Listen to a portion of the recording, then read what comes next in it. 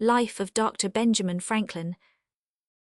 My dear son, I have amused myself with collecting some little anecdotes of my family. You may remember the enquiries I made, when you were with me in England, among such of my relations as were then living, and the journey I undertook for that purpose. To be acquainted with the particulars of my parentage and life, many of which are unknown to you, I flatter myself will afford the same pleasure to you as to me. I shall relate them upon paper. It will be an agreeable employment of a week's uninterrupted leisure, which I promise myself during my present retirement in the country.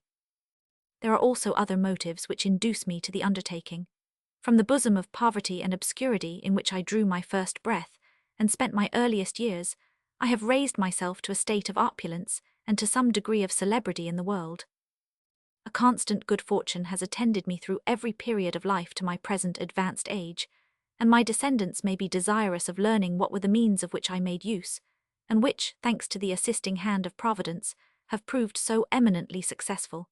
They may also, should they ever be placed in a similar situation, derive some advantage from my narrative. When I reflect, as I frequently do, upon the felicity I have enjoyed, I sometimes say to myself that, were the offer made me, I would engage to run again, from beginning to end, the same career of life. All I would ask should be the privilege of an author to correct, in a second edition, certain errors of the first. I could wish likewise, if it were in my power, to change some trivial incidents and events for others more favourable. Were this, however, denied me, still would I not decline the offer. But since a repetition of life cannot take place, there is nothing which, in my opinion, so nearly resembles it, as to call to mind all its circumstances, and to render their remembrance more durable, commit them to writing. By thus employing myself, I shall yield to the inclination, so natural in old men, to talk of themselves and their exploits, and may freely follow my bent, without being tiresome to those who, from respect to my age, might think themselves obliged to listen to me, as they will be at liberty to read me or not as they please. In fine, I may as well avow it, since nobody would believe me were I to deny it. I shall perhaps, by this employment, gratify my vanity. Scarcely indeed have I ever read or heard the introductory phrase, I may say without vanity, but some striking and characteristic instance of vanity has immediately followed. The generality of men hate vanity in others, however strongly they may be tinctured with it themselves. For myself, I pay obeisance to it wherever I meet with it, persuaded that it is advantageous, as well to the individual whom it governs, as to those who are within the sphere of its influence. Of consequence, it would in many cases not be wholly absurd that a man should count his vanity among the other sweets of life, and give thanks to Providence for the blessing. And here let me with all humility acknowledge, that to divine Providence I am indebted for the felicity I have hitherto enjoyed. It is that power alone which has furnished me with the means I have employed, and that has crowned them with success. My faith in this respect leads me to hope, though I cannot count upon it, that the divine goodness will still be exercised towards me, either by prolonging the duration of my happiness to the close of life, or by giving me fortitude to support any melancholy reverse, which may happen to me, as to so many others. My future fortune is unknown but to him in whose hand is our destiny, and who can make our very afflictions subservient to our benefit. One of my uncles, desirous, like myself, of collecting anecdotes of our family, gave me some notes, from which I have derived many particulars respecting our ancestors. From these I learned that they had lived in the same village, Eton in Northamptonshire, upon a freehold of about 30 acres, for the space at least of 300 years. How long they had resided there prior to that period, my uncle had been unable to discover, probably ever since the institution of surnames, when they took the appellation of Franklin, which had formerly been the name of a particular order of individuals. This petty estate would not have sufficed for their subsistence, had they not added the trade of blacksmith, which was perpetuated in the family down to my uncle's time, the eldest son having been uniformly brought up to this employment, a custom which both he and my father observed with respect to their eldest sons. In the researches I made at Eton, I found no account of their births, marriages, and deaths earlier than the year 1555, the parish register not extending farther back than that period. This register informed me that I was the youngest son of the youngest branch of the family, counting 5 generations. My grandfather, Thomas, who was born in 1598, lived at Eton till he was too old to continue his trade, when he retired to Banbury in Oxfordshire, where his son John, who was a dyer, resided, and with whom my father was apprenticed. He died and was buried there. We saw his monument in 1758.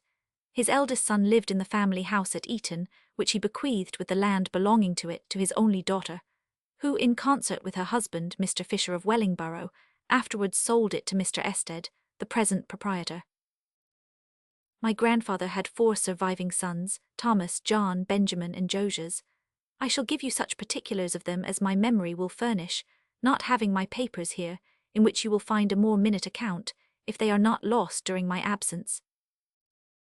Thomas had learned the trade of a blacksmith under his father, but possessing a good natural understanding, he improved it by study, at the solicitation of a gentleman of the name of Palmer, who was at that time the principal inhabitant of the village, and who encouraged in like manner all my uncles to cultivate their minds. Thomas thus rendered himself competent to the functions of a country attorney, soon became an essential personage in the affairs of the village, and was one of the chief movers of every public enterprise, as well relative to the county as the town of Northampton. A variety of remarkable incidents were told us of him at Eton.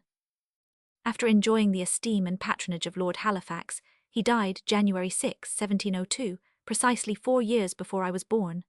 The recital that was made us of his life and character, by some aged persons of the village, struck you, I remember, as extraordinary from its analogy to what you knew of myself.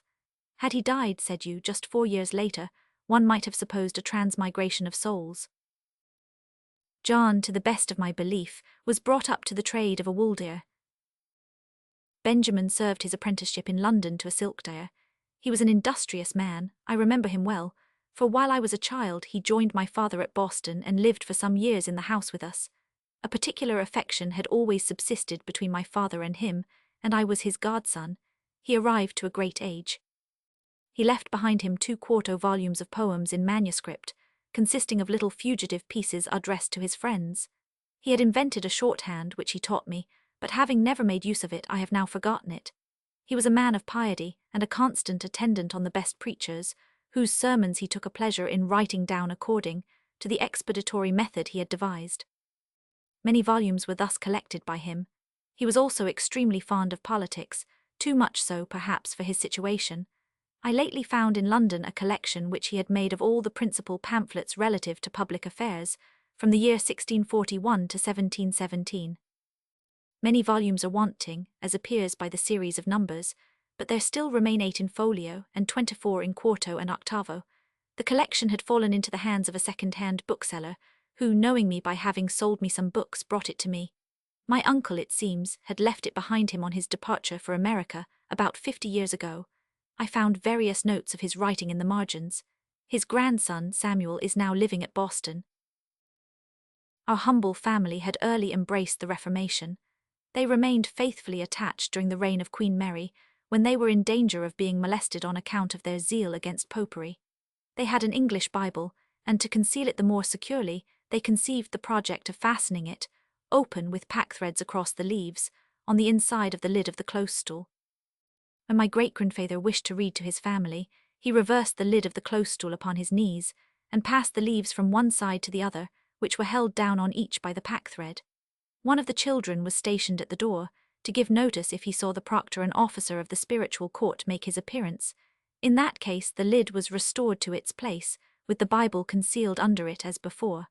I had this anecdote from my uncle Benjamin.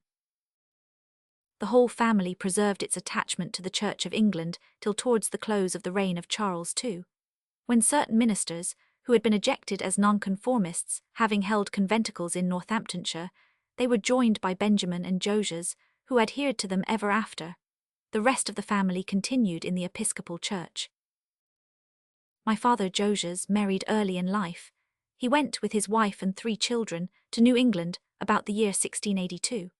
Conventicles being at that time prohibited by law and frequently disturbed, some considerable persons of his acquaintance determined to go to America, where they hoped to enjoy the free exercise of their religion, and my father was prevailed on to accompany them. My father had also by the same wife 4 children born in America and 10 others by a second wife, making in all 17. I remember to have seen 13 seated together at his table, who all arrived to years of maturity and were married. I was the last of the sons, and the youngest child excepting 2 daughters. I was born at Boston in New England.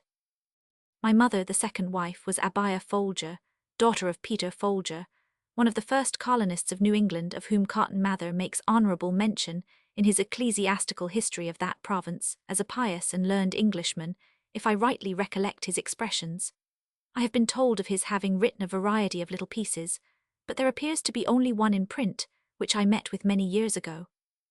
It was published in the year 1675, and is in familiar verse, agreeably to the taste of the times and the country. The author addresses himself to the governors for the time being, speaks for liberty of conscience, and in favour of the Anabaptists, Quakers, and other sectaries, who had suffered persecution. To this persecution he attributes the war with the natives, and other calamities which afflicted the country, regarding them as the judgments of God in punishment of so odious an offence, and he exhorts the government to the repeal of laws so contrary to charity. The poem appeared to be written with a manly freedom and a pleasing simplicity. I recollect the 6 concluding lines, though I have forgotten the order of words of the 2 first, the sense of which was that his censures were dictated by benevolence, and that of consequence he wished to be known as the author, because, said he, I hate from my very soul dissimulation. From Sherburne, where I dwell, I therefore put my names. Your friend, who means you well, Peter Folger. My brothers were all put apprentices to different trades. With respect to myself, I was sent at the age of 8 years to a grammar school. My father destined me for the church, and already regarded me as the chaplain of the family.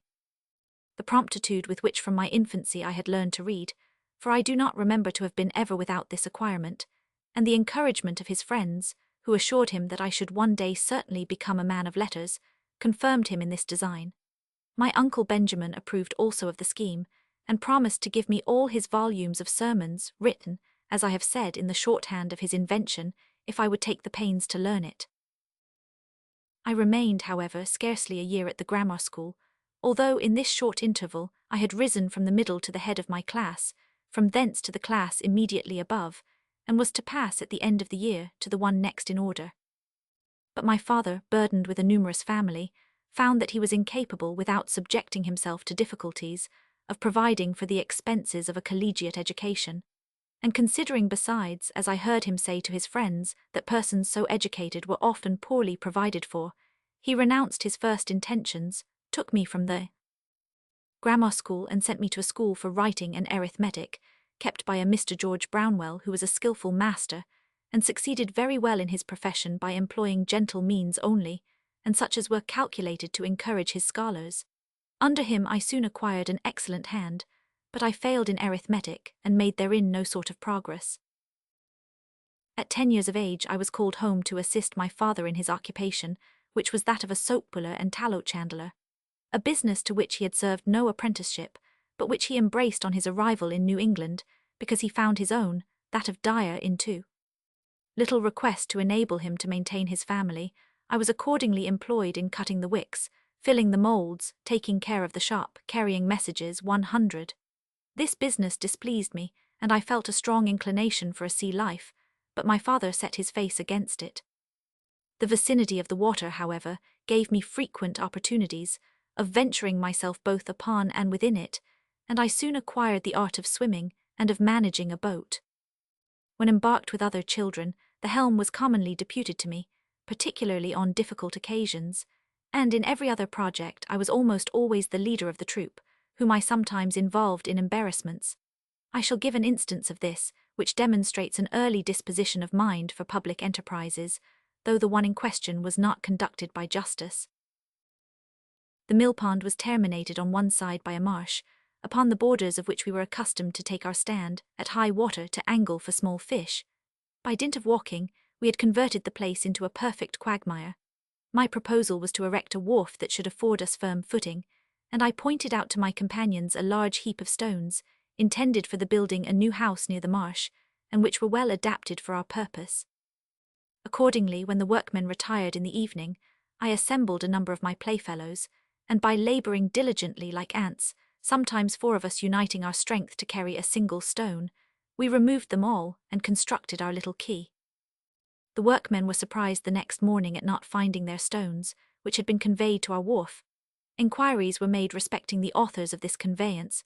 We were discovered, complaints were exhibited against us, and many of us underwent correction on the part of our parents, and though I strenuously defended the utility of the work, my father at length convinced me that nothing which was not strictly honest could be useful. It will not perhaps be uninteresting to you to know what a sort of man my father was. He had an excellent constitution, was of a middle size, but well made and strong and extremely active in whatever he undertook. He designed with a degree of neatness, and knew a little of music. His voice was sonorous and agreeable, so that when he sung a psalm or hymn with the accompaniment of his violin, as was his frequent practice in an evening, when the labours of the day were finished, it was truly delightful to hear him. He was versed also in mechanics, and could, upon occasion, use the tools of a variety of trades. But his greatest excellence was a sound understanding and solid judgment, in matters of prudence, both in public and private life. In the former, indeed, he never engaged, because his numerous family, and the mediocrity of his fortune, kept him unremittingly employed in the duties of his profession. But I well remember that the leading men of the place used frequently to come and ask his advice respecting the affairs of the town, or of the church to which he belonged, and that they paid much deference to his opinion. Individuals were also in the habit of consulting him in their private affairs, and he was often chosen arbiter between contending parties. He was fond of having at his table, as often as possible, some friends or well-informed neighbours, capable of rational conversation, and he was always careful to introduce useful or ingenious topics of discourse, which might tend to form the minds of his children. By this means he early attracted our attention to what was just, prudent, and beneficial in the conduct of life. He never talked of the meats which appeared upon the table, never discussed whether they were well or ill dressed, of a good or bad flavour, high-seasoned or otherwise, preferable or inferior to this or that dish of a similar kind. Thus accustomed from my infancy to the utmost inattention as to these objects, I have been perfectly regardless of what kind of food was before me, and I pay so little attention to it even now, that it would be a hard matter for me to recollect, a few hours after I had dined, of what my dinner had consisted. When travelling, I have particularly experienced the advantage of this habit, for it has often happened to me to be in company with persons who, having a more delicate because a more exercised taste, have suffered in many cases considerable inconvenience, while as to myself I have had nothing to desire. My mother was likewise possessed of an excellent constitution. She suckled all her 10 children, and I never heard either her or my father complain of any other disorder than that of which they died, my father at the age of 87, and my mother at 85.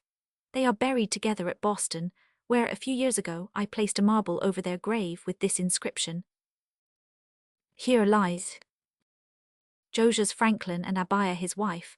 They lived together with reciprocal affection for 59 years, and without private fortune, without lucrative employment, by assiduous labour and honest industry, decently supported a numerous family, and educated with success 13 children and 7 grandchildren. Let this example, reader, encourage thee diligently to discharge the duties of thy calling, and to rely on the support of divine providence." He was pious and prudent, she discreet and virtuous. Their youngest son, from a sentiment of filial duty, consecrates this stone to their memory. I perceive by my rambling digressions that I am growing old, but we do not dress for a private company as for a formal ball. This deserves perhaps the name of negligence. To return, I thus continued employed in my father's trade for the space of 2 years, that is to say, till I arrived at 12 years of age. About this time my brother John, who had served his apprenticeship in London, having quitted my father, and being married and settled in business on his own account at Rhode Island, I was destined to all appearance to supply his place, and be a candle-maker all my life. But my dislike of this occupation continuing, my father was apprehensive that if a more agreeable one were not offered me, I might play the truant and escape to sea, as to his extreme mortification my brother Josiah had done. He therefore took me sometimes to see masons, coopers, braziers, joiners, and other mechanics, employed at their work, in order to discover the bent of my inclination, and fix it if he could upon some occupation that might retain me on shore.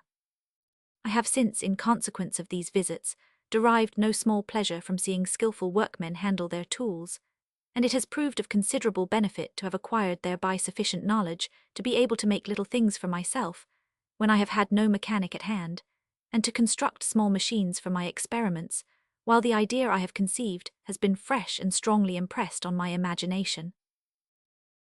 My father at length decided that I should be a cutler, and I was placed for some days upon trial with my cousin Samuel, son of my uncle Benjamin, who had learned this trade in London, and had established himself at Boston.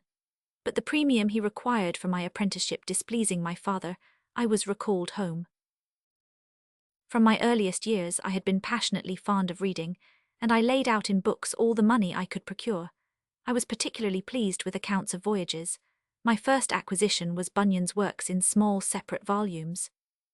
These I afterwards sold in order to buy an historical collection by R. Burton, which consisted of small cheap volumes, amounting in all to about 40 or 50. My father's little library was principally made up of books of practical and polemical theology. I read the greatest part of them. I have since often regretted that at a time when I had so great a thirst for knowledge, more eligible books had not fallen into my hands, as it was then a point decided that I should not be educated for the church. There was also among my father's books, Plutarch's Lives, in which I read continually, and I still regard as advantageously employed the time devoted to them. I found besides a work of Defoe's, entitled An Essay on Projects, from which perhaps I derived impressions that have since influenced some of the principal events of my life.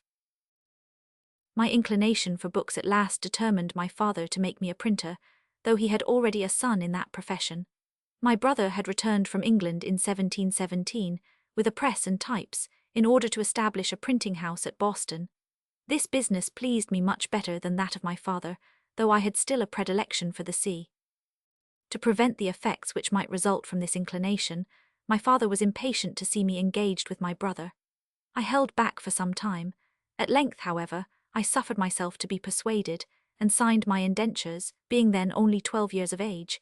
It was agreed that I should serve as an apprentice to the age of 21, and should receive journeyman's wages only during the last year.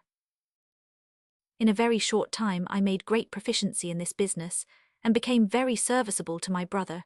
I had now an opportunity of procuring better books.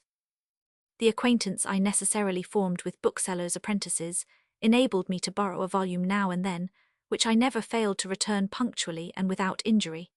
How often has it happened to me to pass the greater part of the night in reading by my bedside, when the book had been lent me in the evening, and was to be returned the next morning, lest it might be missed or wanted. At length Mr. Matthew Adams, an ingenious tradesman who had a handsome collection of books and who frequented our printing house, took notice of me. He invited me to see his library, and had the goodness to lend me any books I was desirous of reading. I then took a strange fancy for poetry, and composed several little pieces. My brother, thinking he might find his account in it, encouraged me, and engaged me to write 2 ballads. One, called The Lighthouse Tragedy, contained an account of the shipwreck of Captain Worthilake and his 2 daughters. The other was a sailor's song on the capture of the noted pirate called Teach or Blackbeard. They were wretched verses in point of style, mere blindmen's ditties. When printed, he dispatched me about the town to sell them. The first had a prodigious run, because the event was recent and had made a great noise. My vanity was flattered by this success, but my father checked my exultation by ridiculing my productions and telling me that versifiers were always poor. I thus escaped the misfortune of being a very wretched poet. But as the faculty of writing prose has been of great service to me in the course of my life, and principally contributed to my advancement, I shall relate by what means, situated as I was, I acquired the small skill I may possess in that way. There was in the town another young man, a great lover of books, of the name of John Collins, with whom I was intimately connected. We frequently engaged in dispute, and were indeed so fond of argumentation that nothing was so agreeable to us as a war of words. This contentious temper, I would observe by the by, is in danger of becoming a very bad habit, and frequently renders a man's company insupportable, as being no otherwise capable of indulgence than by an indiscriminate contradiction. Independently of the acrimony and discord it introduces into conversation, it is often productive of dislike, and even hatred between persons to whom friendship is indispensably necessary. I acquired it by reading, while I lived with my father, books of religious controversy. I have since remarked that men of sense seldom fall into this error. Lawyers, fellows of universities, and persons of every profession educated at Edinburgh, excepted.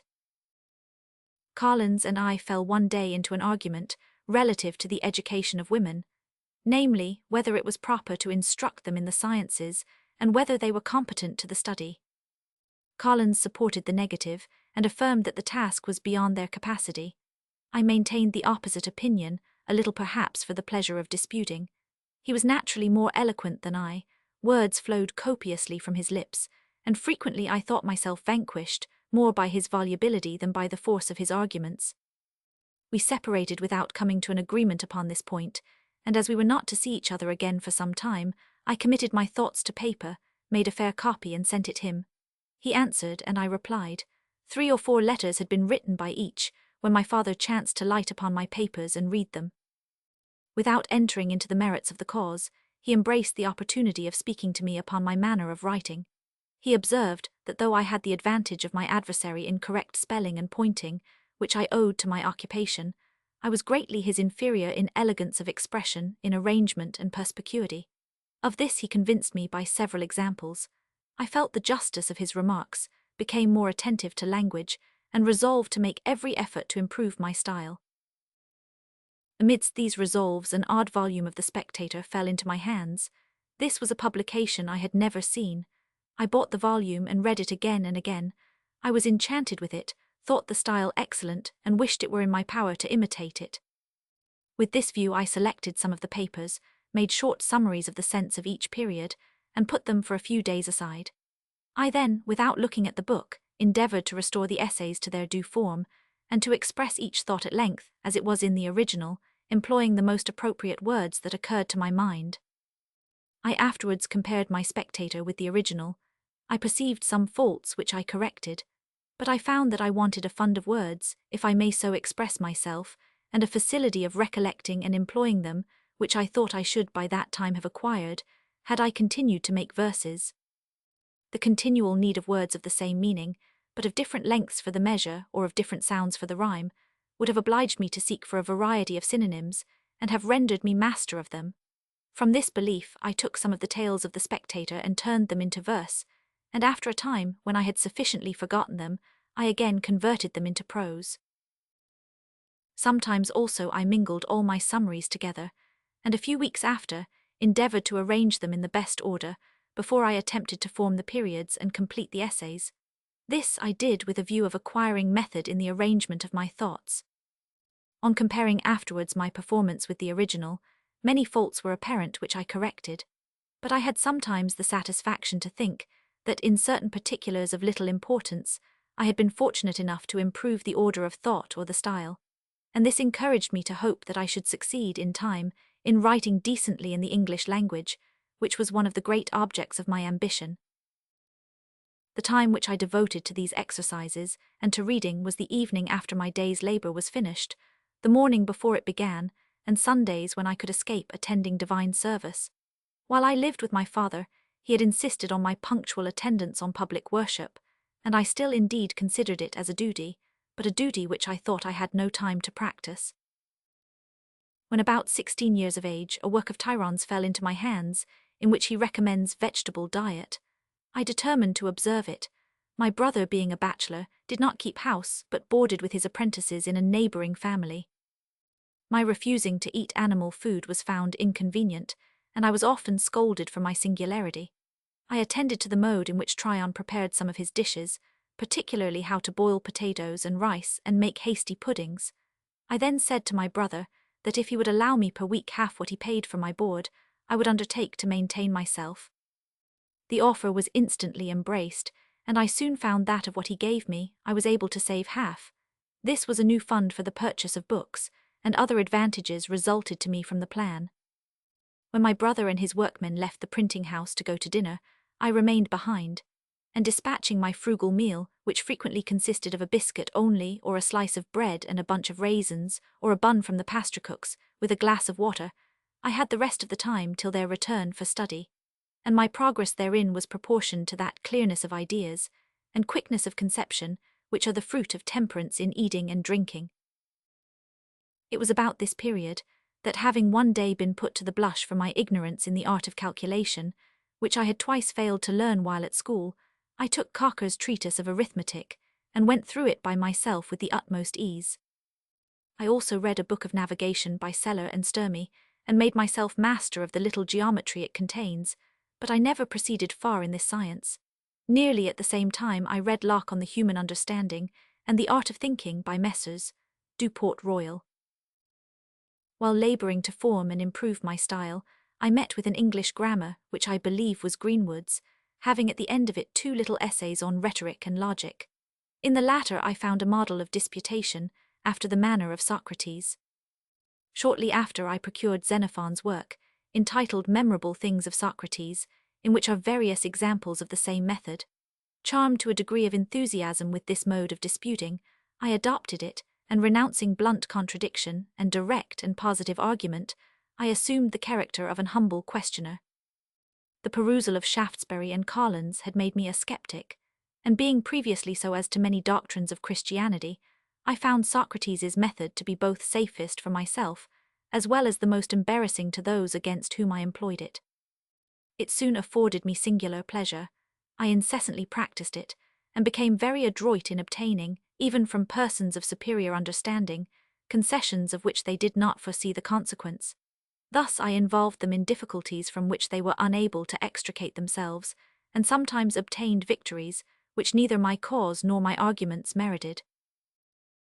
This method I continued to employ for some years, but I afterwards abandoned it by degrees, retaining only the habit of expressing myself with modest diffidence, and never making use, when I advanced any proposition which might be controverted, of the words certainly, undoubtedly, or any others that might give the appearance of being obstinately attached to my opinion. I rather said I imagine, I suppose, or it appears to me, that such a thing is so or so, for such and such reasons, or it is so if I am not mistaken. This habit has, I think, been of considerable advantage to me, when I have had occasion to impress my opinion on the minds of others, and persuade them to the adoption of the measures I have suggested. And since the chief ends of conversation are, to inform or be informed, to please or to persuade, I could wish that intelligent or well-meaning men would not themselves diminish the power they possess of being useful, by a positive and presumptuous manner of expressing themselves, which scarcely ever fails to disgust the hearer, and is only calculated to excite opposition, and defeat every purpose for which the faculty of speech has been bestowed on man. In short, if you wish to inform, a positive and dogmatical manner of advancing your opinion may provoke contradiction, and prevent your being heard with attention. On the other hand, if with a desire of being informed and of benefiting by the knowledge of others, you express yourselves as being strongly attached to your own opinions, modest and sensible men, who do not love disputation, will leave you in tranquil possession of your errors. By following such a method, you can rarely hope to please your auditors, conciliate their goodwill, or work conviction on those whom you may be desirous of gaining over to your views. Pope judiciously observes, "Men must be taught as if you taught them not, and things unknown preposterous things forgot." And in the same poem he afterwards advises us to speak though sure with seeming diffidence. He might have added to these lines one that he has coupled elsewhere in my opinion with less propriety. It is this: "For want of modesty is want of sense." If you ask why I say with less propriety, I must give you the 2 lines together. Immodest words admit of no defence. For want of decency is want of sense. Now want of sense, when a man has the misfortune to be so circumstanced, is it not a kind of excuse for want of modesty? And would not the verses have been more accurate if they had been constructed thus? Immodest words admit but this defence, that want of decency is want of sense. But I leave the decision of this to better judges than myself. In 1720 or 1721, my brother began to print a new public paper. It was the second that made its appearance in America, and was entitled The New England Courant.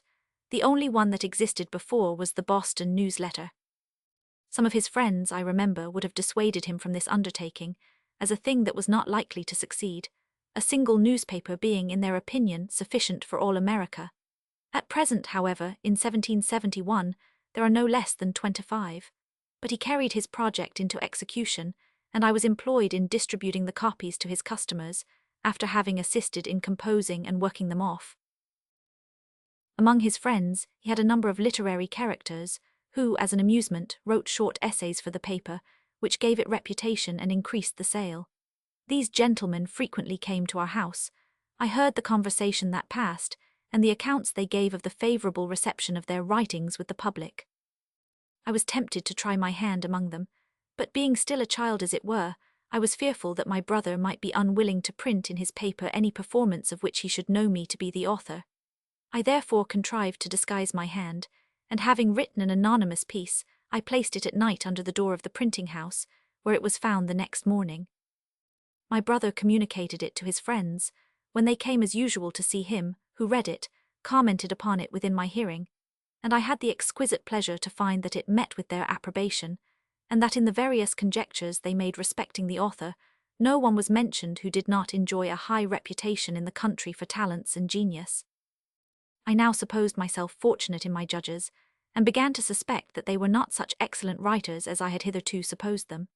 Be this as it may, encouraged by this little adventure, I wrote, and sent to press in the same way many other pieces which were equally approved, keeping the secret till my slender stock of information and knowledge for such performances was pretty completely exhausted, when I made myself known.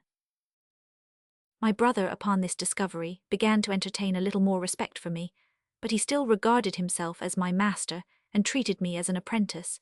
He thought himself entitled to the same services from me as from any other person. On the contrary, I conceived that in many instances he was too rigorous, and that, on the part of a brother, I had a right to expect greater indulgence.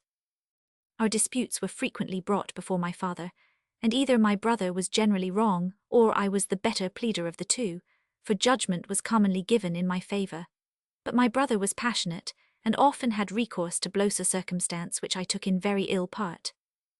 This severe and tyrannical treatment contributed, I believe, to imprint on my mind that aversion to arbitrary power, which during my whole life I have ever preserved.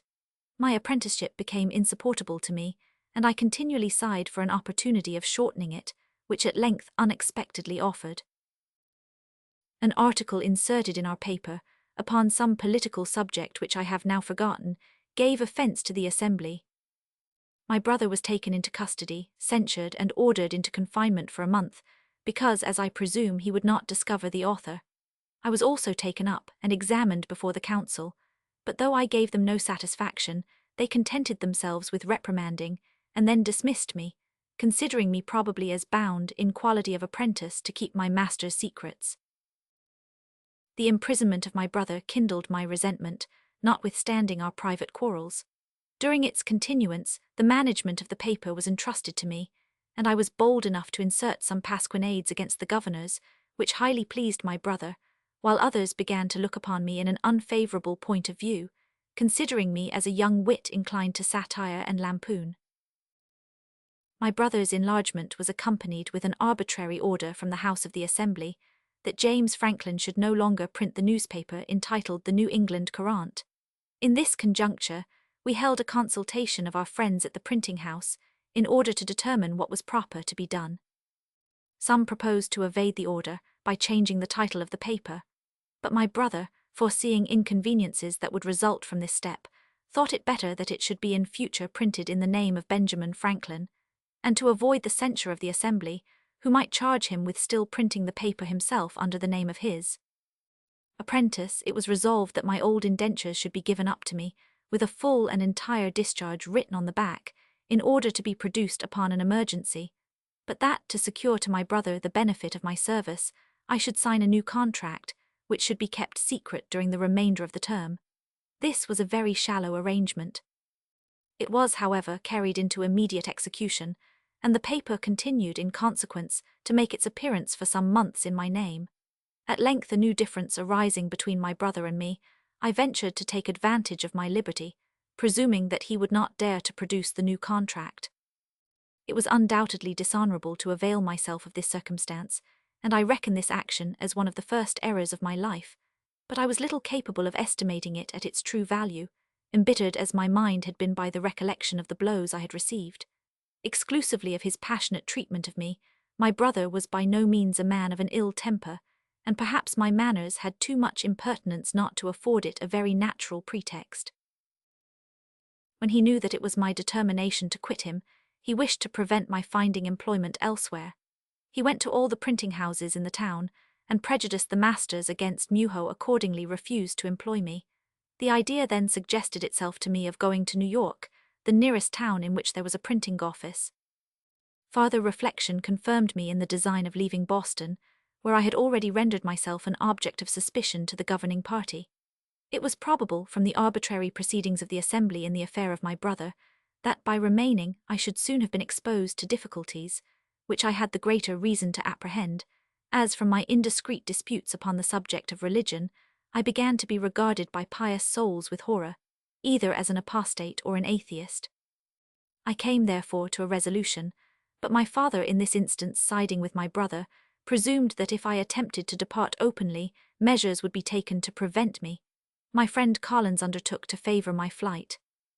He agreed for my passage with the captain of a New York sloop, to whom he represented me as a young man of his acquaintance, who had an affair with a girl of bad character, whose parents wished to compel me to marry her, and that of consequence I could neither make my appearance nor go off publicly. I sold part of my books to procure a small sum of money, and went privately on board the sloop.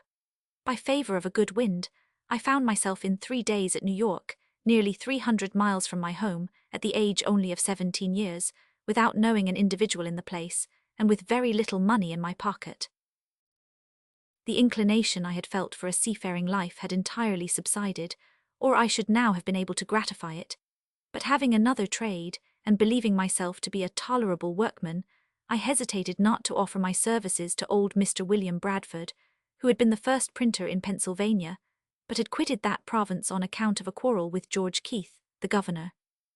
He could not give me employment himself, having little to do and already as many persons as he wanted, but he told me that his son, a printer at Philadelphia, had lately lost his principal workman, Aquila Rose, who was dead, and that if I would go thither he believed that he would engage me. Philadelphia was 100 miles farther.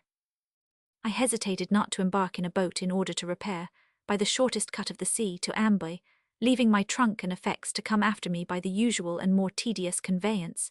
In crossing the bay we met with a squall, which shattered to pieces our rotten sails, prevented us from entering the Kill, and threw us upon Long Island.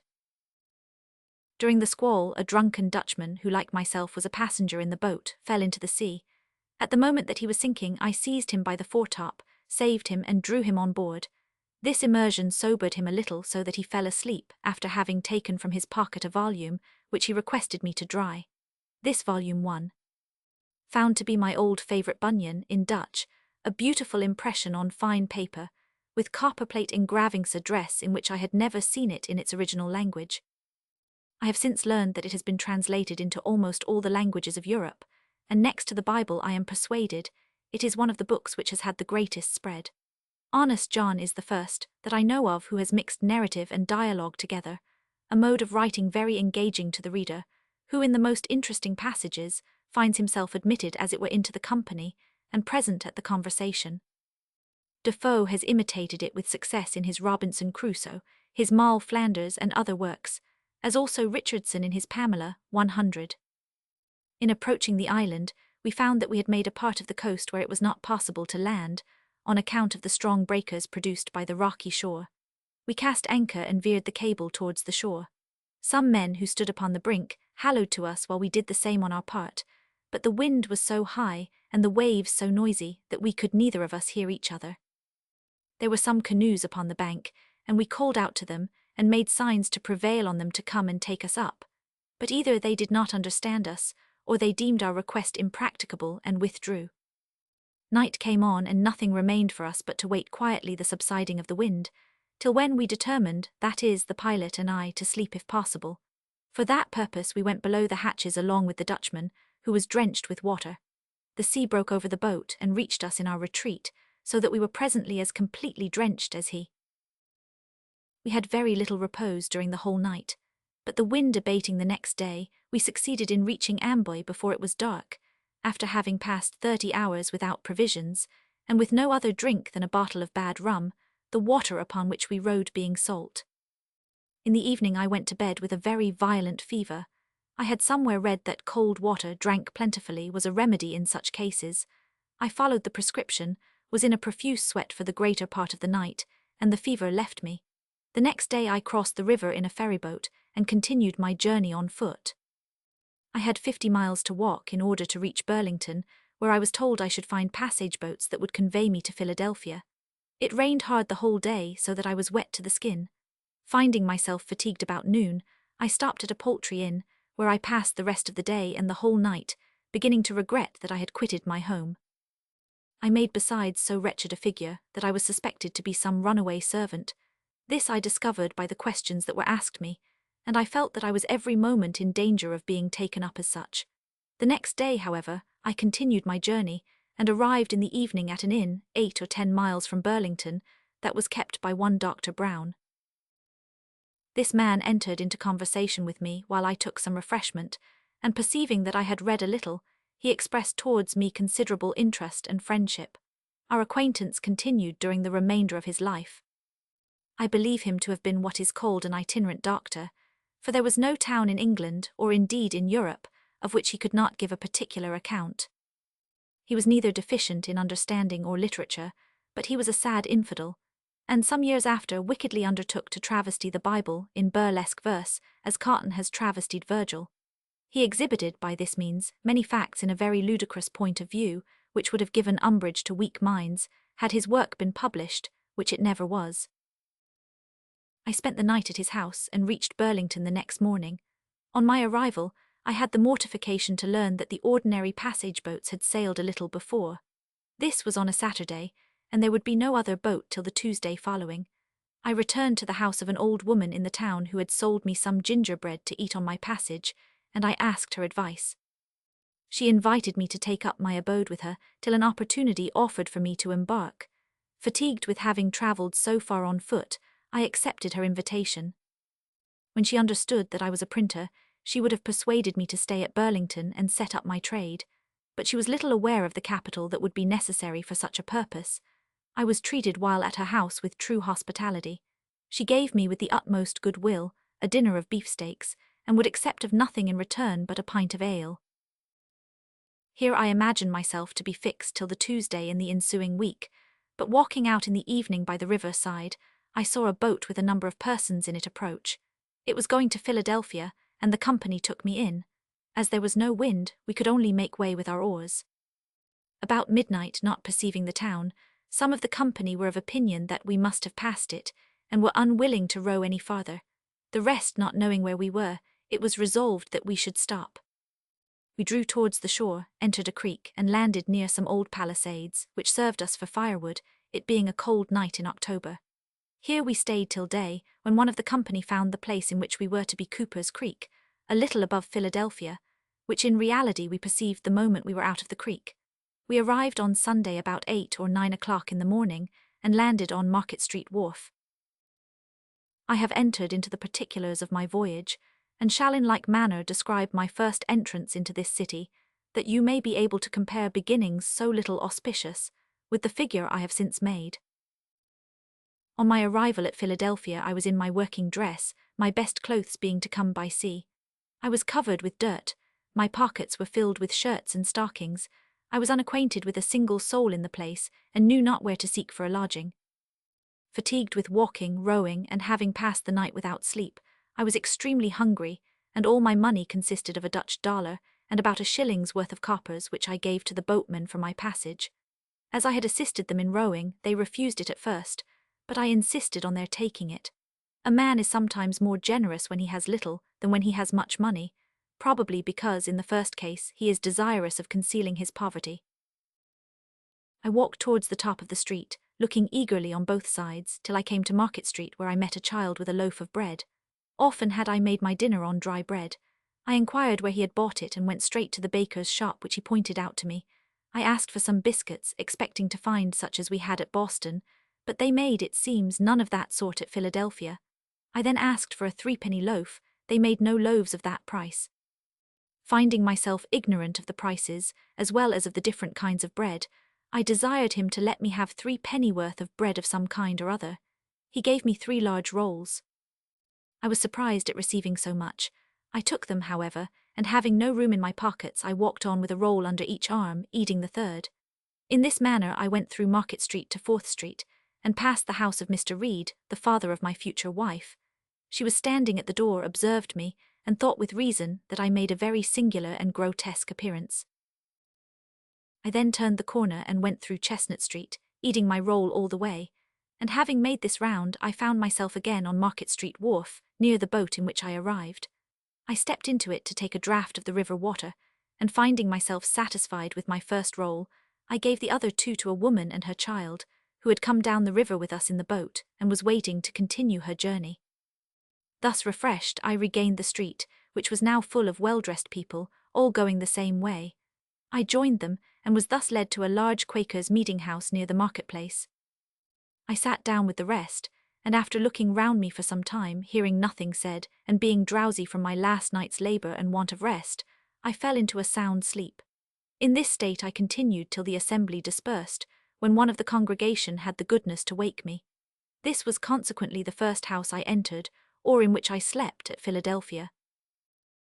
I began again to walk along the street by the river side, and looking attentively in the face of everyone I met, I at length perceived a young Quaker whose countenance pleased me. I accosted him, and begged him to inform me where a stranger might find a lodging. We were then near the sign of the 3 Mariners. They receive travellers here, said he, but it is not a house that bears a good character.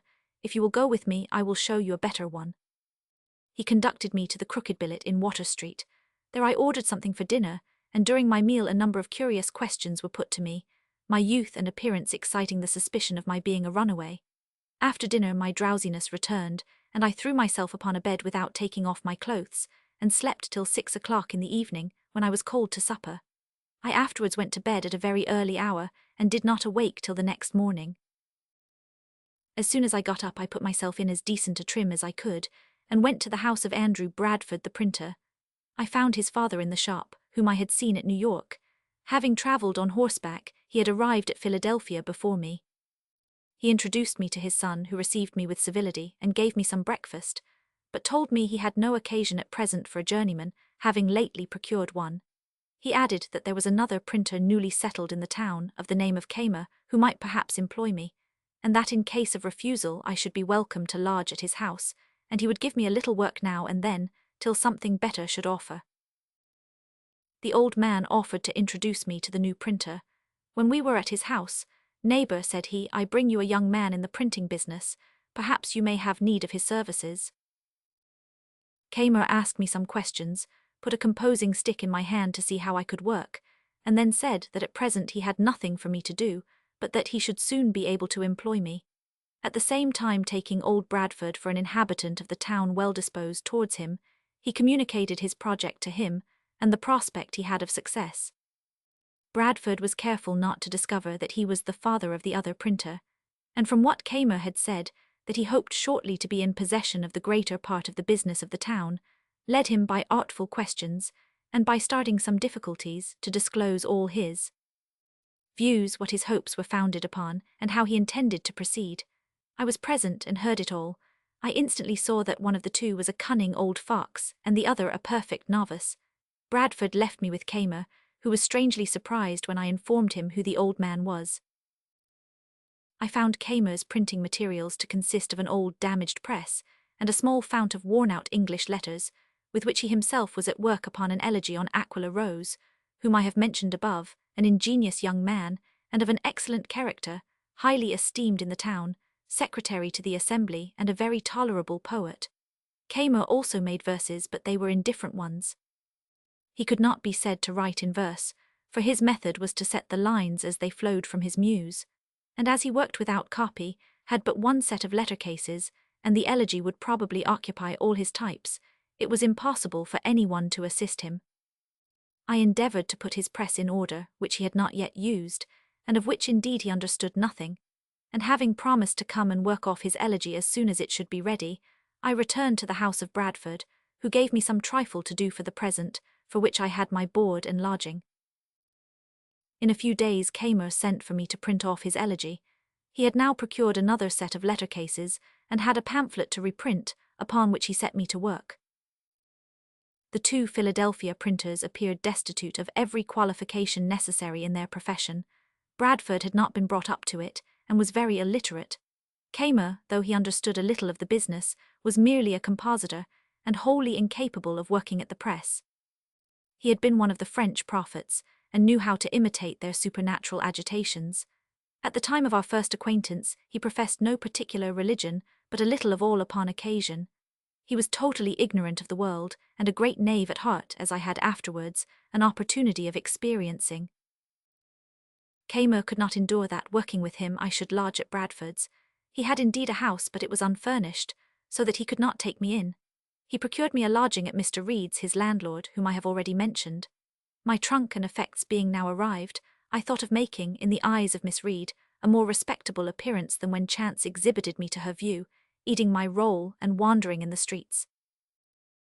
From this period I began to contract acquaintance with such young people of the town as were fond of reading, and spent my evenings with them agreeably, while at the same time I gained money by my industry, and thanks to my frugality, lived contented.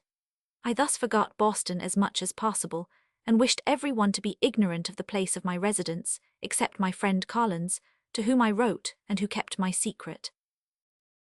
An incident, however, arrived, which sent me home much sooner than I had proposed. I had a brother-in-law of the name of Robert Holmes, master of a trading sloop from Boston to Delaware. Being at Newcastle, 40 miles below Philadelphia, he heard of me, and wrote to inform me of the chagrin which my sudden departure from Boston had occasioned my parents, and of the affection which they still entertained for me, assuring me that, if I would return, everything should be adjusted to my satisfaction, and he was very pressing in his entreaties. I answered his letter, thanked him for his advice, and explained the reasons which had induced me to quit Boston with such force and clearness that he was convinced I had been less to blame than he had imagined. Sir William Keith, governor of the province, was at Newcastle at the time. Captain Holmes, being by chance in his company when he received my letter, took occasion to speak of me and showed it him. The governor read it, and appeared surprised when he learned my age. He thought me, he said, a young man of very promising talents, and that of consequence I ought to be encouraged, that there were at Philadelphia none but very ignorant printers, and that if I were to set up for myself he had no doubt of my success, that for his own part he would procure me all the public business, and would render me every other service in his power. My brother-in-law related all this to me afterwards at Boston, but I knew nothing of it at the time. When one day Kamer and I being at work together near the window, we saw the governor and another gentleman, Colonel French of Newcastle, handsomely dressed, cross the street, and make directly for our house. We heard them at the door, and Kamer, believing it to be a visit to himself, went immediately down. But the governor enquired for me, came upstairs, and with a condescension and politeness to which I had not at all been accustomed, paid me many compliments, desired to be acquainted with me, obligingly reproached me for not having made myself known to him on my arrival in the town, and wished me to accompany him to a tavern, where he and Colonel French were going to taste some excellent Madeira wine. I was, I confess, somewhat surprised, and Kamer appeared thunderstruck. I went, however, with the governor and the colonel to a tavern at the corner of 3rd Street, where, while we were drinking the Madeira, he proposed to me to establish a printing house. He set forth the probabilities of success, and himself and Colonel French assured me that I should have their protection and influence in obtaining the printing of the public papers of both governments. And as I appeared to doubt whether my father would assist me in this enterprise, Sir William said that he would give me a letter to him, in which he would represent the advantages of the scheme, in a light which he had no doubt would determine him. It was thus concluded that I should return to Boston by the first vessel, with the letter of recommendation from the governor to my father. Meanwhile the project was to be kept secret, and I continued to work for Kamer as before. The governor sent every now and then to invite me to dine with him. I considered this as a very great honor, and I was the more sensible of it, as he conversed with me in the most affable, familiar, and friendly manner imaginable. Towards the end of April 1724, a small vessel was ready to sail for Boston. I took leave of Kamer, upon the pretext of going to see my parents. The governor gave me a long letter, in which he said many flattering things of me to my father, and strongly recommended the project of my settling at Philadelphia as a thing which could not fail to make my fortune. Going down the bay, we struck on a flat and sprung a leak. The weather was very tempestuous, and we were obliged to pump without intermission. I took my turn. We arrived, however, safe and sound at Boston after about a fortnight's passage. I had been absent about 7 complete months, and my relations during that interval had received no intelligence of me, for my brother-in-law Holmes was not yet returned and had not written about me. My unexpected appearance surprised the family, but they were all delighted at seeing me again, and, except my brother, welcomed me home. I went to him at the printing house. I was better dressed than I had ever been while in his service. I had a complete suit of clothes, new and neat, a watch in my pocket, and my purse was furnished with nearly £5 in money. He gave me no very civil reception, and having eyed me from head to foot, resumed his work. The workmen asked me with eagerness where I had been, what sort of a country it was, and how I liked it. I spoke in the highest terms of Philadelphia, the happy life we led there, and expressed my intention of going back again. One of them asking what sort of money we had, I displayed before them a handful of silver, which I drew from my pocket. This was a curiosity to which they were not accustomed, paper being the current money at Boston. I failed not after this to let them see my watch, and at last, my brother continuing sullen and out of humour, I gave them a shilling to drink and took my leave. This visit stung my brother to the soul, for when, shortly after, my mother spoke to him of a reconciliation and a desire to see us upon good terms, he told her that I had so insulted him before his men that he would never forget or forgive it. In this, however, he was mistaken. The governor's letter appeared to excite in my father some surprise, but he said little.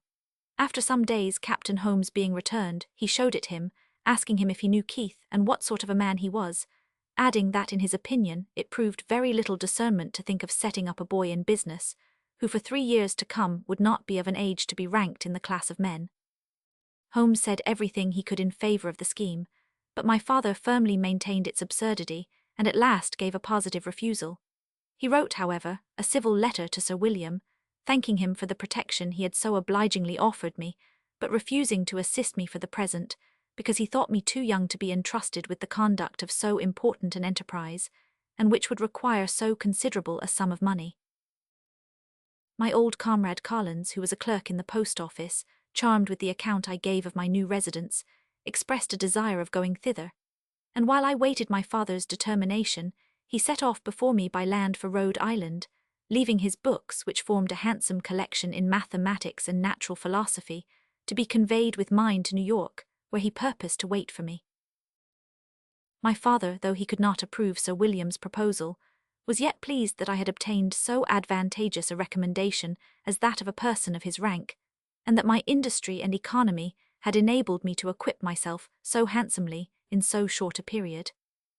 Seeing no appearance of accommodating matters between my brother and me, he consented to my return to Philadelphia, advised me to be civil to everybody, to endeavour to obtain general esteem, and avoid satire and sarcasm, to which he thought I was too much inclined, adding that with perseverance and prudent economy I might, by the time I became of age, save enough to establish myself in business, and that if a small sum should then be wanting, he would undertake to supply it. This was all I could obtain from him, except some trifling presents in token of friendship from him and my mother. I embarked once more for New York, furnished at this time with their approbation and blessing. The sloop having touched at Newport in Rhode Island, I paid a visit to my brother John, who had for some years been settled there and was married. He had always been attached to me, and he received me with great affection. One of his friends, whose name was Vernon, having a debt of about £36 due to him in Pennsylvania, begged me to receive it for him, and to keep the money till I should hear from him. Accordingly he gave me an order for that purpose. This affair occasioned me in the sequel much uneasiness.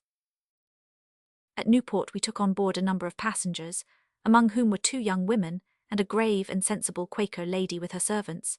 I had shown an obliging forwardness in rendering the Quaker some trifling services, which led her probably to feel an interest in my welfare, for when she saw a familiarity take place, and every day increase between the 2 young women and me, she took me aside and said, "Young man, I am in pain for thee.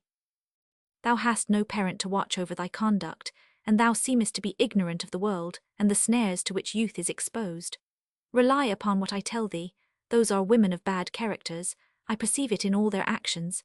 If thou dost not take care, they will lead thee into danger. They are strangers to thee, and I advise thee, by the friendly interest I take in thy preservation, to form no connection with them. As I appeared at first not to think quite so ill of them as she did, she related many things she had seen and heard which had escaped my attention, but which convinced me that she was in the right. I thanked her for her obliging advice and promised to follow it. When we arrived at New York, they informed me where they lodged, and invited me to come and see them. I did not, however, go, and it was well I did not. For the next day the captain, missing a silver spoon and some other things which had been taken from the cabin, and knowing these women to be prostitutes, procured a search warrant, found the stolen goods upon them, and had them punished. And thus, after having been saved from one rock concealed under water, upon which the vessel struck during our passage, I escaped another of a still more dangerous nature. At New York I found my friend Collins, who had arrived some time before.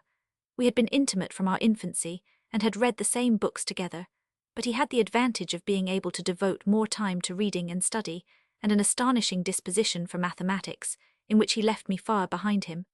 When at Boston, I had been accustomed to pass with him almost all my leisure hours. He was then a sober and industrious lad.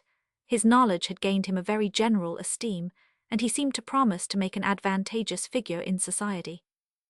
But during my absence he had unfortunately addicted himself to brandy, and I learned, as well from himself as from the report of others, that every day since his arrival at New York he had been intoxicated, and had acted in a very extravagant manner. He had also played and lost all his money, so that I was obliged to pay his expenses at the inn, and to maintain him during the rest of his journey, a burthen that was very inconvenient to me. The governor of New York, whose name was Burnett, hearing the captain say that a young man who was a passenger in his ship had a great number of books, begged him to bring me to his house. I accordingly went, and should have taken Collins with me had he been sober. The governor treated me with great civility, showed me his library, which was a very considerable one, and we talked for some time upon books and authors. This was the second governor who had honored me with his attention, and to a poor boy as I was then, these little adventures did not fail to be pleasing. We arrived at Philadelphia. On the way I received Vernon's money, without which we should have been unable to have finished our journey. Collins wished to get employment as a merchant's clerk, but either his breath or his countenance betrayed his bad habit, for though he had recommendations he met with no success, and continued to lodge and eat with me, and at my expense. Knowing that I had Vernon's money, he was continually asking me to lend him some of it, promising to repay me as soon as he should get employment. At last he had drawn so much of this money that I was extremely alarmed at what might become of me should he fail to make good the deficiency. His habit of drinking did not at all diminish, and was a frequent source of discord between us, for when he had drank a little too much he was very headstrong. Being one day in a boat together on the Delaware with some other young persons, he refused to take his turn in rowing. "You shall row for me," said he, "till we get home." "No," I replied, "we will not row for you." "You shall," said he, "or remain upon the water all night." "As you please." "Let us row," said the rest of the company. "What signifies whether he assists or not?" But already angry with him for his conduct in other respects, I persisted in my refusal. He then swore that he would make me row or would throw me out of the boat, and he made up to me. As soon as he was within my reach, I took him by the collar, gave him a violent thrust, and threw him head foremost into the river. I knew that he was a good swimmer, and was therefore under no apprehensions for his life. Before he could turn himself, we were able, by a few strokes of our oars, to place ourselves out of his reach, and whenever he touched the boat, we asked him if he would row, striking his hands at the same time with the oars, to make him let go his hold. He was nearly suffocated with rage, but obstinately refused making any promise to row. Perceiving at length that his strength began to be exhausted, we took him into the boat, and conveyed him home in the evening completely drenched. The utmost coldness subsisted between us after this adventure.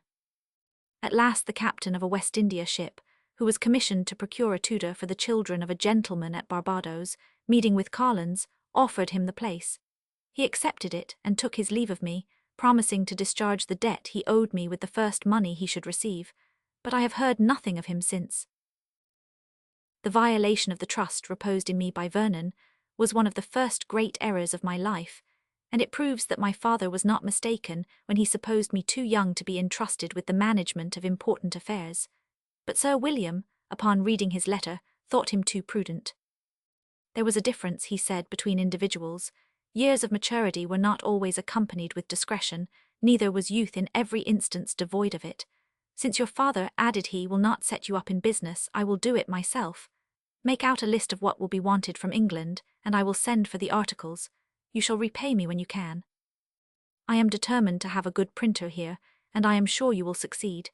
This was said with so much seeming cordiality that I suspected not for an instant the sincerity of the offer. I had hitherto kept the project, with which Sir William had inspired me, of settling in business, a secret at Philadelphia, and I still continued to do so. Had my reliance on the governor been known, some friend better acquainted with his character than myself would doubtless have advised me not to trust him, for I afterwards learned he was universally known to be liberal of promises which he had no intention to perform. But having never solicited him, how could I suppose his offers to be deceitful? On the contrary, I believed him to be the best man in the world. I gave him an inventory of a small printing office, the expense of which I had calculated at about £100 sterling. He expressed his approbation, but asked if my presence in England that I might choose the characters myself, and see that every article was good in its kind, would not be an advantage. You will also be able, said he, to form some acquaintance there, and establish a correspondence with stationers and booksellers. This I acknowledged was desirable. That being the case, added he, hold yourself in readiness to go with the Annies. This was the annual vessel, and the only one at that time which made regular voyages between the ports of London and Philadelphia. But the Annies was not to sail for some months. I therefore continued to work with Kamer, unhappy respecting the sum which Collins had drawn from me, and almost in continual agony at the thoughts of Vernon, who fortunately made no demand of his money till several years after. In the account of my first voyage from Boston to Philadelphia, I omitted, I believe, a trifling circumstance, which will not perhaps be out of place here.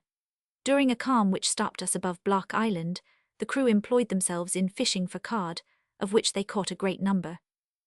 I had hitherto adhered to my resolution of not eating anything that had possessed life, and I considered on this occasion, agreeably to the maxims of my master Tryon, the capture of every fish as a sort of murder, committed without provocation, since these animals had neither done, nor were capable of doing the smallest injury to any one that should justify the measure. This mode of reasoning I conceived to be unanswerable. Meanwhile I had formerly been extremely fond of fish, and when one of these cod was taken out of the frying pan, I thought its flavour delicious. I hesitated some time between principle and inclination, till at last recollecting that when the cod had been opened, some small fish were found in its belly, I said to myself, if you eat one another, I see no reason why we may not eat you.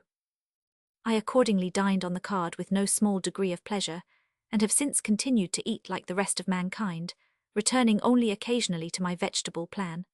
How convenient does it prove to be a rational animal, that knows how to find or invent a plausible pretext for whatever it has an inclination to do.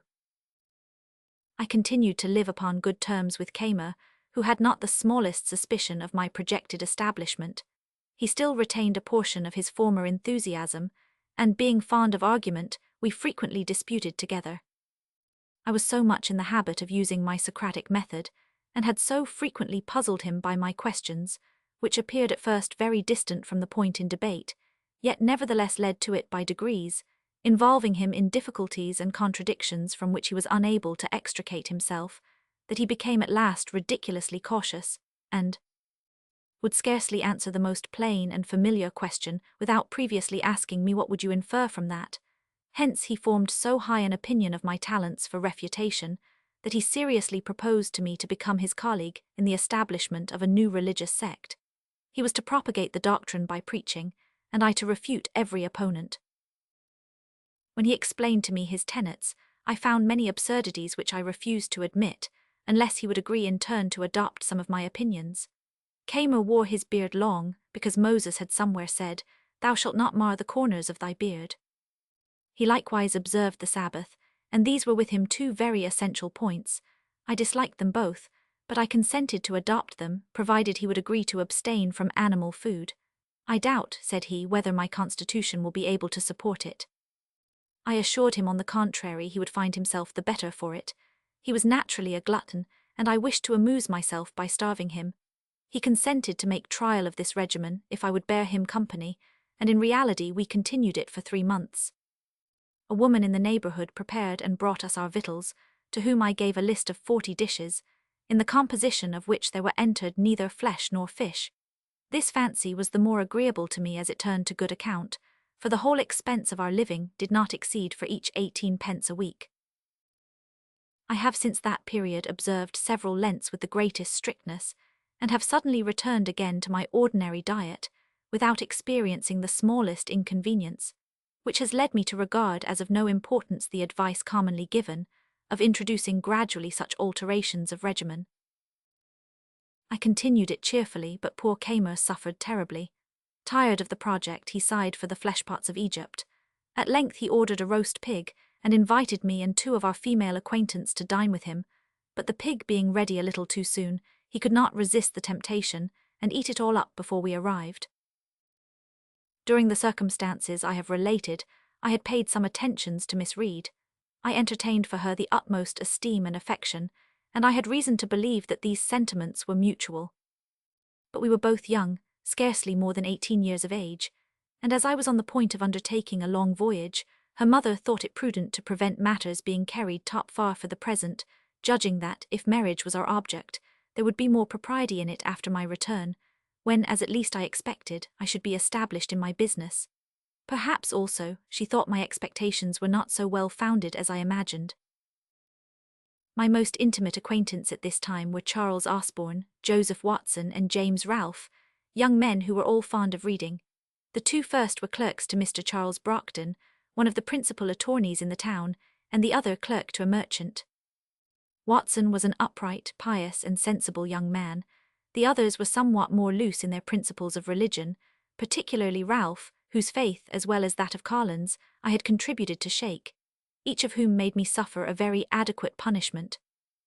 Osborne was sensible, and sincere and affectionate in his friendships, but too much inclined to the critic in matters of literature. Ralph was ingenious and shrewd, genteel in his address, and extremely eloquent. I do not remember to have met with a more agreeable speaker. They were both enamoured of the Muses, and had already evinced their passion by some small poetical productions. It was a custom with us to take a charming walk on Sundays, in the woods that border the Schuylkill. Here we read together, and afterwards conversed on what we read. Ralph was disposed to give himself up entirely to poetry. He flattered himself that he should arrive at great eminence in the art, and even acquire a fortune. The sublimest poets, he pretended, when they first began to write, committed as many faults as himself.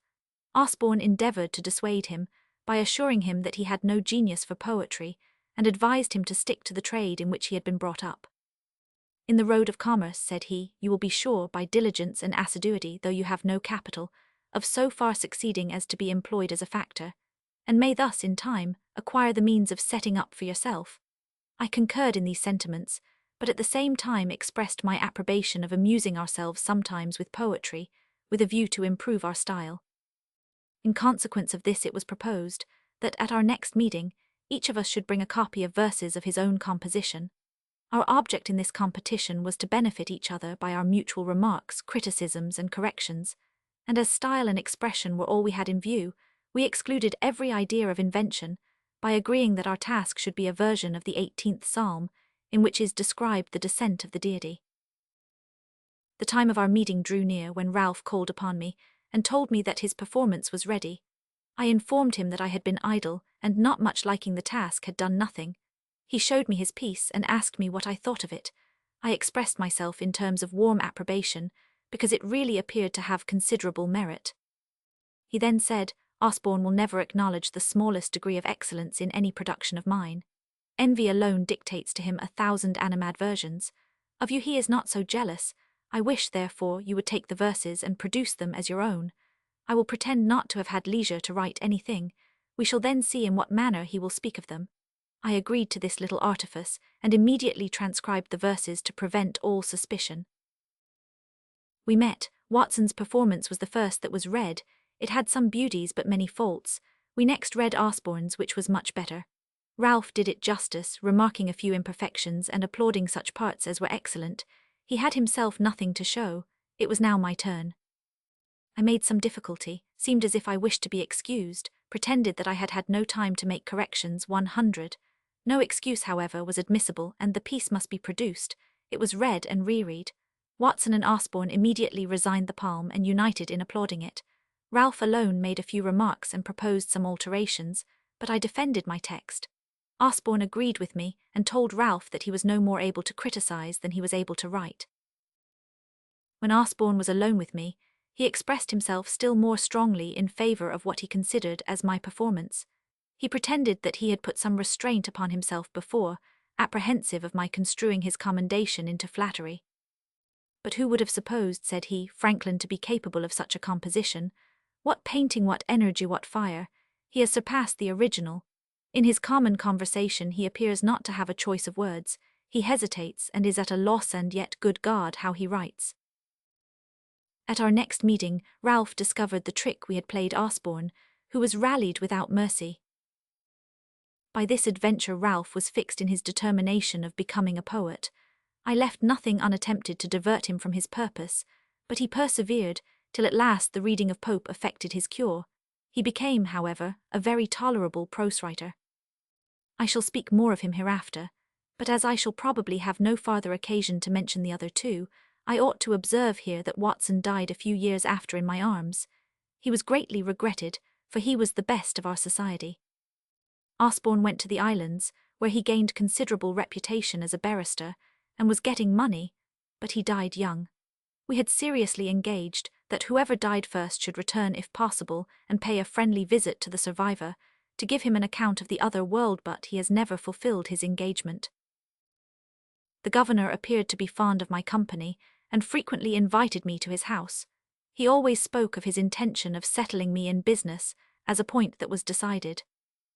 I was to take with me letters of recommendation to a number of his friends, and particularly a letter of credit, in order to obtain the necessary sum for the purchase of my press, types, and paper. He appointed various times for me to come for these letters, which would certainly be ready, and when I came, always put me off to another day. These successive delays continued till the vessel, whose departure had been several times deferred, was on the point of setting sail, when I again went to Sir William's house to receive my letters and take leave of him. I saw his secretary, Dr. Bard, who told me that the governor was extremely busy writing, but that he would be down at Newcastle before the vessel, and that the letters would be delivered to me there. Ralph, though he was married and had a child, determined to accompany me in this voyage. His object was supposed to be the establishing a correspondence with some mercantile houses, in order to sell goods by commission. But I afterwards learned that, having reason to be dissatisfied with the parents of his wife, he proposed to himself to leave her on their hands and never return to America again. Having taken leave of my friends and interchanged promises of fidelity with Miss Reed, I quitted Philadelphia. At Newcastle the vessel came to anchor, the governor was arrived, and I went to his lodgings. His secretary received me with great civility, told me on the part of the governor that he could not see me then, as he was engaged in affairs of the utmost importance, but that he would send the letters on board, and that he wished me with all his heart a good voyage and speedy return. I returned, somewhat astonished, to the ship, but still without entertaining the slightest suspicion. Mr. Hamilton, a celebrated barrister of Philadelphia, had taken a passage to England for himself and his son, and in conjunction with Mr. Denham, a Quaker, and Messrs. Oniam and Russell, proprietors of a forge in Maryland, had agreed for the whole cabin, so that Ralph and I were obliged to take up our lodging with the crew. Being unknown to everybody in the ship, we were looked upon as of the common order of people, but Mr. Hamilton and his son, it was James who was afterwards governor, left us at Newcastle and returned to Philadelphia, where he was recalled at a very great expense, to plead the cause of a vessel that had been seized, and just as we were about to sail, Colonel French came on board and showed me many civilities. The passengers upon this paid me more attention, and I was invited, together with my friend Ralph, to occupy the place in the cabin which the return of the Mr. Hamiltons had made vacant, an offer which we very readily accepted. Having learned that the dispatches of the governor had been brought on board by Colonel French, I asked the captain for the letters that were to be entrusted to my care.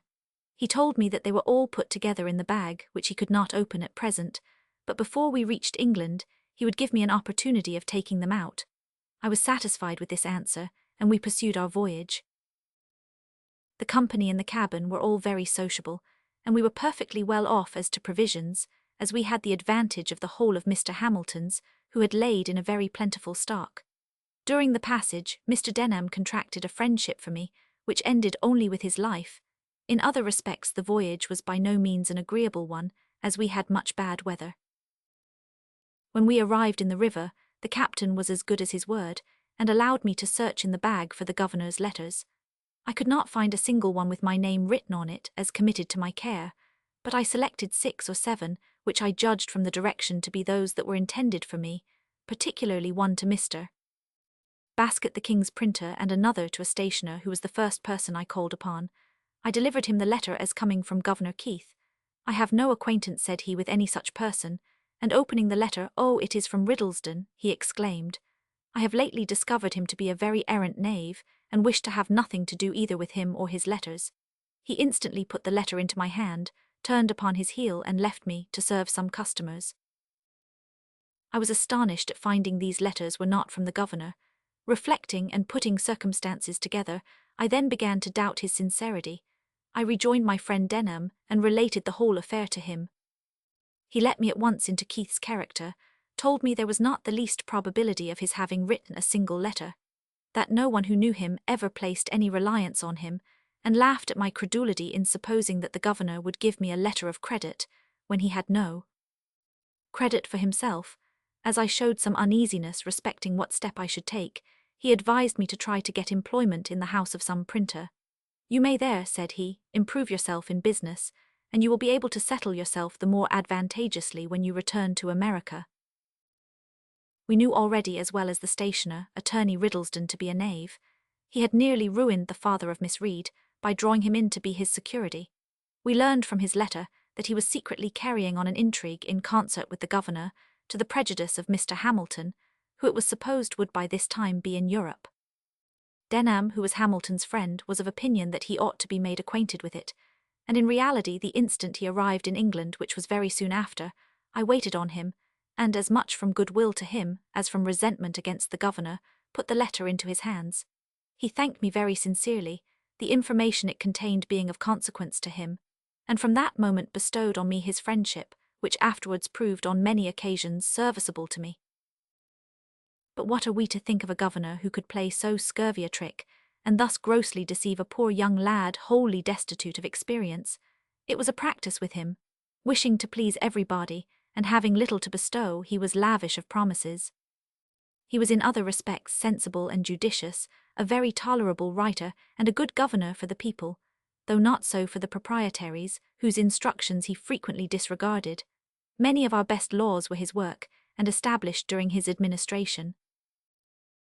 Ralph and I were inseparable companions. We took a lodging together at 3 and 6 a week, which was as much as we could afford. He met with some relations in London, but they were poor and not able to assist him. He now, for the first time, informed me of his intention to remain in England, and that he had no thoughts of ever returning to Philadelphia. He was totally without money, the little he had been able to raise having barely sufficed for his passage. I had still 15 pistoles remaining, and to me he had from time to time recourse while he tried to get employment. At first, believing himself possessed of talents for the stage, he thought of turning actor, but Wilkes, to whom he applied, frankly advised him to renounce the idea, as it was impossible he should succeed. He next proposed to Roberts, a bookseller in Paternostero, to write a weekly paper in the manner of the Spectator, upon terms to which Roberts would not listen. Lastly, he endeavoured to procure employment as a copyist, and applied to the lawyers and stationers about the Temple, but he could find no vacancy. As to myself, I immediately got engaged at Palmer's, at that time a noted printer in Bartholomew Close, with whom I continued nearly a year. I applied very assiduously to my work, but I expended with Ralph almost all that I earned. Plays and other places of amusement which we frequented together, having exhausted my pistoles, we lived after this from hand to mouth. He appeared to have entirely forgotten his wife and child, as I also, by degrees, forgot my engagements with Miss Reed, to whom I never wrote more than one letter, and that merely to inform her that I was not likely to return soon. This was another grand error of my life, which I should be desirous of correcting were I to begin my career again. I was employed at Palmer's on the second edition of Wollaston's Religion of Nature. Some of his arguments appearing to me not to be well-founded, I wrote a small metaphysical treatise, in which I animadverted on those passages. It was entitled A Dissertation on Liberty and Necessity, Pleasure and Pain. I dedicated it to my friend Ralph, and printed a small number of copies. Palmer upon this treated me with more consideration, and regarded me as a young man of talents, though he seriously took me to task for the principles of my pamphlet, which he looked upon as abominable. The printing of this work was another error of my life. While I lodged in Little Britain, I formed acquaintance with a bookseller of the name of Wilcox, whose shop was next door to me. Circulating libraries were not then in use. He had an immense collection of books of all sorts. We agreed that, for a reasonable retribution of which I have now forgotten the price, I should have free access to his library, and take what books I pleased, which I was to return when I had read them. I considered this agreement as a very great advantage, and I derived from it as much benefit as was in my power. My pamphlet falling into the hands of a surgeon of the name of Lyon, author of a book entitled Infallibility of Human Judgment, was the occasion of a considerable intimacy between us. He expressed great esteem for me, came frequently to see me, in order to converse upon metaphysical subjects, and introduced me to Dr. Mandeville, author of The Fable of the Bees, who had instituted a club at a tavern in Cheapside, of which he was the soul. He was a facetious and very amusing character. He also introduced me at Batson's Coffee House to Dr. Pemberton, who promised to give me an opportunity of seeing Sir Isaac Newton, which I very ardently desired, but he never kept his word. I had brought some curiosities with me from America, the principal of which was a purse made of the asbestos which fire only purifies.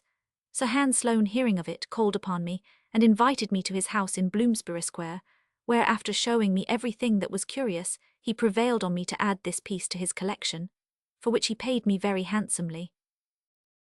There lodged in the same house with us a young woman, a milliner who had a shop by the side of the Exchange. Lively and sensible, and having received an education somewhat above her rank, her conversation was very agreeable. Ralph read plays to her every evening. They became intimate. She took another lodging and he followed her. They lived for some time together, but Ralph being without employment, she having a child, and the profits of her business not sufficing for the maintenance of 3, he resolved to quit London and try a country school. This was a plan in which he thought himself likely to succeed, as he wrote a fine hand and was versed in arithmetic and accounts. But considering the office as beneath him, and expecting some day to make a better figure in the world, when he should be ashamed of its being known that he had exercised a profession so little honourable, he changed his name, and did me the honour to assume mine. He wrote to me soon after his departure, informing me that he was settled at a small village in Berkshire. In his letter he recommended Mrs. T, the milliner, to my care, and requested an answer, directed to Mr. Franklin, schoolmaster at. He continued to write to me frequently, sending me large fragments of an epic poem he was composing, and which he begged of me to criticize and correct. I did so, but not without endeavouring to prevail on him to renounce this pursuit. Young had just published one of his satires. I copied and sent him a great part of it, in which the author demonstrates the folly of cultivating the muses, from the hope, by their instrumentality, of rising in the world. It was all to no purpose. Paper after paper of his poem continued to arrive every post. Meanwhile Mrs. T, having lost, on his account, both her friends and her business, was frequently in distress. In this dilemma she had recourse to me, and to extricate her from difficulties, I lent her all the money I could spare. I felt a little too much fondness for her. Having at that time no ties of religion, and taking advantage of her necessitous situation, I attempted liberties, another error of my life, which she repelled with becoming indignation. She informed Ralph of my conduct, and the affair occasioned a breach between us. When he returned to London, he gave me to understand that he considered all the obligations he owed me as annihilated by this proceeding, whence I concluded that I was never to expect the payment of what money I had lent him, or advanced on his account. I was the less afflicted at this, as he was wholly unable to pay me, and as, by losing his friendship, I was relieved at the same time from a very heavy burden. I now began to think of laying by some money, the printing house of Watts, near Lincoln's Inn Fields, being a still more considerable one than that in which I worked. It was probable I might find it more advantageous to be employed there. I offered myself and was accepted, and in this house I continued during the remainder of my stay in London. On my entrance I worked at first as a pressman, conceiving that I had need of bodily exercise, to which I had been accustomed in America, where the printers work alternately as compositors and at the press. I drank nothing but water. The other workmen, to the number of about 50, were great drinkers of beer. I carried occasionally a large form of letters in each hand, up and down stairs, while the rest employed both hands to carry one.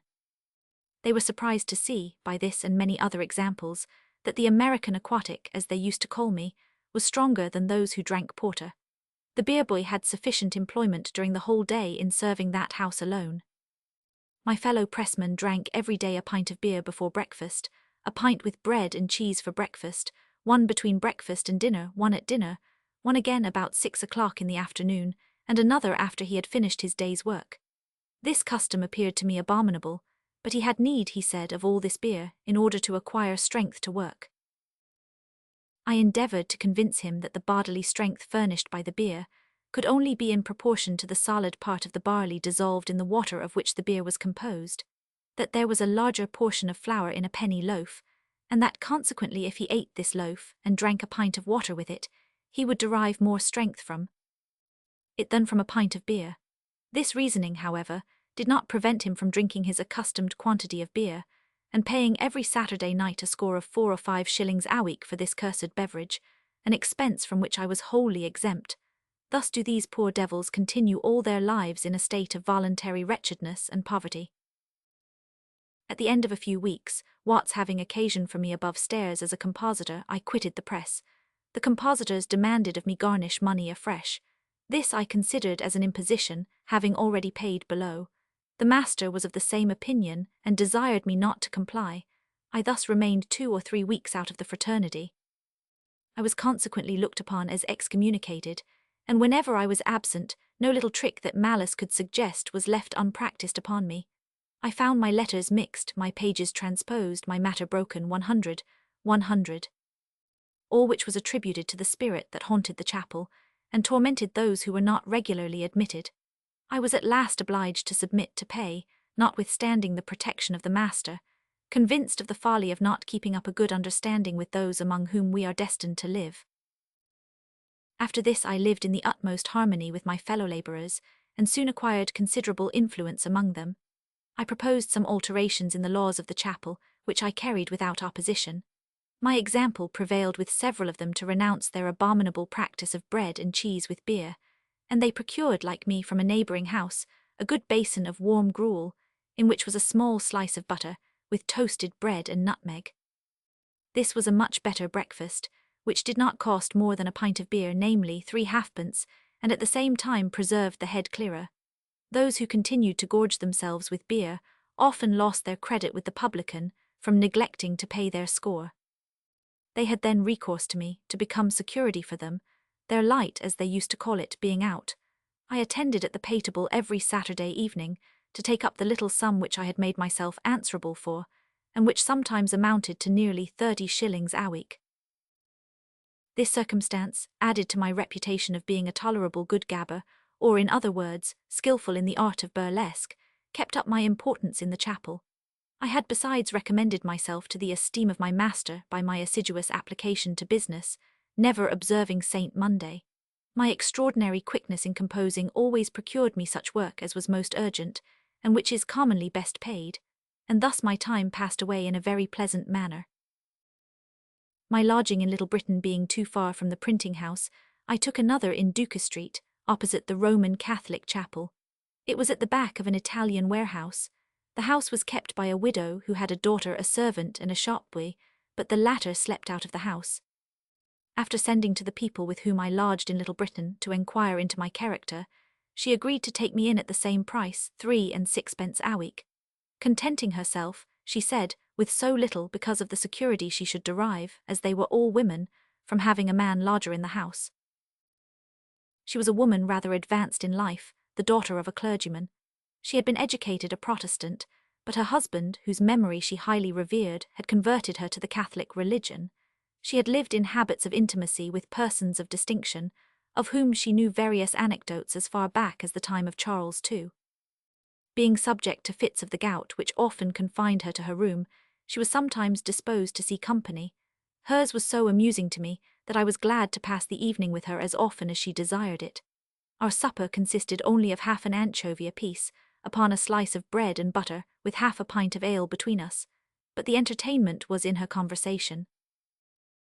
The early hours I kept, and the little trouble I occasioned in the family, made her loth to part with me, and when I mentioned another lodging I had found nearer the printing house at 2 shillings a week, which fell in with my plan of saving, she persuaded me to give it up, making herself an abatement of 2 shillings, and thus I continued to lodge with her during the remainder of my abode in London at 18 pence a week. In a garret of the house there lived, in the most retired manner, a lady 70 years of age, of whom I received the following account from my landlady. She was a Roman Catholic. In her early years she had been sent to the Continent, and entered a convent with the design of becoming a nun, but the climate not agreeing with her constitution, she was obliged to return to England, where, as there were no monasteries, she made a vow to lead a monastic life, in as rigid a manner as circumstances would permit. She accordingly disposed of all her property to be applied to charitable uses, reserving to herself only £12 a year, and of this small pittance she gave a part to the poor, living on water gruel, and never making use of fire but to boil it. She had lived in this garret a great many years, without paying rent to the successive Catholic inhabitants that had kept the house, who indeed considered her abode with them as a blessing. A priest came every day to confess her. I have asked her, said my landlady, how, living as she did, she could find so much employment for a confessor, to which she answered that it was impossible to avoid vain thoughts. I was once permitted to visit her. She was cheerful and polite, and her conversation agreeable. Her apartment was neat, but the whole furniture consisted of a mattress, a table, on which were a crucifix and a book, a chair which she gave me to sit on, and over the mantelpiece a picture of St. Veronica displaying her handkerchief, on which was seen the miraculous impression of the face of Christ, which she explained to me with great gravity. Her countenance was pale, but she had never experienced sickness, and I may adduce her as another proof how little is sufficient to maintain life and health. At the printing house I contracted an intimacy with a sensible young man of the name of Wygate, who, as his parents were in good circumstances, had received a better education than is common among printers. He was a tolerable Latin scholar, spoke French fluently, and was fond of reading. I taught him, as well as a friend of his, to swim, by taking them twice only into the river, after which they stood in need of no farther assistance. We one day made a party to go by water to Chelsea, in order to see the college, and Don Soltero's curiosities.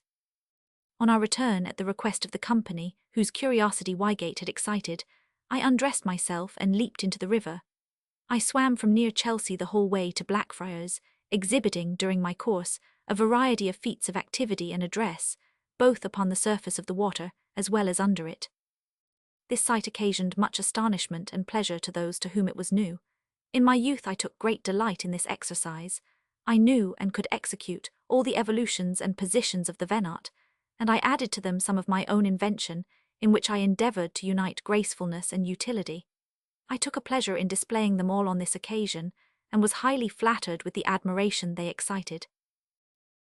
Wygate, besides his being desirous of perfecting himself in this art, was the more attached to me from there being, in other respects, a conformity in our tastes and studies. He at length proposed to me to make the tour of Europe with him, maintaining ourselves at the same time by working at our profession. I was on the point of consenting, when I mentioned it to my friend Mr. Denham, with whom I was glad to pass an hour whenever I had leisure. He dissuaded me from the project, and advised me to think of returning to Philadelphia, which he was about to do himself. I must relate in this place a trait of this worthy man's character.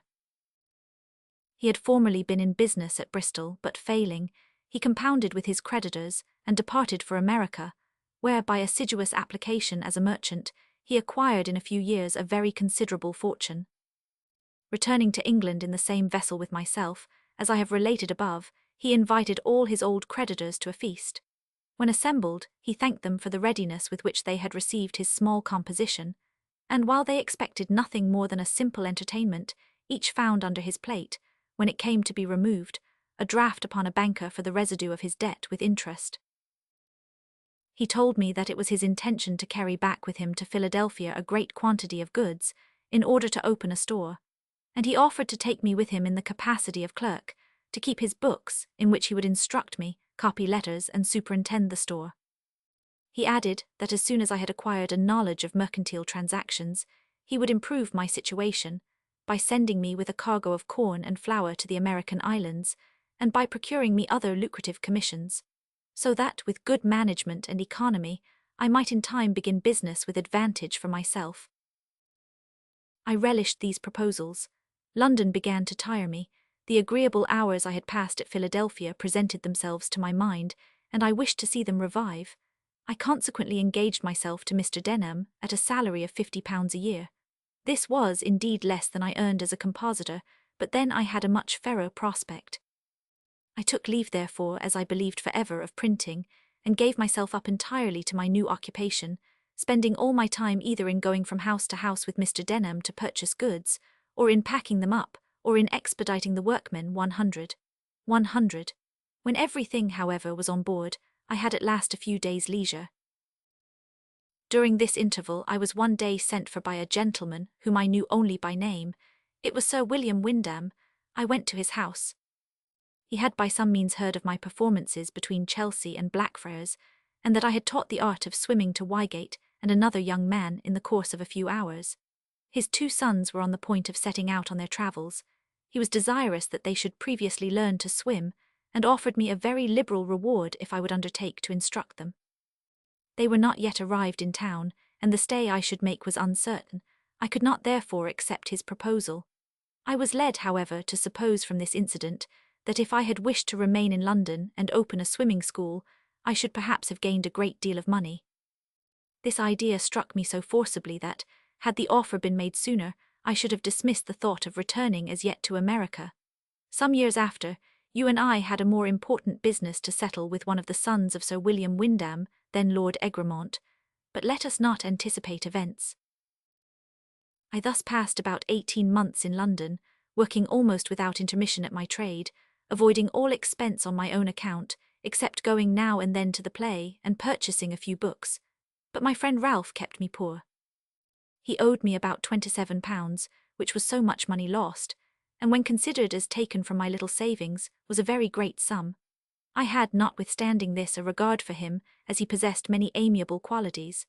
But though I had done nothing for myself in point of fortune, I had increased my stock of knowledge, either by the many excellent books I had read, or the conversation of learned and literary persons with whom I was acquainted. We sailed from Gravesend the 23d of July, 1726. For the incidents of my voyage I refer you to my journal, where you will find all its circumstances minutely related.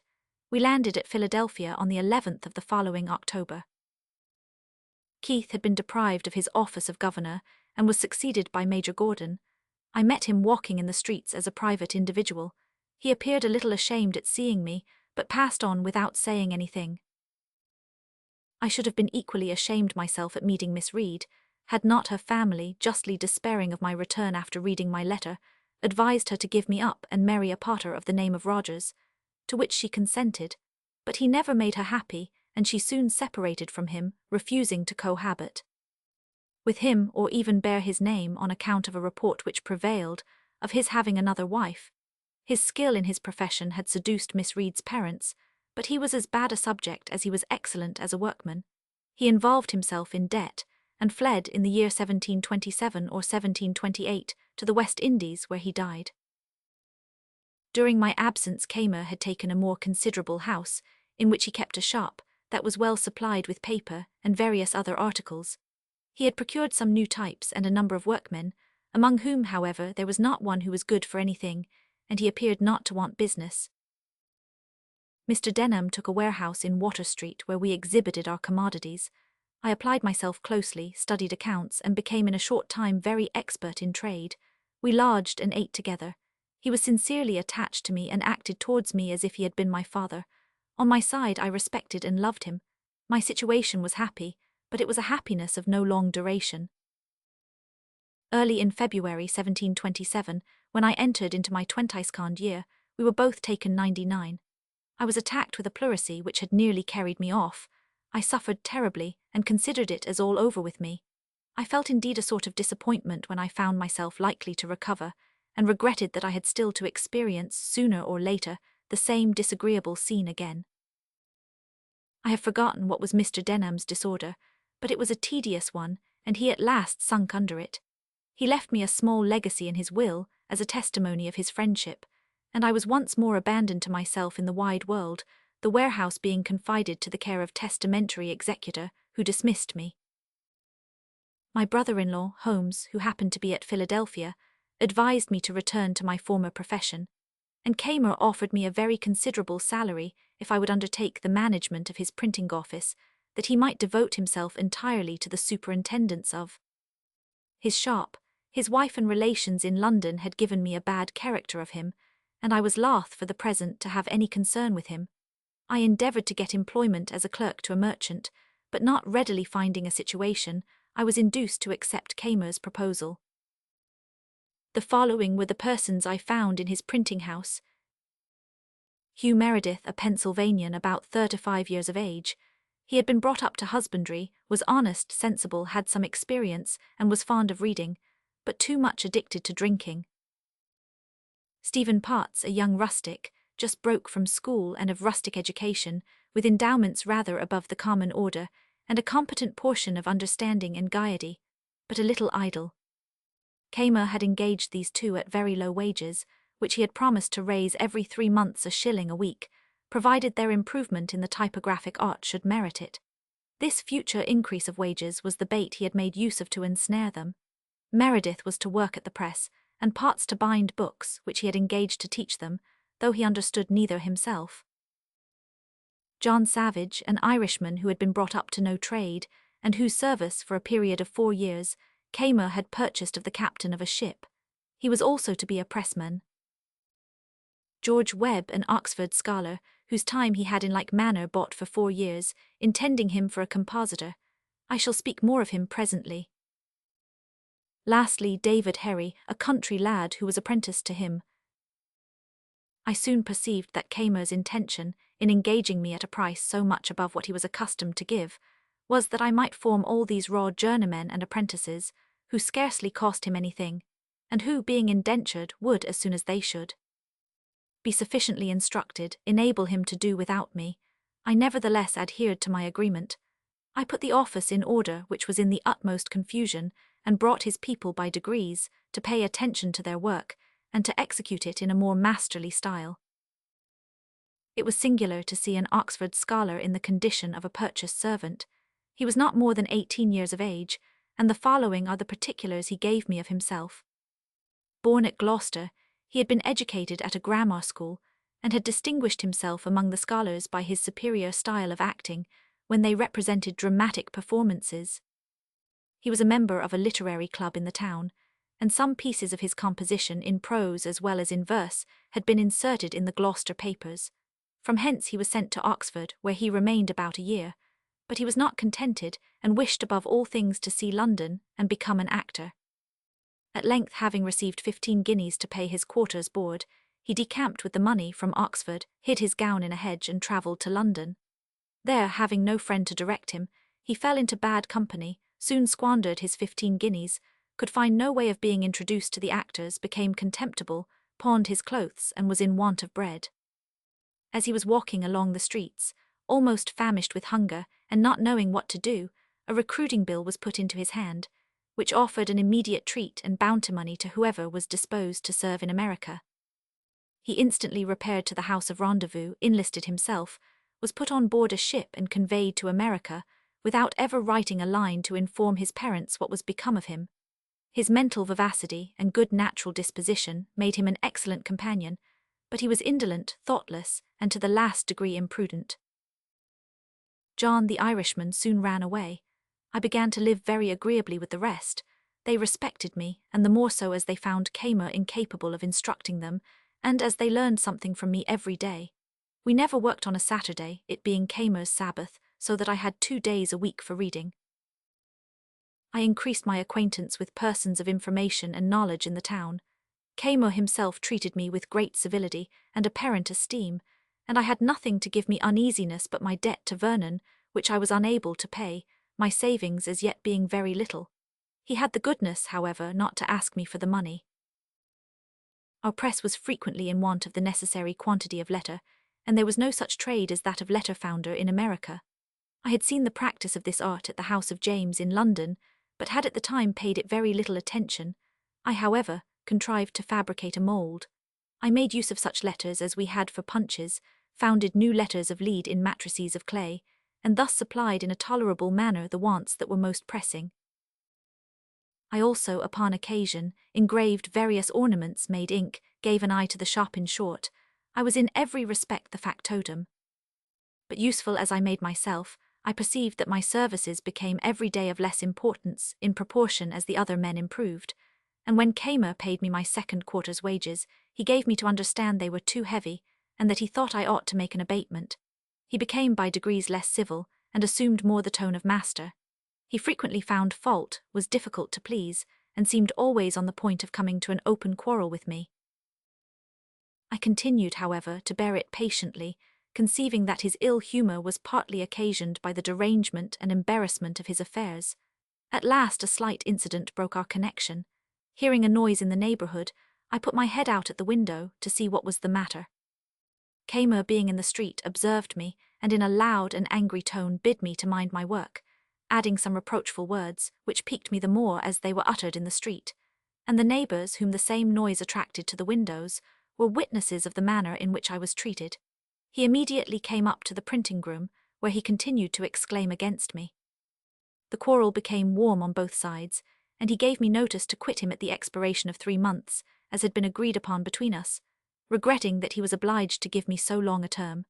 I told him that his regret was superfluous, as I was ready to quit him instantly, and I took my hat and came out of the house, begging Meredith to take care of some things which I left, and bring them to my lodgings. Meredith came to me in the evening. We talked for some time upon the quarrel that had taken place. He had conceived a great veneration for me, and was sorry I should quit the house, while he remained in it. He dissuaded me from returning to my native country, as I began to think of doing. He reminded me that Kamer owed more than he possessed, that his creditors began to be alarmed, that he kept his shop in a wretched state, often selling things at prime cost for the sake of ready money, and continually giving credit without keeping any accounts, that of consequence he must very soon fail, which would occasion a vacancy from which I might derive advantage. I objected my want of money. Upon which he informed me that his father had a very high opinion of me, and from a conversation that had passed between them, he was sure he would advance whatever might be necessary to establish us, if I was willing to enter into partnership with him. My time with Kamer, added he, will be at an end next spring. In the meantime we may send to London for our press and types. I know that I am no workman, but if you agree to the proposal, your skill in the business will be balanced by the capital I shall furnish, and we will share the profits equally. His proposal was reasonable, and I fell in with it. His father, who was then in town, approved of it. He knew that I had some ascendancy over his son, as I had been able to prevail on him to abstain for a long time from drinking brandy, and he hoped that, when more closely connected with him, I should cure him entirely of this unfortunate habit. I gave the father a list of what it would be necessary to import from London. He took it to a merchant, and the order was given. We agreed to keep the secret till the arrival of the materials, and I was in the meantime to procure work, if possible, in another printing house, but there was no place vacant, and I remained idle.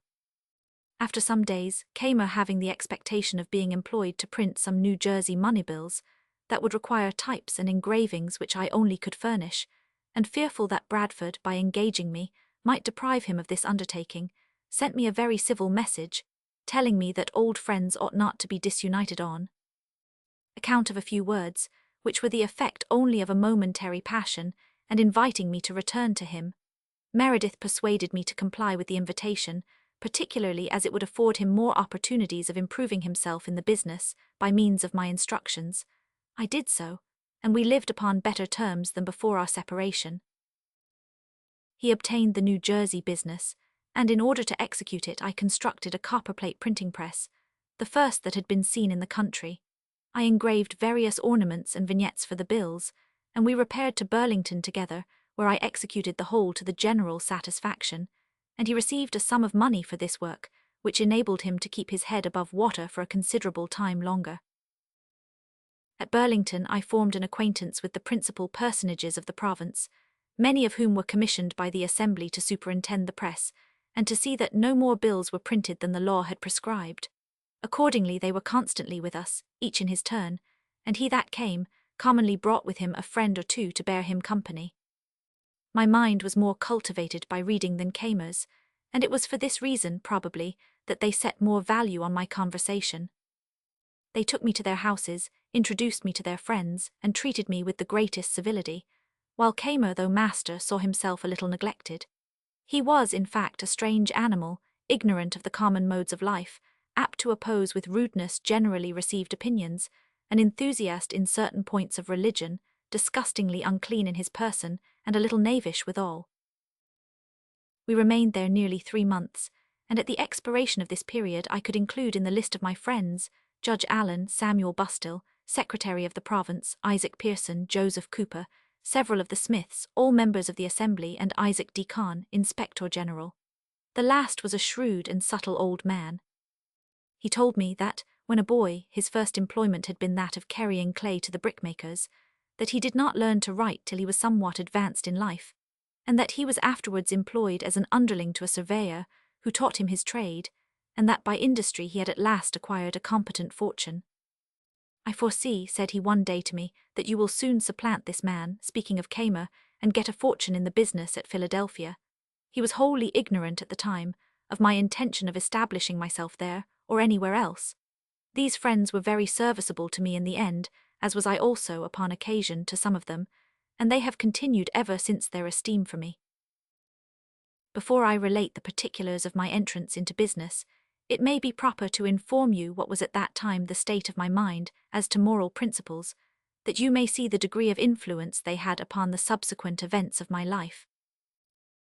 My parents had given me betimes religious impressions, and I received from my infancy a pious education in the principles of Calvinism. But scarcely was I arrived at 15 years of age, when, after having doubted in turn of different tenets, according as I found them combated in the different books that I read, I began to doubt of revelation itself. Some volumes against deism fell into my hands. They were said to be the substance of sermons preached at Boyle's lecture. It happened that they produced on me an effect precisely the reverse of what was intended by the writers, for the arguments of the deists, which were cited in order to be refuted, appeared to me much more forcible than the refutation itself. In a word, I soon became a perfect deist. My arguments perverted some other young persons, particularly Collins and Ralph. But in the sequel, when I recollected that they had both used me extremely ill without the smallest remorse, when I considered the behaviour of Keith, another freethinker, and my own conduct towards Vernon and Miss Reed, which at times gave me great uneasiness, I was led to suspect that this doctrine, though it might be true, was not very useful. I began to entertain a less favourable opinion of my London pamphlet, to which I had prefixed as a motto the following lines of Dryden: "Would ever Isis write, though purblind man sees but a part of the chain, the nearest link, his eyes not carrying to the equal beam that poises all above, and of which the object was to prove, from the attributes of God, his goodness, wisdom, and power, that there could be no such thing as evil in the world, that vice and virtue did not in reality exist, and were nothing more than vain distinctions." I no longer regarded it as so blameless a work as I had formerly imagined, and I suspected that some error must have imperceptibly glided into my argument, by which all the inferences I had drawn from it had been affected, as frequently happens in metaphysical reasonings. In a word, I was at last convinced that truth, probity, and sincerity in transactions between man and man were of the utmost importance to the happiness of life, and I resolved from that moment, and wrote the resolution in my journal, to practice them as long as I lived. Revelation, indeed, as such, had no influence on my mind, but I was of opinion that, though certain actions could not be bad merely because revelation had prohibited them, or good because it enjoined them, yet it was probable that those actions were prohibited because they were bad for us, or enjoined because advantageous in their nature, all things considered. This persuasion, divine providence, or some guardian angel, and perhaps a concurrence of favourable circumstances cooperating, preserved me from all immorality, or gross and voluntary injustice, to which my want of religion was calculated to expose me in the dangerous period of youth, and in the hazardous situations in which I sometimes found myself, among strangers, and at a distance. From the eye and admonitions of my father, I may say voluntary because the errors into which I had fallen had been in a manner the forced result either of my own inexperience or the dishonesty of others. Thus, before I entered on my new career, I had imbibed solid principles and a character of probity. I knew their value, and I made a solemn engagement with myself never to depart from them. I had not long returned from Burlington before our printing materials arrived from London. I settled my accounts with Kamer and quitted him with his own consent before he had any knowledge of our plan. We found a house to let near the market. We took it, and to render the rent less burdensome, it was then £24 a year, but I have since known it let for 70. We admitted Thomas Godfrey, a glazier with his family, who eased us of a considerable part of it, and with him we agreed to board. We had no sooner unpacked our letters and put our press in order than a person of my acquaintance, George House, brought us a countryman whom he had met in the streets inquiring for a printer. Our money was almost exhausted by the number of things we had been obliged to procure. The 5 shillings we received from this countryman, the first fruits of our earnings coming so seasonably, gave me more pleasure than any sum I have since gained, and the recollection of the gratitude I felt on this occasion to George House has rendered me often more disposed, than perhaps I should otherwise have been, to encourage young beginners in trade. There are in every country morose beings who are always prognosticating ruin. There was one of this stamp at Philadelphia. He was a man of fortune, declining in years, had an air of wisdom, and a very grave manner of speaking. His name was Samuel Mickle. I knew him not, but he stopped one day at my door and asked me if I was the young man who had lately opened a new printing house. Upon my answering in the affirmative, he said he was very sorry for me, as it was an expensive undertaking, and the money that had been laid out upon it would be lost, Philadelphia being a place falling into decay, its inhabitants having all, or nearly all of them, been obliged to call together their creditors. That he knew from undoubted fact the circumstances which might lead us to suppose the contrary, such as new buildings and the advanced price of rent, to be deceitful appearances, which in reality contributed to hasten the general ruin, and he gave me so long a detail of misfortunes, actually existing, or which were soon to take place, that he left me almost in a state of despair. Had I known this man before I entered into trade, I should doubtless never have ventured.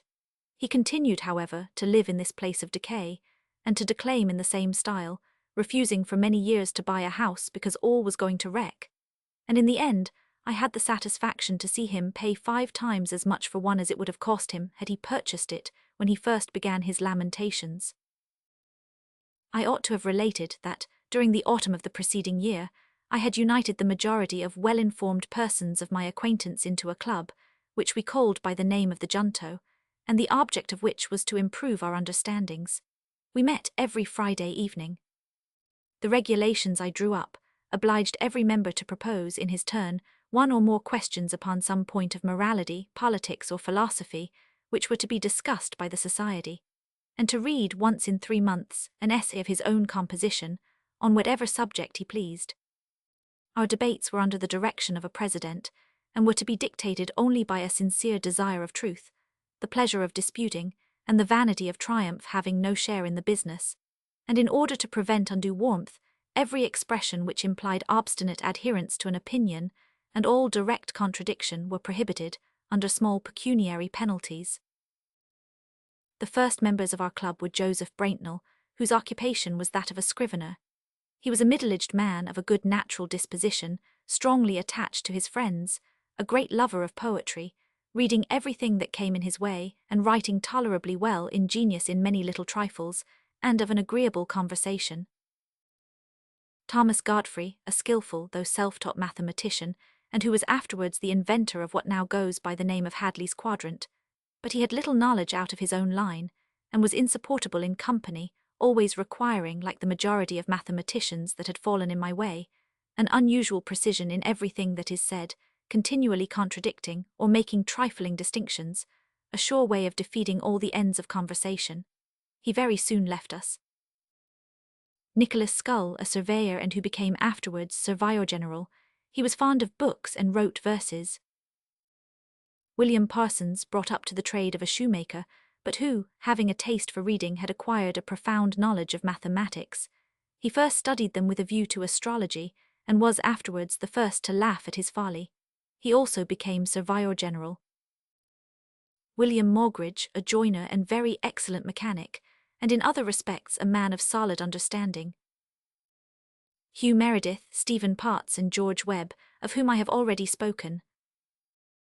Robert Grace, a young man of fortune, generous, animated and witty, fond of epigrams but more fond of his friends.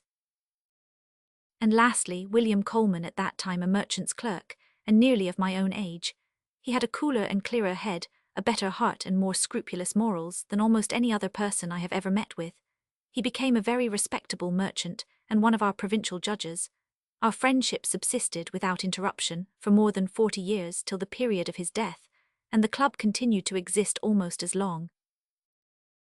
This was the best school of politics and philosophy that then existed in the province, for our questions, which were read a week previous to their discussion, induced us to peruse attentively such books as were written upon the subjects proposed, that we might be able to speak upon them more pertinently. We thus acquired the habit of conversing more agreeably, every object being discussed conformably to our regulations, and in a manner to prevent mutual disgust. To this circumstance may be attributed the long duration of the club, which I shall have frequent occasion to mention as I proceed. I have introduced it here, as being one of the means on which I had to count for success in my business, every member exerting himself to procure work for us. Braintnell, among others, obtained for us on the part of the Quakers the printing of 40 sheets of their history, of which the rest was to be done by Kamer. Our execution of this work was by no means masterly, as the price was very low. It was in folio upon pro patria paper, and in the pica letter with heavy notes in the smallest type. I composed a sheet a day, and Meredith put it to the press. It was frequently 11 o'clock at night, sometimes later, before I had finished my distribution for the next day's task, for the little things which our friends occasionally sent us kept us back in this work, but I was so determined to compose a sheet a day that one evening when my form was imposed, and my day's work, as I thought, at an end, an accident having broken this form, and deranged 2 complete folio pages, I immediately distributed and composed them anew before I went to bed. This unwearied industry, which was perceived by our neighbours, began to acquire us reputation and credit. I learned, among other things, that our new printing house being the subject of conversation at a club of merchants who met every evening, it was the general opinion that it would fail, there being already 2 printing houses in the town, Kamer's and Bradford's, but Dr. Bard, whom you and I had occasion to see, many years after, at his native town of St. Andrews in Scotland, was of a different opinion. The industry of this Franklin, said he, is superior to anything of the kind I ever witnessed. I see him still at work when I return from the club at night, and he is at it again in the morning before his neighbours are out of bed. This account struck the rest of the assembly, and shortly after, one of its members came to our house, and offered to supply us with articles of stationery, but we wished not as yet to embarrass ourselves with keeping a shop. It is not for the sake of applause that I enter so freely into the particulars of my industry, but that such of my descendants as shall read these memoirs may know the use of this virtue, by seeing in the recital of my life the effects it operated in my favour. George Webb, having found a friend who lent him the necessary sum to buy out his time of Kamer, came one day to offer himself to us as a journeyman. We could not employ him immediately, but I foolishly told him under the rose that I intended shortly to publish a new periodical paper, and that we should then have work for him. My hopes of success, which I imparted to him, were founded on the circumstance that the only paper we had in Philadelphia at that time, and which Bradford printed, was a paltry thing, miserably conducted, in no respect amusing, and which yet was profitable. I consequently supposed that a good work of this kind could not fail of success. Webb betrayed my secret to Kamer, who, to prevent me, immediately published the prospectus of a paper that he intended to institute himself, and in which Webb was to be engaged. I was exasperated at this proceeding, and with a view to counteract them, not being able at present to institute my own paper, I wrote some humorous pieces in Bradford's under the title of The Busy Body, and which was continued for several months by Braintnell. I hereby fixed the attention of the public upon Bradford's paper, and the prospectus of Kamer, which we turned into ridicule, was treated with contempt. He began, notwithstanding his paper, and after continuing it for 9 months, having at most not more than 90 subscribers, he offered it me for a mere trifle. I had for some time been ready for such an engagement. I therefore instantly took it upon myself, and in a few years it proved extremely profitable to me. I perceive that I am apt to speak in the first person, though our partnership still continued. It is perhaps because, in fact, the whole business devolved upon me. Meredith was no compositor, and but an indifferent pressman, and it was rarely that he abstained from hard drinking. My friends were sorry to see me connected with him, but I contrived to derive from it the utmost advantage the case admitted. Our first number produced no other effect than any other paper which had appeared in the province, as to type and printing. But some remarks in my peculiar style of writing, upon the dispute which then prevailed between Governor Burnet and the Massachusetts Assembly, struck some persons as above mediocrity, caused the paper and its editors to be talked of, and in a few weeks induced them to become our subscribers. Many others followed their example, and our subscription continued to increase. This was one of the first good effects of the pains I had taken to learn to put my ideas on paper. I derived this farther advantage from it, that the leading men of the place, seeing in the author of this publication a man so well able to use his pen, thought it right to patronize and encourage me. The votes, laws, and other public pieces were printed by Bradford. An address of the House of Assembly to the Governor had been executed by him in a very coarse and incorrect manner. We reprinted it with accuracy and neatness, and sent a copy to every member. They perceived the difference, and it so strengthened the influence of our friends in the Assembly that we were nominated its printer for the following year. Among these friends, I ought not to forget one member in particular, Mr. Hamilton, whom I have mentioned in a former part of my narrative, and who was now returned from England. He warmly interested himself for me on this occasion, as he did likewise on many others afterwards, having continued his kindness to me till his death. About this period, Mr. Vernon reminded me of the debt I owed him, but without pressing me for payment. I wrote a handsome letter on the occasion, begging him to wait a little longer, to which he consented, and as soon as I was able I paid him, principal and interest, with many expressions of gratitude, so that this error of my life was in a manner atoned for. But another trouble now happened to me, which I had not the smallest reason to expect. Meredith's father, who, according to our agreement, was to defray the whole expense of our printing materials, had only paid £100. Another 100 was still due, and the merchant, being tired of waiting, commenced a suit against us. We bylaid the action, but with the melancholy prospect that if the money was not forthcoming at the time fixed, the affair would come to issue, judgment be put in execution, our delightful hopes be annihilated, and ourselves entirely ruined, as the type and press must be sold perhaps at half their value to pay the debt. In this distress, 2 real friends, whose generous conduct I have never forgotten, and never shall forget while I retain the remembrance of anything, came to me separately without the knowledge of each other, and without my having applied to either of them. Each offered me whatever money might be necessary to take the business into my own hands, if the thing was practicable, as they did not like I should continue in partnership with Meredith, who, they said, was frequently seen drunk in the streets, and gambling at alehouses, which very much injured our credit. These friends were William Coleman and Robert Grace. I told them that while there remained any probability that the Merediths would fulfil their part of the compact, I could not propose a separation, as I conceived myself to be under obligations to them for what they had done already, and were still disposed to do if they had the power. But in the end, should they fail in their engagement, and our partnership be dissolved, I should then think myself at liberty to accept the kindness of my friends. Things remained for some time in this state. At last I said one day to my partner, "Your father is perhaps dissatisfied with your having a share only in the business, and is unwilling to do for 2 what he would do for you alone. Tell me frankly if that be the case, and I will resign the whole to you, and do for myself as well as I can." "No," said he, "my father has really been disappointed in his hopes.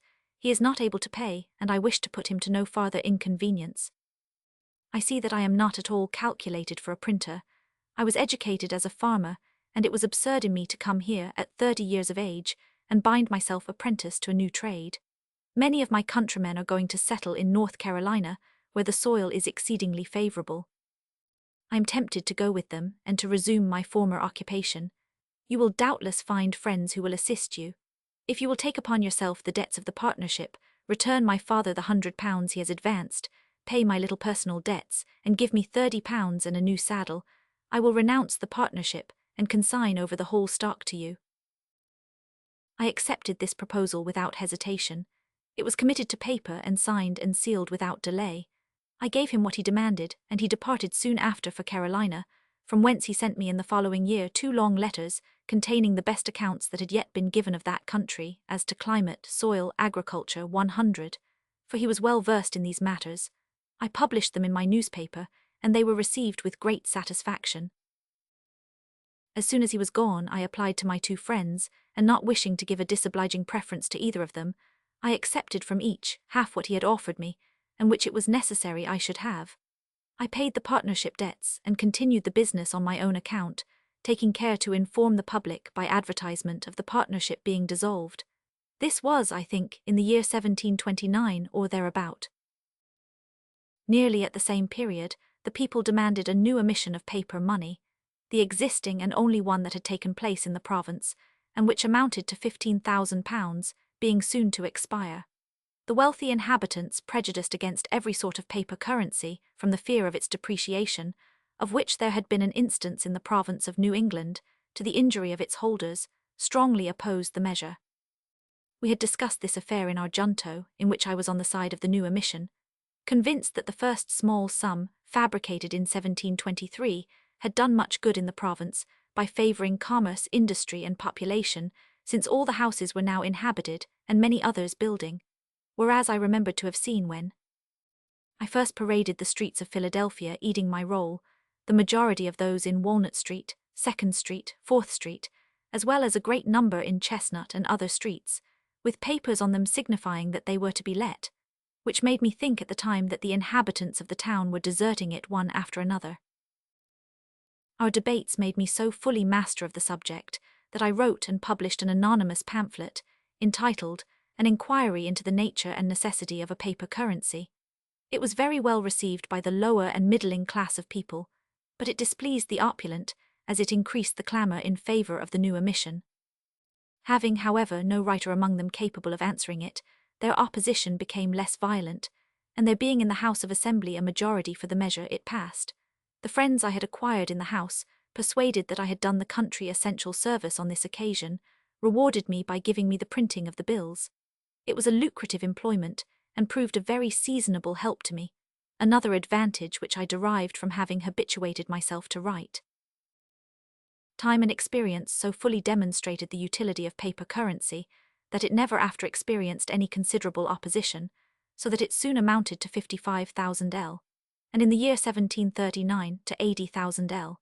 It has since risen during the last war to 350,000 L, trade, buildings, and population having in the interval continually increased, but I am now convinced that there are limits beyond which paper money would be prejudicial. I soon after obtained, by the influence of my friend Hamilton, the printing of the Newcastle paper money, another profitable work, as I then thought it, little things appearing great to persons of moderate fortune, and they were really great to me, as proving great encouragements. He also procured me the printing of the laws and votes of that government, which I retained as long as I continued in the business. I now opened a small stationer's shop.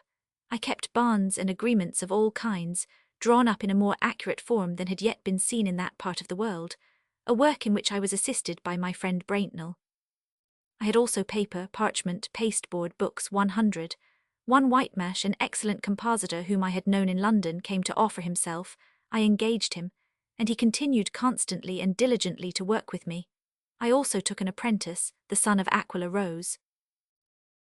I began to pay by degrees the debt I had contracted, and in order to ensure my credit and character as a tradesman, I took care not only to be really industrious and frugal, but also to avoid every appearance of the contrary. I was plainly dressed and never seen in any place of public amusement. I never went a fishing or hunting. A book indeed enticed me sometimes from my work, but it was seldom by stealth and occasioned no scandal, and to show that I did not think myself above my profession, I conveyed home, sometimes in a wheelbarrow, the paper I purchased at the warehouses. I thus obtained the reputation of being an industrious young man, and very punctual in his payments. The merchants who imported articles of stationery solicited my custom, others offered to furnish me with books, and my little trade went on prosperously. Meanwhile, the credit and business of Kamer diminishing every day, he was at last forced to sell his stock to satisfy his creditors, and he betook himself to Barbados, where he lived for some time in a very impoverished state. His apprentice, David Herry, whom I had instructed while I worked for Kamer, having bought his materials, succeeded him in the business. I was apprehensive at first of finding in Herry a powerful competitor, as he was allied to an opulent and respectable family. I therefore proposed a partnership, which happily for me he rejected with disdain. He was extremely proud, thought himself a fine gentleman, lived extravagantly, and pursued amusements which suffered him to be scarcely ever at home. Of consequence he became in debt, neglected his business, and business neglected him. Finding in a short time nothing to do in the country, he followed Kamer to Barbados, carrying his printing materials with him. There the apprentice employed his old master as a journeyman. They were continually quarrelling, and Herry, still getting in debt, was obliged at last to sell his press and types, and return to his old occupation of husbandry in Pennsylvania. The person who purchased them employed Kamer to manage the business, but he died a few years after. I had now at Philadelphia no competitor but Bradford, who, being in easy circumstances, did not engage in the printing of books, except now and then as workmen chanced to offer themselves, and was not anxious to extend his trade. He had, however, one advantage over me, as he had the direction of the post office, and was of consequence supposed to have better opportunities of obtaining news. His paper was also supposed to be more advantageous to advertising customers, and in consequence of that supposition, his advertisements were much more numerous than mine. This was a source of great profit to him, and disadvantageous to me. It was to no purpose that I really procured other papers, and distributed my own, by means of the post. The public took for granted my inability in this respect, and I was indeed unable to conquer it in any other mode than by bribing the postboys, who served me only by stealth, Bradford being so illiberal as to forbid them. This treatment of his excited my resentment, and my disgust was so rooted that, when I afterwards succeeded him in the post office, I took care to avoid copying his example. I had hitherto continued to board with Godfrey, who, with his wife and children, occupied part of my house, and half of the shop for his business, at which indeed he worked very little, being always absorbed by mathematics. Mrs. Godfrey formed a wish of marrying me to the daughter of one of her relations.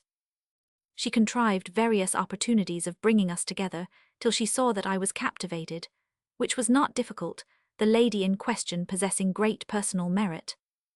The parents encouraged my addresses, by inviting me continually to supper, and leaving us together, till at last it was time to come to an explanation.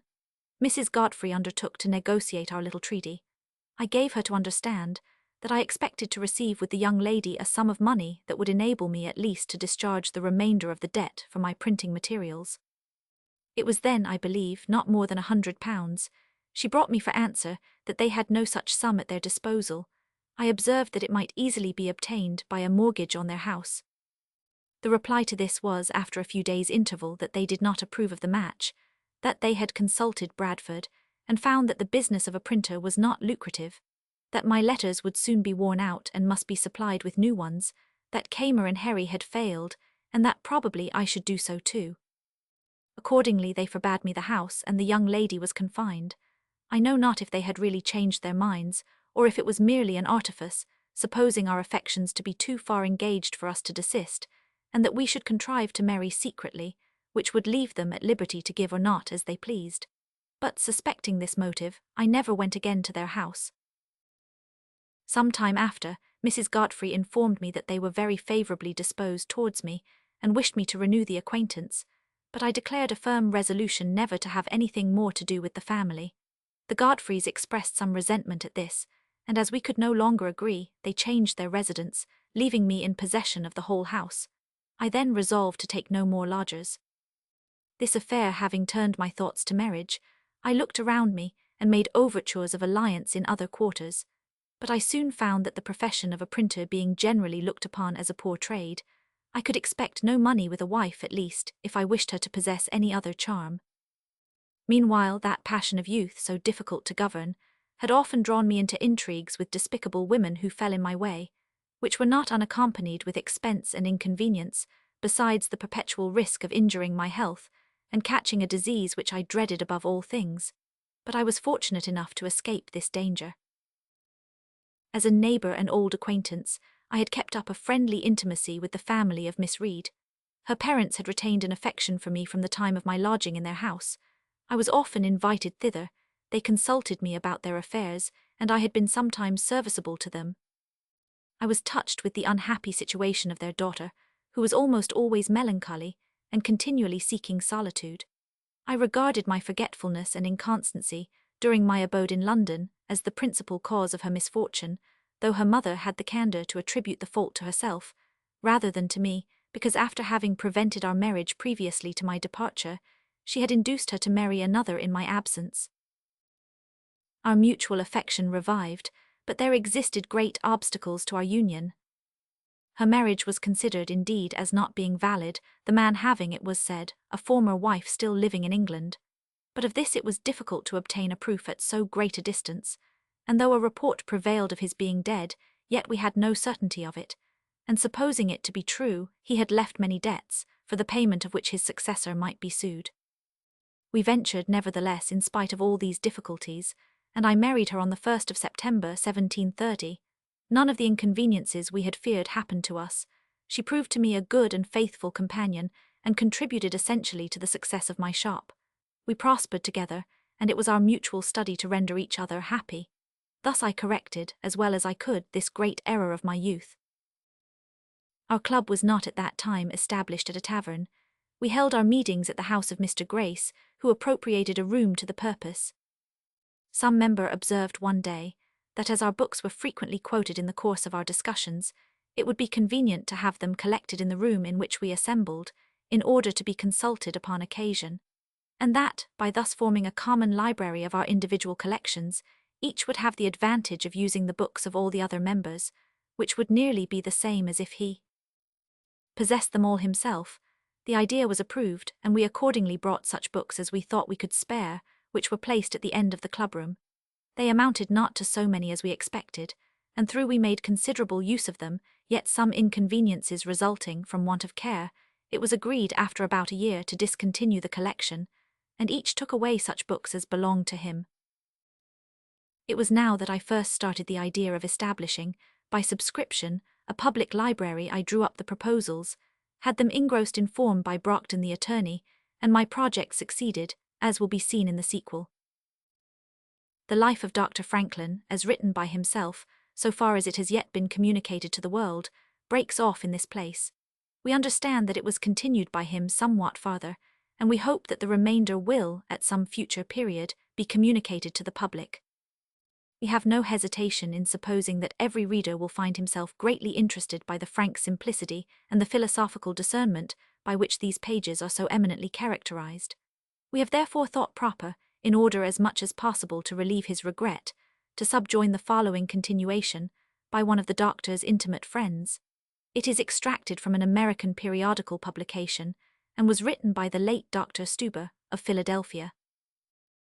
The promotion of literature had been little attended to in Pennsylvania. Most of the inhabitants were too much immersed in business to think of scientific pursuits, and those few whose inclinations led them to study found it difficult to gratify them, from the want of libraries sufficiently large. In such circumstances, the establishment of a public library was an important event. This was first set on foot by Franklin about the year 1731. 50 persons subscribed 40 shillings each, and agreed to pay 10 shillings annually. The number increased, and in 1742 the company was incorporated by the name of the Library Company of Philadelphia. Several other companies were formed in this city in imitation of it. These were all at length united with the Library Company of Philadelphia, which thus received a considerable accession of books and property. It now contains about 8,000 volumes on all subjects, a philosophical apparatus, and a well-chosen collection of natural and artificial curiosities. For its support the company now possesses landed property of considerable value. They have lately built an elegant house in Fifth Street, in the front of which will be erected a marble statue of their founder, Benjamin Franklin. This institution was greatly encouraged by the friends of literature in America and in Great Britain. The Penn family distinguished themselves by their donations. Amongst the earliest friends of this institution must be mentioned the late Peter Collinson, the friend and correspondent of Dr. Franklin. He not only made considerable presents himself and obtained others from his friends, but voluntarily undertook to manage the business of the company in London, recommending books, purchasing and shipping them. His extensive knowledge and zeal for the promotion of science enabled him to execute this important trust with the greatest advantage. He continued to perform these services for more than 30 years and uniformly refused to accept of any compensation. During this time, he communicated to the directors every information relative to improvements and discoveries in the arts, agriculture, and philosophy. The beneficial influence of this institution was soon evident. The terms of subscription to it were so moderate that it was accessible to every one. Its advantages were not confined to the opulent. The citizens in the middle and lower walks of life were equally partakers of them. Hence a degree of information was extended amongst all classes of people. The example was soon followed. Libraries were established in various places, and they are now become very numerous in the United States, and particularly in Pennsylvania. It is to be hoped that they will be still more widely extended, and that information will be everywhere increased. This will be the best security for maintaining our liberties. A nation of well-informed men who have been taught to know and prize the rights which God has given them cannot be enslaved. It is in the regions of ignorance that tyranny reigns. It flies before the light of science. Let the citizens of America, then, encourage institutions calculated to diffuse knowledge amongst the people, and amongst these, public libraries are not the least important. In 1732, Franklin began to publish Poor Richard's Almanac. This was remarkable for the numerous and valuable concise maxims which it contained, all tending to exhort to industry and frugality. It was continued for many years. In the almanac for the last year, all the maxims were collected in an address to the reader, entitled The Way to Wealth. This has been translated into various languages and inserted in different publications. It has also been printed on a large sheet, and may be seen framed in many houses in this city. This address contains, perhaps, the best practical system of economy that ever has appeared. It is written in a manner intelligible to everyone, and which cannot fail of convincing every reader of the justice and propriety of the remarks and advice which it contains. The demand for this almanac was so great that 10,000 have been sold in 1 year, which must be considered as a very large number, especially when we reflect that this country was at that time but thinly peopled. It cannot be doubted that the salutary maxims contained in these almanacs must have made a favourable impression upon many of the readers of them. It was not long before Franklin entered upon his political career. In the year 1736, he was appointed clerk to the General Assembly of Pennsylvania, and was re-elected by succeeding assemblies for several years, until he was chosen a representative for the city of Philadelphia. Bradford, the printer mentioned above, was possessed of some advantages over Franklin by being postmaster, thereby having an opportunity of circulating his paper more extensively, and thus rendering it a better vehicle for advertisements. 100. Franklin, in his turn, enjoyed these advantages by being appointed postmaster of Philadelphia in 1737. Bradford, while in office, had acted ungenerously towards Franklin, preventing as much as possible the circulation of his paper. He had now an opportunity of retaliating, but his nobleness of soul prevented him from making use of it. The police of Philadelphia had early appointed watchmen, whose duty it was to guard the citizens against the midnight robber, and to give an immediate alarm in case of fire. This duty is, perhaps, one of the most important that can be committed to any set of men. The regulations, however, were not sufficiently strict. Franklin saw the dangers arising from this cause, and suggested an alteration, so as to oblige the guardians of the night to be more watchful over the lives and property of the citizens. The propriety of this was immediately perceived, and a reform was effected. There is nothing more dangerous to growing cities than fires. Other causes operate slowly and almost imperceptibly, but these in a moment render abortive the labours of ages. On this account there should be in all cities ample provisions to prevent fires from spreading. Franklin early saw the necessity of these, and about the year 1728 formed the first fire company in this city. The example was soon followed by others, and there are now numerous fire companies in the city and liberties. To these may be attributed in a great degree the activity in extinguishing fires, for which the citizens of Philadelphia are distinguished, and the inconsiderable damage this city has sustained from this cause. Some time after, Franklin suggested the plan for an association for insuring houses from losses by fire, which was adopted, and the association continues to this day. The advantages experienced from it have been great. From the first settlement of Pennsylvania, a spirit of dispute appears to have prevailed among its inhabitants. During the lifetime of William Penn, the Constitution had been 3 times altered. After this period, the history of Pennsylvania is little else than a recital of the quarrels between the proprietaries, or their governors, and the Assembly. The proprietaries contended for the right of exempting their land from taxes, to which the Assembly would by no means consent. This subject of dispute interfered in almost every question, and prevented the most salutary laws from being enacted. This at times subjected the people to great inconveniences.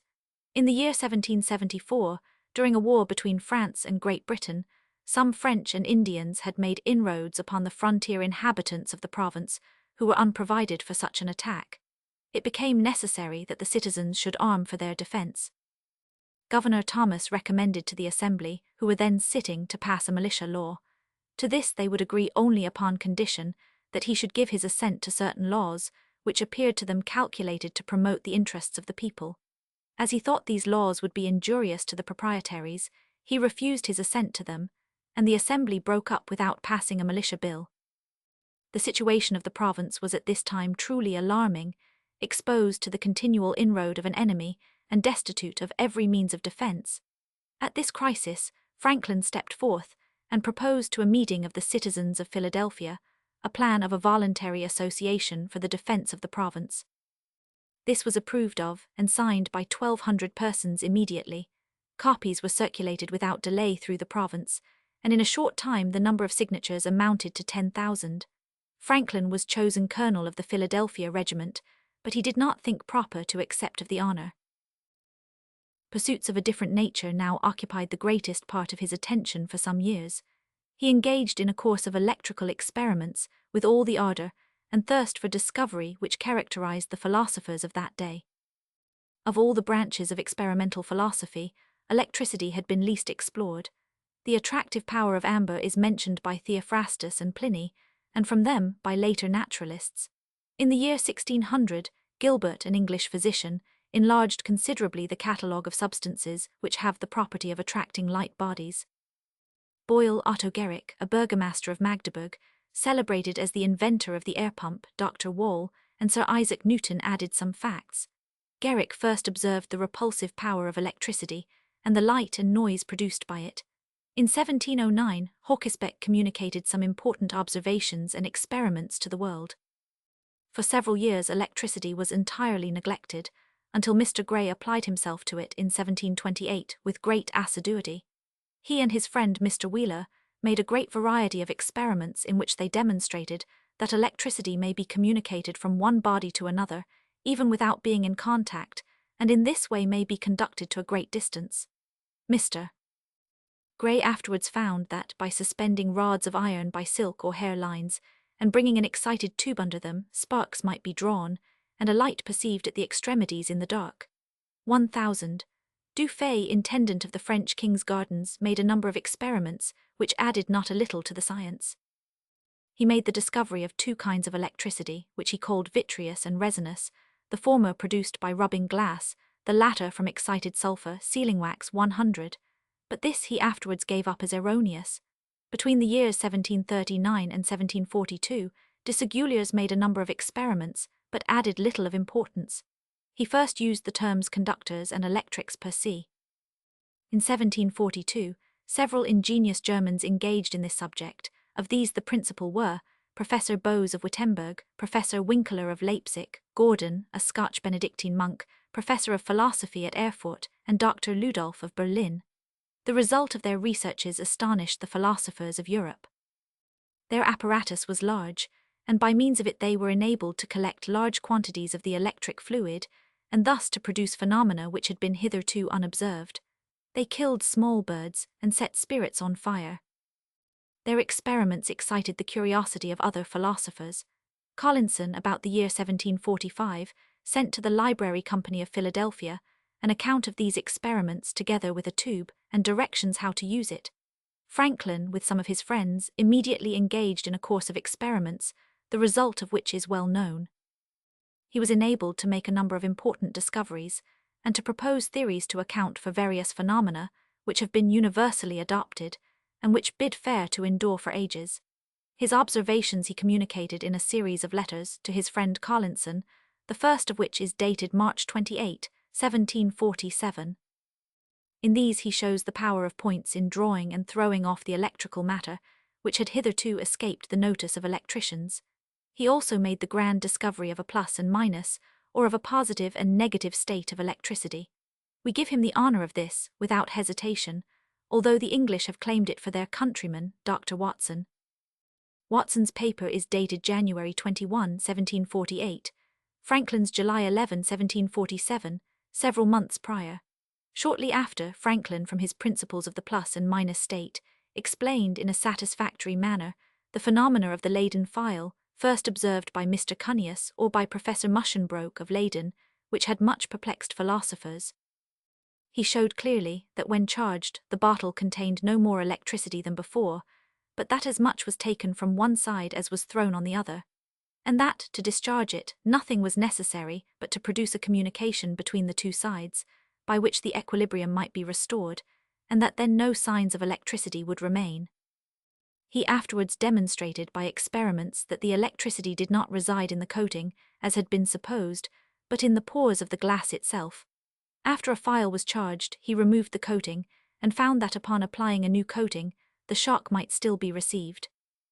In the year 1749, he first suggested his idea of explaining the phenomena of thundergusts and of the aurora borealis upon electrical principles. He points out many particulars in which lightning and electricity agree, and he adduces many facts and reasonings from facts in support of his positions. In the same year he conceived the astonishingly bold and grand idea of ascertaining the truth of his doctrine by actually drawing down the lightning by means of sharpened iron rods raised into the region of the clouds. Even in this uncertain state, his passion to be useful to mankind displayed itself in a powerful manner. Admitting the identity of electricity and lightning, and knowing the power of points in repelling bodies charged with electricity, and in conducting their fire silently and imperceptibly, he suggested the idea of securing houses, ships 100. From being damaged by lightning by erecting pointed rods, that should rise some feet above the most elevated part, and descend some feet into the ground or the water. The effect of these, he concluded, would be either to present a stroke by repelling the cloud beyond the striking distance, or by drawing off the electrical fire which it contained, or, if they could not effect this, they would at least conduct the electric matter to the earth, without any injury to the building. It was not until the summer of 1752 that he was enabled to complete his grand and unparalleled discovery by experiment. The plan, which he had originally proposed, was to erect on some high tower or other elevated place a sentry box from which should rise a pointed iron rod, insulated by being fixed in a cake of resin.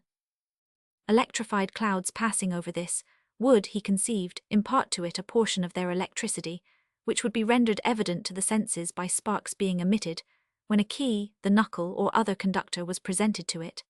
Philadelphia at this time afforded no opportunity of trying an experiment of this kind.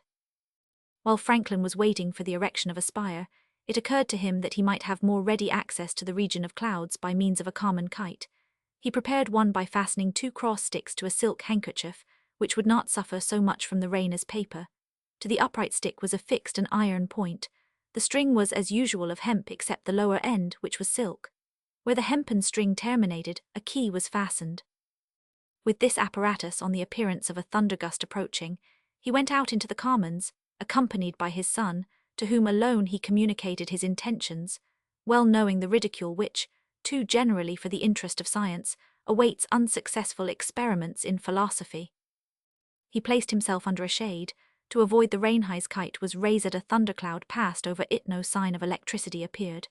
He almost despaired of success, when, suddenly, he observed the loose fibers of his string to move towards an erect position. He now presented his knuckle to the key, and received a strong spark. How exquisite must his sensations have been at this moment!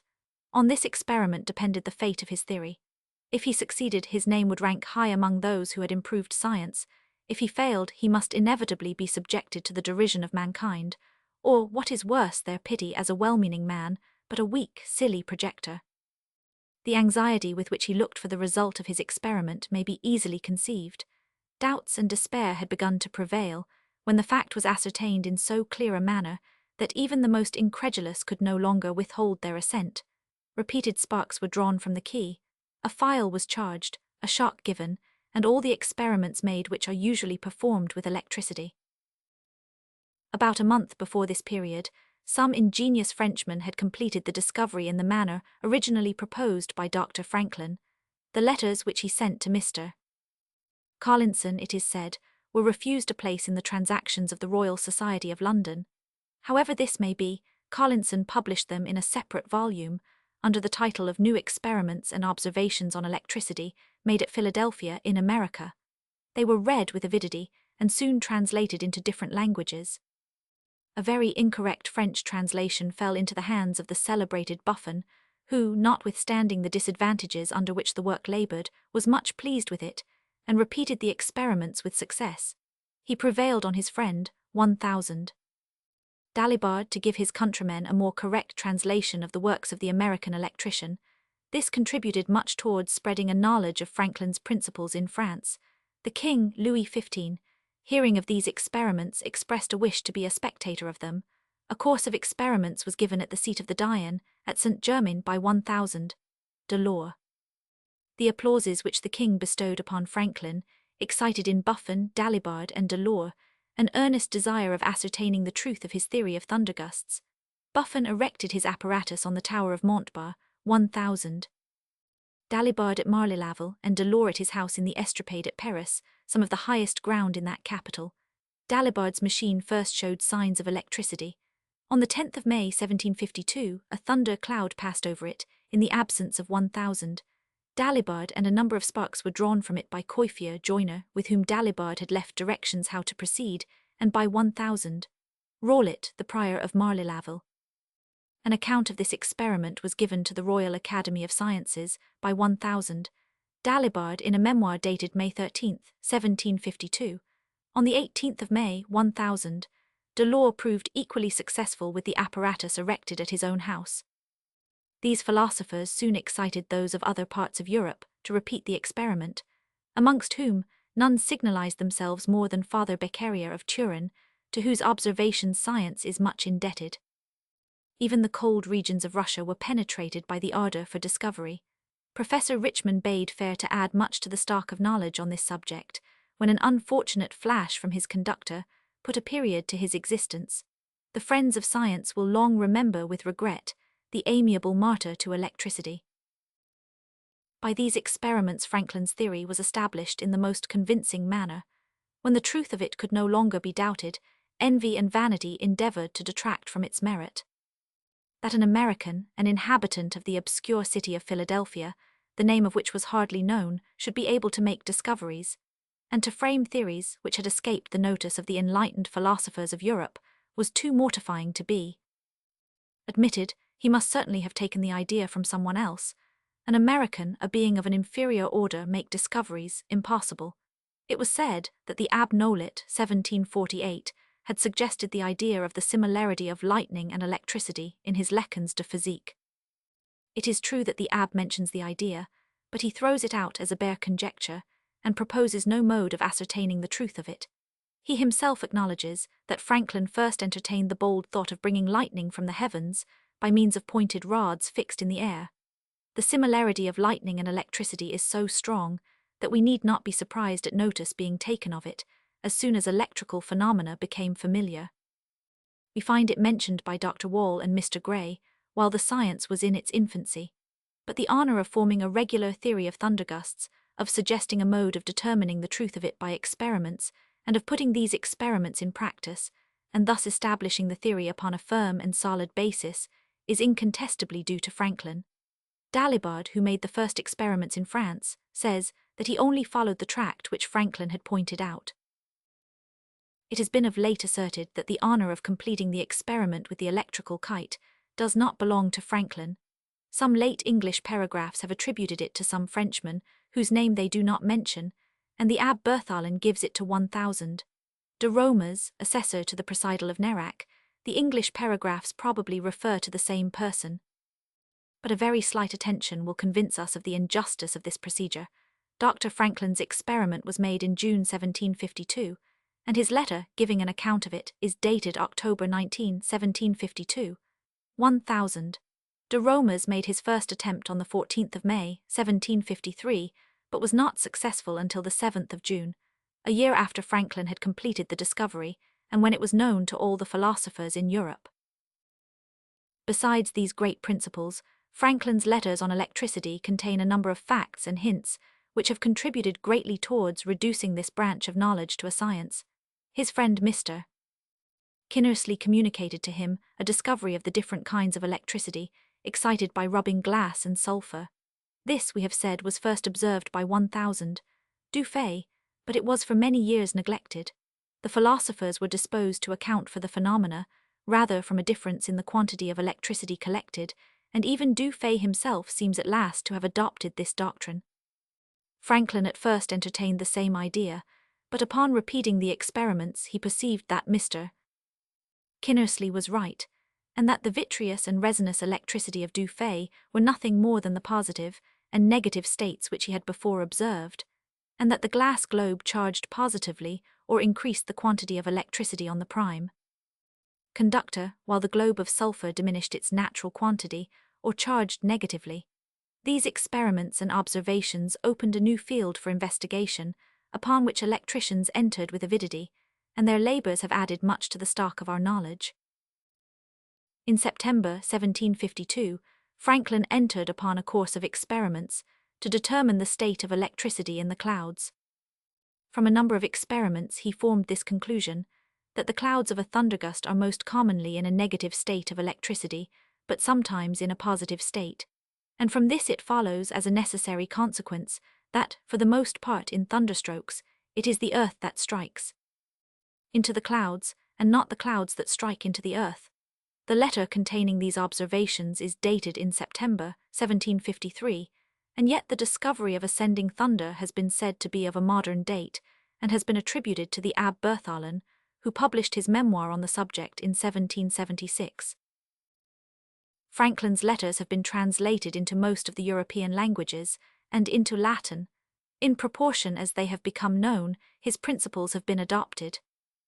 Some opposition was made to his theories, particularly by the Abb Nolet, who was, however, but feebly supported, while the first philosophers in Europe stepped forth in defence of Franklin's principles, amongst whom Dalibard and Beccaria were the most distinguished. The opposition has gradually ceased, and the Franklinian system is now universally adopted, where science flourishes. The important practical use which Franklin made of his discoveries, the securing of houses from injury by lightning, has been already mentioned. Pointed conductors are now very common in America, but prejudice has hitherto prevented their general introduction into Europe, notwithstanding the most undoubted proofs of their utility have been given. But mankind can with difficulty be brought to lay aside practices or to adopt new ones. And perhaps we have more reason to be surprised that a practice, however rational, which was proposed about 40 years ago, should in that time have been adopted in so many places, than that it has not universally prevailed. It is only by degrees that the great body of mankind can be led into new practices, however salutary their tendency. It is now nearly 80 years since inoculation was introduced into Europe and America, and it is so far from being general at present that it will require 1 or 2 centuries to render it so. In the year 1745, Franklin published an account of his new-invented Pennsylvania fireplaces, in which he minutely and accurately states the advantages of different kinds of fireplaces, and endeavours to show that the one which he describes is to be preferred to any other. This contrivance has given rise to the open stoves now in general use, which however differ from it in construction, particularly in not having an airbox at the back, through which a constant supply of air, warmed in its passage, is thrown into the room. The advantages of this are, that as a stream of warm air is continually flowing into the room, less fuel is necessary to preserve a proper temperature, and the room may be so tightened as that no air may enter through cracks, the consequence of which are colds, toothaches, 100. Although philosophy was a principal object of Franklin's pursuit for several years, he confined himself not to this. In the year 1747, he became a member of the General Assembly of Pennsylvania, as a burgess for the city of Philadelphia. Warm disputes subsisted at this time between the Assembly and the proprietaries, each contending for what they conceived to be their just rights. Franklin, a friend to the rights of man from his infancy, soon distinguished himself as a steady opponent of the unjust schemes of the proprietaries. He was soon looked up to as the head of the opposition, and to him have been attributed many of the spirited replies of the Assembly to the messages of the governors. His influence in the body was very great. This arose not from any superior powers of eloquence. He spoke but seldom, and he never was known to make anything like an elaborate harangue. His speeches often consisted of a single sentence, or of a well-told story, the moral of which was always obviously to the point. He never attempted the flowery fields of oratory. His manner was plain and 1449. His style in speaking was, like that of his writings, simple, unadorned, and remarkably concise. With this plain manner and his penetrating and solid judgment, he was able to confound the most eloquent and subtle of his adversaries, to confirm the opinions of his friends, and to make converts of the unprejudiced who had opposed him. With a single observation, he has rendered of no avail an elegant and lengthy discourse, and determined the fate of a question of importance. But he was not contented with thus supporting the rights of the people. He wished to render them permanently secure, which can only be done by making their value properly known, and this must depend upon increasing and extending information to every class of men. We have already seen that he was the founder of the public library, which contributed greatly towards improving the minds of the citizens. But this was not sufficient. The schools then subsisting were in general of little utility. The teachers were men ill qualified for the important duty which they had undertaken, and after all, nothing more could be obtained than the rudiments of a common English education. Franklin drew up a plan of an academy to be erected in the city of Philadelphia, suited to the state of an infant country. But in this, as in all his plans, he confined not his views to the present time only. He looked forward to the period when an institution on an enlarged plan would become necessary. With this view, he considered his academy as a foundation for posterity to erect a seminary of learning more extensive and suitable to future circumstances. In pursuance of this plan, the constitutions were drawn up and signed on the 13th of November, 1749. In these, 24 of the most respectable citizens of Philadelphia were named as trustees. In the choice of these, and in the formation of his plan, Franklin is said to have consulted chiefly with Thomas Hopkinson, Esq., the Rev. Richard Peters, then Secretary of the Province, Tench Francis, Esquire, Attorney General, and Dr. Phineas Bond. The following article shows a spirit of benevolence worthy of imitation, and for the honor of our city, we hope that it continues to be in force. In case of the disability of the rector, or any master established on the foundation by receiving a certain salary through sickness, or any other natural infirmity, whereby he may be reduced to poverty, the trustees shall have power to contribute to his support, in proportion to his distress and merit, and the stock in their hands. The last clause of the fundamental rules is expressed in language so tender and benevolent, so truly parental, that it will do everlasting honor to the hearts and heads of the founders. It is hoped and expected that the trustees will make it their pleasure, and in some degree their business, to visit the academy often, to encourage and countenance the youth, to countenance and assist the masters, and by all means in their power, advance the usefulness and reputation of the design, that they will look on the students as in some measure their own children, treat them with familiarity and affection, and when they have behaved well, gone through their studies and are to enter the world, they shall zealously unite, and make all the interest that can be made to promote and establish them, whether in business, offices, marriages, or any other thing for their advantage, in preference to all other persons whatsoever, even of equal merit. The constitutions being signed and made public, with the names of the gentlemen proposing themselves as trustees and founders, the design was so well approved of by the public-spirited citizens of Philadelphia that the sum of £800 per annum, for 5 years, was in the course of a few weeks subscribed for carrying it into execution, and in the beginning of January following, viz., 1753, of the schools were opened, namely, the Latin and Greek schools, the mathematical school, and the English school. in pursuance of an article in the original plan, a school for educating 60 boys and 30 girls in the charter since called the charitable school was opened, and amidst all the difficulties with which the trustees have struggled in respect to their funds, has still been continued full for the space of 40 years, so that allowing 3 years' education for each boy and girl admitted into it, which is the general rule, at least 1,200 children have received in it the chief part of their education, who might otherwise, in a great measure, have been left without the means of instruction, and many of those who have been thus educated are now to be found among the most useful and reputable citizens of this state. The institution, thus successfully begun, continued daily to flourish, to the great satisfaction of Dr.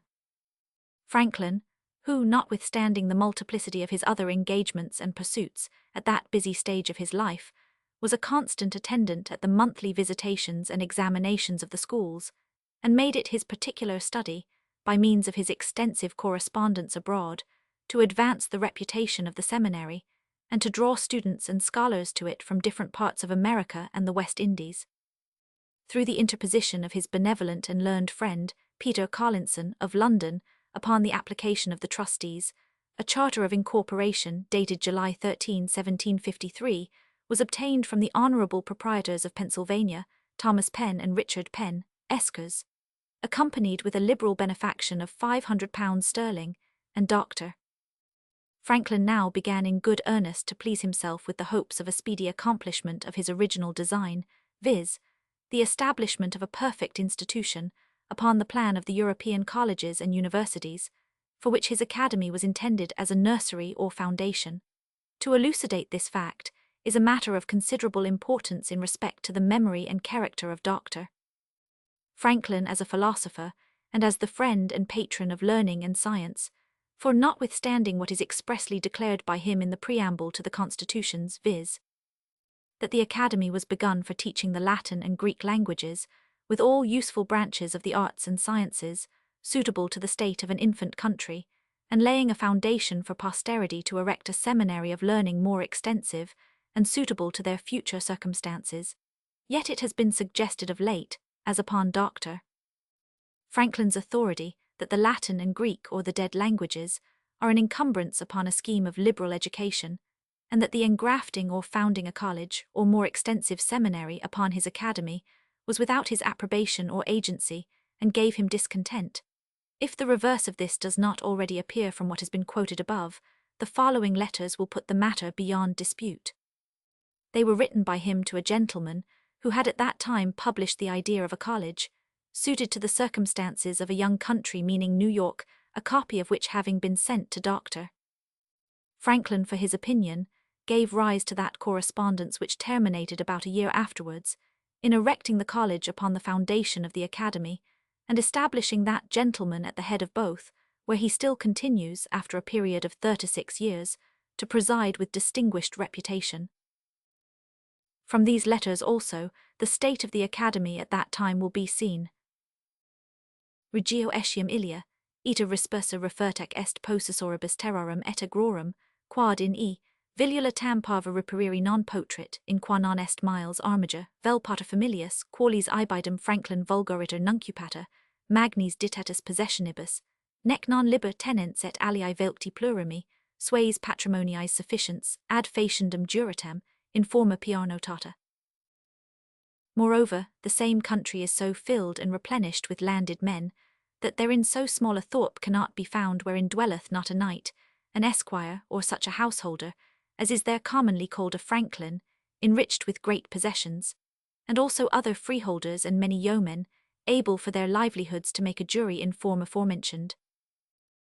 Old translation. Chaucer, too, calls his country gentleman a franklin, and after describing his good housekeeping, thus characterizes him. This worthy franklin bore a purse of silk, fixed to his girdle, white as morning milk. Knight of the Shire, first justice at Th Assize, to help the poor, the doubtful to advise. In all employments generous, just he proved, renowned for courtesy by all beloved 500, town in the island of Nantucket. Silence ye wolves, while Ralph to Cynthia howls.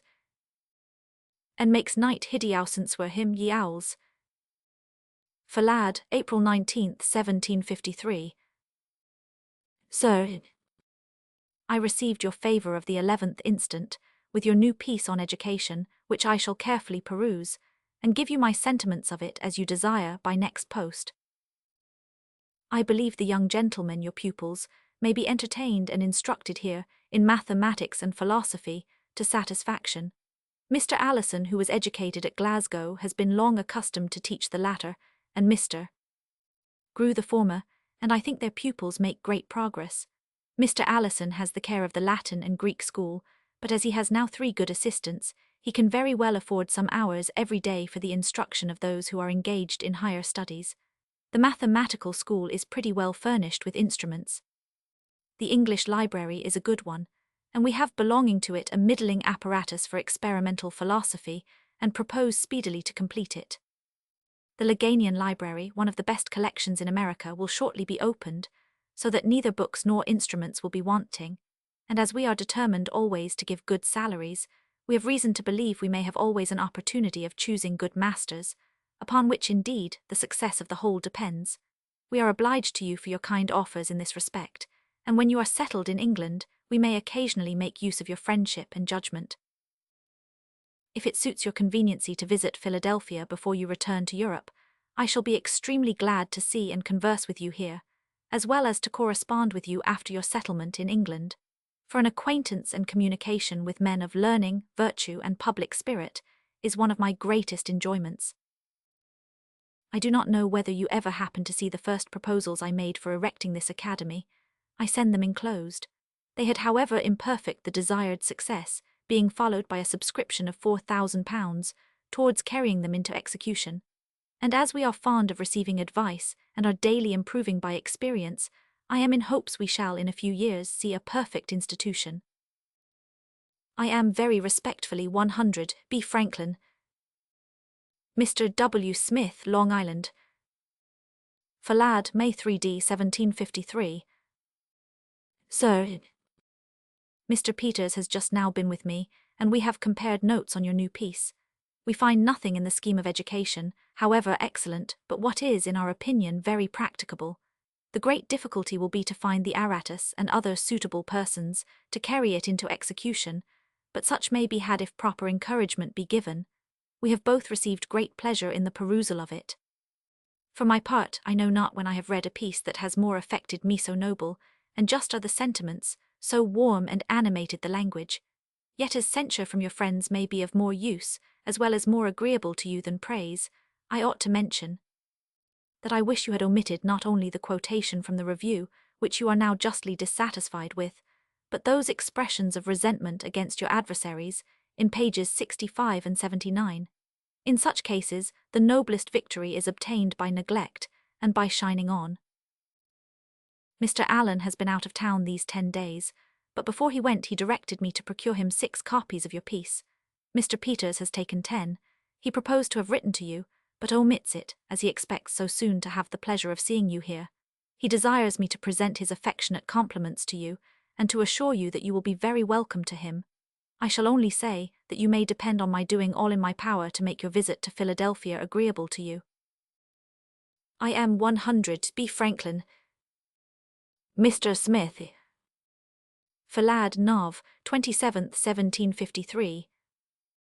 Dear Sir, having written you fully via Bristol, I have now little to add. Matters relating to the Academy remain in statu quo. The trustees would be glad to see a rector established there, but they dread entering into new engagements till they are got out of debt, and I have not yet got them wholly over to my opinion that a good professor or teacher of the higher branches of learning would draw so many scholars as to pay great part, if not the whole of his salary. Thus, unless the proprietors of the province shall think fit to put the finishing hand to our institution, it must, I fear, wait some few years longer before it can arrive at that state of perfection, which to me it seems now capable of, and all the pleasure I promised myself in seeing you settled among us vanishes into smoke. But good Mr. Collinson writes me word that no endeavours of his shall be wanting, and he hopes with the Archbishop's assistance to be able to prevail with our proprietors. I pray God grant them success.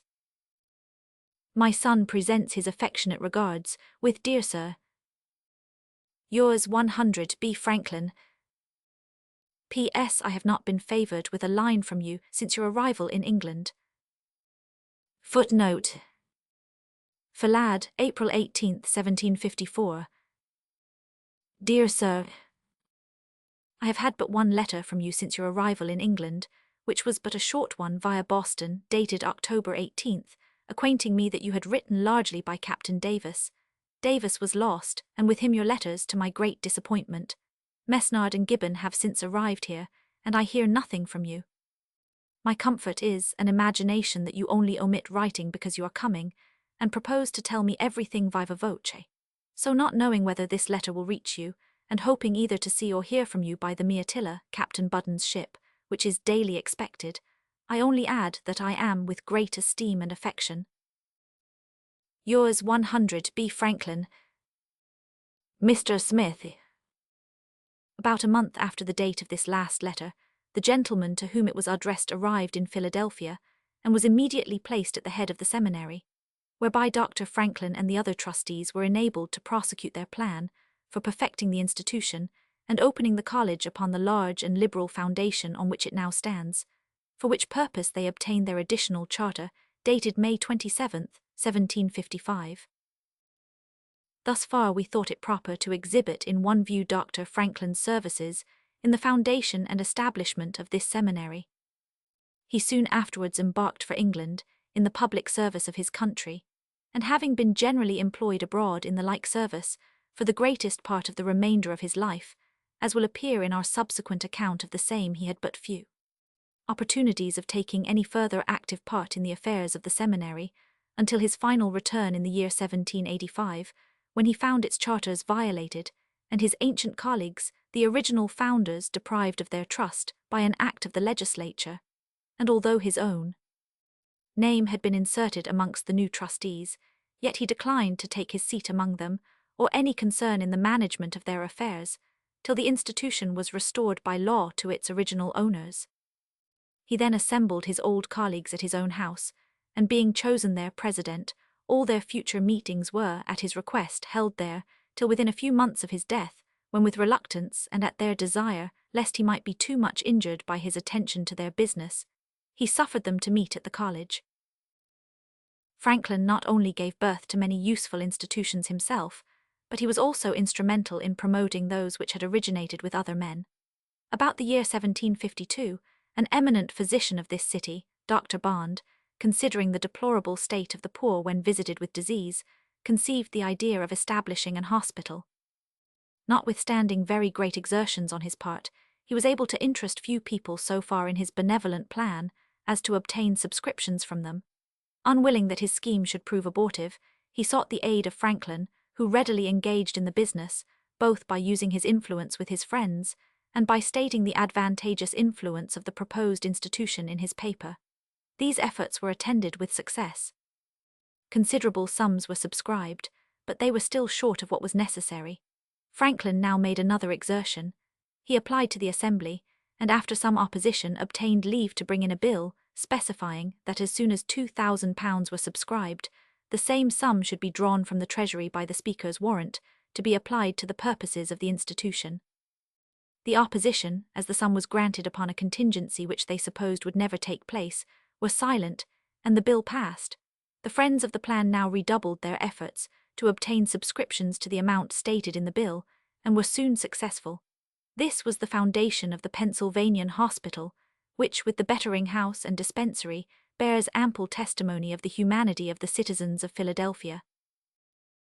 Dr. Franklin had conducted himself so well in the office of postmaster, and had shown himself to be so well acquainted with the business of that department, that it was thought expedient to raise him to a more dignified station. In 1753, he was appointed Deputy Postmaster General for the British colonies. The profits arising from the postage of letters formed no inconsiderable part of the revenue, which the Crown of Great Britain derived from these colonies. In the hands of Franklin, it is said that the post office in America yielded annually thrice as much as that of Ireland. The American colonies were much exposed to depredations on their frontiers by the Indians, and more particularly whenever a war took place between France and England. The colonies, individually, were either too weak to take efficient measures for their own defense, or they were unwilling to take upon themselves the whole burden of erecting forts and maintaining garrisons, whilst their neighbours, who partook equally with themselves of the advantages, contributed nothing. To the expense, sometimes also the disputes which subsisted between the governors and assemblies prevented the adoption of means of defence, as we have seen was the case in Pennsylvania in 1745. To devise a plan of union between the colonies to regulate this and other matters appeared a desirable object. To accomplish this in the year 1754, commissioners from New Hampshire, Massachusetts, Rhode Island, New Jersey, Pennsylvania, and Maryland met at Albany. Dr. Franklin attended here as a commissioner from Pennsylvania and produced a plan which from the place of meeting has been usually termed the Albany Plan of Union. This proposed that application should be made for an Act of Parliament to establish in the colonies a general government, to be administered by a President General, appointed by the Crown, and by a Grand Council, consisting of members, chosen by the representatives of the different colonies, their number to be in direct proportion to the sums paid by each colony into the general treasury, with this restriction that no colony should have more than 7, nor less than 2 representatives. The whole executive authority was committed to the President General. The power of legislation was lodged in the Grand Council and President General jointly, his consent being made necessary to passing a bill into a law.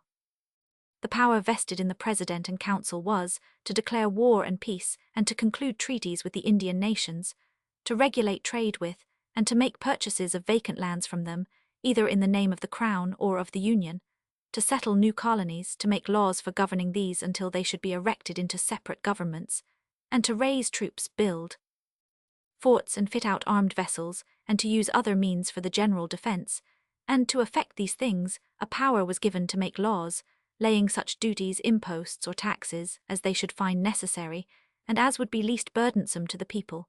All laws were to be sent to England for the King's approbation, and unless disapproved of within 3 years, were to remain in force.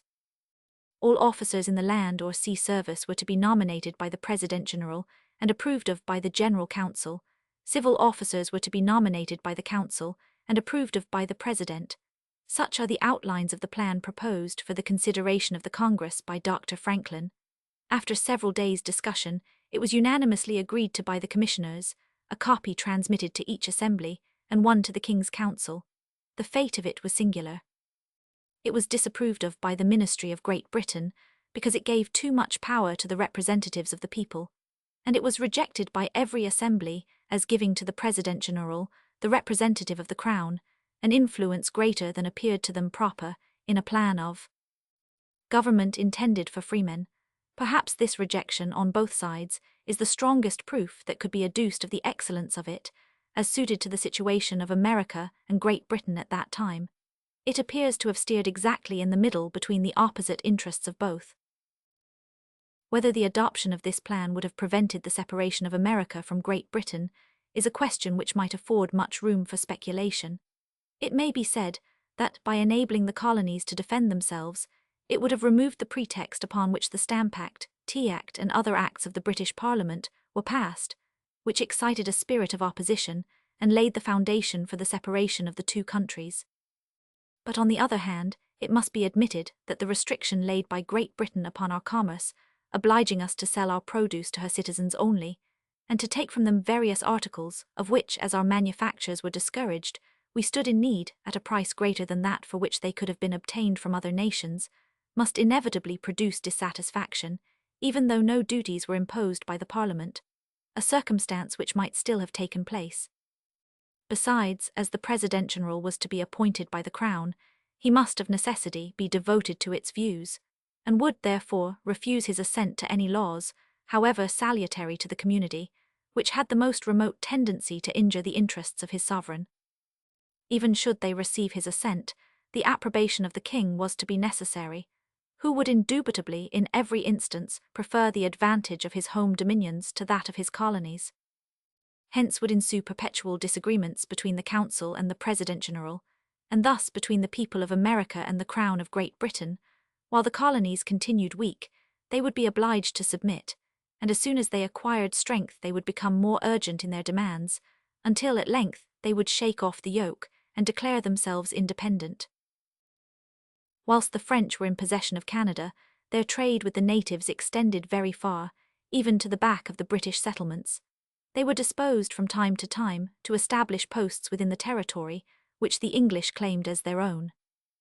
Independent of the injury to the fur trade, which was considerable, the colonies suffered this further inconvenience that the Indians were frequently instigated to commit depredations on their frontiers. In the year 1753, encroachments were made upon the boundaries of Virginia. Remonstrances had no effect. In the ensuing year, a body of men were sent out under the command of Mr. Washington, who, though a very young man, had, by his conduct in the preceding year, shewn himself worthy of such an important trust. Whilst marching to take possession of the post at the junction of the Allegheny and Monongahela, he was informed that the French had already erected a fort there. A detachment of their men marched against him. He fortified himself as strongly as time and circumstances would admit. A superiority of numbers soon obliged him to surrender fort necessity. He obtained honourable terms for himself and men, and returned to Virginia. The government of Great Britain now thought it necessary to interfere.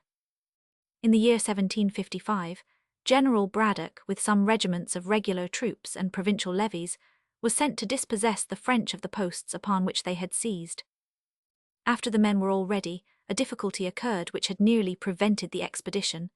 This was the want of wagons. Franklin now stepped forward, and with the assistance of his son in a little time procured 150. Braddock unfortunately fell into an ambuscade and perished with a number of his men. Washington, who had accompanied him as an aide-de-camp, and had warned him in vain of his danger, now displayed great military talents in effecting a retreat of the remains of the army, and in forming a junction with the rear under Colonel Dunbar, upon whom the chief command now devolved. With some difficulty they brought their little body to a place of safety, but they found it necessary to destroy their wagons and baggage to prevent them falling into the hands of the enemy. For the wagons which he had furnished, Franklin had given bonds to a large amount. The owners declared their intention of obliging him to make a restitution of their property. Had they put their threats in execution, ruin must inevitably have been the consequence. Governor Shirley, finding that he had incurred these debts for the service of government, made arrangements to have them discharged, and released Franklin from his disagreeable situation. The alarm spread through the colonies after the defeat of Braddock was very great.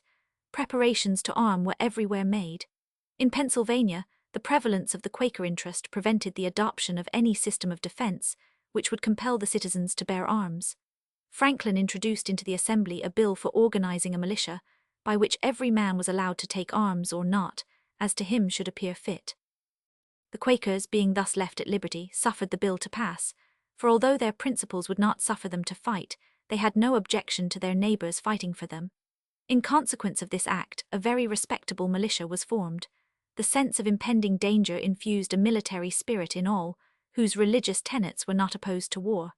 Franklin was appointed colonel of a regiment in Philadelphia, which consisted of 1,200 men. The northwestern frontier being invaded by the enemy, it became necessary to adopt measures for its defense. Franklin was directed by the governor to take charge of this. A power of raising men and of appointing officers to command them was vested in him. He soon levied a body of troops, with which he repaired to the place at which their presence was necessary. Here he built a fort, and placed a garrison in such a posture of defense as would enable them to withstand the inroads, to which the inhabitants had previously been exposed. He remained here for some time, in order the more completely to discharge the trust committed to him. Some business of importance at length rendered his presence necessary in the Assembly, and he returned to Philadelphia. The defence of her colonies was a great expense to Great Britain. The most effectual mode of lessening this was, to put arms into the hands of the inhabitants and to teach them their use. But England wished not that the Americans should become acquainted with their own strength. She was apprehensive that, as soon as this period arrived, they would no longer submit to that monopoly of their trade, which to them was highly injurious, but extremely advantageous to the mother country. In comparison with the profits of this, the expense of maintaining armies and fleets to defend them was trifling. She fought to keep them dependent upon her for protection, the best plan which could be devised for retaining them in peaceable subjection. The least appearance of a military spirit was therefore to be guarded against, and although a war then raged, the act for organizing a militia was disapproved of by the ministry.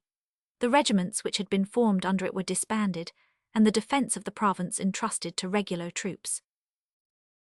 The disputes between the proprietaries and the people continued in full force, although a war was raging on the frontiers.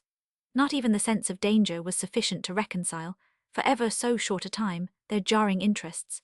The assembly still insisted upon the justice of taxing the proprietary estates, but the governors constantly refused their assent to this measure, without which no bill could pass into a law. Enraged at the obstinacy, and what they conceived to be unjust proceedings of their opponents, the assembly at length determined to apply to the mother country for relief. A petition was addressed to the king, in council, stating the inconveniencies under which the inhabitants laboured, from the attention of the proprietaries to their private interests, to the neglect of the general welfare of the community, and praying for redress. Franklin was appointed to present this address, as agent for the province of Pennsylvania, and departed from America in June, 1757. In conformity to the instructions which he had received from the legislature, he held a conference with the proprietaries who then resided in England, and endeavoured to prevail upon them to give up the long-contested point. Finding that they would hearken to no terms of accommodation, he laid his petition before the council. During this time, Governor Denny assented to a law imposing a tax, in which no discrimination was made in favour of the estates of the Penn family. They, alarmed at this intelligence and Franklin's exertions, used their utmost endeavours to prevent the royal sanction being given to this law, which they represented as highly iniquitous, designed to throw the burden of supporting government upon them, and calculated to produce the most ruinous consequences to them and their posterity. The cause was amply discussed before the Privy Council.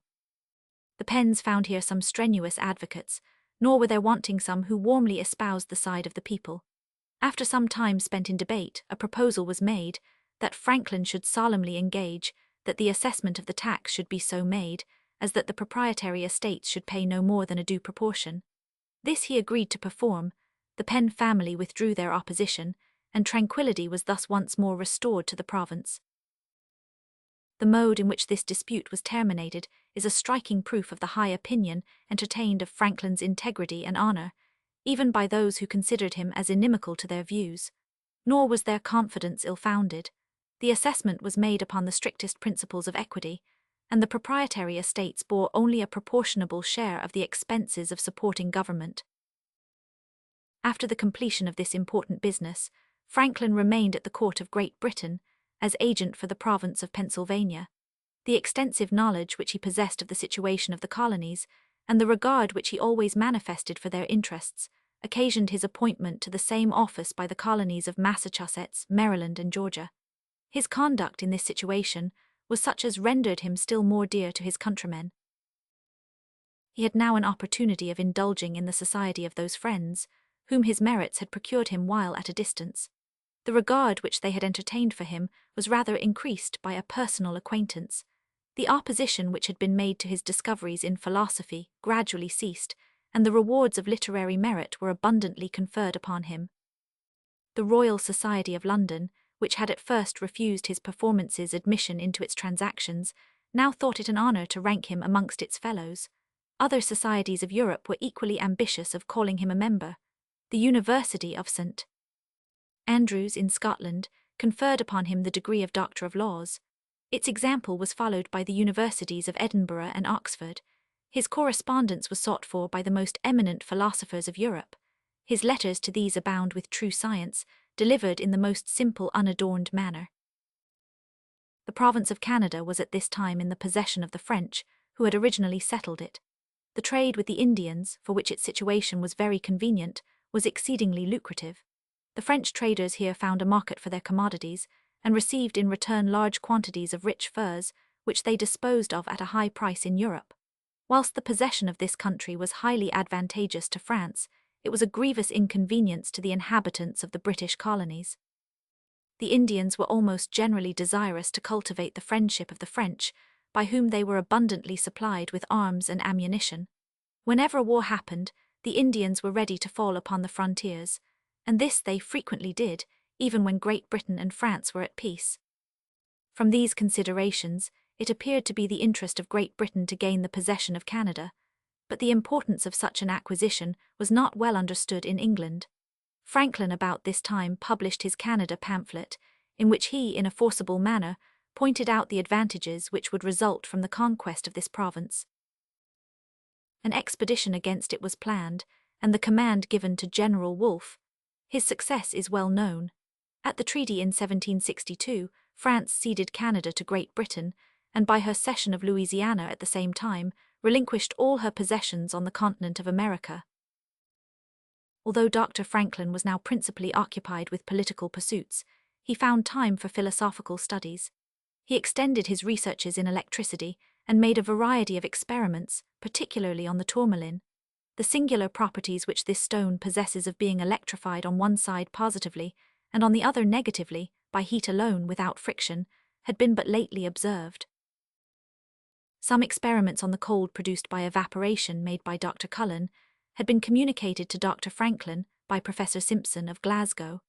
These he repeated, and found that, by the evaporation of air in the exhausted receiver of an air pump, so great a degree of cold was produced in a summer's day, that water was converted into ice.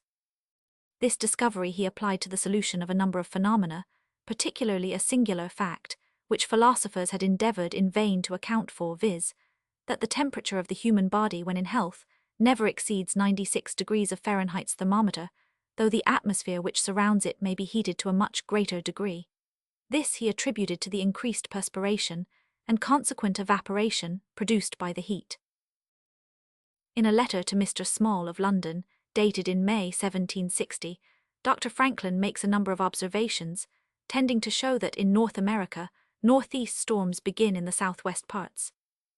It appears from actual observations that a northeast storm, which extended a considerable distance, commenced at Philadelphia near 4 hours before it was felt at Boston. He endeavored to account for this by supposing that from heat, some rarefaction takes place about the Gulf of Mexico, that the air further north rushes in, and is succeeded by the cooler and denser air still farther north, and that thus a continual current is at length produced. The tone produced by rubbing the brim of a drinking glass with a wet finger had been generally known.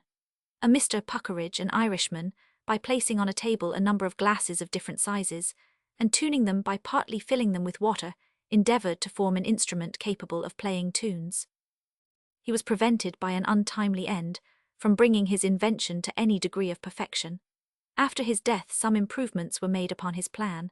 The sweetness of the tones induced Dr. Franklin to make a variety of experiments, and he at length formed that elegant instrument which he has called the harmonica.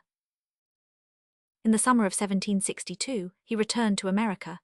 On his passage he observed the singular effect produced by the agitation of a vessel containing oil floating on water.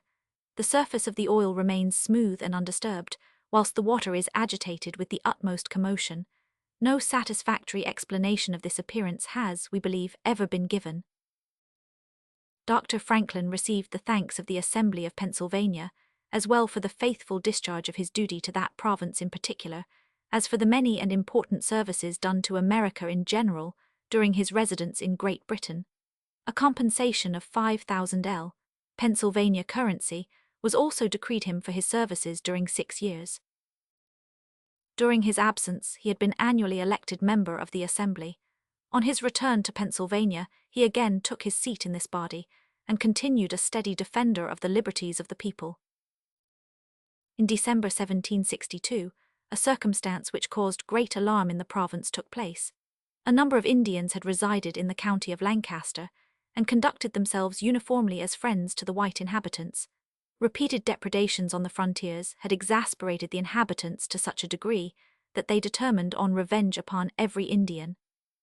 A number of persons, to the number of about 120, principally inhabitants of Donegal and Pextang or Paxton Township, in the county of York, assembled, and mounted on horseback, proceeded to the settlement of these harmless and defenceless Indians, whose number had now been reduced to about 20.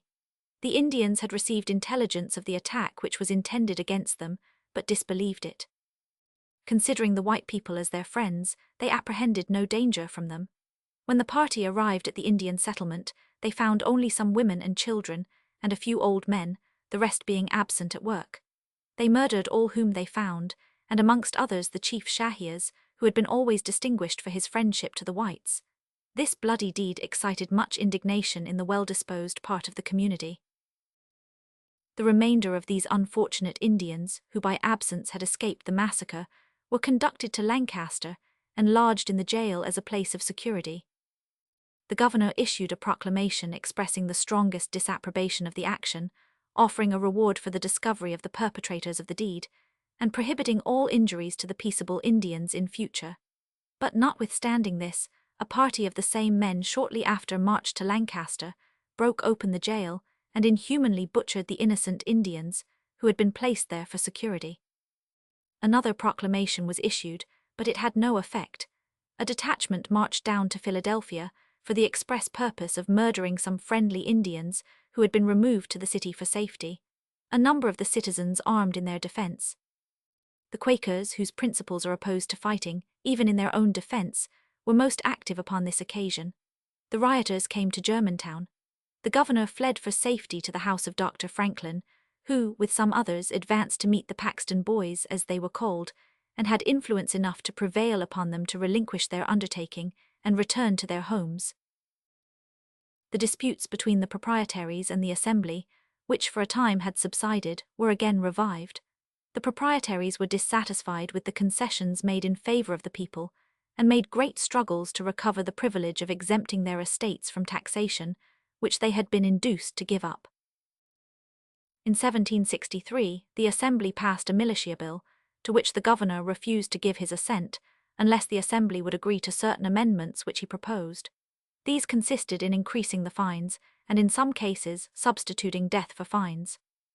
He wished, too, that the officers should be appointed altogether by himself, and not be nominated by the people, as the bill had proposed. These amendments the Assembly considered as inconsistent with the spirit of liberty. They would not adopt them. The governor was obstinate, and the bill was lost.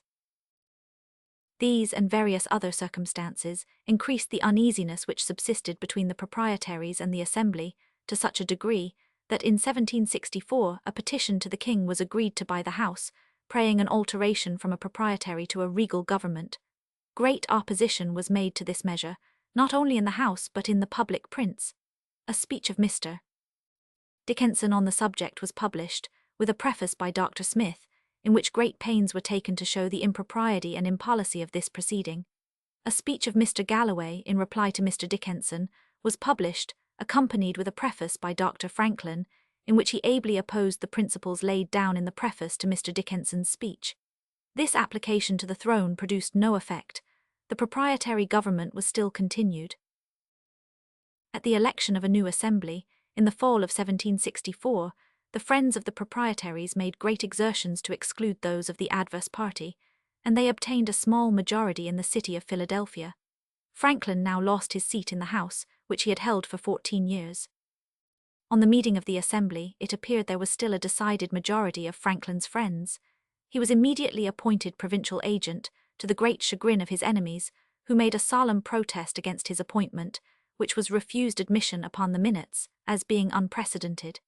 It was, however, published in the papers, and produced a spirited reply from him, just before his departure for England.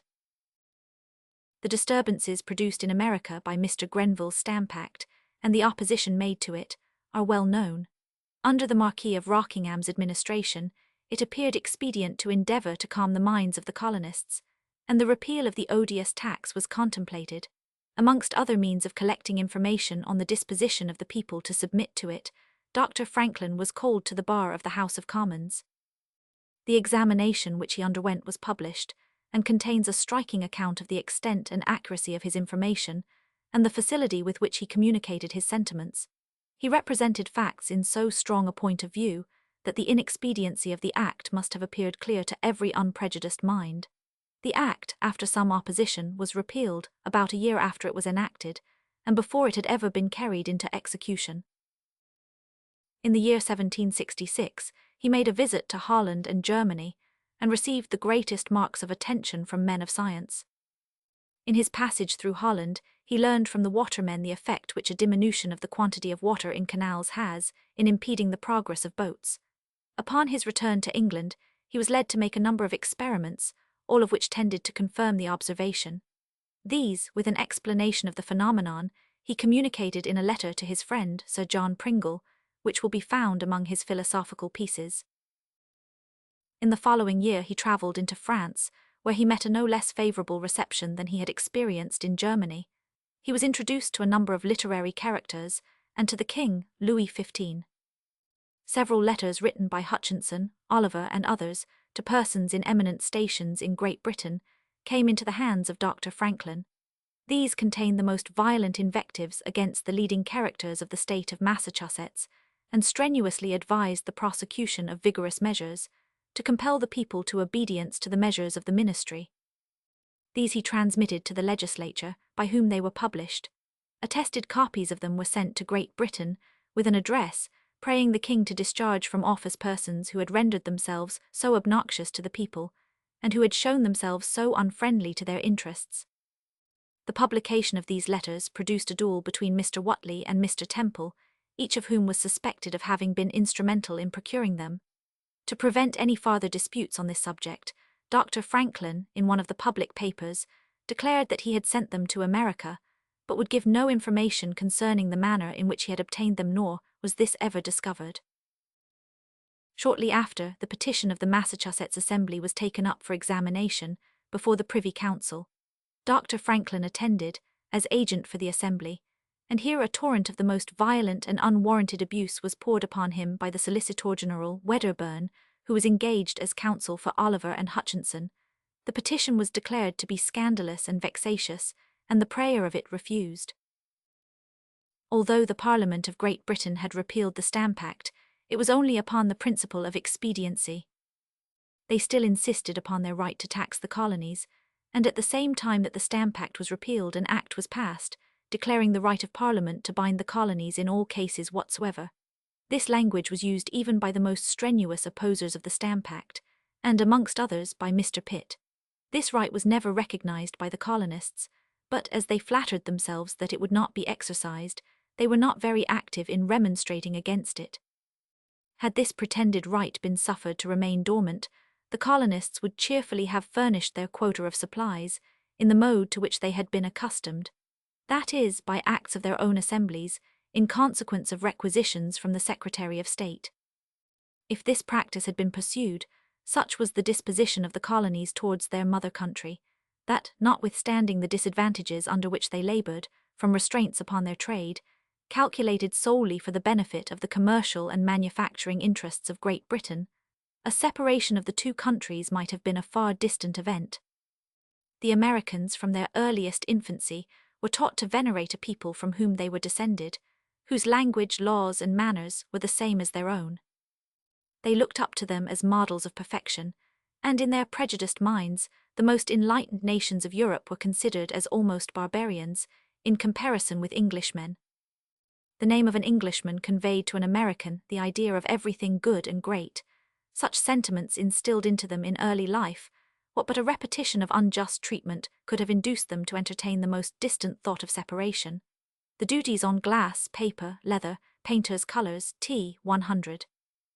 The disfranchisement of some of the colonies, the obstruction to the measures of the legislature in others by the king's governors, the contemptuous treatment of their humble remonstrances, stating their grievances and praying a redress of them, and other violent and oppressive measures, at length excited an ardent spirit of opposition.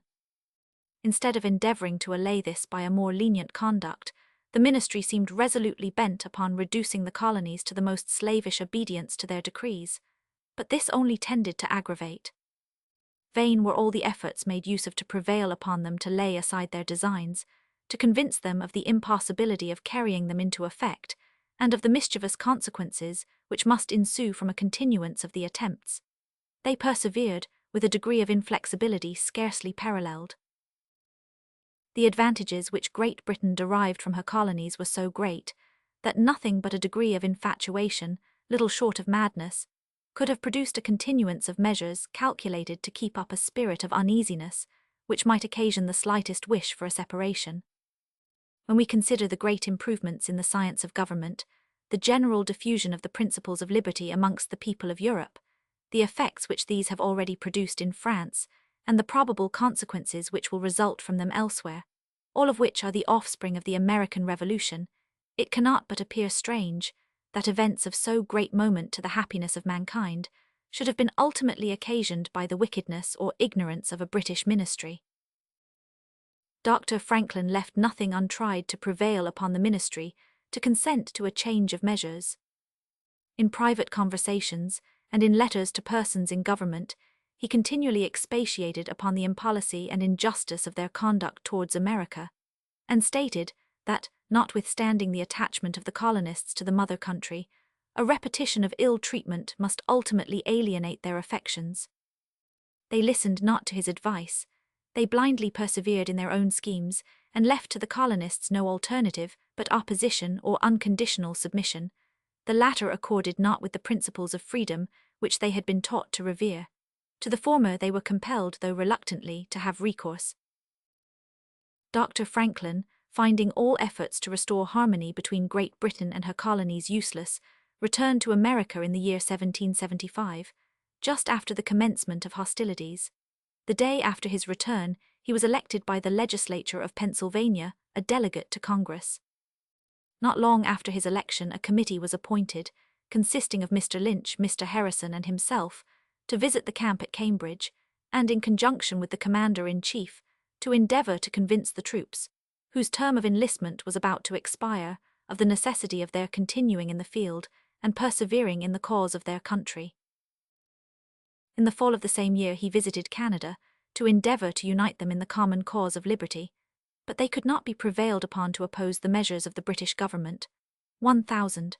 Leroy, in a letter annexed to Ab Fawcett's eulogium of Dr. Franklin, states that the ill success of this negotiation was occasioned, in a great degree, by religious animosities, which subsisted between the Canadians and their neighbours, some of whom had at different times burnt their chapels.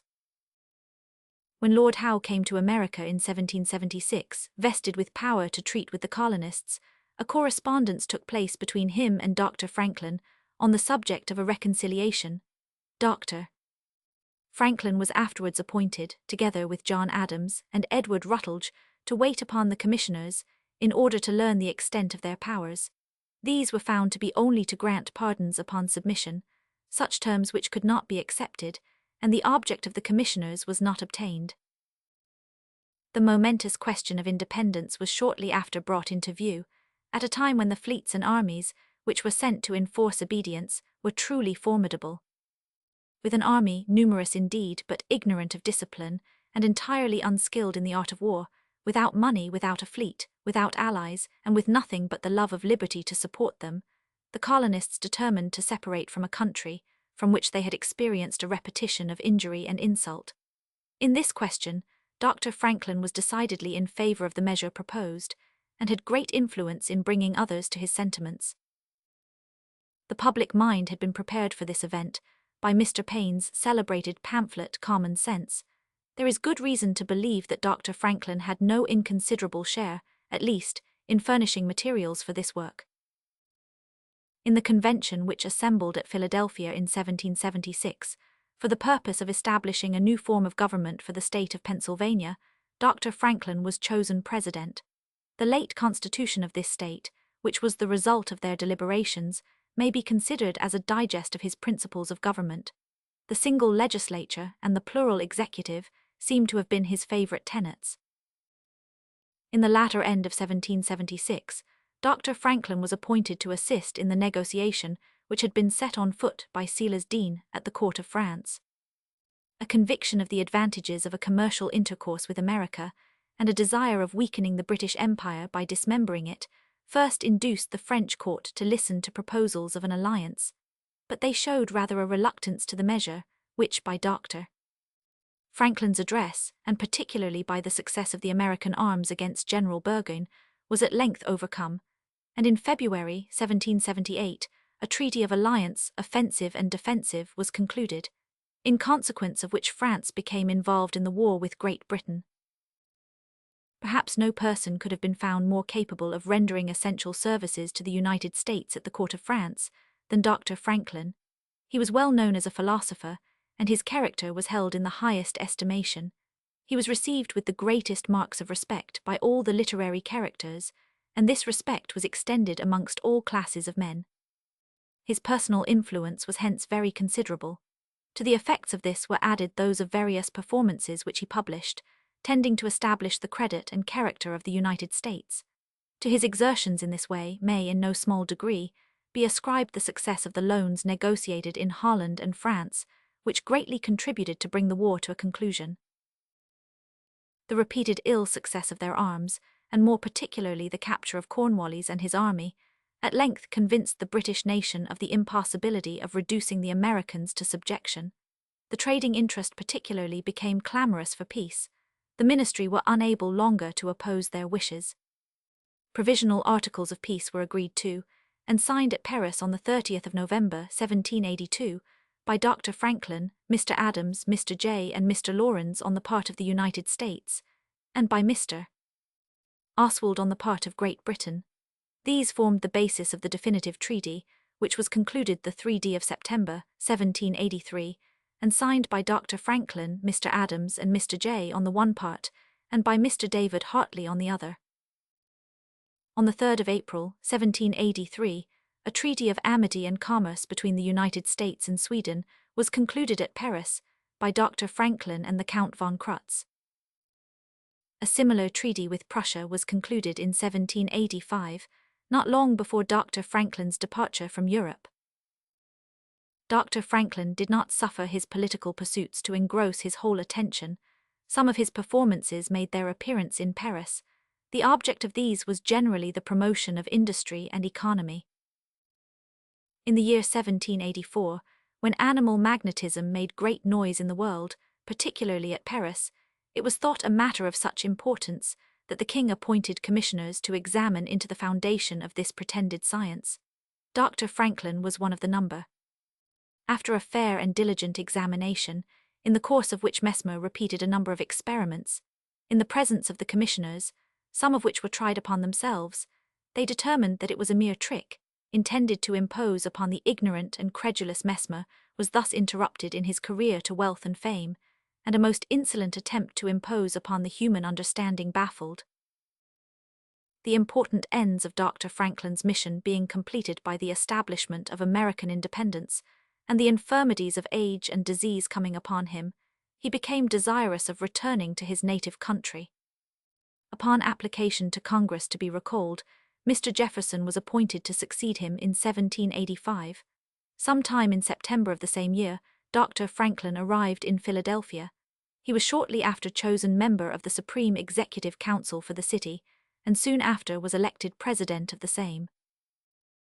When a convention was called to meet in Philadelphia in 1787, for the purpose of giving more energy to the government of the Union, by revising and amending the Articles of Confederation, Dr. Franklin was appointed a delegate from the state of Pennsylvania. He signed the Constitution which they proposed for the Union, and gave it the most unequivocal marks of his approbation.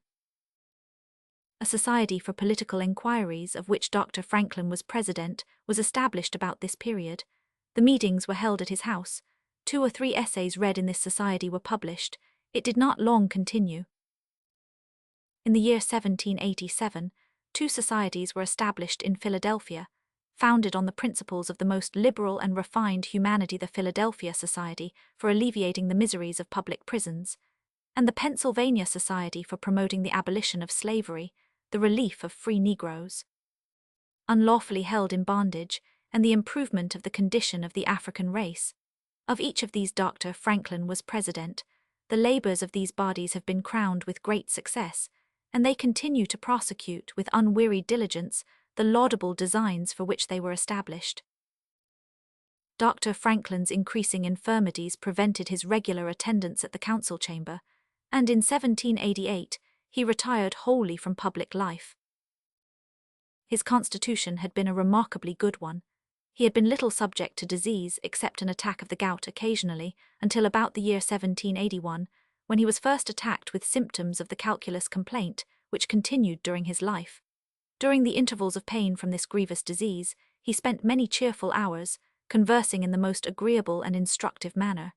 His faculties were entirely unimpaired, even to the hour of his death.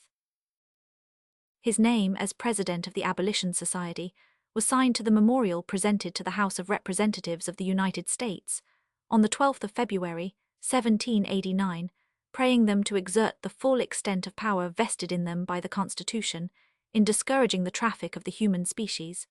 This was his last public act. In the debates to which this memorial gave rise, several attempts were made to justify the trade. In the Federal Gazette of March 25th, there appeared an essay signed Historicus, written by Dr. Franklin, in which he communicated a speech, said to have been delivered in the Divan of Algiers, in 1687, in opposition to the prayer of the petition of a sect called Erica, or Purists, for the abolition of piracy and slavery. This pretended African speech was an excellent parody of one delivered by Mr. Jackson, of Georgia. All the arguments urged in favor of Negro slavery are applied with equal force to justify the plundering and enslaving of Europeans. It affords, at the same time, a demonstration of the futility of the arguments in defense of the slave trade, and of the strength of mind and ingenuity of the author at his advanced period of life. It furnished, too, a no less convincing proof of his power of imitating the style of other times and nations than his celebrated parable against persecution.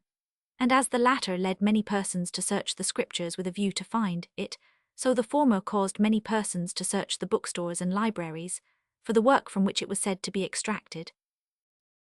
In the beginning of April following, he was attacked with a fever and complaint of his breast, which terminated his existence. The following account of his last illness was written by his friend and physician, Dr. Jones. The stone, with which he had been afflicted for several years, had for the last 12 months confined him chiefly to his bed, and during the extremely painful paroxysms, he was obliged to take large doses of laudanum to mitigate his torturestil in the intervals of pain. He not only amused himself with reading and conversing cheerfully with his family and a few friends who visited him, but was often employed in doing business of a public as well as private nature, with various persons who waited on him for that purpose, and in every instance displayed, not only that readiness and disposition of doing good, which was the distinguishing characteristic of his life, but the fullest and clearest possession of his uncommon mental abilities, and not unfrequently indulged himself in those jeux d'esprit and entertaining anecdotes, which were the delight of all who heard him. About 16 days before his death, he was seized with a feverish indisposition, without any particular symptoms attending it, till the 3rd or 4th day, when he complained of a pain in the left breast, which increased till it became extremely acute, attended with a cough and laborious breathing. During this state, when the severity of his pains sometimes drew forth a groan of complaint, he would observe it that he was afraid he did not hear it, as he ought acknowledged his grateful sense of the many blessings he had received from the Supreme Being, who had raised him from small and low beginnings to such high rank and consideration among men and, made no doubt, but his present afflictions were kindly intended to wean him from a world in which he was no longer fit to act the part assigned him. In this frame of body and mind he continued till 5 days before his death, when his pain and difficulty of breathing entirely left him, and his family were flattering themselves with the hopes of his recovery, when an imposthumation, which had formed itself in his lungs, suddenly burst and discharged a great quantity of matter, which he continued to throw up while he had sufficient strength to do it, but as that failed, the organs of respiration became gradually oppressed, a calm lethargic state succeeded, and, on the 17th of April, 1790, about 11 o'clock at night, he quietly expired, closing a long and useful life of 84 years and 3 months. It may not be amiss to add to the above account that Dr. Franklin, in the year 1735, had a severe pleurisy, which terminated in an abscess of the left lobe of his lungs, and he was then almost suffocated with the quantity and suddenness of the discharge. A second attack of a similar nature happened some years after this, from which he soon recovered, and did not appear to suffer any inconvenience in his respiration from these diseases. The following epitaph on himself was written by him many years previous to his death. The body of Benjamin Franklin, printer, like the cover of an old book, its contents torn out and stripped of its lettering and gilding, lies here food for worms. Yet the work itself shall not be lost, for it will, as he believed, appear once more, in a new and more beautiful edition, corrected and amended by the author. Extracts from the last will and testament of Dr. Franklin. With regard to my books, those I had in France, and those I left in Philadelphia, being now assembled together here, and a catalogue made of them, it is my intention to dispose of the same as follows. My History of the Academy of Sciences, in 60 or 70 volumes quarto, I give to the Philosophical Society of Philadelphia, of which I have the honor to be president. My collection in folio of Les Arts et les Métiers, I give to the American Philosophical Society, established in New England, of which I am a member. My quarto edition of the same, Arts et Métiers, I give to the Library Company of Philadelphia. Such and so many of my books as I shall mark in the said catalogue with the name of my grandson Benjamin Franklin Bach, I do hereby give to him, and such and so many of my books as I shall mark in the said catalogue with the name of my grandson William Bach, I do hereby give to him, and such as shall be marked with the name of Jonathan Williams, I hereby give to my cousin of that name. The residue and remainder of all my books, manuscripts and papers, I do give to my grandson William Temple Franklin. My share in the Library Company of Philadelphia, I give to my grandson Benjamin Franklin Bach, confiding that he will permit his brothers and sisters to share in the use of it. I was born in Boston, New England, and owe my first instructions in literature to the free grammar schools established there. I therefore give £100 to my executors, to be by them, the survivors or survivor of them, paid over to the managers or directors of the free schools in my native town of Boston, to be by them, or the person or persons who shall have the superintendence and management of the said schools, put out to interest and so continued at interest forever, which interest annually shall be laid out in silver medals, and given as honorary rewards annually by the directors of the said free schools, for the encouragement of scholarship in the said schools, belonging to the said town, in such manner as to the discretion of the select men of the said town shall seem meet. Out of the salary that may remain due to me as President of the State, I give the sum of £2,000 to my executors, to be by them, the survivors or survivor of them, paid over to such person or persons as the legislature of this State, by an Act of Assembly, shall appoint to receive the same in trust, to be employed for making the Schuylkill navigable.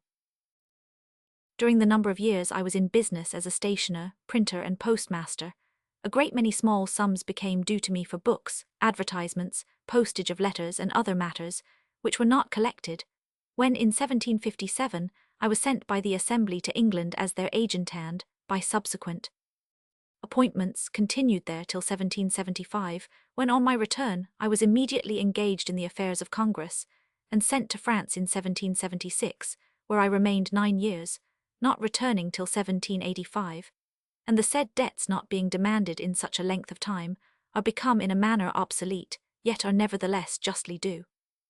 These as they are stated in my great folio ledger, I bequeath to the contributors of the Pennsylvania Hospital, hoping that those debtors, and the descendants of such as are deceased, who now, as I find, make some difficulty of satisfying such antiquated demands as just debts may, however, be induced to pay or give them as charity to that excellent institution. I am sensible that much must inevitably be lost, but I hope something considerable may be recovered. It is possible, too, that some of the parties charged may have existing old unsettled accounts against me, in which case the managers of the said hospital will allow and deduct the amount, or pay the balance if they find it against me. I request my friends Henry Hill Esq., John J. Esq., Francis Hopkinson, Esquire, and Mr. Edward Duffield of Bonfield in Philadelphia County, to be the executors of this my last will and testament, and I hereby nominate and appoint them for that purpose. I would have my body buried with as little expense or ceremony as may be. Philadelphia, July 17, 1778. Codicil. I, Benjamin Franklin, in the foregoing or annexed last will and testament, having further considered the same, do think proper to make and publish the following codicil, in addition thereto.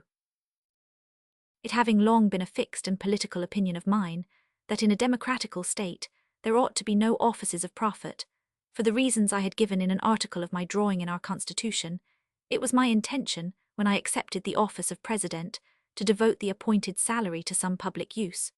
Accordingly, I had already, before I made my last will in July last, given large sums of it to colleges, schools, building of churches, 100.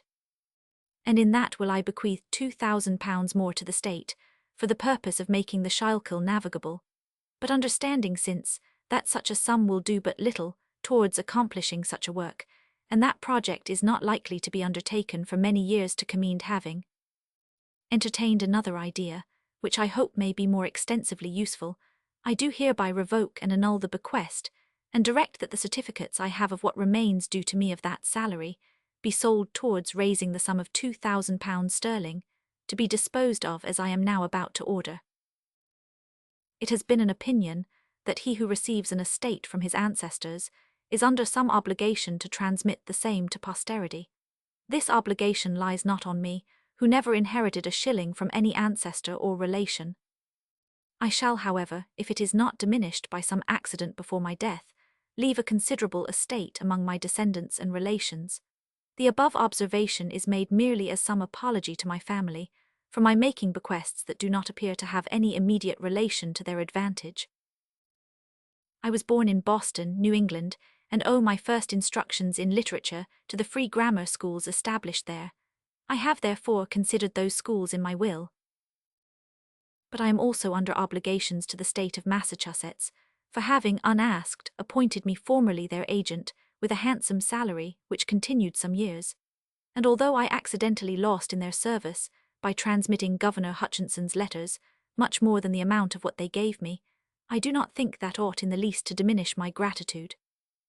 I have considered that among artisans, good apprentices are most likely to make good citizens, and having myself been bred to a manual art, printing in my native town, and afterwards assisted to set up my business in Philadelphia by kind loans of money from two friends there, which was the foundation of my fortune, and of all the utility in life that may be ascribed to me, I wish to be useful even after my death, if possible, in forming and advancing other young men that may be serviceable to their country in both these towns.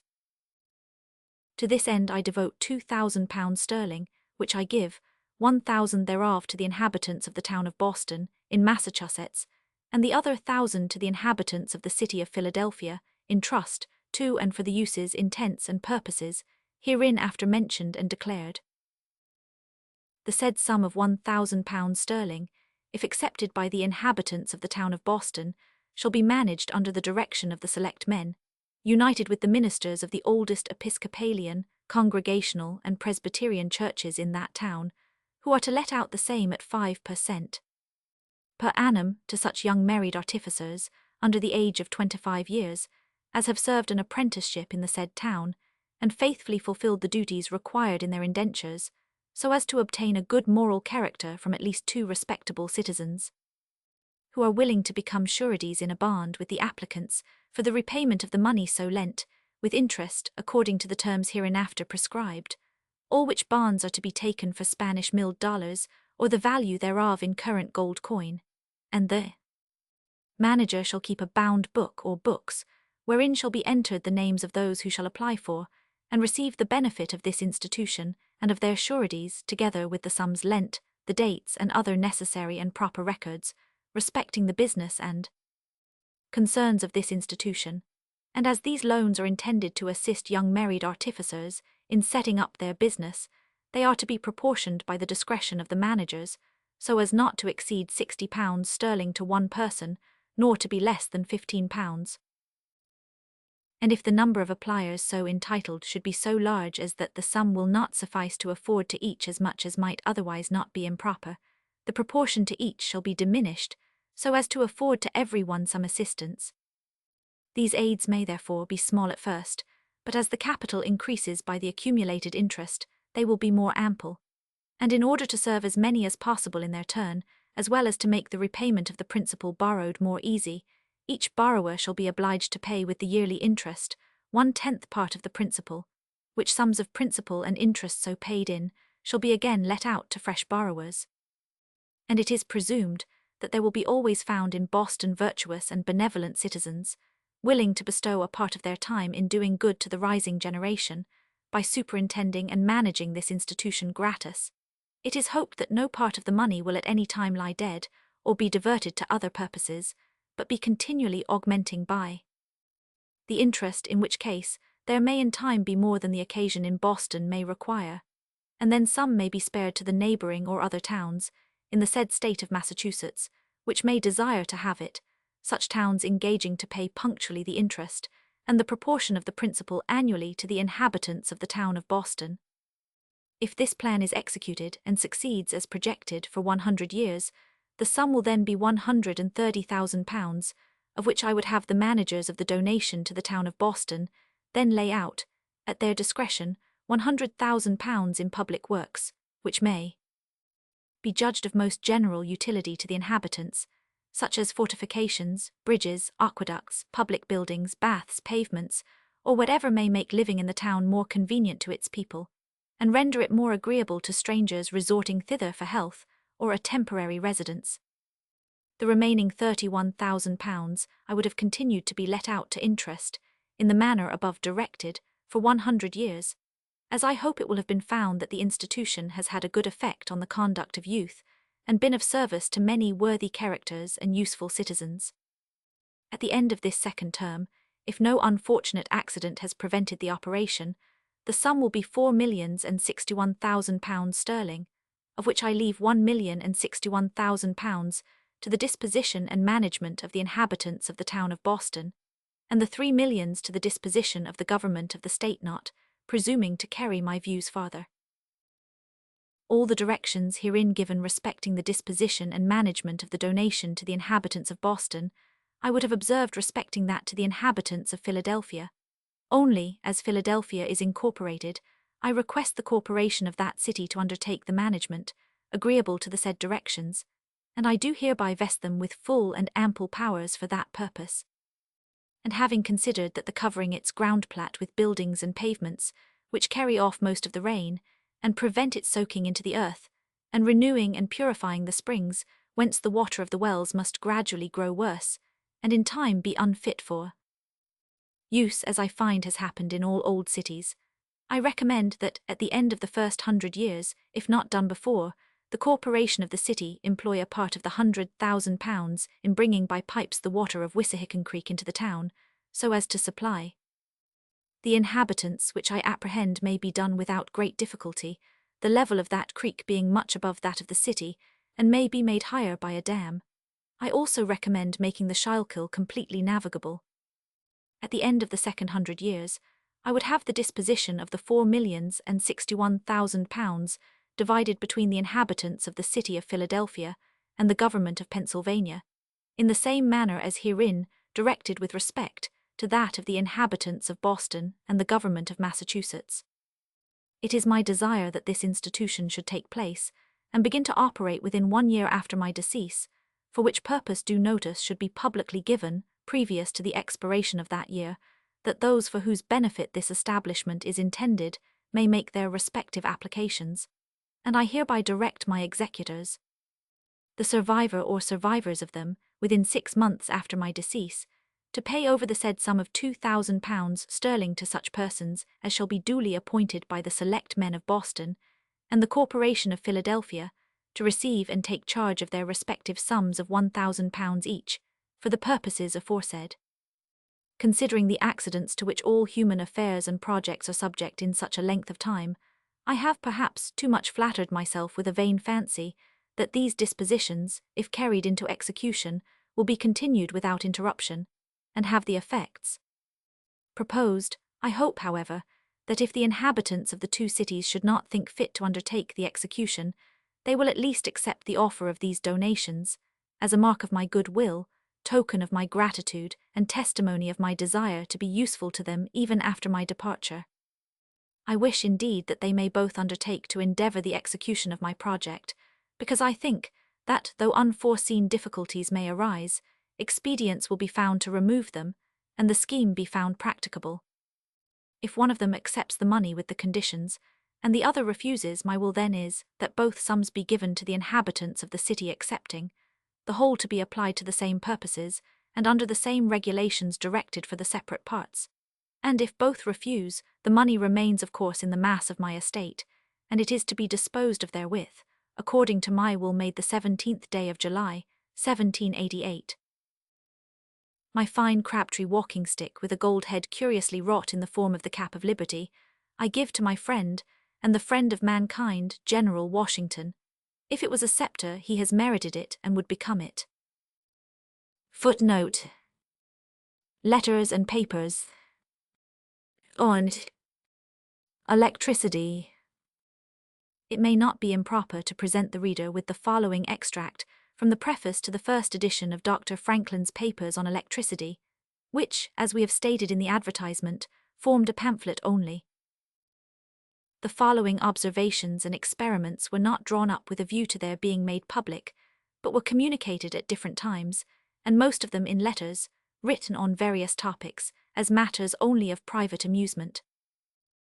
But some persons, to whom they were read, and who had themselves been conversant in electrical disquisitions, were of opinion they contained so many curious and interesting particulars relative to this affair, that it would be doing a kind of injustice to the public to confine them solely to the limits of a private acquaintance. The editor was therefore prevailed upon to commit such extracts of letters and other detached pieces as were in his hands to the press, without waiting for the ingenious author's permission so to do, and this was done with the less hesitation, as it was apprehended the author's engagements in other affairs would scarce afford him leisure to give the public his reflections and experiments on the subject, finished with that care and precision, of which the treatise before us shows he is alike studious and capable. With respect to the general merit and originality of the experiments and hypothesis of Dr. Franklin, as described and explained in these letters, the following is the testimony of one of the first natural philosophers of his aged late Dr. Priestley, in his History of Electricity. Nothing was ever written upon the subject of electricity, which was more generally read and admired in all parts of Europe than these letters. There is hardly any European language into which they have not been translated, and as if this were not sufficient to make them properly known, a translation of them has lately been made into Latin. It is not easy to say whether we are most pleased with the simplicity and perspicuity with which these letters are written, the modesty with which the author proposes every hypothesis of his own, or the noble frankness with which he relates his mistakes, when they were corrected by subsequent experiments. Though the English have not been backward in acknowledging the great merit of this philosopher, he has had the singular good fortune to be, perhaps, even more celebrated abroad than at home, so that, to form a just idea of the great and deserved reputation of Dr. Franklin, we must read the foreign publications on the subject of electricity, in many of which the terms Franklinism, Franklinist, and the Franklinian system occur in almost every page. In consequence of this, Dr. Franklin's principles bid fair to be handed down to posterity as equally expressive of the true principles of electricity, as the Newtonian philosophy is of the true system of nature in general. Letters and papers. On philosophical subjects. Electricity.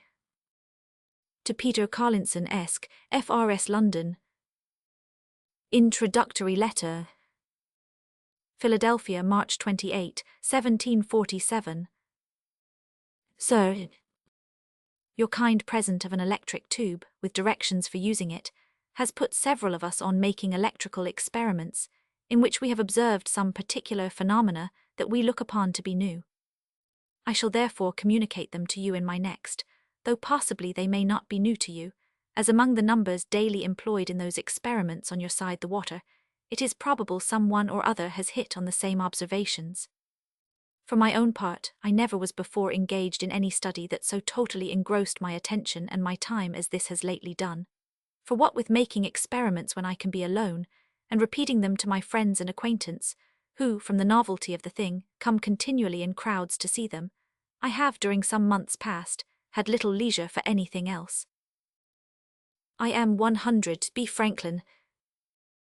To Peter Collinson, Esq., FRS London. Wonderful effect of points, positive and negative electricity, electrical kiss, counterfeit spider, simple and commodious electrical machine. Philadelphia, July 11, 1747. Sir, in my last I informed you that in pursuing our electrical inquiries, we had observed some particular phenomena, which we looked upon to be new, and of which I promised to give you some account, though I apprehended they might not possibly be new to you, as so many hands are daily employed in electrical experiments on your side the water, some or other of which would probably hit on the same observations. The first is the wonderful effect of pointed bodies, both in drawing off and throwing off the electrical fire. For example, place an iron shot of 3 or 4 inches diameter on the mouth of a clean dry glass bottle. By a fine silken thread from the ceiling, right over the mouth of the bottle, suspend a small cork ball about the bigness of a marble, the thread of such a length as that the cork ball may rest against the side of the shot. Electrify the shot, and the ball will be repelled to the distance of 4 or 5 inches, more or less, according to the quantity of electricity. When in this state, if you present to the shot the point of a long, slender, sharp bodkin at 6 or 8 inches distance, the repellency is instantly destroyed, and the cork flies to the shot. A blunt body must be brought within an inch, and draw a spark to produce the same effect. To prove that the electrical fire is drawn off by the point, if you take the blade of the bodkin out of the wooden handle, and fix it in a stick of sealing wax, and then present it at the distance aforesaid, or if you bring it very near, no such effect follows, but sliding one finger along the wax till you touch the blade, and the ball flies to the shot immediately. If you present the point in the dark, you will see, sometimes at a foot distance and more, a light gather upon it like that of a firefly or glowworm. The less sharp the point, the nearer you must bring it to observe the light, and at whatever distance you see the light, you may draw off the electrical fire and destroy the repellency. If a cork ball so suspended be repelled by the tube, and a point be presented quick to it, though at a considerable distance, it is surprising to see how suddenly it flies back to the tube.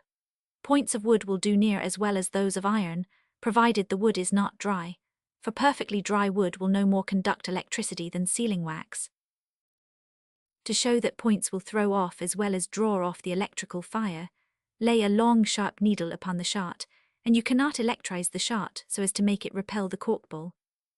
Or fix a needle to the end of a suspended gun barrel or iron rod, so as to point beyond it like a little bayonet, and while it remains there, the gun barrel or rod cannot, by applying the tube to the other end, be electrized so as to give a spark, the fire continually running out silently at the point.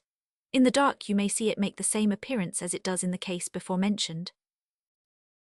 The repellency between the cork ball and the shot is likewise destroyed. 1. By sifting fine sand on it, this does it gradually. 2. By breathing on it. 3. By making a smoke about it from burning wood. 4. By candlelight, even though the candle is at a foot distance, these do it suddenly. The light of a bright coal from a wood fire, and the light of a red-hot iron do it likewise, but not at so great a distance. Smoke from dry rosin dropped on hot iron does not destroy the repellency, but is attracted by both shot and cork ball, forming proportionable atmospheres round them, making them look beautifully, somewhat like some of the figures in Burnett's or Whiston's theory of the earth. N.B. This experiment should be made in a closet, where the air is very still, or it will be apt to fail. The light of the sun thrown strongly on both cork and shot by a looking-glass for a long time together does not impair the repellency in the least. This difference between firelight and sunlight is another thing that seems new and extraordinary to us. We had for some time been of opinion that the electrical fire was not created by friction, but collected, being really an element diffused among, and attracted by other matter, particularly by water and metals. We had even discovered and demonstrated its afflux to the electrical sphere, as well as its efflux, by means of little light windmill wheels made of stiff paper vanes, fixed obliquely, and turning freely on fine wire axes. Also by little wheels of the same matter, but formed like water wheels. Of the disposition and application of which wheels, and the various phenomena resulting, I could, if I had time, fill you a sheet. The impossibility of electrizing oneself though standing on wax by rubbing the tube, and drawing the fire from it, and the manner of doing it, by passing the tube near a person or thing standing on the floor, 100, had also occurred to us some months before Mr. Watson's ingenious sequel came to hand, and these were some of the new things I intended to have communicated to you, but now I need only mention some particulars not hinted in that piece, with our reasonings thereupon, though perhaps the latter might well enough be spared. a person standing on wax and rubbing the tube, and another person on wax drawing the fire, they will both of them, provided they do not stand so as to touch one another, appear to be electrized to a person standing on the floor. That is, he will perceive a spark on approaching each of them with his knuckle. But if the persons on wax touch one another during the exciting of the tube, neither of them will appear to be electrized. If they touch one another after exciting the tube and drawing the fire as aforesaid, there will be a stronger spark between them than was between either of them and the person on the floor. After such strong spark, neither of them discover any electricity. These appearances we attempt to account for thus. We suppose, as aforesaid, that electrical fire is a common element, of which every one of the three persons above mentioned has his equal share, before any operation is begun with the tube. Who stands on wax and rubs the tube, collects the electrical fire from himself into the glass, and his communication with the common spark being cut off by the wax, his body is not again immediately supplied. B, who stands on wax likewise, passing his knuckle along near the tube, receives the fire which was collected by the glass from A, and his communication with the common spark being likewise cut off, he retains the additional quantity received. To C, standing on the floor, both appear to be electrized, for he, having only the middle quantity of electrical fire, receives a spark upon approaching B, who has an over quantity, but gives one to A, who has an under quantity. If A and B approach to touch each other, the spark is stronger, because the difference between them is greater.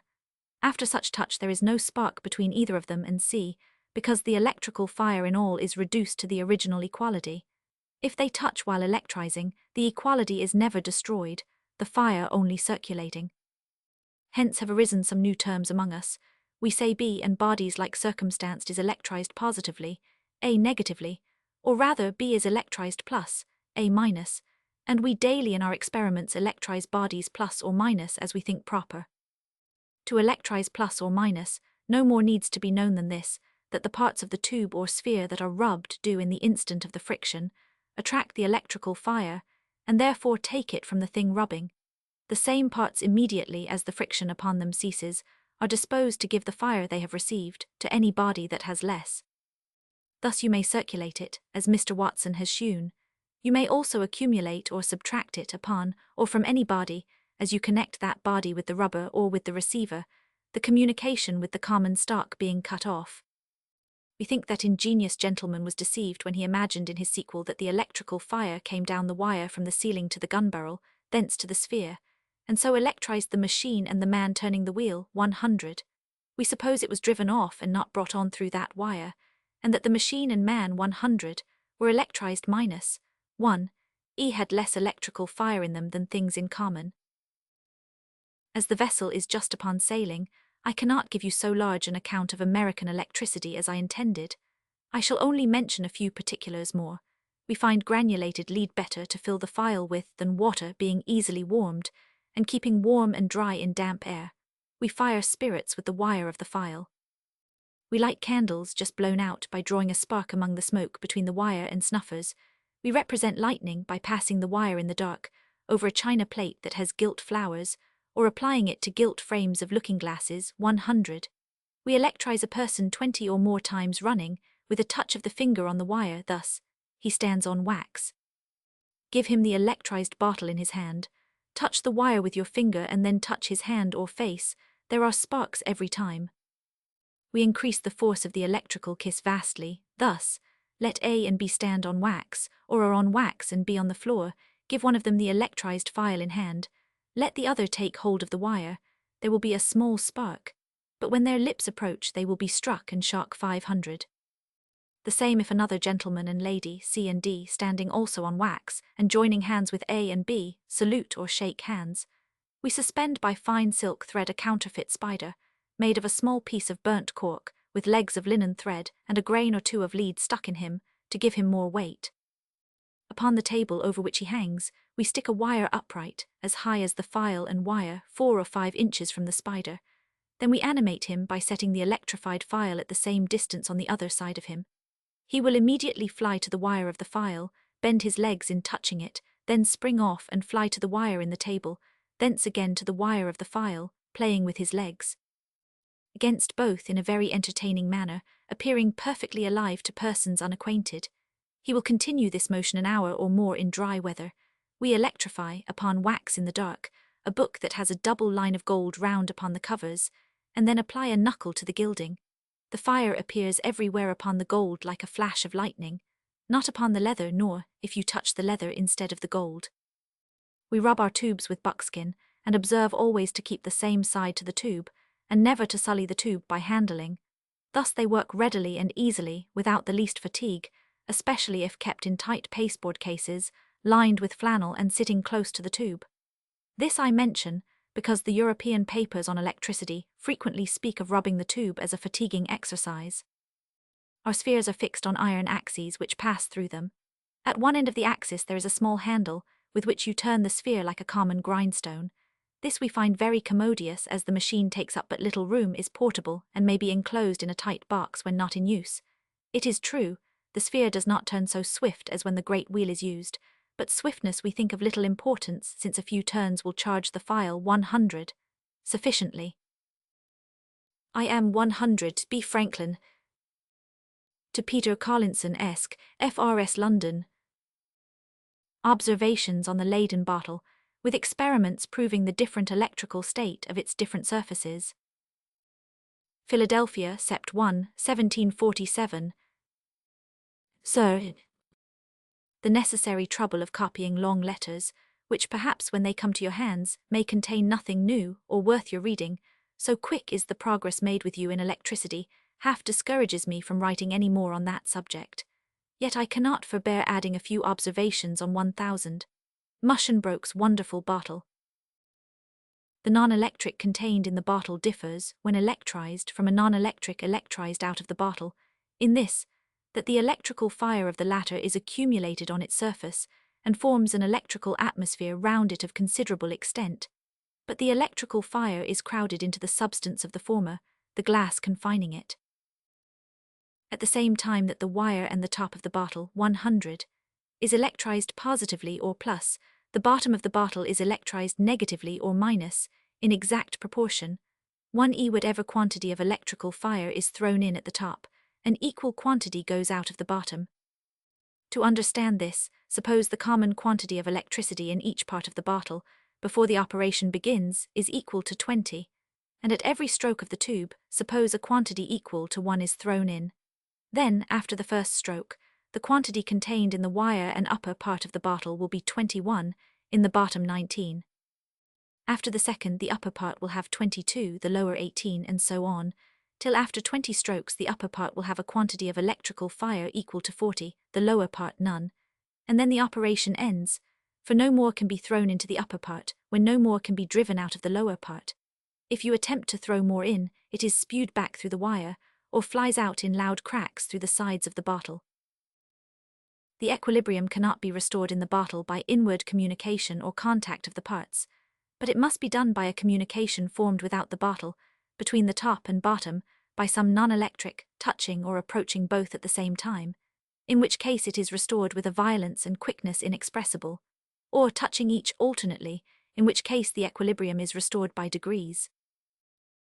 As no more electrical fire can be thrown into the top of the bottle, when all is driven out of the bottom, so in a bottle not yet electrized, none can be thrown into the top, when none can get out at the bottom, which happens either when the bottom is too thick, or when the bottle is placed on an electric per se. Again, when the bottle is electrized, but little of the electrical fire can be drawn out from the top, by touching the wire, unless an equal quantity can at the same time get in at the bottom. Thus place an electrized bottle on clean glass or dry wax, and you will not, by touching the wire, get out the fire from the top. Place it on a non-electric, and touch the wire, you will get it out in a short time, but soonest when you form a direct communication as above. So wonderfully are these two states of electricity, the plus and minus, combined and balanced in this miraculous bottle, situated and related to each other in a manner that I can by no means comprehend. If it were possible that a bottle should in one part contain a quantity of air strongly compressed, and in another part a perfect vacuum, we know the equilibrium would be instantly restored within.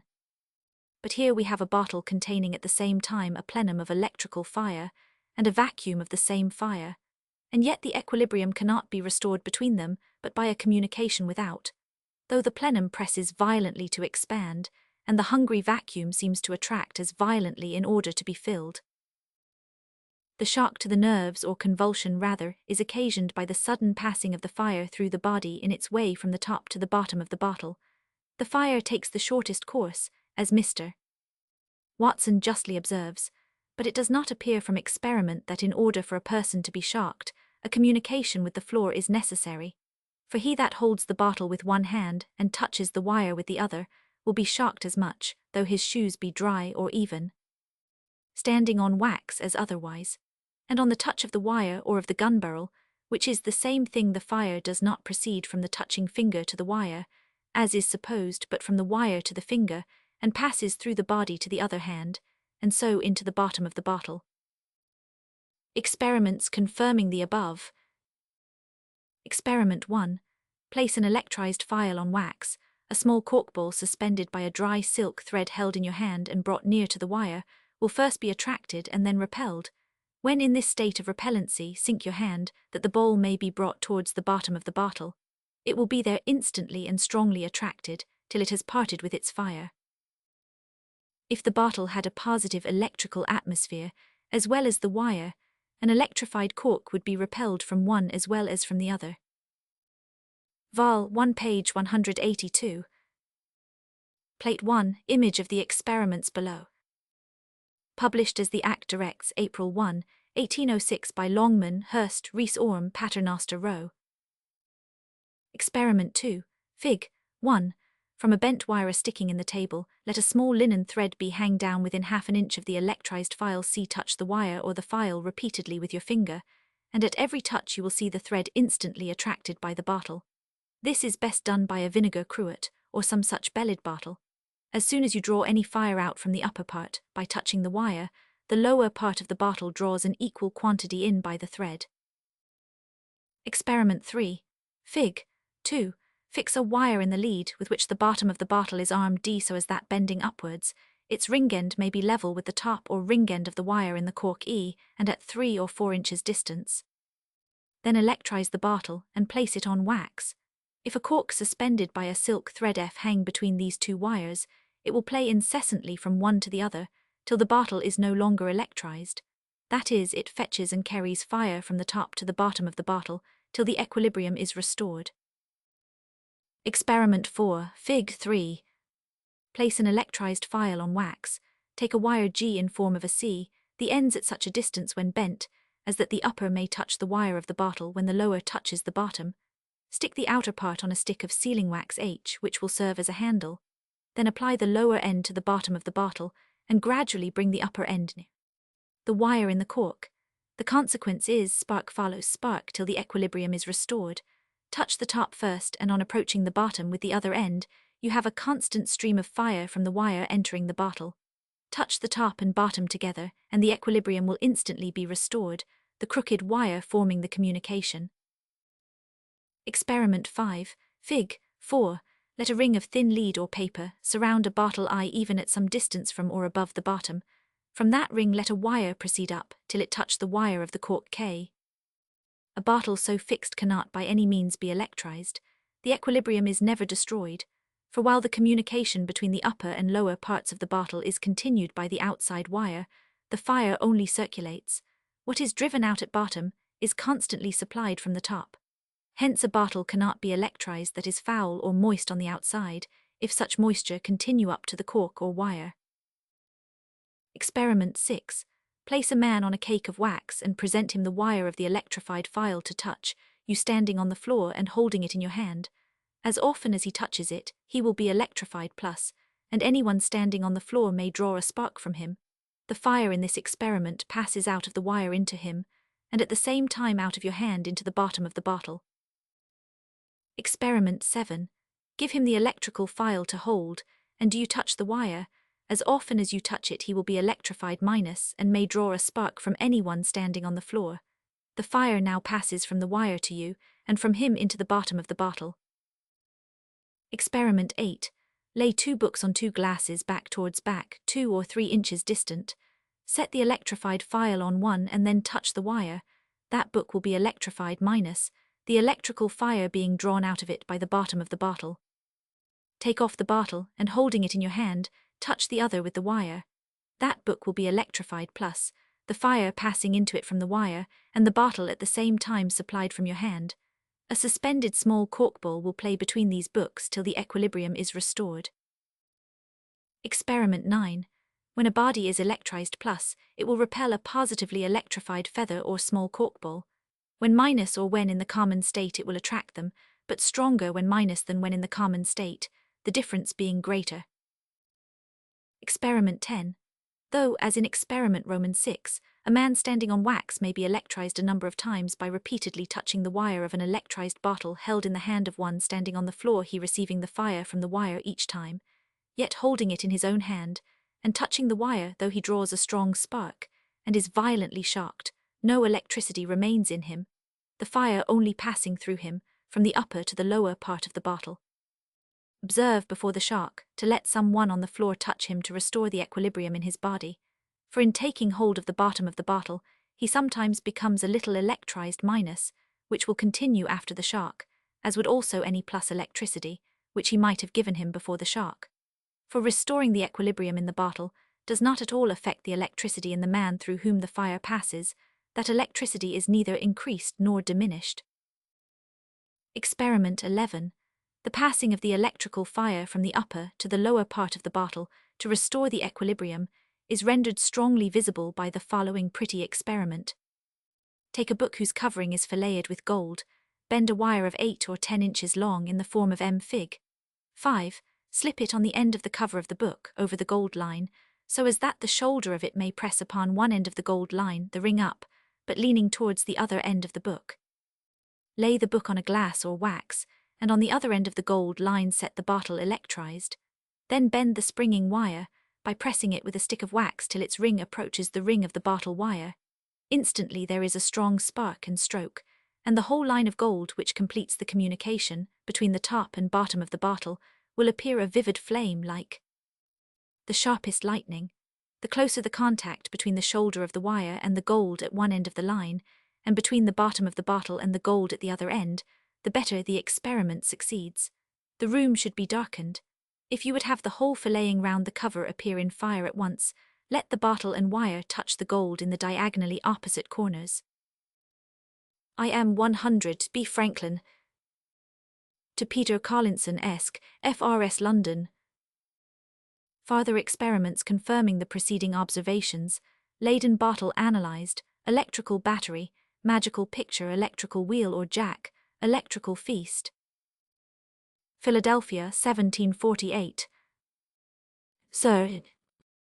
1. There will be the same explosion and shock if the electrified file is held in one hand by the hook, and the coating touched with the other, as when held by the coating and touched at the hook.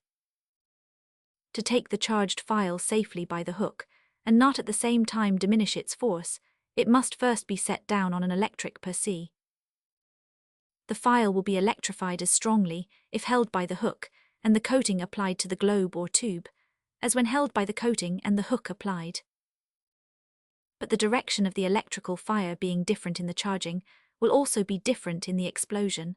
The bottle charged through the hook will be discharged through the hook, the bottle charged through the coating will be discharged through the coating and not other ways, for the fire must come out the same way it went in. To prove this, take 2 bottles that were equally charged through the hooks, one in each hand. Bring their hooks near each other and no spark or shock will follow, because each hook is disposed to give fire and neither to receive it. Set one of the bottles down on glass, take it up by the hook, and apply its coating to the hook of the other. Then there will be an explosion and shock, and both bottles will be discharged. Vary the experiment by charging 2 files equally, one through the hook, the other through the coating. Hold that by the coating which was charged through the hook, and that by the hook which was charged through the coating. Apply the hook of the first to the coating of the other, and there will be no shock or spark. Set that down on glass which you held by the hook, take it up by the coating and bring the 2 hooks together. A spark and shock will follow, and both files be discharged. In this experiment the bottles are totally discharged, or the equilibrium within them restored. The abounding of fire in one of the hooks, or rather in the internal surface of one bottle being exactly equal to the wanting of the other. And therefore, as each bottle has in itself the abounding as well as the wanting and abounding must be equal in each bottle. See 8, 9, 10, 11. But if a man holds in his hands two bottles, one fully electrified, the other not at all, and brings their hooks together, he has but half a shock, and the bottles will both remain half electrified, the one being half discharged and the other half charged. Place two phials equally charged on a table at 5 or 6 inches distance. Let a cork ball, suspended by a silk thread, hang between them. If the phials were both charged through their hooks, the cork, when it has been attracted and repelled by the one, will not be attracted but equally repelled by the other. But if the phials were charged, the one through the hook and the other through the coating, the ball, when it is repelled from one hook, will be as strongly attracted by the other, and play vigorously between them, fetching the electric fluid from the one and delivering it to the other, till both phials are nearly discharged. When we use the terms of charging and discharging the phial, it is in compliance with custom, and for want of others more suitable, since we are of opinion that there is really no more electrical fire in the phial after what is called its charging than before, nor less after its discharging, excepting only the small spark that might be given to, and taken from the non-electric matter, if separated from the bottle, which spark may not be equal to a 500th part of what is called the explosion. For if on the explosion the electrical fire came out of the bottle by one part, and did not enter in again by another, then, if a man standing on wax and holding the bottle in one hand takes the spark by touching the wire hook with the other, the bottle being thereby discharged, the man would be charged, or whatever fire was lost by one would be found in the other, since there was no way for its escape. But the contrary is true. Besides, the phial will not suffer what is called a charging, unless as much fire can go out of it one way, as is thrown in by another. A phial cannot be charged standing on wax or glass, or hanging on the prime conductor, unless a communication be formed between its coating and the floor. But suspend 2 or more phials on the prime conductor, one hanging on the tail of the other, and a wire from the last to the floor, an equal number of turns of the wheel shall charge them all equally, and every one as much as one alone would have been. What is driven out at the tail of the first, serving to charge the second, what is driven out of the second charging the third, and so on. By this means a great number of bottles might be charged with the same labour, and equally high with one alone, were it not that every bottle receives new fire, and loses its old with some reluctance, or rather gives some small resistance to the charging, which in a number of bottles becomes more equal to the charging power, and so repels the fire back again on the globe, sooner in proportion than a single bottle would do. When a bottle is charged in the common way, its inside and outside surfaces stand ready, the one to give fire by the hook, the other to receive it by the coating. The one is full and ready to throw out, the other empty and extremely hungry, yet as the first will not give out unless the other can at the same instant receive in, so neither will the latter receive in unless the first can at the same instant give out. When both can be done at once, it is done with inconceivable quickness and violence. So a straight spring, though the comparison does not agree in every particular when forcibly bent, must, to restore itself, contract that side which in the bending was extended, and extend that which was contracted. If either of these two operations be hindered, the other cannot be done. But the spring is not said to be charged with elasticity when bent, and discharged when unbent. Its quantity of elasticity is always the same. Glass, in like manner, has within its substance always the same quantity of electrical fire, and that a very great quantity in proportion to the mass of glass, as shall be shewn hereafter.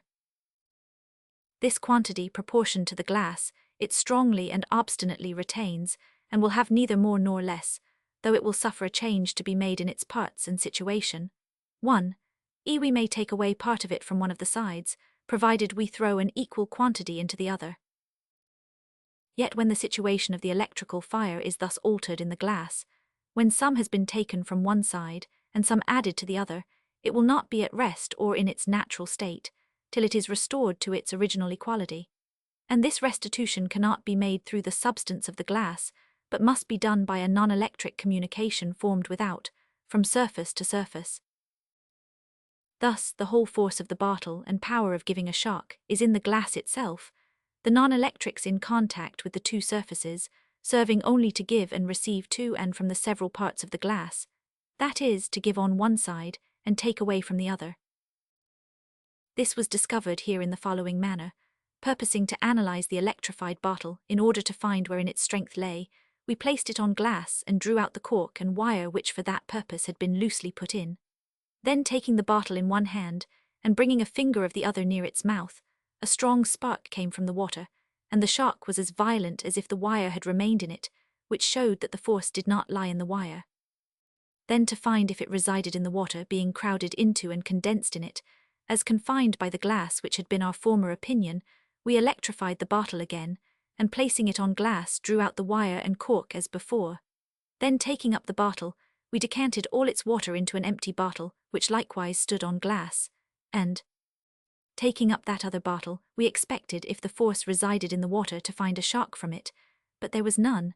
We judged then that it must either be lost in decanting or remain in the first bottle. The latter we found to be true, for that bottle on trial gave the shock, though filled up as it stood with fresh unelectrified water from a teapot. To find then whether glass had this property merely as glass, or whether the form contributed anything to it, we took a pane of sash glass and laying it on the hand, placed a plate of lead on its upper surface, then electrified that plate, and bringing a finger to it, there was a spark and shock. We then took 2 plates of lead of equal dimensions, but less than the glass by 2 inches every way, and electrified the glass between them, by electrifying the uppermost lead, then separated the glass from the lead, in doing which, what little fire might be in the lead was taken out, and the glass being touched in the electrified parts with a finger, afforded only very small pricking sparks, but a great number of them might be taken from different places. Then dexterously placing it again between the leaden plates, and completing a circle between the 2 surfaces, a violent shock ensued, which demonstrated the power to reside in glass as glass, and that the non-electrics in contact served only, like the armature of a lodestone, to unite the force of the several parts, and bring them at once to any point desired, it being the property of a non-electric, that the whole body instantly receives or gives what electrical fire is given to or taken from any one of its parts. Upon this we made what we called an electric albuterry, consisting of 11 panes of large sash glass, armed with thin leaden plates, pasted on each side, placed vertically, and supported at 2 inches distance on silk cords, with thick hooks of leaden wire, one from each side, standing upright, distant from each other, and convenient communications of wire and chain from the giving side of one pane to the receiving side of the other, that so the whole might be charged together, and with the same labour as one single pane, and another contrivance to bring the giving sides, after charging, in contact with one long wire, and the receivers with another, which 2 long wires would give the force of all the plates of glass at once through the body of any animal, forming the circle with them. The plates may also be discharged separately, or any number together that is required. But this machine is not much used, as not perfectly answering our intention with regard to the ease of charging, for the reason given, Sec. 10. We made also of large glass panes, magical pictures, and self-moving animated wheels, presently to be described. I perceive by the ingenious Mr. Watson's last book, lately received, that Dr. Bevis had used, before we had, panes of glass to give a shock, though till that book came to hand, I thought to have communicated it to you as a novelty. The excuse for mentioning it here is, that we tried the experiment differently, drew different consequences from it, for Mr. Watson still seems to think the fire accumulated on the non-electric that is in contact with the glass, and as far as we hitherto know, have carried it farther. The magical picture is made thus: having a large mezzotinto with a frame and glass, suppose of the king God preserve him take out the print, and cut a panel out of it near 2 inches distant from the frame all round. If the cut is through the picture it is not the worse. With thin paste or gum water, fix the border that is cut off on the inside the glass, pressing it smooth and close, then fill up the vacancy by gilding the glass well with leaf gold or brass. Gild likewise the inner edge of the back of the frame all round, except the top part, and form a communication between that gilding and the gilding behind the glass. Then put in the board, and that side is finished. Turn up the glass and gild the foreside exactly over the back gilding, and when it is dry cover it, by pasting on the panel of the picture that hath been cut out, observing to bring the correspondent parts of the border and picture together, by which the picture will appear of a piece, as at first, only part is behind the glass and part before. Hold the picture horizontally by the top, and place a little movable gilt crown on the king's head. If now the picture be moderately electrified, and another person take hold of the frame with one hand, so that his fingers touch its inside gilding, and with the other hand endeavour to take off the crown, he will receive a terrible blow and fail in the attempt. If the picture were highly charged, the consequence might perhaps be as fatal as that of high treason, for when the spark is taken through a quire of paper laid on the picture by means of a wire communication, it makes a fair hole through every sheet, that is, through 48 leaves, though a quire of paper is thought good armour against the push of a sword, or even against pistol bullet, and the crack is exceeding loud. The operator who holds the picture by the upper end, where the inside of the frame is not gilt, to prevent its falling, feels nothing of the shock, and may touch the face of the picture without danger, which he pretends is a test of his loyalty. If a ring of persons take the shock among them, the experiment is called the conspirators. On the principle in Sec 7, that hooks of bottles differently charged will attract and repel differently, is made an electrical wheel that turns with considerable strength. A small upright shaft of wood passes at right angles through a thin round board of about 12 inches diameter and turns on a sharp point of iron, fixed in the lower end, while a strong wire in the upper end, passing through a small hole in a thin brass plate, keeps the shaft truly vertical. About 30 radii of equal length made of sash glass, cut in narrow strips, issue horizontally from the circumference of the board, the ends most distant from the centre, being about 4 inches apart. On the end of every one a brass thimble is fixed. If now the wire of a bottle electrified in the common way be brought near the circumference of this wheel, it will attract the nearest thimble, and so put the wheel in motion. That thimble in passing by receives a spark, and thereby being electrified is repelled, and so driven forwards, while a second being attracted, approaches the wire, receives a spark, and is driven after the first, and so on till the wheel has gone once round, when the thimbles before electrified approaching the wire, instead of being attracted as they were at first, are repelled, and the motion presently ceases. But if another bottle which had been charged through the coating be placed near the same wheel, its wire will attract the thimble repelled by the first, and thereby double the force that carries the wheel round, and not only taking out the fire that had been communicated to the thimbles by the first bottle, but even robbing them of their natural quantity. Instead of being repelled when they come again towards the first bottle, they are more strongly attracted, so that the wheel mends its pace, till it goes with great rapidity 12 or 15 rounds in a minute, and with such strength as that the weight of 100 Spanish dollars with which we once loaded it did not seem in the least to retard its motion. This is called an electrical jack, and if a large fowl were spitted on the upright shaft, it would be carried round before a fire with a motion fit for roasting. But this wheel, like those driven by wind, water, or weights, moves by a foreign force, to wit, that of the bottles. The self-moving wheel, though constructed on the same principles, appears more surprising. It is made of a thin round plate of window glass, 17 inches diameter, well gilt on both sides, all but 2 inches next the edge.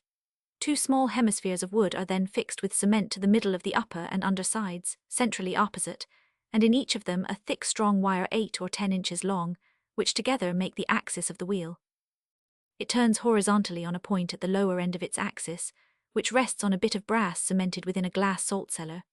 The upper end of its axis passes through a hole in a thin brass plate cemented to a long strong piece of glass, which keeps it 6 or 8 inches distant from any non-electric, and has a small ball of wax or metal on its top, to keep in the fire. In a circle on the table which supports the wheel are fixed 12 small pillars of glass, at about 4 inches distance, with a thimble on the top of each. On the edge of the wheel is a small leaden bullet, communicating by a wire with the gilding of the upper surface of the wheel, and about 6 inches from it is another bullet, communicating in like manner with the under surface. When the wheel is to be charged by the upper surface, a communication must be made from the under surface to the table. When it is well charged, it begins to move. The bullet nearest to a pillar moves towards the thimble on that pillar, and passing by electrifies it, and then pushes itself from it. The succeeding bullet, which communicates with the other surface of the glass, more strongly attracts that thimble, on account of its being before electrified by the other bullet, and thus the wheel increases its motion till it comes to such a height as that the resistance of the air regulates it.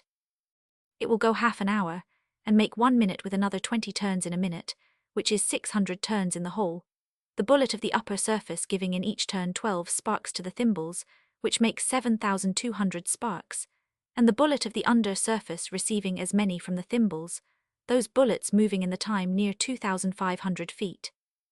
The thimbles are well fixed, and in so exact a circle that the bullets may pass within a very small distance of each of them.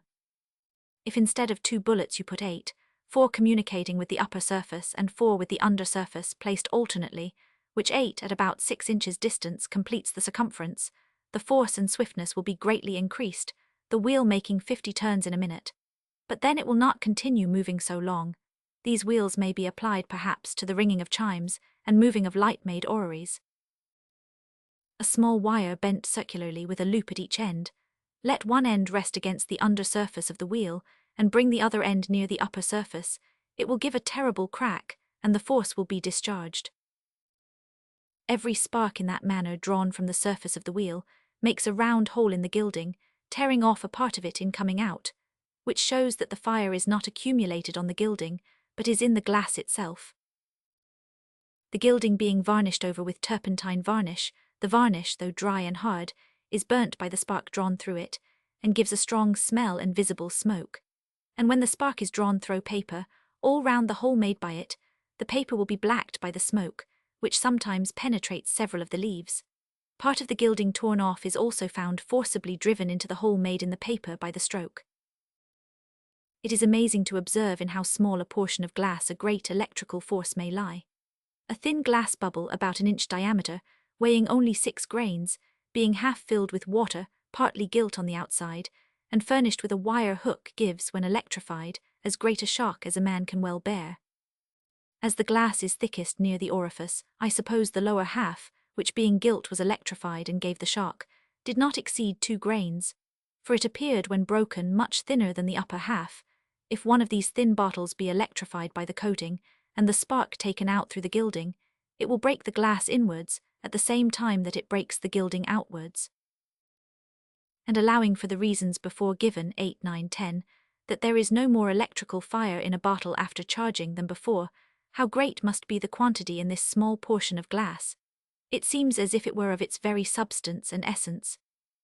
Perhaps if that due quantity of electrical fire so obstinately retained by glass could be separated from it, it would no longer be glass. It might lose its transparency, or its brittleness, or its elasticity. Experiments may possibly be invented hereafter to discover this. We were surprised at the account given in Mr. Watson's book of a shock communicated through a great space of dry ground, and suspect there must be some metalline quality in the gravel of that ground, having found that simple dry earth, rammed in a glass tube, open at both ends, and a wire hook inserted in the earth at each end, the earth and wires making part of a circuit, would not conduct the least perceptible shock. And indeed when one wire was electrified, the other hardly showed any signs of its being in connection with it. Even a thoroughly wet packthread sometimes fails of conducting a shock, though it otherwise conducts electricity very well. A dry cake of ice or an icicle held between two in a circle likewise prevents the shock, which one would not expect, as water conducts it so perfectly well. Gilding on a new book, though at first it conducts the shock extremely well, yet fails after 10 or a dozen experiments, though it appears otherwise in all respects the same, which we cannot account for. There is one experiment more which surprises us, and is not hitherto satisfactorily accounted for. It is this: place an iron shot on a glass stand, and let a ball of damp cork, suspended by a silk thread, hang in contact with the shot. Take a bottle in each hand, one that is electrified through the hook, the other through the coating. Apply the giving wire to the shot which will electrify it positively, and the cork shall be repelled. Then apply the requiring wire which will take out the spark given by the other. When the cork will return to the shot, apply the same again and take out another spark, so will the shot be electrified negatively, and the cork in that case shall be repelled equally as before. Then apply the giving wire to the shot, and give the spark it wanted, so will the cork return. Give it another which will be an addition to its natural quantity, so will the cork be repelled again, and so may the experiment be repeated as long as there is any charge in the bottles, which shows that bodies having less than the common quantity of electricity repel each other, as well as those that have more. Chagrined a little that we have been hitherto able to produce nothing in this way of use to mankind, and the hot weather coming on, when electrical experiments are not so agreeable, it is proposed to put an end to them for this season, somewhat humorously, in a party of pleasure, on the banks of Schuylkill. Spirits at the same time are to be fired by a spark sent from side to side through the river, without any other conductor than the water, an experiment which we some time since performed, to the amazement of many. A turkey is to be killed for our dinner by the electrical shock, and roasted by the electrical jack, before a fire kindled by the electrified bottle, when the healths of all the famous electricians in England, Holland, France and Germany are to be drank in electrified bumpers, under the discharge of guns from the electrical battery.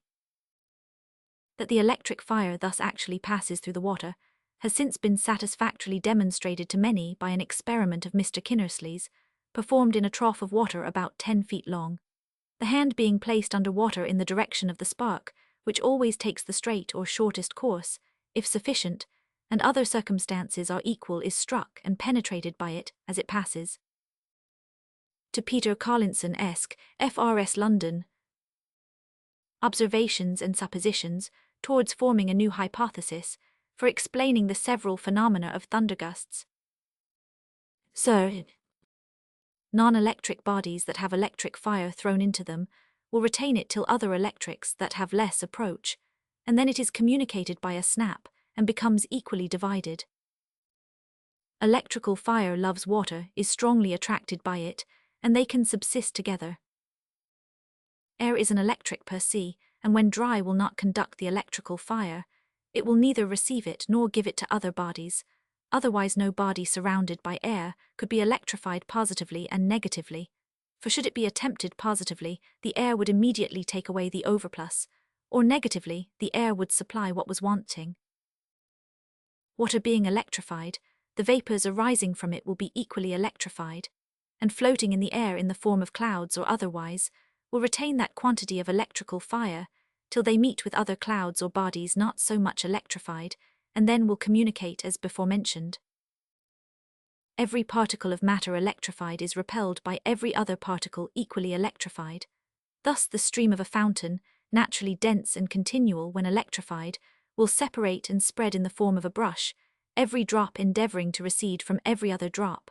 But on taking out the electrical fire they close again.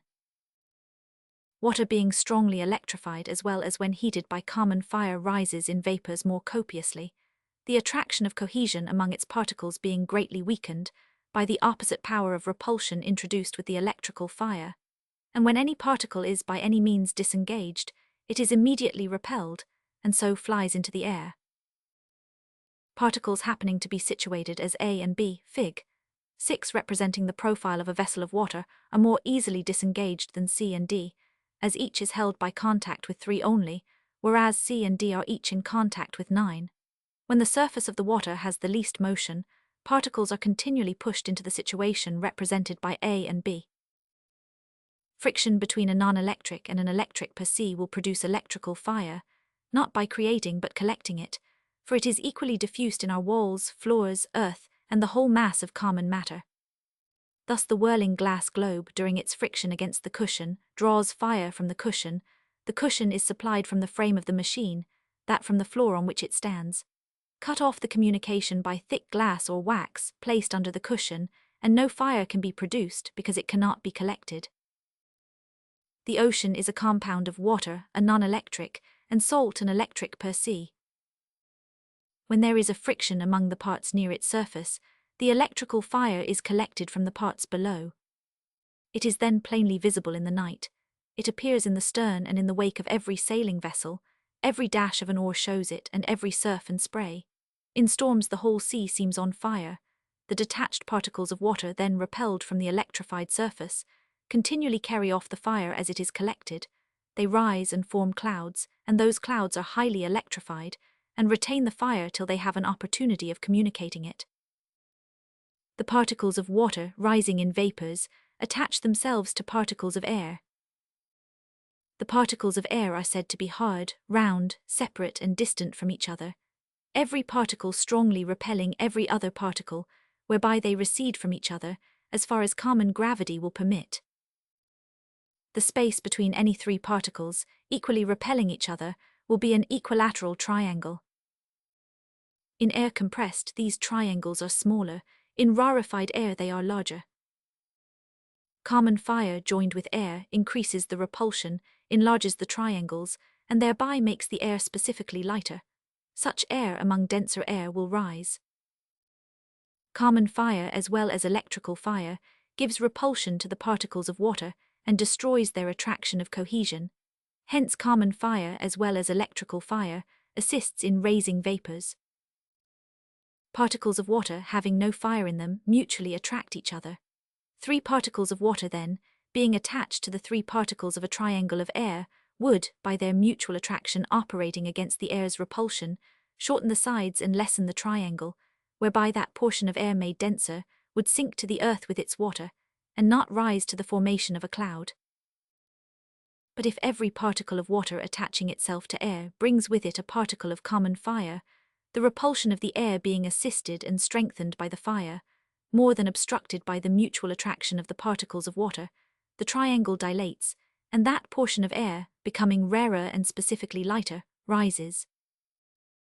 If the particles of water bring electrical fire when they attach themselves to air, the repulsion between the particles of water electrified joins with the natural repulsion of the air to force its particles to a greater distance, whereby the triangles are dilated, and the air rises, carrying up with it the water. If the particles of water bring with them portions of both sorts of fire, the repulsion of the particles of air is still more strengthened and increased, and the triangles farther enlarged. 1 particle of air may be surrounded by 12 particles of water of equal size with itself, all in contact with it, and by more added to those. Particles of air, thus loaded, would be drawn nearer together by the mutual attraction of the particles of water, did not the fire, common or electrical, assist their repulsion. If air, thus loaded, be compressed by adverse winds, or by being driven against mountains 100, or condensed by taking away the fire that assisted it in expanding, the triangles contract, the air with its water will descend as a dew. Or, if the water surrounding 1 particle of air comes in contact with the water surrounding another, they coalesce and form a drop, and we have rain. The sun supplies or seems to supply common fire to vapors, whether raised from earth or sea. Those vapors which have both common and electrical fire in them are better supported than those which have only common fire in them. For when vapors rise into the coldest region above the earth, the cold will not diminish the electrical fire, if it doth the common. Hence clouds formed by vapors, raised from fresh waters within land, from growing vegetables, moist earth 100, more speedily and easily deposit their water, having but little electrical fire to repel and keep the particles separate. So that the greatest part of the water raised from the land is let fall on the land again, and winds blowing from the land to the sea are dry, there being little use for rain on the sea, and to rob the land of its moisture in order to rain on the sea would not appear reasonable. But clouds formed by vapors raised from the sea, having both fires and particularly a great quantity of the electrical, support their water strongly, raise it high, and being moved by winds, may bring it over the middle of the broadest continent from the middle of the widest ocean. How these ocean clouds, so strongly supporting their water, are made to deposit it on the land where it is wanted, is next to be considered. If they are driven by winds against mountains, those mountains being less electrified attract them, and on contact take away their electrical fire, and being cold, the common fire also, hence the particles close towards the mountains and towards each other. If the air was not much loaded, it only falls in dews on the mountain tops and sides, forms springs, and descends to the vales in rivulets, which united make larger streams and rivers. If much loaded, the electrical fire is at once taken from the whole cloud, and in leaving it, flashes brightly and cracks loudly, the particles instantly coalescing for want of that fire and falling in a heavy shower. When a ridge of mountains thus dams the clouds, and draws the electrical fire from the cloud first approaching it, that which next follows when it comes near the first cloud, now deprived of its fire, flashes into it, and begins to deposit its own water. The first cloud again flashing into the mountains, the third approaching cloud, and all succeeding ones, acting in the same manner as far back as they extend, which may be over many 100 miles of country. Hence the continual storms of rain, thunder, and lightning on the east side of the Andes, which running north and south, and being vastly high, intercept all the clouds brought against them from the Atlantic Ocean by the trade winds, and oblige them to deposit their waters, by which the vast rivers Amazons, La Plata, and Orinoco are formed, which return the water into the same sea, after having fertilized a country of very great extent. If a country be plain, having no mountains to intercept the electrified clouds, yet it is not without means to make them deposit their water. For if an electrified cloud, coming from the sea, meets in the air a cloud raised from the land, and therefore not electrified, the first will flash its fire into the latter, and thereby both clouds shall be made suddenly to deposit water. The electrified particles of the first cloud close when they lose their fire, the particles of the other clouds close in receiving it. In both they have thereby an opportunity of coalescing into drops. The concussion or jerk given to the air contributes also to shake down the water, not only from those two clouds, but from others near them. Hence the sudden fall of rain immediately after flashes of lightning. To show this by an easy experiment, take 2 round pieces of pasteboard 2 inches diameter. From the center and circumference of each of them, suspend by fine silk threads 18 inches long, 7 small bowls of wood, or 7 peas equal in goodness. So will the bowls appending to each pasteboard form equal equilateral triangles, 1 bowl being in the center and 6 at equal distances from that and from each other, and thus they represent particles of air. Dip both sets in water, and some adhering to each bowl they will represent air loaded. Dexterously electrify one set, and its bowl will repel each other to a greater distance, enlarging the triangles. Could the water supported by 7 bowls come into contact, it would form a drop or drops so heavy as to break the cohesion it had with the bowls, and so fall. Let the 2 sets then represent 2 clouds, the one a sea cloud electrified, the other a land cloud. Bring them within the sphere of attraction, and they will draw towards each other, and you will see the separated bowls close thus. The first electrified bowl that comes near an unelectrified bowl by attraction joins it and gives it fire. Instantly they separate, and each flies to another bowl of its own party, one to give, the other to receive fire, and so it proceeds through both sets, but so quick as to be in a manner instantaneous. In the cohesion they shake off and drop their water, which represents rain. Thus when sea and land clouds would pass at too great a distance for the flash, they are attracted towards each other till within that distance, for the sphere of electrical attraction is far beyond the distance of flashing. When a great number of clouds from the sea meet a number of clouds raised from the land, the electrical flashes appear to strike in different parts, and as the clouds are jostled and mixed by the winds, or brought near by the electrical attraction, they continue to give and receive flash after flash, till the electrical fire is equally diffused. When the gun barrel in electrical experiments has but little electrical fire in it, you must approach it very near with your knuckle before you can draw a spark. Give it more fire, and it will give a spark at a greater distance. 2 gun barrels united, and as highly electrified, will give a spark at a still greater distance. But if 2 gun barrels electrified will strike at 2 inches distance, and make a loud snap, to what a great distance may 10,000 acres of electrified cloud strike, and give its fire, and how loud must be that crack? It is a common thing to see clouds at different heights passing different ways, which shows different currents of air one under the other.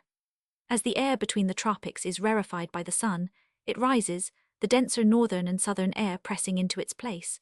The air so rarefied and forced up passes northward and southward, and must descend in the polar regions if it has no opportunity before that the circulation may be carried on. As currents of air with the clouds therein pass different ways, it is easy to conceive how the clouds, passing over each other, may attract each other, and so come near enough for the electrical stroke, and also how electrical clouds may be carried within land very far from the sea, before they have an opportunity to strike. When the air, with its vapors raised from the ocean between the tropics, comes to descend in the polar regions, and to be in contact with the vapors arising there, the electrical fire they brought begins to be communicated, and is seen in clear nights, being first visible where it is first in motion, that is, where the contact begins, or in the most northern part. From thence the streams of light seem to shoot southerly, even up to the zenith of northern countries. But though the light seems to shoot from the north southerly, the progress of the fire is really from the south northerly, its motion beginning in the north, being the reason that it is there seen first. For the electrical fire is never visible but when in motion, and leaping from body to body or from particle to particle through the air. When it passes through dense bodies it is unseen. When a wire makes part of the circle, in the explosion of the electrical file, the fire, though in great quantity, passes in the wire invisibly, but in passing along a chain, it becomes visible as it leaps from link to link. In passing along leaf gilding it is visible, for the leaf gold is full of pores. Hold a leaf to the light and it appears like a net, and the fire is seen in its leaping over the vacancies.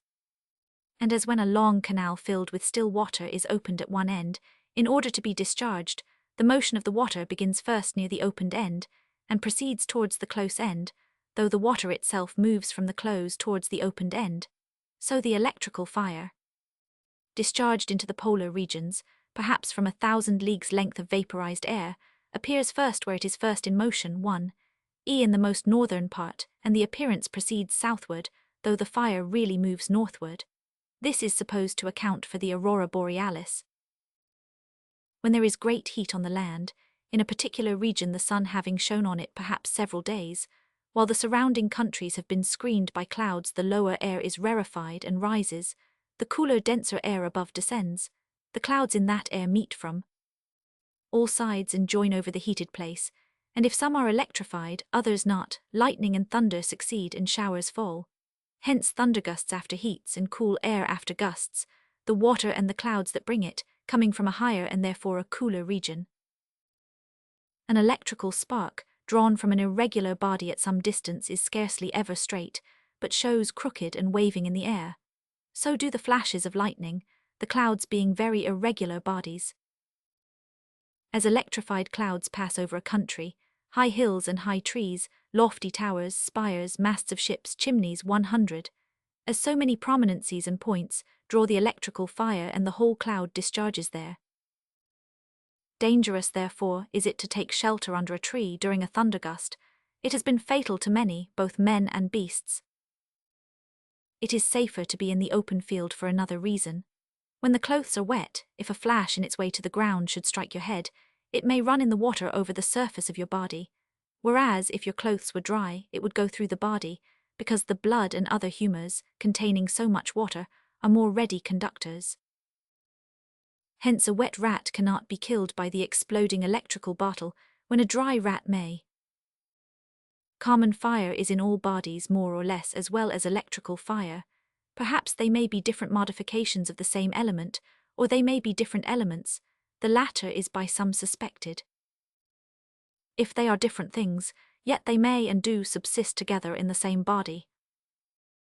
When electrical fire strikes through a body, it acts upon the common fire contained in it, and puts that fire in motion, and if there be a sufficient quantity of each kind of fire, the body will be inflamed. When the quantity of common fire in the body is small, the quantity of the electrical fire or the electrical stroke should be greater. If the quantity of common fire be great, less electrical fire suffices to produce the effect. Thus spirits must be heated before we can fire them by the electrical spark. If they are much heated, a small spark will do, if not the spark must be greater. Till lately we could only fire warm vapours, but now we can burn hard dry rosin, and when we can procure greater electrical sparks, we may be able to fire not only unwarmed spirits, as lightning does, but even wood, by giving sufficient agitation to the common fire contained in it, as friction we know will do. Sulphurous and inflammable vapours arising from the earth are easily kindled by lightning. Besides what arise from the earth, such vapours are sent out by stacks of moist hay, corn, or other vegetables, which heat and reek. Wood, rotting in old trees or buildings, does the same. Such are therefore easily and often fired. Metals are often melted by lightning, though perhaps not from heat in the lightning, nor altogether from agitated fire in the metals, for as whatever body can insinuate itself between the particles of metal, and overcome the attraction by which they cohere, as sundry menstrua will make the solid become a fluid, as well as fire, yet without heating it, so the electrical fire or lightning, creating a violent repulsion between the particles of the metal it passes through, the metal is fused. If you would, by a violent fire, melt off the end of a nail, which is half driven into a door, the heat given the whole nail before a part would melt must burn the board it sticks in, and the melted part would burn the floor it dropped on. But if a sword can be melted in the scabbard, and money in a man's pocket by lightning without burning either, it must be a cold fusion. Lightning rends some bodies, the electrical spark will strike a hole through a quire of strong paper. If the source of lightning, assigned in this paper, be the true one, there should be little thunder heard at sea far from land.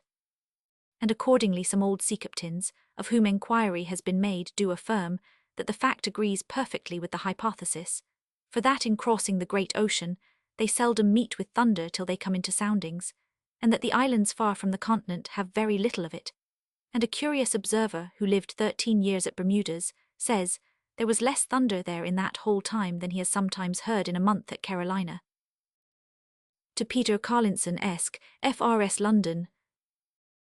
Introductory letter to some additional papers. Philadelphia, July 29, 1750. Sir, as you first put us on electrical experiments, by sending to our library company a tube, with directions how to use it, and as our honourable proprietary enabled us to carry those experiments to a greater height, by his generous present of a complete electrical apparatus, it is fit that both should know, from time to time, what progress we make. It was in this view I wrote, and sent you my former papers on this subject, desiring that as I had not the honour of a direct correspondence with that bountiful benefactor to our library, they might be communicated to him through your hands. In the same view I write and send you this additional paper. If it happens to bring you nothing new, which may well be, considering the number of ingenious men in Europe, continually engaged in the same researches, at least it will show that the instruments put into our hands are not neglected, and that if no valuable discoveries are made by us, whatever the cause may be, it is not want of industry and application. I am, sir, your much obliged humble servant, B. Franklin.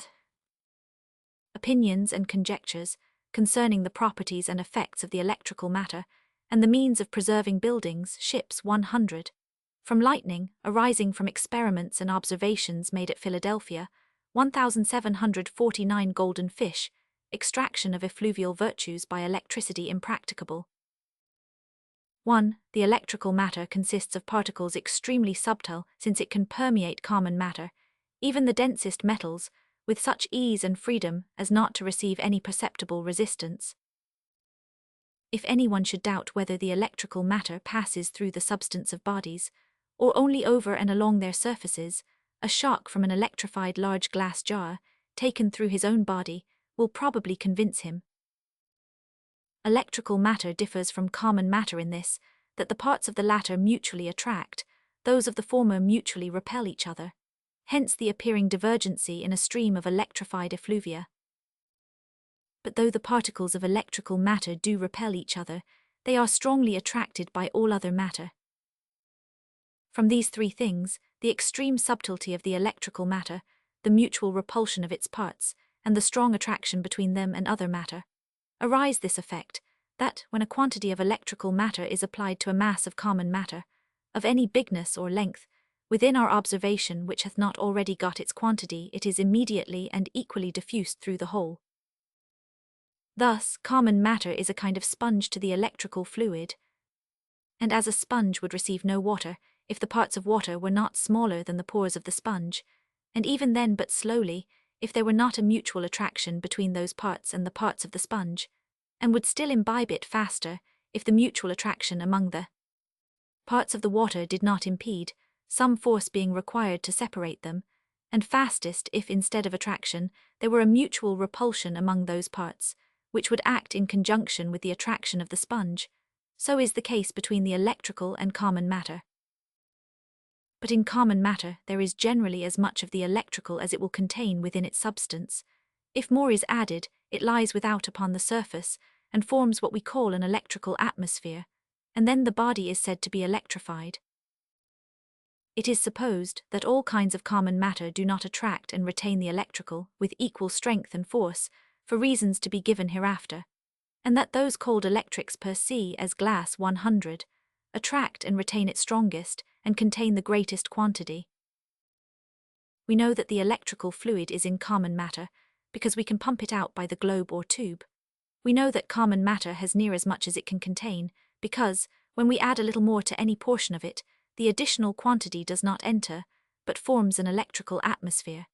And we know that common matter has not generally more than it can contain, otherwise all loose portions of it would repel each other, as they constantly do when they have electric atmospheres. The beneficial uses of this electric fluid in the creation we are not yet well acquainted with, though doubtless such there are, and those very considerable, but we may see some pernicious consequences that would attend a much greater proportion of it. For had this globe we live on, as much of it in proportion as we can give to a globe of iron, wood, or the like, the particles of dust and other light matters that get loose from it, would, by virtue of their separate electrical atmospheres, not only repel each other, but be repelled from the earth, and not easily be brought to unite with it again, whence our air would continually be more and more clogged with foreign matter, and grow unfit for respiration. This affords another occasion of adoring that wisdom which has made all things by weight and measure. If a piece of common matter be supposed entirely free from electrical matter, and a single particle of the latter be brought nigh, it will be attracted, and enter the body, and take place in the centre, or where the attraction is every way equal. If more particles enter, they take their places where the balance is equal between the attraction of the common matter and their own mutual repulsion. It is supposed they form triangles, whose sides shorten as their number increases, till the common matter has drawn in so many, that its whole power of compressing those triangles by attraction is equal to their whole power of expanding themselves by repulsion, and then will such piece of matter receive no more. When part of this natural proportion of electrical fluid is taken out of a piece of common matter, the triangles formed by the remainder are supposed to widen by the mutual repulsion of the parts, until they occupy the whole piece. When the quantity of electrical fluid, taken from a piece of common matter, is restored again, it enters, the expanded triangles, being again compressed till there is room for the whole. To explain this, take 2 apples or 2 balls of wood or other matter, each having its own natural quantity of the electrical fluid, suspend them by silk lines from the ceiling, apply the wire of a well-charged vial held in your hand to one of them a fig. 7, and it will receive from the wire a quantity of the electrical fluid, but will not imbibe it being already full. The fluid therefore will flow round its surface and form an electrical atmosphere. Bring A into contact with B, and half the electrical fluid is communicated, so that each has now an electrical atmosphere, and therefore they repel each other. Take away these atmospheres by touching the balls and leave them in their natural state. Then, having fixed a stick of sealing wax to the middle of the vial to hold it by, apply the wire to A.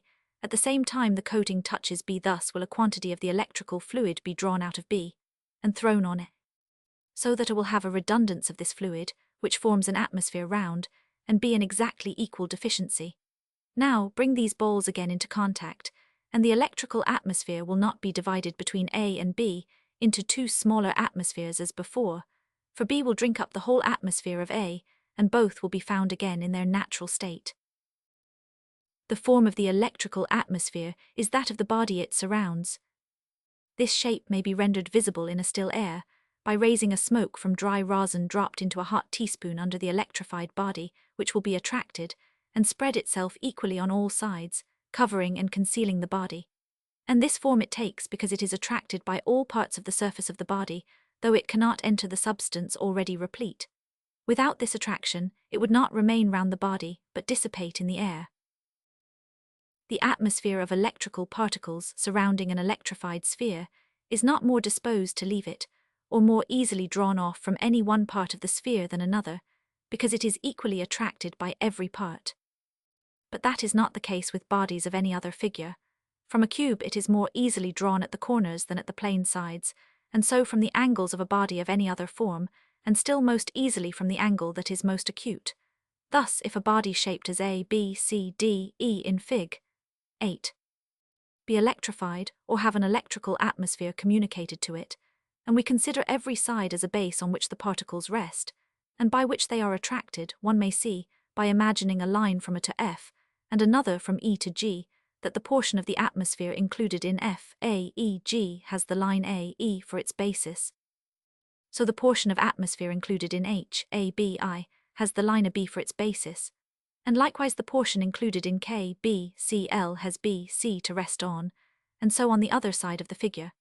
Now if you would draw off this atmosphere with any blunt, smooth body, and approach the middle of the side A, B, you must come very near before the force of your attractor exceeds the force or power with which that side holds its atmosphere. But there is a small portion between I, B, K that has less of the surface to rest on and to be attracted by than the neighboring portions, while at the same time there is a mutual repulsion between its particles and the particles of those portions. Therefore here you can get it with more ease, or at a greater distance. Between F, A, H there is a larger portion that has yet a less surface to rest on and to attract it. Here therefore you can get it away still more easily. But easiest of all between L, C, M, where the quantity is largest and the surface to attract and keep it back the least. When you have drawn away one of these angular portions of the fluid, another succeeds in its place, from the nature of fluidity and the mutual repulsion before mentioned. And so the atmosphere continues flowing off at such angle like a stream, till no more is remaining. The extremities of the portions of atmosphere over these angular parts are likewise at a greater distance from the electrified body, as may be seen by the inspection of the above figure, the point of the atmosphere of the angle C being much farther from C than any other part of the atmosphere over the lines C, B, or B, A, and besides the distance arising from the nature of the figure, where the attraction is less, the particles will naturally expand to a greater distance by their mutual repulsion. On these accounts, we suppose electrified bodies discharge their atmospheres upon unelectrified bodies more easily, and at a greater distance from their angles and points than from their smooth sides. Those points will also discharge into the air, when the body has too great an electrical atmosphere, without bringing any non-electric near, to receive what is thrown off. For the air, though an electric per se, yet has always more or less water and other non-electric matters mixed with it, and these attract and receive what is so discharged. But points have a property, by which they draw on as well as throw off the electrical fluid, at greater distances than blunt bodies can. That is, as the pointed part of an electrified body will discharge the atmosphere of that body, or communicate it farthest to another body, so the point of an unelectrified body will draw off the electrical atmosphere from an electrified body, farther than a blunter part of the same unelectrified body will do. Thus, a pin held by the head and the point presented to an electrified body will draw off its atmosphere at a foot distance, where, if the head were presented instead of the point, no such effect would follow. To understand this, we may consider that if a person standing on the floor would draw off the electrical atmosphere from an electrified body, an iron crow and a blunt knitting needle held alternately in his hand, and presented for that purpose, do not draw with different forces in proportion to their different masses, for the man and what he holds in his hand, be it large or small, are connected with the common mass of unelectrified matter, and the force with which he draws is the same in both cases, it consisting in the different proportion of electricity in the electrified body, and that common mass. But the force with which the electrified body retains its atmosphere by attracting it is proportioned to the surface over which the particles are placed. 1. 4 square inches of that surface retain their atmosphere with 4 times the force that 1 square inch retains its atmosphere.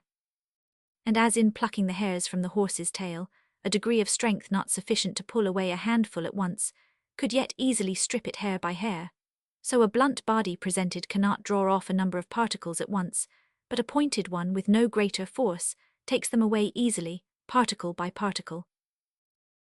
These explanations of the power and operation of points, when they first occurred to me, and while they first floated in my mind, appeared perfectly satisfactory. But now I have written them and considered them more closely, I must own I have some doubts about them. Yet, as I have at present nothing better to offer in their stead, I do not cross them out. For even a bad solution read and its faults discovered has often given rise to a good one in the mind of an ingenious reader. Nor is it of much importance to us to know the manner in which nature executes her laws. It is enough if we know the laws themselves. It is of real use to know that china left in the air unsupported will fall and break, but how it comes to fall and why it breaks are matters of speculation. It is a pleasure indeed to know them, but we can preserve our china without it. Thus in the present case, to know this power of points may possibly be of some use to mankind, though we should never be able to explain it. The following experiments, as well as those in my first paper, show this power. I have a large prime conductor, made of several thin sheets of clothier's pasteboard, formed into a tube near 10 feet long and a foot diameter, It is covered with Dutch embossed paper, almost totally gilt. This large metallic surface supports a much greater electrical atmosphere than a rod of iron of 50 times the weight would do. It is suspended by silk lines, and when charged will strike at near 2 inches distance, a pretty hard stroke, so as to make one's knuckle arc. Let a person standing on the floor present the point of a needle at 12 or more inches distance from it, and while the needle is so presented, the conductor cannot be charged, the point drawing off the fire as fast as it is thrown on by the electrical globe. Let it be charged, and then present the point at the same distance, and it will suddenly be discharged. In the dark you may see the light on the point when the experiment is made, and if the person holding the point stands upon wax, he will be electrified by receiving the fire at that distance. Attempt to draw off the electricity with a blunt body, as a bolt of iron round at the end, and smooth a silversmith's iron punch inch thick, is what I use, and you must bring it within the distance of 3 inches before you can do it, and then it is done with a stroke and crack. As the pasteboard tube hangs loose on silk lines, when you approach it with the puncurren, it likewise will move towards the punch, being attracted while it is charged. But if at the same instant a point be presented as before, it retires again, for the point discharges it. Take a pair of large brass scales of 2 or more feet beam, the cords of the scales being silk. Suspend the beam by a packthread from the ceiling, so that the bottom of the scales may be about a foot from the floor. The scales will move round in a circle by the untwisting of the packthread. Set the iron punch on the end upon the floor, in such a place as that the scales may pass over it in making their circle. Then electrify one scale, by applying the wire of a charged file to it. As they move round, you see that scale draw nigher to the floor and dip more when it comes over the punch, and if that be placed at a proper distance, the scale will snap and discharge its fire into it. But if a needle be stuck on the end of the punch, its point upwards, the scale, instead of drawing nigh to the punch, and snapping, discharges its fire silently through the point, and rises higher from the punch.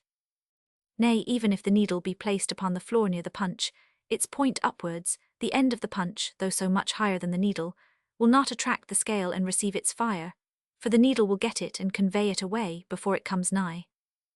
Enough for the punch to act. And this is constantly observable in these experiments, that the greater quantity of electricity on the pasteboard tube, the farther it strikes or discharges its fire, and the point likewise will draw it off at a still greater distance. Now if the fire of electricity and that of lightning be the same, as I have endeavoured to show at large in a former paper, this pasteboard tube and these scales may represent electrified clouds. If a tube of only 10 feet long will strike and discharge its fire on the punch at 2 or 3 inches distance, an electrified cloud of perhaps 10,000 acres may strike and discharge on the earth at a proportionably greater distance. The horizontal motion of the scales over the floor may represent the motion of the clouds over the earth, and the erect iron punch, a hill or high building, and then we see how electrified clouds passing over hills or high buildings at too great a height to strike may be attracted lower till within their striking distance.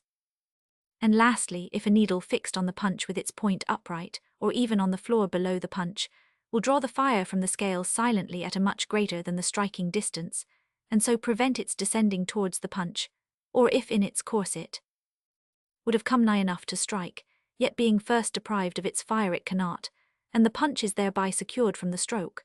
I say, if these things are so, may not the knowledge of this power of points be of use to mankind, in preserving houses, churches, ships? 100. From the stroke of lightning, by directing us to fix on the highest parts of those edifices, upright rods of iron made sharp as a needle, and gilt to prevent rusting, and from the foot of those rods, a wire down the outside of the building into the ground, or down round one of the shrouds of a ship, and down her side till it reaches the water.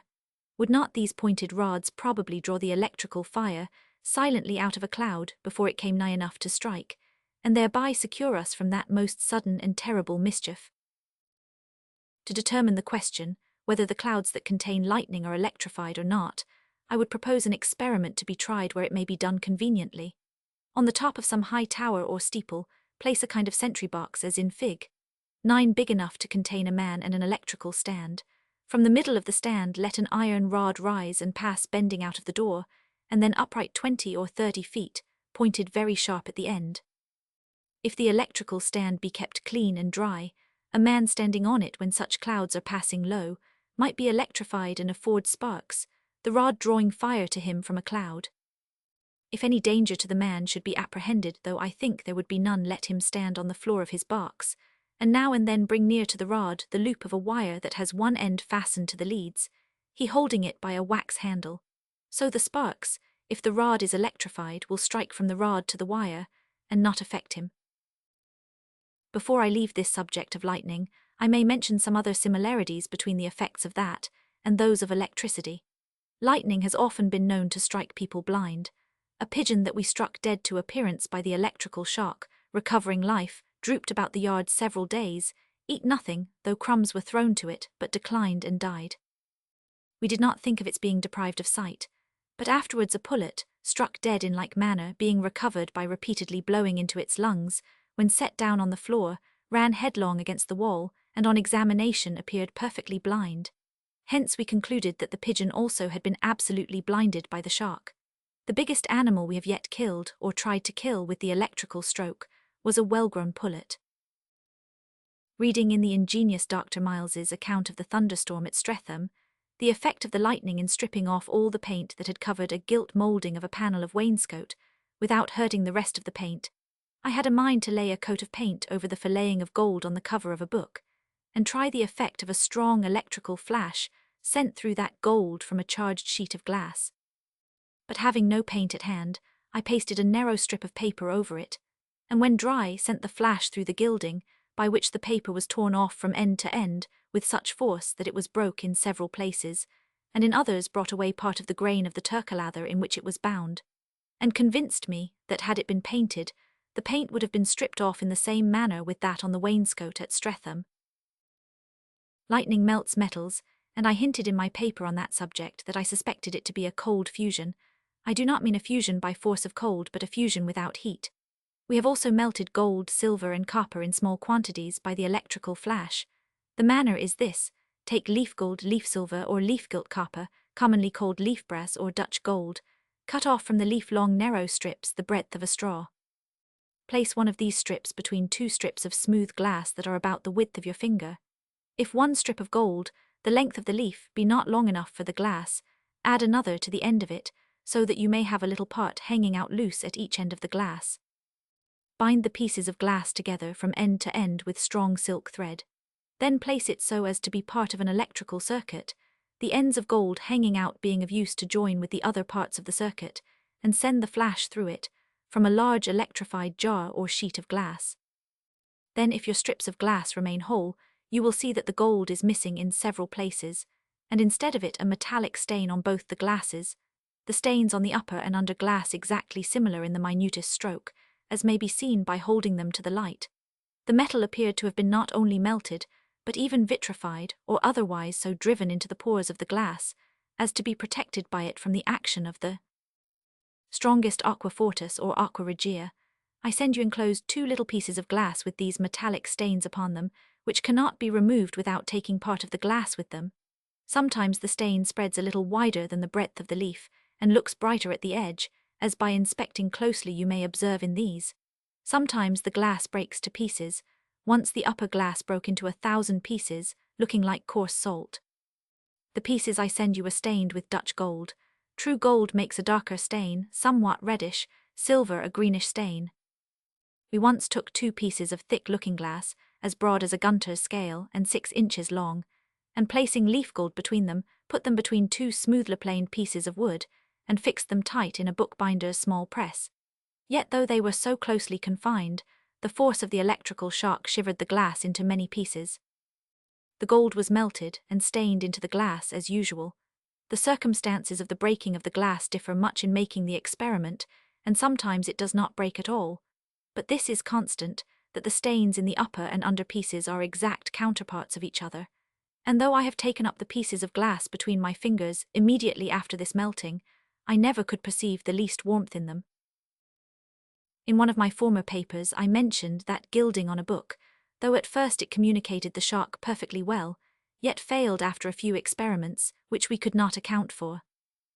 We have since found that one strong shock breaks the continuity of the gold in the filleting, and makes it look rather like dust of gold, abundance of its parts being broken and driven off, and it will seldom conduct above one strong shock. Perhaps this may be the reason. When there is not a perfect continuity in the circuit, the fire must leap over the vacancies. There is a certain distance which it is able to leap over according to its strength. If a number of small vacancies, though each be very minute, taken together exceed that distance, it cannot leap over them, and so the shock is prevented. From the before-mentioned law of electricity, that points as they are more or less acute, draw on and throw off the electrical fluid with more or less power, and at greater or less distances, and in larger or smaller quantities in the same time, we may see how to account for the situation. Of the leaf of gold suspended between two plates, the upper one continually electrified, the under one in a person's hand standing on the floor. When the upper plate is electrified, the leaf is attracted and raised towards it and would fly to that plate were it not for its own points. The corner that happens to be uppermost when the leaf is rising, being a sharp point from the extreme thinness of the gold, draws and receives at a distance a sufficient quantity of the electric fluid to give itself an electric atmosphere, by which its progress to the upper plate is stopped, and it begins to be repelled from that plate, and would be driven back to the under plate, but that its lowest corner is likewise a point, and throws off or discharges the overplus of the leaf's atmosphere, as fast as the upper corner draws it on. Were these 2 points perfectly equal in acuteness, the leaf would take place exactly in the middle space, for its weight is a trifle compared to the power acting on it, but it is generally nearest the unelectrified plate, because, when the leaf is offered to the electrified plate at a distance, the sharpest point is commonly first affected and raised towards it. So that point, from its greater acuteness, receiving the fluid faster than its opposite can discharge it at equal distances, it retires from the electrified plate and draws nearer to the unelectrified plate, till it comes to a distance where the discharge can be exactly equal to the receipt, the latter being lessened, and the former increased, and there it remains as long as the globe continues to supply fresh electrical matter. This will appear plain, when the difference of acuteness in the corners is made very great. Cut a piece of Dutch gold, which is fittest for these experiments on account of its great strength, into the form of Fig. 10. The upper corner a right angle, the two next obtuse angles, and the lowest a very acute one, and bring this on your plate under the electrified plate, in such a manner as that the right-angled part may be first raised, which is done by covering the acute part with the hollow of your hand, and you will see this leaf take place much nearer to the upper than the under plate, because without being nearer, it cannot receive so fast at its right-angled point, as it can discharge at its acute one. Turn this leaf with the acute part uppermost, and then it takes place nearest the unelectrified plate, because otherwise it receives faster at its acute point than it can discharge at its right-angled one. Thus the difference of distance is always proportioned to the difference of acuteness. Take care in cutting your leaf to leave no little ragged particles on the edges, which sometimes form points where you would not have them. You may make this figure so acute below, and blunt above, as to need no under plate, it discharging fast enough into the air. When it is made narrower, as the figure between the pricked lines, we call it the golden fish, from its manner of acting. For if you take it by the tail and hold it at a foot or greater horizontal distance from the prime conductor, it will, when let go, fly to it with a brisk but wavering motion, like that of an eel through the water. It will then take place under the prime conductor, at perhaps a quarter or half an inch distance, and keep a continual shaking of its tail like a fish, so that it seems animated. Turn its tail towards the prime conductor, and then it flies to your finger and seems to nibble it. And if you hold a plate under it at 6 or 8 inches distance, and cease turning the globe when the electrical atmosphere of the conductor grows small, it will descend to the plate and swim back again several times with the same fish-like motion, greatly to the entertainment of spectators. By a little practice in blunting or sharpening the heads or tails of these figures, you may make them take place as desired, nearer or farther from the electrified plate. It is said in section 8 of this paper that all kinds of common matter are supposed not to attract the electrical fluid with equal strength, and that those called electrics per se, as glass 100, attract and retain it strongest and contain the greatest quantity. This latter position may seem a paradox to some, being contrary to the hitherto received opinion, and therefore I shall now endeavour to explain it. In order to this, let it first be considered that we cannot, by any means we are yet acquainted with, force the electrical fluid through glass. I know it is commonly thought that it easily pervades glass, and the experiment of a feather suspended by a thread in a bottle hermetically sealed, yet moved by bringing a rubbed tube near the outside of the bottle, is alleged to prove it. But if the electrical fluid so easily pervades glass, how does the file become charged, as we term it when we hold it in our hands? Would not the fire, thrown in by the wire, pass through to our hands, and so escape into the floor? Would not the bottle in that case be left just as we found it, uncharged, as we know a metal bottle so attempted to be charged would be? Indeed, if there be the least crack, the minutest solution of continuity in the glass, though it remains so tight that nothing else we know of will pass, yet the extremely subtle electric fluid flies through such a crack with the greatest freedom, and such a bottle we know can never be charged. What then makes the difference between such a bottle and one that is sound, but this, that the fluid can pass through the one, and not through the other? It is true, there is an experiment that at first sight would be apt to satisfy a slight observer, that the fire, thrown into the bottle by the wire, does really pass through the glass. It is this: place the bottle on a glass stand under the prime conductor, suspend a bullet by a chain from the prime conductor, till it comes within 1/4 of an inch right over the wire of the bottle. Place your knuckle on the glass stand, at just the same distance from the coating of the bottle as the bullet is from its wire. Now let the globe be turned, and you see a spark strike from the bullet to the wire of the bottle, and the same instant you see and feel an exactly equal spark striking from the coating on your knuckle, and so on, spark for spark. This looks as if the whole received by the bottle was again discharged from it, and yet the bottle by this means is charged, and therefore the fire that thus leaves the bottle, though the same in quantity, cannot be the very same fire that entered at the wire, for if it were, the bottle would remain uncharged. If the fire that so leaves the bottle be not the same that is thrown in through the wire, it must be fire that subsisted in the bottle, that is, in the glass of the bottle before the operation began. If so, there must be a great quantity in glass, because a great quantity is thus discharged, even from very thin glass. That this electrical fluid or fire is strongly attracted by glass, we know from the quickness and violence with which it is resumed by the part that had been deprived of it, when there is an opportunity. And by this, that we cannot from a mass of glass draw a quantity of electric fire, or electrify the whole mass minus, as we can a mass of metal.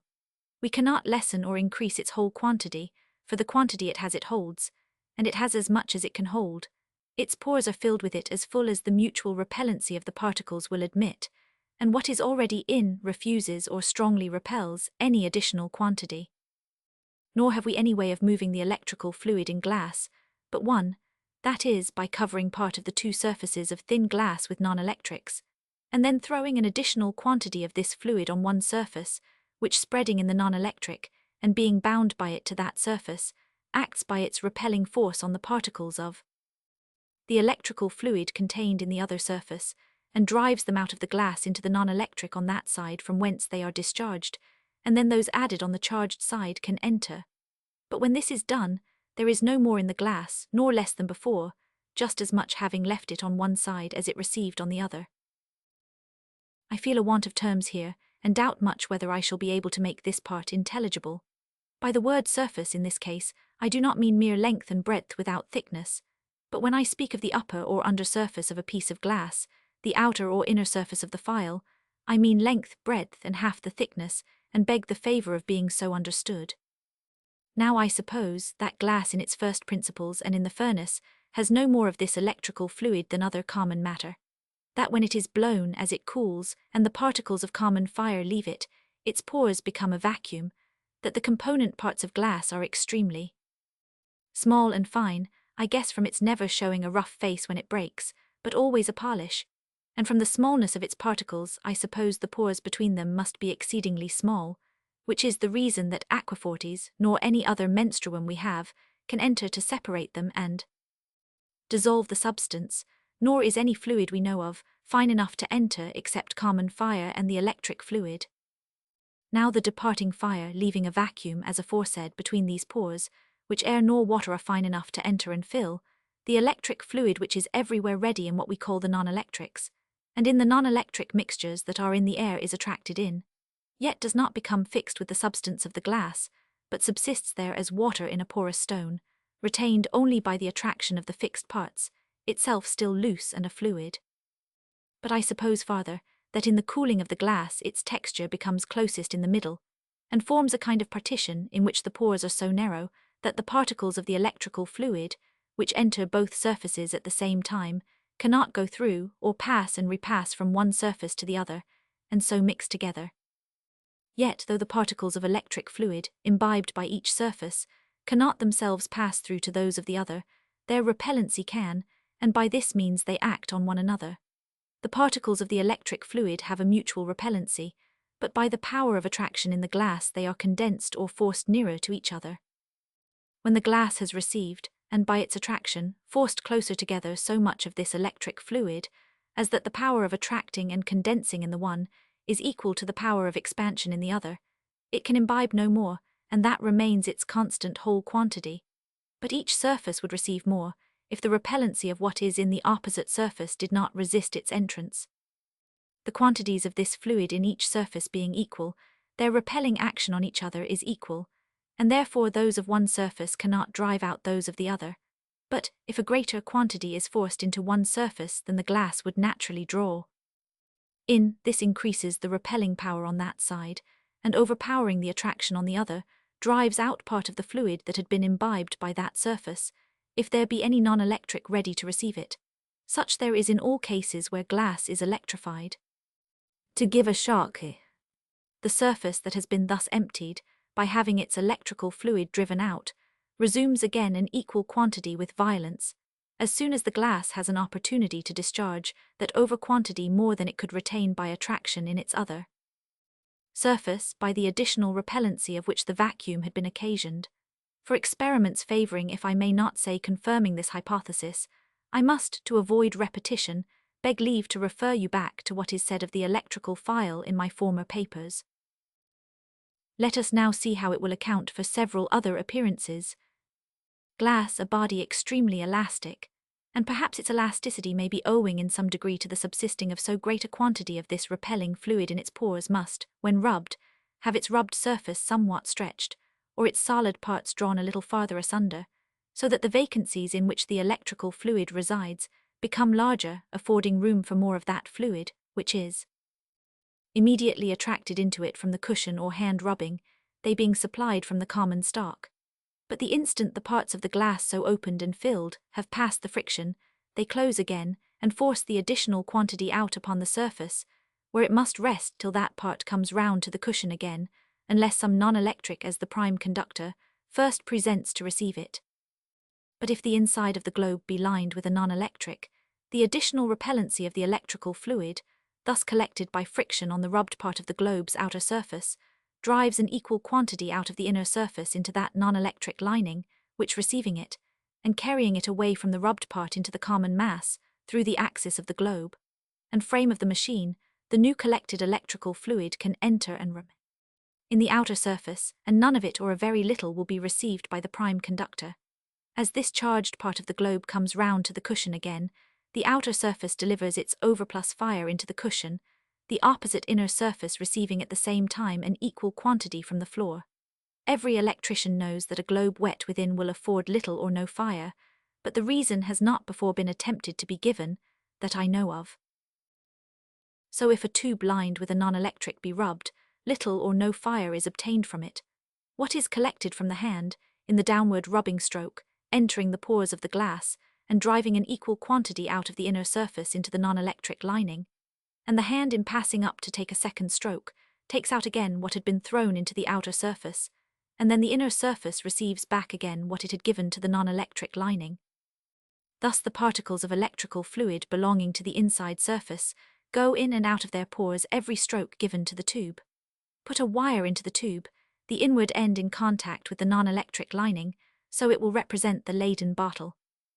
Let a second person touch the wire while you rub, and the fire driven out of the inward surface when you give the stroke will pass through him into the common mass and return through him when the inner surface resumes its quantity, and therefore this new kind of Leyden bottle cannot be so charged. Thus it may, after every stroke, before you pass your hand up to make another, let a second person apply his finger to the wire, take the spark, and then withdraw his finger, and so on till he has drawn a number of sparks. Thus will the inner surface be exhausted and the outer surface charged. Then wrap a sheet of gilt paper close round the outer surface, and grasping it in your hand you may receive a shock by applying the finger of the other hand to the wire, for now the vacant pores in the inner surface resume their quantity, and the overcharged pores in the outer surface discharge that overplus, the equilibrium being restored through your body, which could not be restored through the glass. If the tube be exhausted of air, a non-electric lining in contact with the wire is not necessary, for in vacuo the electrical fire will fly freely from the inner surface without a non-electric conductor, but air resists in motion, for being itself an electric per se, it does not attract it, having already its quantity. So the air never draws off an electric atmosphere from any body, but in proportion to the non-electrics mixed with it, it rather keeps such an atmosphere confined, which, from the mutual repulsion of its particles, tends to dissipation, and would immediately dissipate in vacuo. And thus the experiment of the feather enclosed in a glass vessel hermetically sealed, but moving on the approach of the rubbed tube, is explained. When an additional quantity of the electrical fluid is applied to the side of the vessel by the atmosphere of the tube, a quantity is repelled and driven out of the inner surface of that side into the vessel, and there affects the feather, returning again into its pores, when the tube with its atmosphere is withdrawn, not that the particles of that atmosphere did themselves pass through the glass to the feather. And every other appearance I have yet seen, in which glass and electricity are concerned, are, I think, explained with equal ease by the same hypothesis. Yet perhaps it may not be a true one, and I shall be obliged to him that affords me a better. Thus I take the difference between non-electrics, and glass and electric per se, to consist in these two particulars. First, that a non-electric easily suffers a change in the quantity of the electric fluid it contains. You may lessen its whole quantity by drawing out a part, which the whole body will again resume. But of glass, you can only lessen the quantity contained in one of its surfaces, and not that, but by supplying an equal quantity at the same time to the other surface, so that the whole glass may always have the same quantity in the two surfaces, their two different quantities being added together. And this can only be done in glass that is thin. Beyond a certain thickness we have yet no power that can make this change. And 2dly, that the electric fire freely removes from place to place, in and through the substance of a non-electric, but not so through the substance of glass.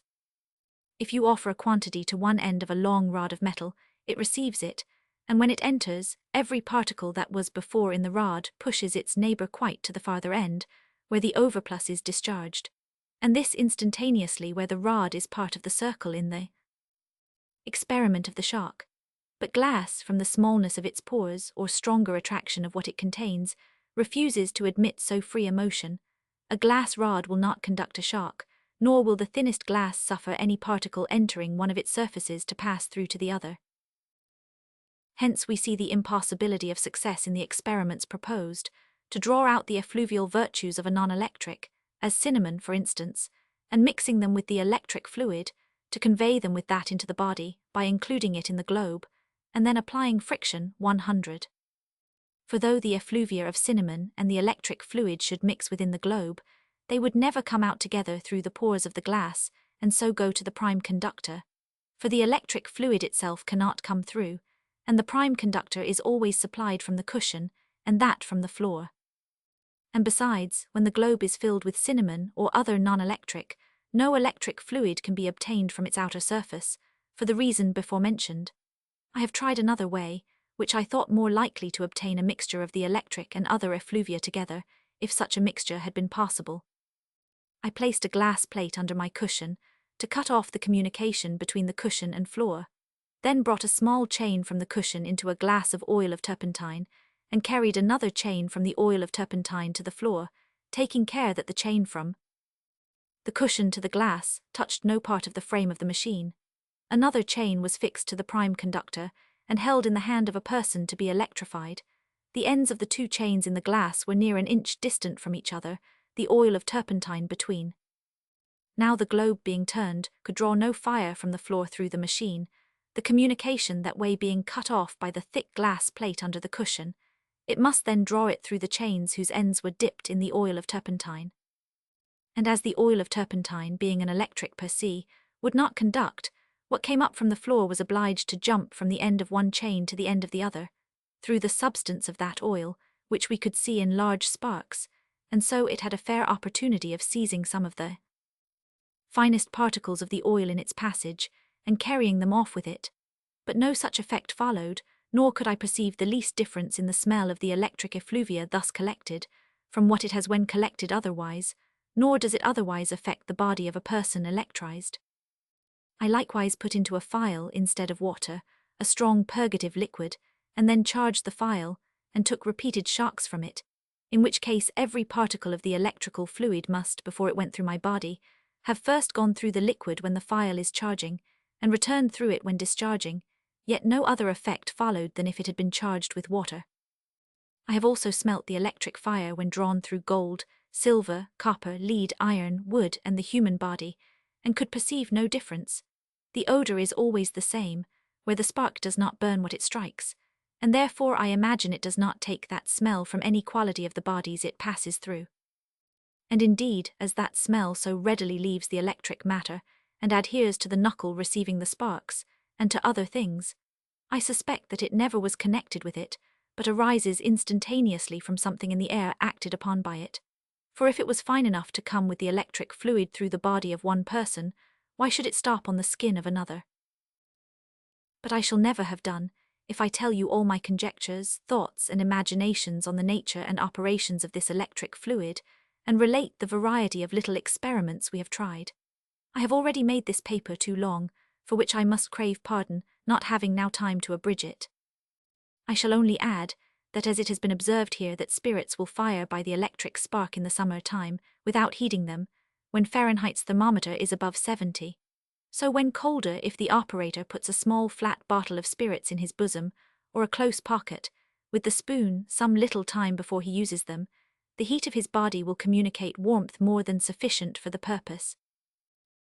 Additional experiments, proving that the Leyden bottle has no more electrical fire in it when charged than before, nor less when discharged, that in discharging, the fire does not issue from the wire and the coating at the same time, as some have thought, but that the coating always receives what is discharged by the wire, or an equal quantity, the outer surface being always in a negative state of electricity, when the inner surface is in a positive state. Place a thick plate of glass under the rubbing cushion, to cut off the communication of electrical fire from the floor to the cushion. Then if there be no fine points or hairy threads sticking out from the cushion, or from the parts of the machine opposite to the cushion, of which you must be careful you can get but a few sparks from the prime conductor, which are all the cushion will part with. Hang a phial then on the prime conductor, and it will not charge though you hold it by the coating, but form a communication by a chain from the coating to the cushion, and the phial will charge. For the globe then draws the electric fire out of the outside surface of the phial, and forces it through the prime conductor and wire of the phial into the inside surface. Thus the bottle is charged with its own fire, no other being to be had while the glass plate is under the cushion. Hang 2 cork bowls by flaxen threads to the prime conductor, then touch the coating of the bottle, and they will be electrified and recede from each other. For just as much fire as you give the coating, so much is discharged through the wire upon the prime conductor, whence the cork bowls receive an electrical atmosphere. But take a wire bent in the form of a C, with a stick of wax fixed to the outside of the curve to hold it by, and apply one end of this wire to the coating, and the other at the same time to the prime conductor, the phial will be discharged. And if the balls are not electrified before the discharge, neither will they appear to be so after the discharge, for they will not repel each other. If the phial really exploded at both ends and discharged fire from both coating and wire, the balls would be more electrified and recede farther, for none of the fire can escape, the wax handle preventing. But if the fire with which the inside surface is surcharged be so much precisely as is wanted by the outside surface, it will pass round through the wire fixed to the wax handle, restore the equilibrium in the glass, and make no alteration in the state of the prime conductor. Accordingly we find that if the prime conductor be electrified, and the cork bowls in a state of repellency before the bottle is discharged, they continue so afterwards. If not, they are not electrified by that discharge. To Peter Collinson, Esq., FRS London. Accumulation of the electrical fire proved to be in the electrified glass, effect of lightning on the needle of compasses, explained, Gunpowder fired by the electric flame. Philadelphia, July 27, 1750. Sir, Mr. Watson, I believe, wrote his observations on my last paper in haste, without having first well considered the experiments related. 17, which still appear to me decisive in the question, whether the accumulation of the electrical fire be in the electrified glass, or in the non-electric matter connected with the glass, and to demonstrate that it is really in the glass. As to the experiment that ingenious gentleman mentions, and which he thinks conclusive on the other side, I persuade myself he will change his opinion of it when he considers that as one person applying the wire of the charged bottle to warm spirits, in a spoon held by another person, both standing on the floor, will fire the spirits, and yet such firing will not determine whether the accumulation was in the glass or the non-electric. So the placing another person between them, standing on wax with a basin in his hand, into which the water from the phial is poured, while he at the instant of pouring presents a finger of his other hand to the spirits, does not at all alter the case. The stream from the phial, the side of the basin, with the arms and body of the person on the wax, being all together but as one long wire, reaching from the internal surface of the phial to the spirits. June 29, 1751. In Capt. Waddell's account of the effects of lightning on his ship, I could not but take notice of the large comazants, as he calls them, that settled on the spintles at the topmast heads, and burnt like very large torches before the stroke.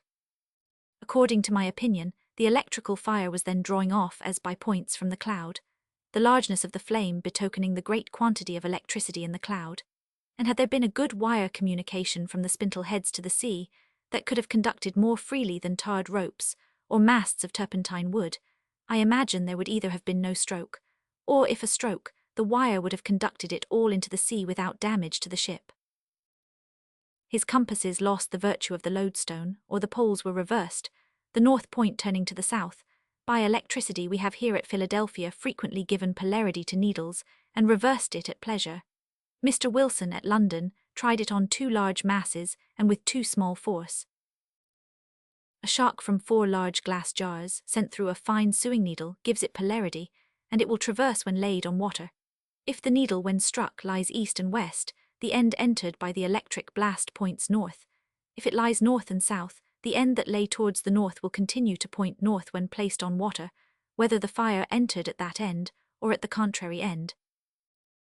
The polarity given is strongest when the needle is struck lying north and south, weakest when lying east and west.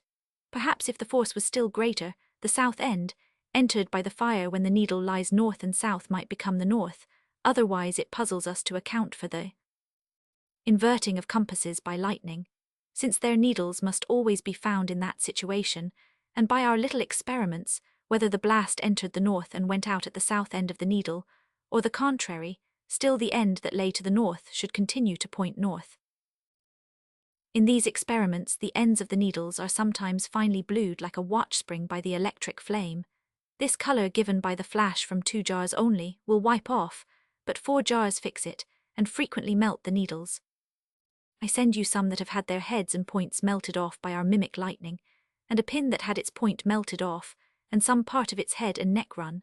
Sometimes the surface on the body of the needle is also run, and appears blistered when examined by a magnifying glass. The jars I make use of hold 7 or 8 gallons, and are coated and lined with tin foil. Each of them takes 1,000 turns of a globe 9 inches diameter to charge it. I send you 2 specimens of tinfoil melted between glass, by the force of 2 jars only.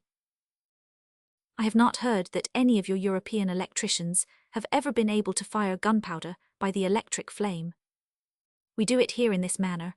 A small cartridge is filled with dry powder, hard rammed so as to bruise some of the grains.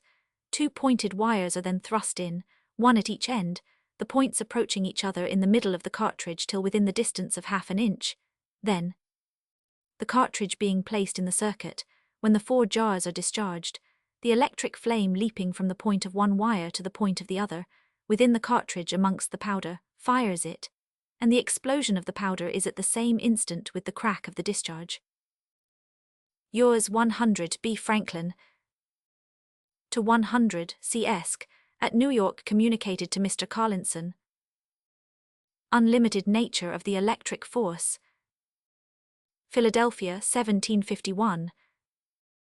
Sir, I enclose you answers, such as my present hurry of business will permit me to make, to the principal queries contained in yours of the 28th instant, and beg leave to refer you to the latter piece in the printed collection of my papers, for farther explanation of the difference between what is called electrics per se and non-electrics. When you have had time to read and consider these papers, I will endeavour to make any new experiments you shall propose, that you think may afford farther light or satisfaction to either of us, and shall be much obliged to you for such remarks, objections, 100, as may occur to you. I forget whether I wrote to you that I have melted brass pins and steel needles, inverted the poles of the magnetic needle, given a magnetism and polarity to needles that had none, and fired dry gunpowder by the electric spark. I have 5 bottles that contain 8 or 9 gallons each, 2 of which charged are sufficient for those purposes, but I can charge and discharge them altogether. There are no bounds but what expense and labour give to the force man may raise and use in the electrical way, for bottle may be added to bottle in infinitum, and all united and discharged together as one, the force and effect proportioned to their number and size. The greatest known effects of common lightning may, I think, without much difficulty, be exceeded in this way, which a few years since could not have been believed, and even now may seem to many a little extravagant to suppose. So we are got beyond the skill of Rabelais' devils of 2 years old, who, he humorously says, had only learnt to thunder, and lighten a little round the head of a cabbage. I am, with sincere respect, your most obliged humble servant, B. Franklin. Queries and answers referred to in the foregoing letter. The terms electric per se and non-electric improper, new relation between metals and water, effects of air in electrical experiments, experiment for discovering more of the qualities of the electric fluid. Query wherein consists the difference between an electric and a non-electric body. Answer: the terms electric per se and non-electric were first used to distinguish bodies on a mistaken supposition that those called electrics per se alone contained electric matter in their substance, which was capable of being excited by friction and of being produced or drawn from them, and communicated to those called non-electrics, supposed to be destitute of it. For the glass, 100. Being rubbed, discovered signs of having it, by snapping to the finger, attracting, repelling, 100, and could communicate those signs to metals and water. Afterwards it was found that rubbing of glass would not produce the electric matter, unless a communication was preserved between the rubber and the floor, and subsequent experiments proved that the electric matter was really drawn from those bodies that at first were thought to have none in them. Then it was doubted whether glass, and other bodies called electrics per se, had really any electric matter in them, since they apparently afforded none, but what they first extracted from those which had been called non-electrics. But some of my experiments show that glass contains it in great quantity, and I now suspect it to be pretty equally diffused in all the matter of this terraqueous globe. If so, the terms electric per se and non-electric should be laid aside as improper, and the only difference being this, that some bodies will conduct electric matter, and others will not. The terms conductor and non-conductor may supply their place. If any portion of electric matter is applied to a piece of conducting matter, it penetrates and flows through it, or spreads equally on its surface. If applied to a piece of non-conducting matter, it will do neither. Perfect conductors of electric matter are only metals and water, other bodies conducting only as they contain a mixture of those, without more or less of which they will not conduct at all. This, by the way, shows a new relation between metals and water heretofore unknown. To illustrate this by a comparison, which, however, can only give a faint resemblance. Electric matter passes through conductors as water passes through a porous stone, or spreads on their surfaces as water spreads on a wet stone. But when applied to non-conductors, it is like water dropped on a greasy stone. It neither penetrates, passes through, nor spreads on the surface, but remains in drops where it falls. See farther on this head in my last printed piece, entitled Opinions and Conjectures, Roman 100. Query: what are the effects of air in electrical experiments? Answer: all I have hitherto observed are these. Moist air receives and conducts the electrical matter in proportion to its moisture, quite dry air not at all. Air is therefore to be classed with the non-conductors. Dry air assists in confining the electrical atmosphere to the body it surrounds, and prevents its dissipating. For in vacuo it quits easily, and points operate stronger they throw off or attract the electrical matter more freely and at greater distances, so that air intervening obstructs its passage from body to body in some degree. A clean electrical file and wire, containing air instead of water, will not be charged nor give a shock, any more than if it was filled with powder of glass, but exhausted of air, it operates as well as if filled with water. Yet an electric atmosphere and air do not seem to exclude each other, for we breathe freely in such an atmosphere, and dry air will blow through it without displacing or driving it away. I question whether the strongest dry northwester would dissipate it. I once electrified a large cork ball at the end of a silk thread 3 feet long, the other end of which I held in my fingers, and whirled it round, like a sling 100 times, in the air with the swiftest motion I could possibly give it, yet it retained its electric atmosphere, though it must have passed through 800 yards of air, allowing my arm in giving the motion to add a foot to the semi-diameter of the circle. By quite dry air I mean the driest we have, for perhaps we never have any perfectly free from moisture. An electrical atmosphere raised round a thick wire, inserted in a file of air, drives out none of the air, nor on withdrawing that atmosphere will any air rush in, as I have found by a curious experiment accurately made, whence we concluded that the air's elasticity was not affected thereby. An experiment towards discovering more of the qualities of the electric fluid. From the prime conductor hang a bullet by a wire hook. Under the bullet, at half an inch distance, place a bright piece of silver to receive the sparks. Then let the wheel be turned, and in a few minutes, if the repeated sparks continually strike in the same spot, the silver will receive a blue stain, nearly the color of a watch spring. A bright piece of iron will also be spotted, but not with that color. It rather seems corroded. On gold, brass, or tin, I have not perceived it makes any impression, but the spots on the silver or iron will be the same, whether the bullet be lead, brass, gold, or silver. On a silver bullet there will also appear a small spot, as well as on the plate below it. To 100 CS at New York. Mistake that only metals and water were conductors, rectified. Supposition of a region of electric fire above our atmosphere. Theorem concerning light. Poquid a cure for cancers. Read at the Royal Society, Nav. 11, 1756. Philadelphia, April 23, 1752. Sir, in considering your favour of the 16th past, I recollected my having wrote you answers to some queries concerning the difference between electrics per se and non-electrics, and the effects of air in electrical experiments, which I apprehend you may not have received. The date I have forgotten. We have been used to call those bodies electrics per se, which would not conduct the electric fluid. We once imagined that only such bodies contained that fluid, afterwards that they had none of it and only educed it from other bodies, but further experiments showed our mistake. It is to be found in all matter we know of, and the distinctions of electrics per se and non-electrics should now be dropped as improper, and that of conductors and non-conductors assumed in its place, as I mentioned in those answers. I do not remember any experiment by which it appeared that high rectified spirit will not conduct. Perhaps you have made such. This I know, that wax, rosin, brimstone, and even glass, commonly reputed electrics per se, will, when in a fluid state, conduct pretty well. Glass will do it when only red hot. So that my former position, that only metals and water were conductors, and other bodies more or less such as they partook of metal or moisture, was too general. Your conception of the electric fluid, that it is incomparably more subtle than air, is undoubtedly just. It pervades dense matter with the greatest ease, but it does not seem to mix or incorporate willingly with mere air as it does with other matter. It will not quit common matter to join with air.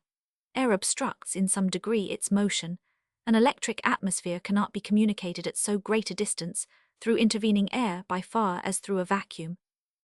Who knows then but there may be, as the ancients thought, a region of this fire above our atmosphere, prevented by our air, and its own too great distance for attraction, from joining our earth. Perhaps where the atmosphere is rarest, this fluid may be densest, and nearer the earth where the atmosphere grows denser, this fluid may be rarer. Yet some of it be low enough to attach itself to our highest clouds, and thence they becoming electrified may be attracted by, and descend towards the earth and discharge their watery contents, together with that ethereal fire. Perhaps the auroboreals are currents of this fluid in its own region, above our atmosphere, becoming from their motion visible. There is no end to conjectures. As yet we are but novices in this branch of natural knowledge. You mentioned several differences of salts in electrical experiments. Were they all equally dry? Salt is apt to acquire moisture from a moist air, and some sorts more than others. When perfectly dried by lying before a fire or on a stove, none that I have tried will conduct any better than so much glass. New flannel, if dry and warm, will draw the electric fluid from non-electrics, as well as that which has been worn. I wish you had the convenience of trying the experiments you seem to have such expectations from, upon various kinds of spirits, salts, earth 100. Frequently in a variety of experiments, though we miss what we expected to find, yet something valuable turns out, something surprising and instructing though unthought of. I thank you for communicating the illustration of the theorem concerning light. It is very curious, but I must own I am much in the dark about light. I am not satisfied with the doctrine that supposes particles of matter called light, continually driven off from the sun's surface, with a swiftness so prodigious. Must not the smallest particle conceivable have, with such a motion, a force exceeding that of a 24-pounder, discharged from a cannon? Must not the sun diminish exceedingly by such a waste of matter, and the planets, instead of drawing nearer to him, as some have feared, recede to greater distances through the lessened attraction? Yet these particles with this amazing motion will not drive before them or remove the least and lightest dust they meet with, and the sun, for aught we know, continues of his antient dimensions, and his attendants move in their antient orbits.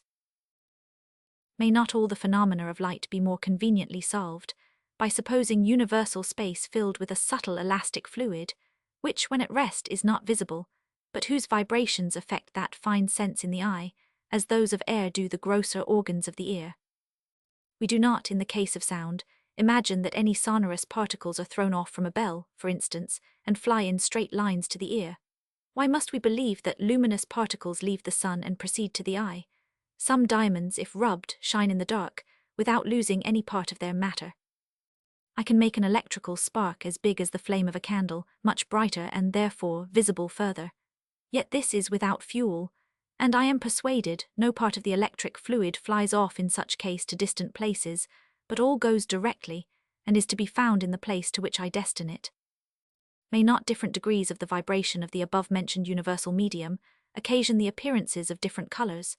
I think the electric fluid is always the same, yet I find that weaker and stronger sparks differ in apparent color, some white, blue, purple, red, the strongest white, weak ones red. Thus different degrees of vibration given to the air produce the 7 different sounds in music, analogous to the 7 colors, yet the medium air is the same.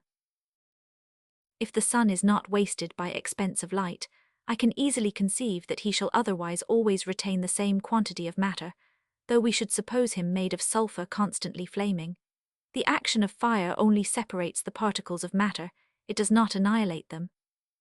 Water, by heat raised in vapor, returns to the earth in rain, and if we could collect all the particles of burning matter that go off in smoke, perhaps they might, with the ashes, weigh as much as the body before it was fired. And if we could put them into the same position with regard to each other, the mass would be the same as before and might be burnt over again. The chemists have analyzed sulphur, and find it composed in certain proportions of oil, salt, and earth, and having by the analysis discovered those proportions, they can, of those ingredients, make sulphur. So we have only to suppose that the parts of the sun's sulphur separated by fire rise into his atmosphere, and their being freed from the immediate action of the fire, they collect into cloudy masses and growing by degrees too heavy to be longer supported, they descend to the sun and are burnt over again. Hence the spots appearing on his face, which are observed to diminish daily in size, their consuming edges being of particular brightness. It is well we are not, as poor Galileo was, subject to the Inquisition for philosophical heresy. My whispers against the orthodox doctrine in private letters would be dangerous, but your writing and printing would be highly criminal. As it is, you must expect some censure, but one heretic will surely excuse another. I am heartily glad to hear more instances of the success of the pokeweed in the cure of that horrible evil to the human body, a cancer. You will deserve highly of mankind for the communication. But I find in Boston they are at a loss to know the right plant. some asserting it is what they call metaphysician, others other things.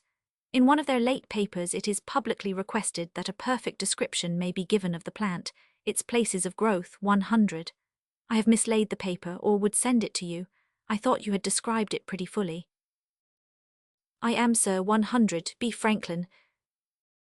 London, March 27, 1773. I apprehend that our pokeweed is what the botanists term phytolacca. This plant bears berries as large as peas. The skin is black, but it contains a crimson juice. It is this juice, thickened by evaporation in the sun, which was employed. It caused great pain, but some persons were said to have been cured. I am not quite certain of the facts. All that I know is that Dr. Colden had a good opinion of the remedy. London, April 23, 1773.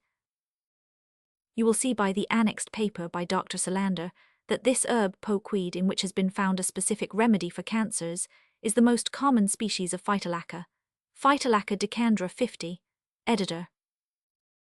Mr. E. Kinnersley at Boston to Benjamin Franklin-esque at Philadelphia. New experiments, paradoxes inferred from them, difference in the electricity of a globe of glass charged and a globe of sulfur, difficulty of ascertaining which is positive and which negative. Feb. 3, 1752. Sir, I have the following experiments to communicate. I held in one hand a wire, which was fastened at the other end to the handle of a pump, in order to try whether the stroke from the prime conductor, through my arms, would be any greater than when conveyed only to the surface of the earth, but could discover no difference. I placed the needle of a compass on the point of a long pin, and holding it in the atmosphere of the prime conductor, at the distance of about 3 inches, found it to whirl round like the flyers of a jack, with great rapidity. I suspended with silk a cork bowl about the bigness of a pea, and presented to it rubbed amber, sealing wax and sulphur, by each of which it was strongly repelled. Then I tried rubbed glass and china, and found that each of these would attract it, until it became electrified again, and then it would be repelled as at first, and while thus repelled by the rubbed glass or china, either of the others when rubbed would attract it. Then I electrified the bowl with the wire of a charged file, and presented to it rubbed glass, the stopper of a decanter and a china teacup, by which it was as strongly repelled as by the wire. But when I presented either of the other rubbed electrics, it would be strongly attracted, and when I electrified it by either of these, till it became repelled, it would be attracted by the wire of the file, but be repelled by its coating. These experiments surprised me very much, and have induced me to infer the following paradoxes. If a glass globe be placed at one end of a prime conductor, and a sulphur one at the other end, both being equally in good order, and in equal motion, not a spark of fire can be obtained from the conductor, but one globe will draw out, as fast as the other gives in. If a file be suspended on the conductor, with a chain from its coating to the table, and only one of the globes be made use of at a time, 20 turns of the wheel, for instance, will charge it, after which so many turns of the other wheel will discharge it, and as many more will charge it again. The globes being both in motion, each having a separate conductor, with a file suspended on one of them, and the chain of it fastened to the other, the file will become charged, one globe charging positively, the other negatively. The file being thus charged, hang it in like manner on the other conductor. Set both wheels a-going again, and the same number of turns that charged it before will now discharge it, and the same number repeated will charge it again. When each globe communicates with the same prime conductor, having a chain hanging from it to the table, one of them, when in motion but which I cannot say, will draw fire up through the cushion and discharge it through the chain. The other will draw it up through the chain and discharge it through the cushion. I should be glad if you would send to my house for my sulphur globe, and the cushion belonging to it, and make the trial, but must caution you not to use chalk on the cushion. Some fine powdered sulphur will do better. If, as I expect, you should find the globes to charge the prime conductor differently, I hope you will be able to discover some method of determining which it is that charges positively. I am 100, E. Kinnersley. To Mr. E. Kinnersley at Boston. Probable cause of the different attractions and repulsions of the 2 electrified globes mentioned in the 2 preceding letters. Philadelphia, March 2, 1752. Sir, I thank you for the experiments communicated. I sent immediately for your brimstone globe in order to make the trials you desired, but found it wanted centers which I have not time now to supply. But the first leisure I will get it fitted for use, try the experiments, and acquaint you with the result. In the meantime, I suspect that the different attractions and repulsions you observed proceeded rather from the greater or smaller quantities of the fire you obtained from different bodies, than from its being of a different kind or having a different direction. In haste, I am 100 B. Franklin. To Mr. E. Kinnersley at Boston. Reasons for supposing that the glass globe charges positively and the sulfur negatively. Hint respecting a leather globe for experiments when traveling.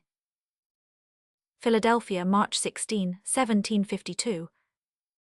Sir, having brought your brimstone globe to work, I tried one of the experiments you proposed, and was agreeably surprised to find that the glass globe being at one end of the conductor, and the sulfur globe at the other end, both globes in motion, no spark could be obtained from the conductor, unless when one globe turned slower, or was not in so good order as the other, and then the spark was only in proportion to the difference, so that turning equally or turning that slowest which worked best, would again bring the conductor to afford no spark. I found also that the wire of a file charged by the glass globe attracted a cork ball that had touched the wire of a file charged by the brimstone globe, and vice versa, so that the cork continued to play between the two files, just as when one file was charged through the wire, the other through the coating by the glass globe alone.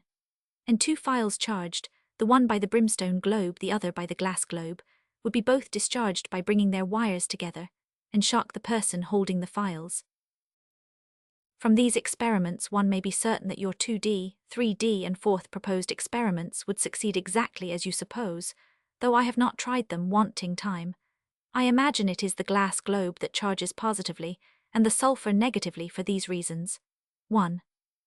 Though the sulfur globe seems to work equally well with the glass one, yet it can never occasion so large and distant a spark between my knuckle and the conductor, when the sulfur one is working, as when the glass one is used, which I suppose is occasioned by this, that bodies of a certain bigness cannot so easily part with a quantity of electrical fluid they have and hold attracted within their substance, as they can receive an additional quantity upon their surface by way of atmosphere.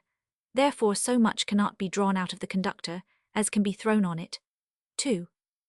I observe that the stream or brush of fire, appearing at the end of a wire connected with the conductor, is long, large, and much diverging when the glass globe is used, and makes a snapping or rattling noise. But when the sulfur one is used, it is short, small, and makes a hissing noise, and just the reverse of both happens when you hold the same wire in your hand, and the globes are worked alternately. The brush is large, long, diverging, and snapping or rattling when the sulfur globe is turned, short, small, and hissing when the glass globe is turned. When the brush is long, large, and much diverging, the body to which it joins seems to me to be throwing the fire out, and when the contrary appears it seems to be drinking in. 3. I observe that when I hold my knuckle before the sulfur globe while turning, the stream of fire between my knuckle and the globe seems to spread on its surface, as if it flowed from the finger. On the glass globe it is otherwise. 4.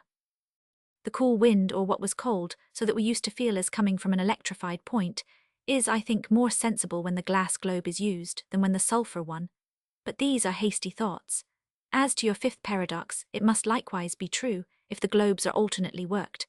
But if worked together, the fire will neither come up nor go down by the chain, because one globe will drink it as fast as the other produces it. I should be glad to know whether the effects would be contrary if the glass globe is solid, and the sulfur globe is hollow, but I have no means at present of trying. In your journeys your glass globes meet with accidents, and sulfur ones are heavy and inconvenient. Query, would not a thin plane of brimstone, cast on a board, serve on occasion as a cushion, while a globe of leather stuffed properly mounted might receive the fire from the sulfur, and charge the conductor positively? Such a globe would be in no danger of breaking. I think I can conceive how it may be done, but have not time to add more than that. I am yours 100 B. Franklin. Footnote. In Mr. Collinson's edition, several papers followed here by the Abmasias, and others upon the subject of Dr. Franklin's experiments, which, that the letters of our author might not be too much interrupted, we have thought proper to transfer to an appendix. A subsequent paper by Mr. David Colden, entitled Remarks on the Ab Knowlitz Letters to Benjamin Franklin, Esquire on Electricity, will be found transferred in the same manner. To Peter Collinson, Esq., FRS London. Electrical Kite. Philadelphia, Oct. 19, 1752. Sir, as frequent mention is made in public papers from Europe of the success of the Philadelphia experiment for drawing the electric fire from clouds by means of pointed rods of iron erected on high buildings, 100, it may be agreeable to the curious to be informed that the same experiment has succeeded in Philadelphia, though made in a different and more easy manner, which is as follows. Make a small cross of 2 light strips of cedar, the arms so long as to reach to the 4 corners of a large thin silk handkerchief when extended. Tie the corners of the handkerchief to the extremities of the cross, so you have the body of a kite, which being properly accommodated with a tail, loop and string, will rise in the air like those made of paper, but this being of silk is fitter to bear the wet and wind of a thundergust without tearing. To the top of the upright stick of the cross is to be fixed a very sharp pointed wire, rising a foot or more above the wood. To the end of the twine next the hand is to be tied a silk ribbon, and where the silk and twine join, a key may be fastened. This kite is to be raised when a thundergust appears to be coming on, and the person who holds the string must stand within a door or window, or under some cover, so that the silk ribbon may not be wet, and care must be taken that the twine does not touch the frame of the door or window. As soon as any of the thunder clouds come over the kite, the pointed wire will draw the electric fire from them, and the kite with all the twine will be electrified, and the loose filaments of the twine will stand out every way and be attracted by an approaching finger. And when the rain has wetted the kite and twine, so that it can conduct the electric fire freely, you will find it stream out plentifully from the key on the approach of your knuckle. At this key the file may be charged, and from electric fire thus obtained, spirits may be kindled, and all the other electric experiments be performed, which are usually done by the help of a rubbed glass globe or tube, and thereby the sameness of the electric matter with that of lightning completely demonstrated. B. Franklin. To Peter Collinson, Esq., FRS London. Hypothesis of the sea being the grand source of lightning retracted, positive and sometimes negative, electricity of the clouds discovered, new experiments and conjectures in support of this discovery, observations recommended for ascertaining the direction of the electric fluid, size of rods for conductors to buildings, appearance of a thundercloud described. Philadelphia, September 1753. Sir, in my former paper on this subject, written first in 1747, enlarged and sent to England in 1749, I considered the sea as the grand source of lightning, imagining its luminous appearance to be owing to electric fire, produced by friction between the particles of water and those of salt. Living far from the sea, I had then no opportunity of making experiments on the sea-water, and so embraced this opinion too hastily. For in 1750 and 1751, being occasionally on the sea-coast, I found by experiments that sea-water in a bottle, though at first it would by agitation appear luminous, yet in a few hours it lost that virtue. Hence and from this, that I could not by agitating a solution of sea salt in water produce any light, I first began to doubt of my former hypothesis, and to suspect that the luminous appearance in sea-water must be owing to some other principles. I then considered whether it were not possible that the particles of air, being electrics per se, might in hard gales of wind, by their friction against trees, hills, buildings, 100, as so many minute electric globes, rubbing against non-electric cushions, draw the electric fire from the earth, and that the rising vapours might receive that fire from the air, and by such means the clouds become electrified. If this were so, I imagined that by forcing a constant violent stream of air against my prime conductor, by bellows, I should electrify it negatively, the rubbing particles of air, drawing from it part of its natural quantity of the electric fluid. I accordingly made the experiment, but it did not succeed. In September 1752, I erected an iron rod to draw the lightning down into my house, in order to make some experiments on it, with 2 bells to give notice when the rod should be electrified, a contrivance obvious to every electrician. I found the bells rang sometimes when there was no lightning or thunder, but only a dark cloud over the rod. That sometimes after a flash of lightning they would suddenly stop, and at other times when they had not rang before, they would, after a flash, suddenly begin to ring, that the electricity was sometimes very faint, so that when a small spark was obtained, another could not be got for some time after.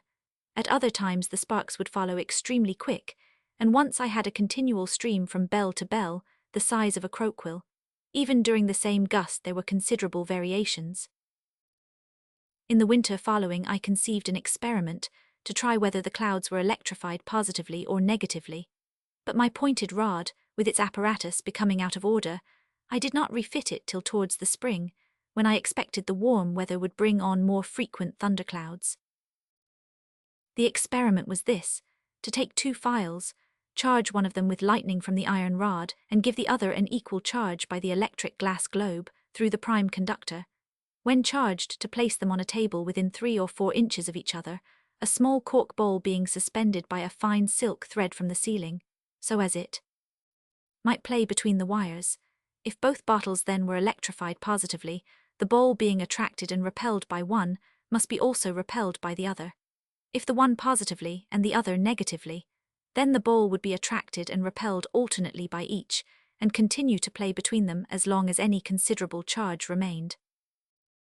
Being very intent on making this experiment, it was no small mortification to me that I happened to be abroad during 2 of the greatest thunderstorms we had early in the spring, and though I had given orders in my family that if the bells rang when I was from home, they should catch some of the lightning for me in electrical files, and they did so, yet it was mostly dissipated before my return, and in some of the other gusts the quantity of lightning I was able to obtain was so small, and the charge so weak, that I could not satisfy myself.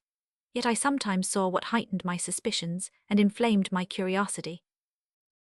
At last, on the 12th of April, 1753, there being a smart gust of some continuance, I charged one file pretty well with lightning, and the other equally, as near as I could judge, with electricity from my glass globe, and having placed them properly, I beheld, with great surprise and pleasure, the cork bowl play briskly between them, and was convinced that one bottle was electrized negatively. I repeated this experiment several times during the gust, and in 8 succeeding gusts, always with the same success, and being of opinion, for reasons I formerly gave in my letter to Mr. Kinnersley, since printed in London, that the glass globe electrizes positively, I concluded that the clouds are always electrized negatively, or have always in them less than their natural quantity of the electric fluid.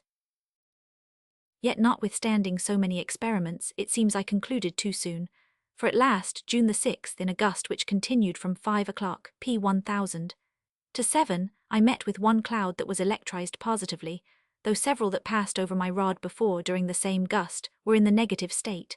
This was thus discovered. I had another concurring experiment, which I often repeated, to prove the negative state of the clouds, viz. While the bells were ringing, I took the file charged from the glass globe, and applied its wire to the erected rod, considering that if the clouds were electrized positively, the rod which received its electricity from them must be so too, and then the additional positive electricity of the file would make the bells ring faster. But if the clouds were in a negative state, they must exhaust the electric fluid from my rod, and bring that into the same negative state with themselves, and then the wire of a positively charged file, supplying the rod with what it wanted, which it was obliged otherwise to draw from the earth by means of the pendulous brass bowl playing between the 2 bells, the ringing would cease till the bottle was discharged. In this manner I quite discharged into the rod several files that were charged from the glass globe, the electric fluid streaming from the wire to the rod, till the wire would receive no spark from the finger, and during this supply to the rod from the file, the bells stopped ringing. But by continuing the application of the file wire to the rod, I exhausted the natural quantity from the inside surface of the same files, or, as I call it, charged them negatively. At length, while I was charging a file by my glass globe, to repeat this experiment, my bells of themselves stopped ringing, and after some pause began to ring again. But now, when I approached the wire of the charged file to the rod, instead of the usual stream that I expected from the wire to the rod, there was no spark, not even when I brought the wire and the rod to touch. Yet the bells continued ringing vigorously, which proved to me that the rod was then positively electrified, as well as the wire of the file, and equally so, and consequently that the particular cloud then over the rod was in the same positive state. This was near the end of the gust. But this was a single experiment, which, however, destroys my first two general conclusion, and reduces me to this, that the clouds of a thundergust are most commonly in a negative state of electricity, but sometimes in a positive state. The latter, I believe, is rare, for though I soon after the last experiment set out on a journey to Boston, and was from home most part of the summer, which prevented my making farther trials and observations, yet Mr. Kinnersley, returning from the islands just as I left home, pursued the experiments during my absence, and informs me that he always found the clouds in the negative state. So that, for the most part in thunderstrokes, it is the earth that strikes into the clouds, and not the clouds that strike into the earth. Those who are versed in electric experiments will easily conceive that the effects and appearances must be nearly the same in either case, the same explosion, and the same flash between one cloud and another, and between the clouds and mountains 100, the same rending of trees, walls 100, which the electric fluid meets with in its passage, and the same fatal shock to animal bodies, and that pointed rods fixed on buildings or masts of ships and communicating with the earth or sea must be of the same service in restoring the equilibrium silently between the earth and clouds, or in conducting a flash or stroke, if one should be, so as to save harmless the house or vessel. For points have equal power to throw off as to draw on the electric fire, and rods will conduct up as well as down. But though the light gained from these experiments makes no alteration in the practice, it makes a considerable one in the theory. And now we as much need an hypothesis to explain by what means the clouds become negatively, as before to show how they became positively electrified. I cannot forbear venturing some few conjectures on this occasion. They are what occur to me at present, and though future discoveries should prove them not wholly right, yet they may in the meantime be of some use, by stirring up the curious to make more experiments, and occasion more exact disquisitions. I conceive then that this globe of earth and water with its plants, animals, and buildings have diffused throughout their substance a quantity of the electric fluid, just as much as they can contain, which I call the natural quantity. That this natural quantity is not the same in all kinds of common matter under the same dimensions, nor in the same kind of common matter in all circumstances, but a solid foot, for instance, of one kind of common matter, may contain more of the electric fluid than a solid foot of some other kind of common matter, and a pound weight of the same kind of common matter may, when in a rarer state, contain more of the electric fluid than when in a denser state. For the electric fluid, being attracted by any portion of common matter, the parts of that fluid, which have among themselves a mutual repulsion, are brought so near to each other by the attraction of the common matter that absorbs them, as that their repulsion is equal to the condensing power of attraction in common matter, and then such portion of common matter will absorb no more. Bodies of different kinds having thus attracted and absorbed what I call their natural quantity, 1. Just as much of the electric fluid as is suited to their circumstances of density, rarity, and power of attracting, do not then show any signs of electricity among each other. And if more electric fluid be added to one of these bodies, it does not enter, but spreads on the surface, forming an atmosphere, and then such body shows signs of electricity. I have in a former paper compared common matter to a sponge, and the electric fluid to water. I beg leave once more to make use of the same comparison, to illustrate farther my meaning in this particular. When a sponge is somewhat condensed by being squeezed between the fingers, it will not receive and retain so much water as when in its more loose and open state. If more squeezed and condensed, some of the water will come out of its inner parts and flow on the surface. If the pressure of the fingers be entirely removed, the sponge will not only resume what was lately forced out, but attract an additional quantity. As the sponge in its rarer state will naturally attract and absorb more water, and in its denser state will naturally attract and absorb less water, we may call the quantity it attacks and absorbs in either state its natural quantity, the state being considered. Now what the sponge is to water, the same is water to the electric fluid. When a portion of water is in its common dense state, it can hold no more electric fluid than it has. If any be added, it spreads on the surface. When the same portion of water is rarefied into vapor and forms a cloud, it is then capable of receiving and absorbing a much greater quantity. There is room for each particle to have an electric atmosphere. Thus water, in its rarefied state or in the form of a cloud, will be in a negative state of electricity. It will have less than its natural quantity, that is, less than it is naturally capable of attracting and absorbing in that state. Such a cloud, then, coming so near the earth as to be within the striking distance, will receive from the earth a flash of the electric fluid, which flash, to supply a great extent of cloud, must sometimes contain a very great quantity of that fluid.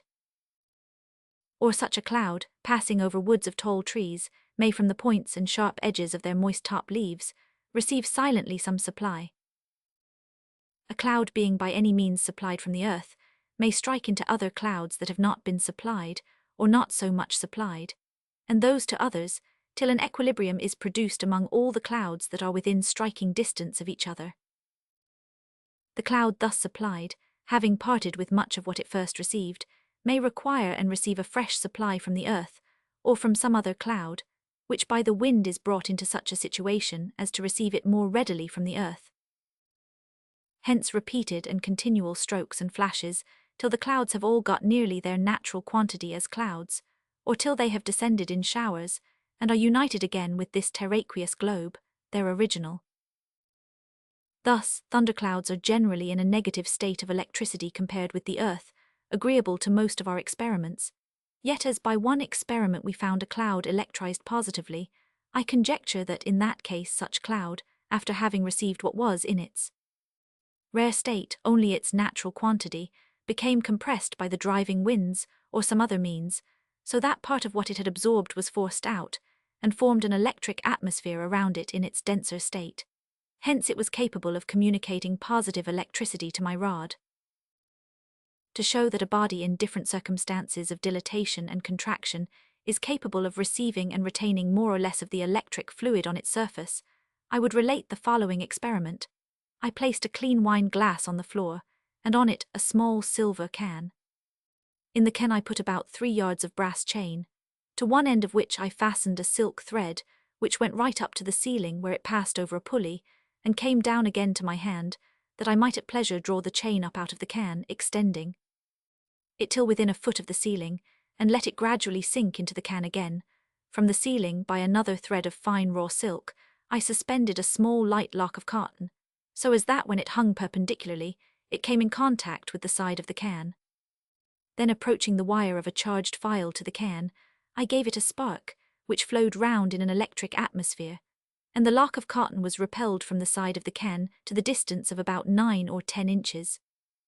The can would not then receive another spark from the wire of the file, but as I gradually drew up the chain, the atmosphere of the can diminished by flowing over the rising chain, and the lock of cotton accordingly drew nearer and nearer to the can, and then, if I again brought the file wire near the can, it would receive another spark, and the cotton fly off again to its first distance, and thus, as the chain was drawn higher, the can would receive more sparks, because the can and extended chain were capable of supporting a greater atmosphere than the can with the chain gathered up into its belly, and that the atmosphere round the can was diminished by raising the chain, and increased again by lowering it, is not only agreeable to reason, since the atmosphere of the chain must be drawn from that of the can when it rose, and returned to it again when it fell, but was also evident to the eye, the lock of cotton always approaching the can when the chain was drawn up, and receding when it was let down again. Thus we see that increase of surface makes a body capable of receiving a greater electric atmosphere, but this experiment does not, I own, fully demonstrate my new hypothesis, for the brass and silver still continue in their solid state, and are not rarefied into vapor as the water is in clouds. Perhaps some future experiments on vaporized water may set this matter in a clearer light. One seemingly material objection arises to the new hypothesis, and it is this: if water in its rarefied state, as a cloud, requires, and will absorb more of the electric fluid than when in its dense state as water, why does it not acquire from the earth all it wants at the instant of its leaving the surface while it is yet near, and but just rising in vapor? To this difficulty I own I cannot at present give a solution satisfactory to myself.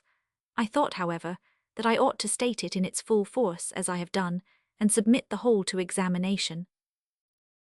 And I would beg leave to recommend it to the curious in this branch of natural philosophy, to repeat with care and accurate observation the experiments I have reported in this and former papers relating to positive and negative electricity, with such other relative ones as shall occur to them, that it may be certainly known whether the electricity communicated by a glass globe be really positive, and also I would request all who may have an opportunity of observing the recent effects of lightning on buildings, trees, 100, that they would consider them particularly with a view to discover the direction. But in these examinations, this one thing is always to be understood, viz., that a stream of the electric fluid passing through wood, brick, metal, 100. While such fluid passes in small quantity, the mutually repulsive power of its parts is confined and overcome by the cohesion of the parts of the body it passes through, so as to prevent an explosion. But when the fluid comes in a quantity too great to be confined by such cohesion, it explodes, and rends or fuses the body that endeavoured to confine it. If it be wood, brick, stone, or the like, the splinters will fly off on that side where there is least resistance. And thus, when a hole is struck through pasteboard by the electrified jar, if the surfaces of the pasteboard are not confined or compressed, there will be a burr raised all round the hole on both sides the pasteboard. But if one side be confined so that the burr cannot be raised on that side, it will be all raised on the other, which way soever the fluid was directed. For the burr round the outside of the hole is the effect of the explosion every way from the centre of the stream, and not an effect of the direction. In every stroke of lightning, I am of opinion that the stream of the electric fluid, moving to restore the equilibrium between the cloud and the earth, does always previously find its passage, and mark out, as I may say, its own course, taking in its way all the conductors it can find, such as metals, damp walls, moist wood, 100. And will go considerably out of a direct course, for the sake of the assistance of good conductors, and that in this course it is actually moving, though silently and imperceptibly, before the explosion, in and among the conductors, which explosion happens only when the conductors cannot discharge it as fast as they receive it, by reason of their being incomplete, disunited, too small, or not of the best materials for conducting. Metal and rods, therefore, of sufficient thickness, and extending from the highest part of an edifice to the ground, being of the best materials and complete conductors, will, I think, secure the building from damage, either by restoring the equilibrium so fast as to prevent a stroke, or by conducting it in the substance of the rod as far as the rod goes, so that there shall be no explosion but what is above its point, between that and the clouds. If it be asked what thickness of a metalline rod may be supposed sufficient, in answer I would remark that 5 large glass jars, such as I have described in my former papers, discharge a very great quantity of electricity, which nevertheless will be all conducted round the corner of a book, by the fine filleting of gold on the cover, it following the gold the farthest way about, rather than take the shorter course through the cover, that not being so good a conductor. Now in this line of gold, the metal is so extremely thin as to be little more than the colour of gold, and on an octavo book is not in the whole an inch square, and therefore not the 36th part of a grain, according to 1000 Rioma, yet it is sufficient to conduct the charge of 5 large jars, and how many more I know not. Now, I suppose a wire of 1/4 of an inch diameter to contain about 5,000 times as much metal as there is in that gold line, and if so, it will conduct the charge of 25,000 such glass jars, which is a quantity, I imagine, far beyond what was ever contained in any one stroke of natural lightning. But a rod of 1/2 inch diameter would conduct 4 times as much as one of 1/4. And with regard to conducting, though a certain thickness of metal be required to conduct a great quantity of electricity, and at the same time keep its own substance firm and unseparated, and a less quantity, as a very small wire for instance, will be destroyed by the explosion, yet such small wire will have answered the end of conducting that stroke, though it become incapable of conducting another. And considering the extreme rapidity with which the electric fluid moves without exploding, when it has a free passage or complete metal communication, I should think a vast quantity would be conducted in a short time, either to or from a cloud, to restore its equilibrium with the earth by means of a very small wire, and therefore thick rods should seem not so necessary. However, as the quantity of lightning discharged in one stroke cannot well be measured, and in different strokes is certainly very various, in some much greater than others, and as iron, the best metal for the purpose, being least apt to fuse, is cheap, it may be well enough to provide a larger canal to guide that impetuous blast than we imagine necessary, For though one middling wire may be sufficient, 2 or 3 can do no harm. And time, with careful observations well compared, will at length point out the proper size to greater certainty. Pointed rods erected on edifices may likewise often prevent a stroke, in the following manner. An eye so situated as to view horizontally the underside of a thundercloud will see it very ragged, with a number of separate fragments or petty clouds, one under another, the lowest sometimes not far from the earth. These, as so many stepping stones, assist in conducting a stroke between the cloud and a building. To represent these by an experiment, take 2 or 3 locks of fine loose cotton, connect one of them with the prime conductor by a fine thread of 2 inches, which may be spun out of the same lock by the fingers another to that, and the third to the second by like threads. Turn the globe and you will see these locks extend themselves towards the table, as the lower small clouds do towards the earth being attracted by it. But on presenting a sharp point erect under the lowest, it will shrink up to the second to the first, and all together to the prime conductor, where they will continue as long as the point continues under them.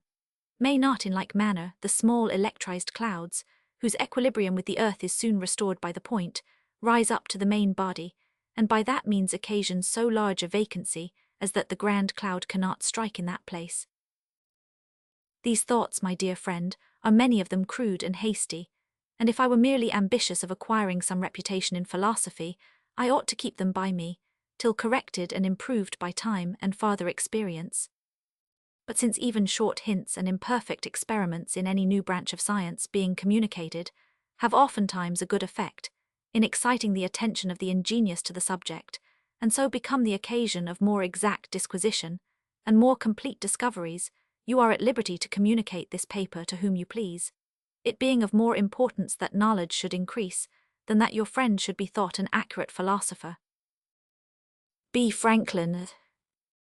To Peter Collinson, Esq., F.R.S. London. Additional proofs of the positive and negative state of electricity in the clouds, new method of ascertaining it. Philadelphia, April 18, 1754. Sir, since September last, having been abroad on 2 long journeys and otherwise much engaged, I have made but few observations on the positive and negative state of electricity in the clouds, but Mr. Kinnersley kept his rod and bells in good order, and has made many. Once this winter the bells rang a long time, during a fall of snow, though no thunder was heard or lightning seen. Sometimes the flashes and cracks of the electric matter between bell and bell were so large and loud as to be heard all over the house. But by all his observations, the clouds were constantly in a negative state, till about 6 weeks ago, when he found them once to change in a few minutes from the negative to the positive. About a fortnight after that, he made another observation of the same kind, and last Monday afternoon, the wind blowing hard at SE and veering round to NE with many thick driving clouds, there were 5 or 6 successive changes from negative to positive, and from positive to negative, the bells stopping a minute or 2 between every change. Besides the methods mentioned in my paper of September last, of discovering the electrical state of the clouds, the following may be used. When your bells are ringing, pass a rubbed tube by the edge of the bell, connected with your pointed rod. If the cloud is then in a negative state, the ringing will stop. If in a positive state, it will continue and perhaps be quicker. Or suspend a very small cork ball by a fine silk thread, so that it may hang close to the edge of the rod bell. Then whenever the bell is electrified, whether positively or negatively, the little ball will be repelled and continue at some distance from the bell. Have ready a round-headed glass stopper of a decanter, rub it on your side till it is electrified, then present it to the cork ball. If the electricity in the ball is positive, it will be repelled from the glass stopper as well as from the bell. If negative, it will fly to the stopper. B. Franklin. Electrical experiments, with an attempt to account for their several phenomena, together with some observations on thunderclouds, in further confirmation of Mr. Franklin's observations on the positive and negative electrical state of the clouds, by John Canton, 1000. A and F.R.S. Dec. 6, 1753. Experiment 1. From the ceiling or any convenient part of a room, let 2 cork balls, each about the bigness of a small pea, be suspended by linen threads of 8 or 9 inches in length, so as to be in contact with each other. Bring the excited glass tube under the balls, and they will be separated by it when held at the distance of 3 or 4 feet. Let it be brought nearer, and they will stand farther apart.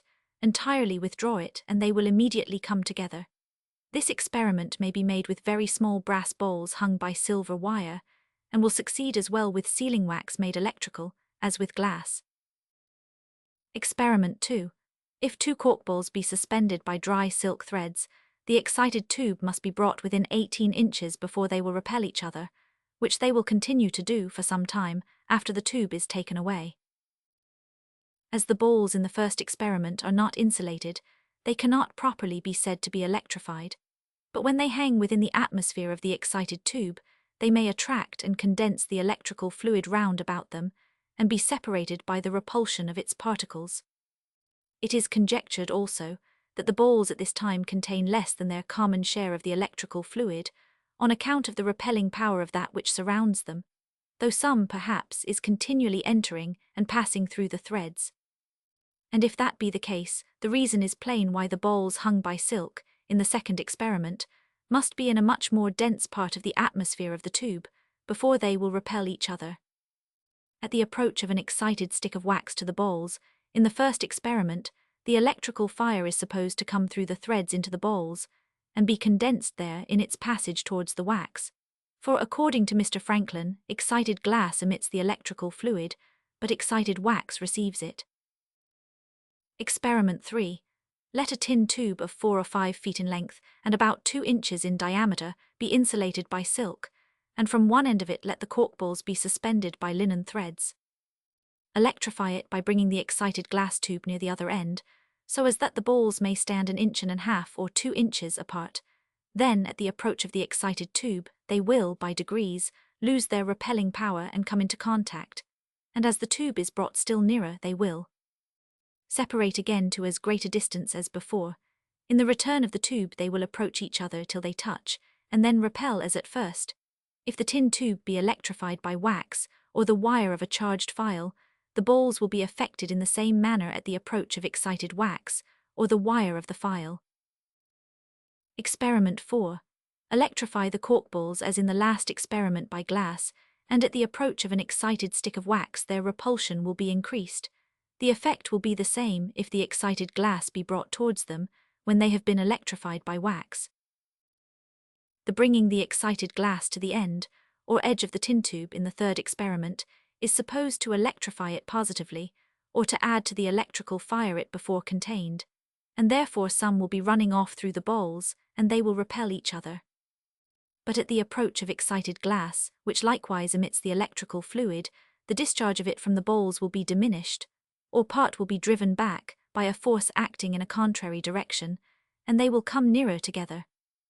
If the tube be held at such a distance from the balls, that the excess of the density of the fluid round about them above the common quantity in air be equal to the excess of the density of that within them above the common quantity contained in cork, their repulsion will be quite destroyed.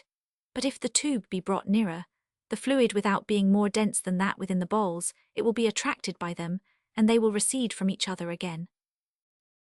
When the apparatus has lost part of its natural share of this fluid, by the approach of excited wax to one end of it, or is electrified negatively, the electrical fire is attracted and imbibed by the balls to supply the deficiency, and that more plentifully at the approach of excited glass, or a body positively electrified, than before. Whence the distance between the balls will be increased, as the fluid surrounding them is augmented, and in general, whether by the approach or recess of any body, if the difference between the density of the internal and external fluid be increased or diminished, the repulsion of the balls will be increased or diminished accordingly. Experiment 5. When the insulated tin tube is not electrified, bring the excited glass tube towards the middle of it so as to be nearly at right angles with it, and the balls at the end will repel each other, and the more so as the excited tube is brought nearer. When it has been held a few seconds at the distance of about 6 inches, withdraw it, and the balls will approach each other till they touch, and then separating again as the tube is moved farther off, will continue to repel when it is taken quite away. And this repulsion between the balls will be increased by the approach of excited glass, but diminished by excited wax, just as if the apparatus had been electrified by wax, after the manner described in the third experiment. Experiment 6. Insulate 2 tin tubes distinguished by A and B so as to be in a line with each other and about half an inch apart, and at the remote end of each let a pair of cork bowls be suspended. Towards the middle of A bring the excited glass tube, and holding it a short time at the distance of a few inches, each pair of bowls will be observed to separate. Withdraw the tube and the bowls of A will come together and then repel each other again, but those of B will hardly be affected. By the approach of the excited glass tube held under the bowls of A, their repulsion will be increased, but if the tube be brought in the same manner towards the bowls of B, their repulsion will be diminished. In the fifth experiment, the common stock of electrical matter in the tin tube is supposed to be attenuated about the middle, and to be condensed at the ends by the repelling power of the atmosphere of the excited glass tube when held near it. And perhaps the tin tube may lose some of its natural quantity of the electrical fluid before it receives any from the glass, as that fluid will more readily run off from the ends and edges of it than enter at the middle, and accordingly when the glass tube is withdrawn and the fluid is again equally diffused through the apparatus, it is found to be electrified negatively, for excited glass brought under the bowls will increase their repulsion. In the sixth experiment, part of the fluid driven out of one tin tube enters the other, which is found to be electrified positively by the decreasing of the repulsion of its bowls at the approach of excited glass. Experiment 7. Let the tin tube with a pair of bowls at one end be placed 3 feet at least from any part of the room, and the air rendered very dry by means of a fire. Electrify the apparatus to a considerable degree, then touch the tin tube with a finger or any other conductor, and the bowls will, notwithstanding, continue to repel each other, though not at so great a distance as before. The air surrounding the apparatus to the distance of 2 or 3 feet is supposed to contain more or less of the electrical fire than its common share, as the tin tube is electrified positively or negatively, and when very dry may not part with its overplus or have its deficiency supplied so suddenly as the tin, but may continue to be electrified after that has been touched for a considerable time. Experiment 8. Having made the torricellian vacuum about 5 feet long, after the manner described in the Philosophical Transactions, Vol. 47, if the excited tube be brought within a small distance of it, a light will be seen through more than half its length, which soon vanishes if the tube be not brought nearer, but will appear again as that is moved farther off. This may be repeated several times without exciting the tube afresh. This experiment may be considered as a kind of ocular demonstration of the truth of Mr. Franklin's hypothesis, that when the electrical fluid is condensed on one side of thin glass, it will be repelled from the other if it meets with no resistance, according to which at the approach of the excited tube, the fire is supposed to be repelled from the inside of the glass surrounding the vacuum, and to be carried off through the columns of mercury, but as the tube is withdrawn, the fire is supposed to return. Experiment 9. Let an excited stick of wax of 2 feet and a half in length and about an inch in diameter be held near its middle.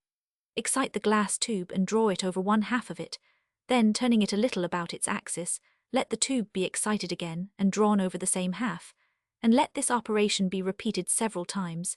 Then will that half destroy the repelling power of bowls electrified by glass, and the other half will increase it. By this experiment it appears that wax also may be electrified positively and negatively, and it is probable that all bodies whatsoever may have the quantity they contain of the electrical fluid increased or diminished.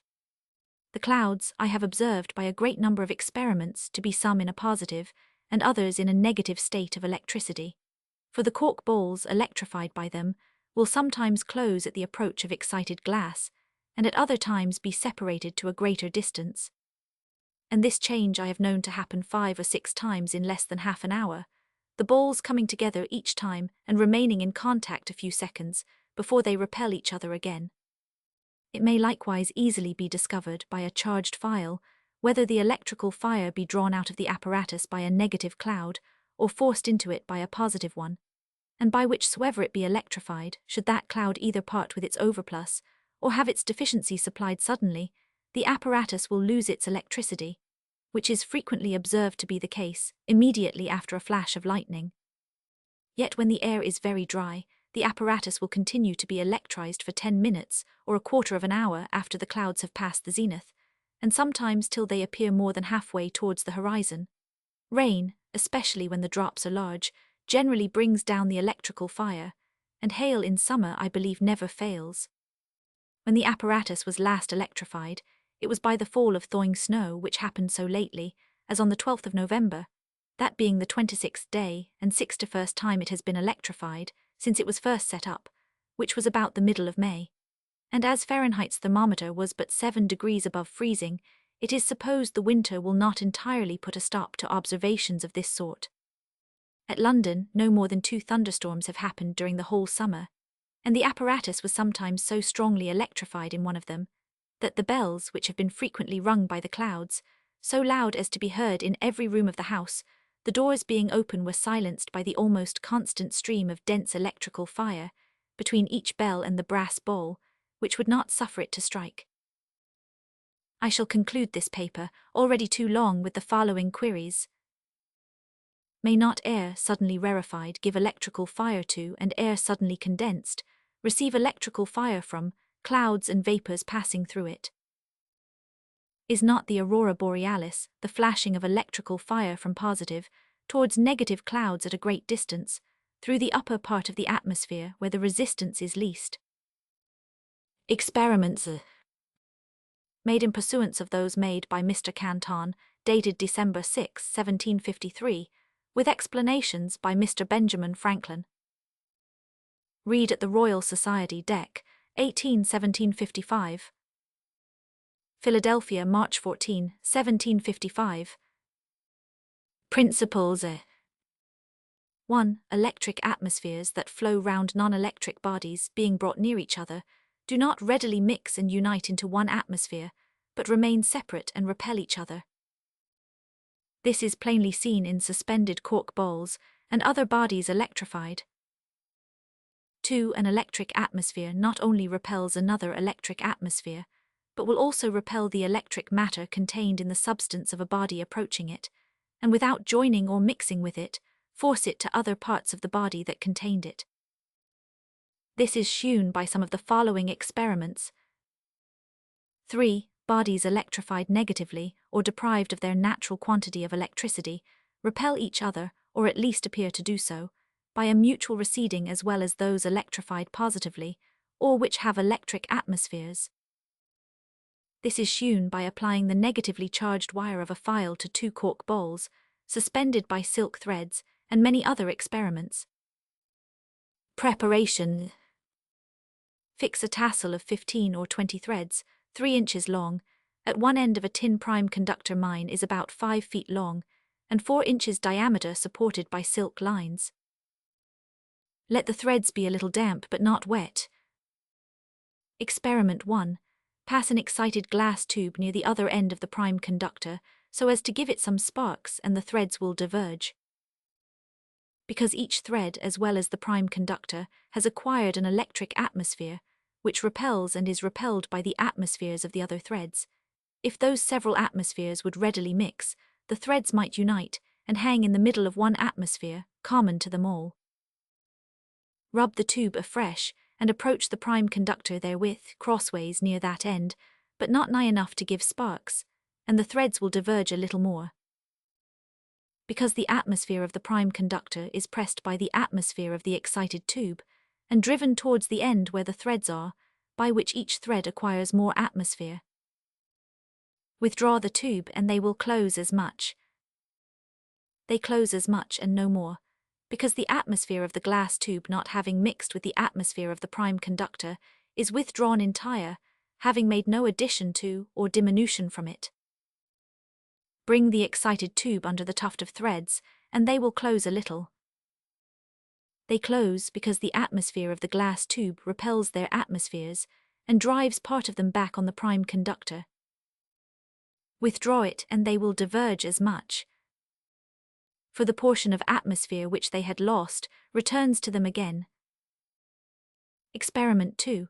Excite the glass tube and approach the prime conductor with it, holding it across, near the end opposite to that on which the threads hang, at the distance of 5 or 6 inches. Keep it there a few seconds and the threads of the tassels will diverge. Withdraw it and they will close. They diverge because they have received electric atmospheres from the electric matter before contained in the substance of the prime conductor, but which is now repelled and driven away by the atmosphere of the glass tube from the parts of the prime conductor opposite and nearest to that atmosphere, and forced out upon the surface of the prime conductor at its other end, and upon the threads hanging thereto. Were it any part of the atmosphere of the glass tube that flowed over and along the prime conductor to the threads, and gave them atmospheres, as is the case when a spark is given to the prime conductor from the glass tube, such part of the tube's atmosphere would have remained, and the threads continue to diverge, but they close on withdrawing the tube, because the tube takes with it all its own atmosphere, and the electric matter which had been driven out of the substance of the prime conductor, and formed atmospheres round the threads, is thereby permitted to return to its place. Take a spark from the prime conductor near the threads, when they are diverged as before, and they will close. For by so doing you take away their atmospheres, composed of the electric matter driven out of the substance of the prime conductor, as aforesaid, by the repellency of the atmosphere of the glass tube. By taking this spark you rob the prime conductor of part of its natural quantity of the electric matter, which part so taken is not supplied by the glass tube, for when that is afterwards withdrawn, it takes with it its whole atmosphere, and leaves the prime conductor electrized negatively, as appears by the next operation. Then withdraw the tube, and they will open again. For now the electric matter in the prime conductor, returning to its equilibrium or equal diffusion in all parts of its substance, and the prime conductor having lost some of its natural quantity, the threads connected with it lose part of theirs, and so are electrized negatively, and therefore repel each other by pr. 3. Approach the prime conductor with the tube near the same place as at first, and they will close again. Because the part of their natural quantity of electric fluid, which they had lost, is now restored to them again, by the repulsion of the glass tube forcing that fluid to them from other parts of the prime conductor, so they are now again in their natural state. Withdraw it, and they will open again. For what had been restored to them is now taken from them again, flowing back into the prime conductor, and leaving them once more electrized negatively. Bring the excited tube under the threads, and they will diverge more, because more of their natural quantity is driven from them into the prime conductor, and thereby their negative electricity increased. Experiment 3. The prime conductor not being electrified, bring the excited tube under the tassel, and the threads will diverge. Part of their natural quantity is thereby driven out of them into the prime conductor, and they become negatively electrized, and therefore repel each other. Keeping the tube in the same place with one hand, attempt to touch the threads with the finger of the other hand, and they will recede from the finger. Because the finger being plunged into the atmosphere of the glass tube, as well as the threads, part of its natural quantity is driven back through the hand and body by that atmosphere, and the finger becomes, as well as the threads, negatively electrized and so repels and is repelled by them. To confirm this, hold a slender light lock of cotton, 2 or 3 inches long, near a prime conductor, that is electrified by a glass globe or tube. You will see the cotton stretch itself out towards the prime conductor. Attempt to touch it with the finger of the other hand, and it will be repelled by the finger. Approach it with a positively charged wire of a bottle, and it will fly to the wire. Bring it near a negatively charged wire of a bottle, it will recede from that wire in the same manner that it did from the finger, which demonstrates the finger to be negatively electrized, as well as the lock of cotton so situated. Turkey killed by electricity, effect of a shock on the operator in making the experiment. As Mr. Franklin, in a former letter to Mr. Collinson, mentioned his intending to try the power of a very strong electrical shock upon a turkey, that gentleman accordingly has been so very obliging as to send an account of it, which is to the following purpose.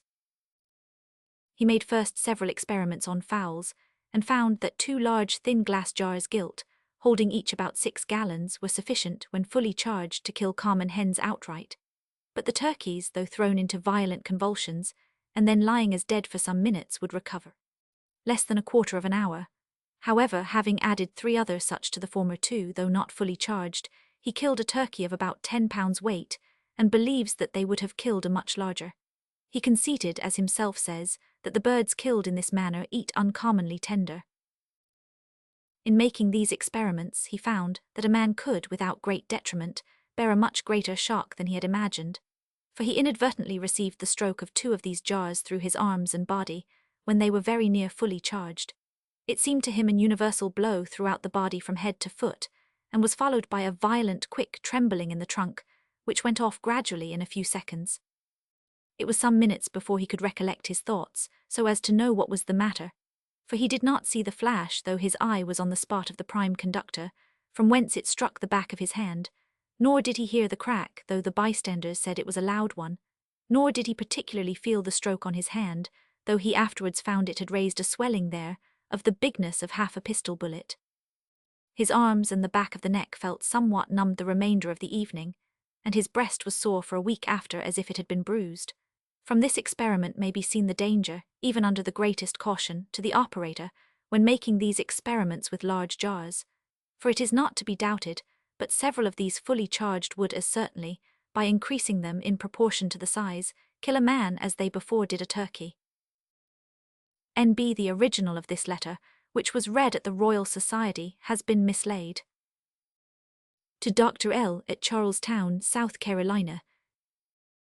Differences in the qualities of glass, account of Domian, an electrician and traveller, conjectures respecting the pores of glass, origin of the author's idea of drawing down lightning, no satisfactory hypothesis respecting the manner in which clouds become electrified, 6 men knocked down at once by an electrical shock, reflections on the spirit of invention.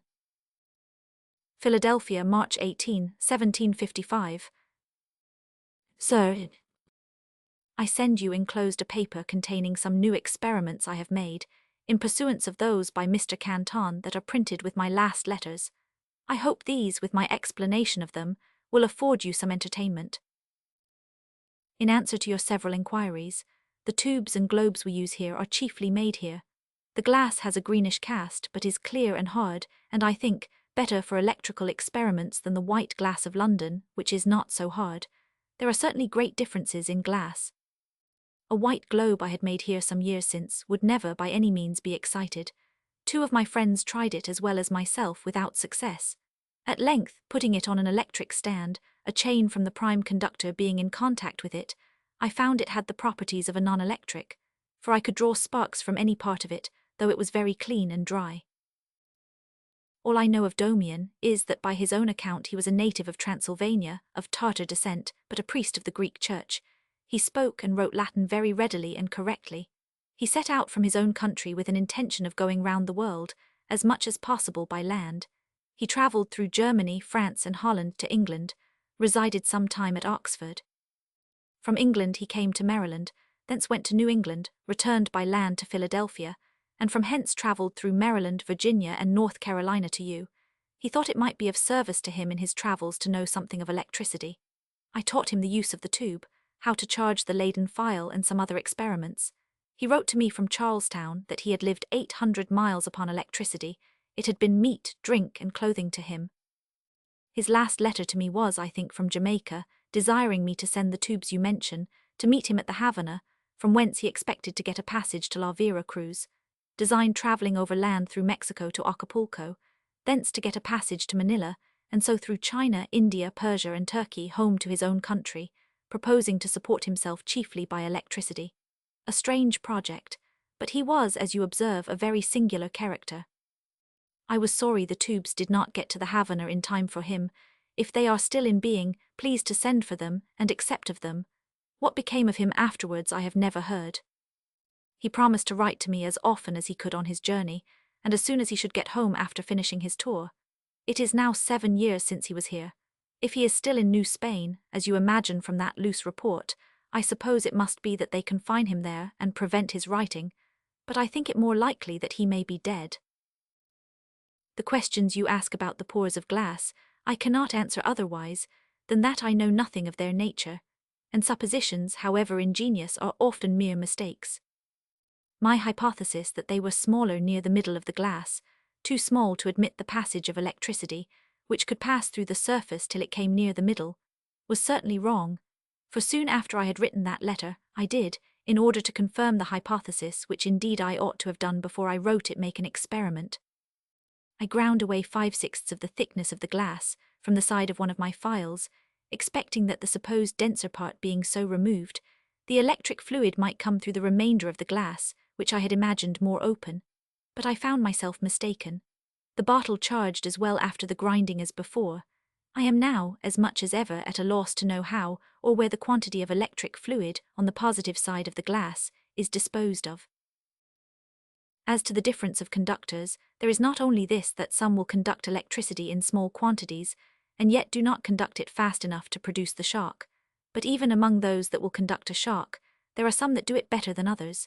Mr. Kinnersley has found by a very good experiment that when the charge of a bottle hath an opportunity of passing two ways, one straight through a trough of water 10 feet long and 6 inches square, or round about through 20 feet of wire, it passes through the wire, and not through the water, though that is the shortest course, the wire being the better conductor.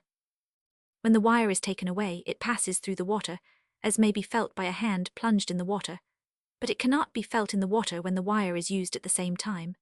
Thus, though a small phial containing water will give a smart shock, one containing the same quantity of mercury will give one much stronger, the mercury being the better conductor, while one containing oil only will scarce give any shock at all. Your question, how I came first to think of proposing the experiment of drawing down the lightning, in order to ascertain its sameness with the electric fluid, I cannot answer better than by giving you an extract from the minutes I used to keep of the experiments I made, with memorandums of such as I purposed to make, the reasons for making them, and the observations that arose upon them, from which minutes my letters were afterwards drawn. By this extract you will see that the thought was not so much an out-of-the-way one, but that it might have occurred to an electrician. Nov. 7, 1749. Electrical fluid agrees with lightning in these particulars: 1. Giving light, 2. Color of the light, 3. Crooked direction, 4. Swift motion, 5. Being conducted by metals, 6. Crack or noise in exploding, 7. Subsisting in water or ice, 8. Rending bodies it passes through, 9. Destroying animals, 10. Melting metals, 11. Firing inflammable substances, 12. Sulphurous smell. The electric fluid is attracted by points. We do not know whether this property is in lightning, but since they agree in all the particulars wherein we can already compare them, is it not probable they agree likewise in this? Let the experiment be made. I wish I could give you any satisfaction in the article of clouds. I am still at a loss about the manner in which they become charged with electricity. No hypothesis I have yet formed perfectly satisfying me. Some time since I heated very hot a brass plate, 2 feet square, and placed it on an electric stand. From the plate a wire extended horizontally 4 or 5 feet, and at the end of it hung, by linen threads, a pair of cork bowls. I then repeatedly sprinkled water over the plate, that it might be raised from it in vapour, hoping that if the vapour either carried off the electricity of the plate, or left behind it that of the water, one of which I supposed it must do, if, like the clouds, it became electrized itself, either positively or negatively, I should perceive and determine it by the separation of the bowls, and by finding whether they were positive or negative. But no alteration was made at all, nor could I perceive that the steam was itself electrized, though I have still some suspicion that the steam was not fully examined, and I think the experiment should be repeated. Whether the first state of electrized clouds is positive or negative, if I could find the cause of that, I should be at no loss about the other, for either is easily deduced from the other, as one state is easily produced by the other. A strongly positive cloud may drive out of a neighbouring cloud much of its natural quantity of the electric fluid, and passing by it, leave it in a negative state. In the same way, a strongly negative cloud may occasion a neighbouring cloud to draw into itself from others an additional quantity, and, passing by it, leave it in a positive state. How these effects may be produced you will easily conceive, on perusing and considering the experiments in the enclosed paper, and from them too it appears probable that every change from positive to negative and from negative to positive, that during a thundergust we see in the cork balls annexed to the apparatus, is not owing to the presence of clouds in the same state, but often to the absence of positive or negative clouds, that, having just passed, leave the rod in the opposite state. The knocking down of the 6 men was performed with 2 of my large jars not fully charged. I laid one end of my discharging rod upon the head of the first, he laid his hand on the head of the second his hand on the head of the third, and so to the last, who held in his hand the chain that was connected with the outside of the jars. When they were thus placed, I applied the other end of my rod to the prime conductor, and they all dropped together.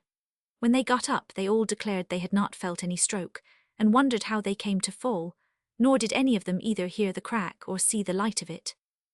You suppose it a dangerous experiment, but I had once suffered the same myself, receiving, by accident, an equal stroke through my head that struck me down without hurting me, and I had seen a young woman that was about to be electrified through the feet for some indisposition receive a greater charge through the head, by inadvertently stooping forward to look at the placing of her feet, till her forehead, as she was very tall, came too near my prime conductor. She dropped, but instantly got up again, complaining of nothing. A person so struck sinks down doubled or folded together, as it were, the joints losing their strength and stiffness at once, so that he drops on the spot where he stood instantly, and there is no previous staggering, nor does he ever fall lengthwise. Too great charge might indeed kill a man, but I have not yet seen any hurt done by it. It would certainly, as you observe, be the easiest of all deaths. The experiment you have heard so imperfect an account of is merely this. I electrified a silver pint can on an electric stand, and then lowered into it a cork bowl, of about 1 inch diameter, hanging by a silk string, till the cork touched the bottom of the can. The cork was not attracted to the inside of the can as it would have been to the outside, and though it touched the bottom, yet when drawn out, it was not found to be electrified by that touch, as it would have been by touching the outside. The fact is singular. You require the reason. I do not know it. Perhaps you may discover it, and then you will be so good as to communicate it to me. I find a frank acknowledgement of one's ignorance is not only the easiest way to get rid of a difficulty, but the likeliest way to obtain information, and therefore I practice it. I think it an honest policy. Those who affect to be thought to know everything, and so undertake to explain everything, often remain long ignorant of many things that others could and would instruct them in, if they appeared less conceited. The treatment your friend has met with is so common, that no man who knows what the world is and ever has been, should expect to escape it. There are everywhere a number of people who, being totally destitute of any inventive faculty themselves, do not readily conceive that others may possess it. They think of inventions as of miracles. There might be such formerly, but they are ceased. With these, everyone who offers a new invention is deemed a pretender.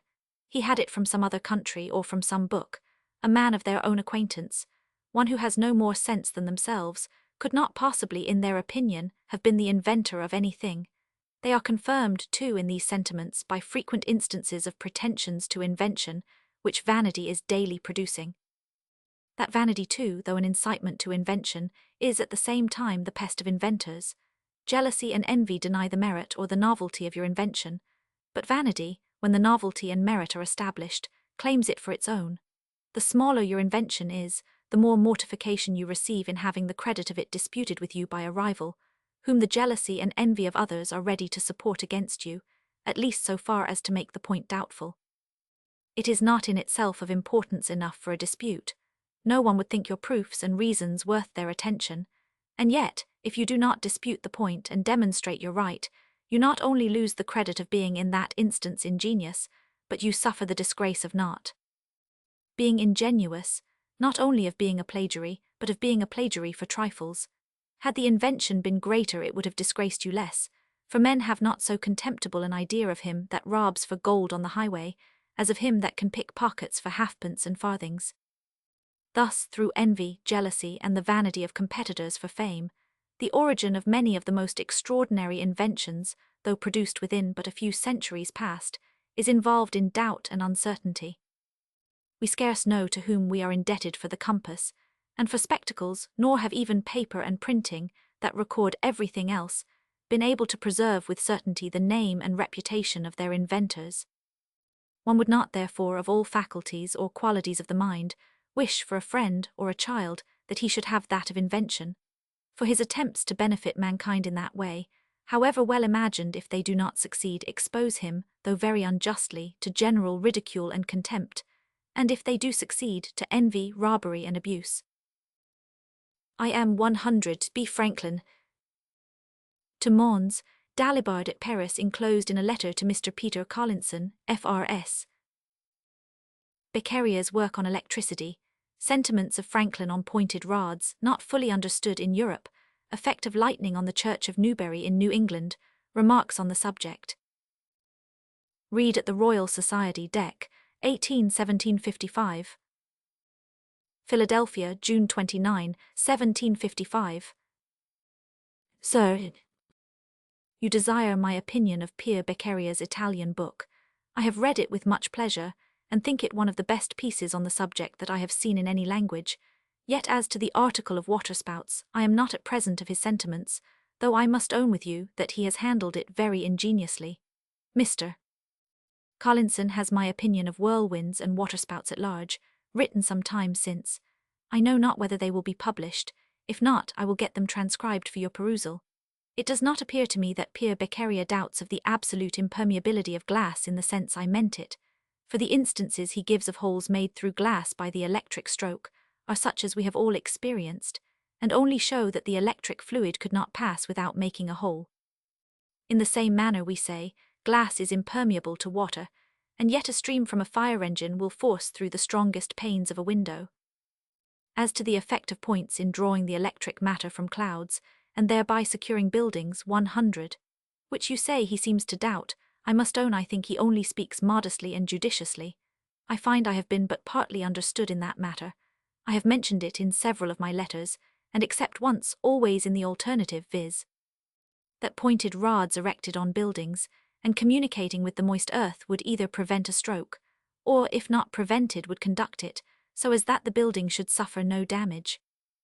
Yet whenever my opinion is examined in Europe, nothing is considered but the probability of those rods preventing a stroke or explosion, which is only a part of the use I proposed for them, and the other part, their conducting a stroke, which they may happen not to prevent, seems to be totally forgotten, though of equal importance and advantage.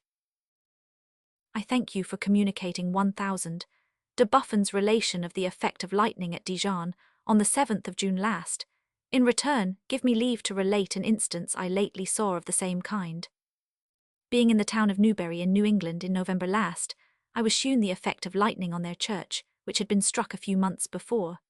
The steeple was a square tower of wood, reaching 70 feet up from the ground to the place where the bell hung, over which rose a taper spire of wood likewise, reaching 70 feet higher to the vane of the weathercock.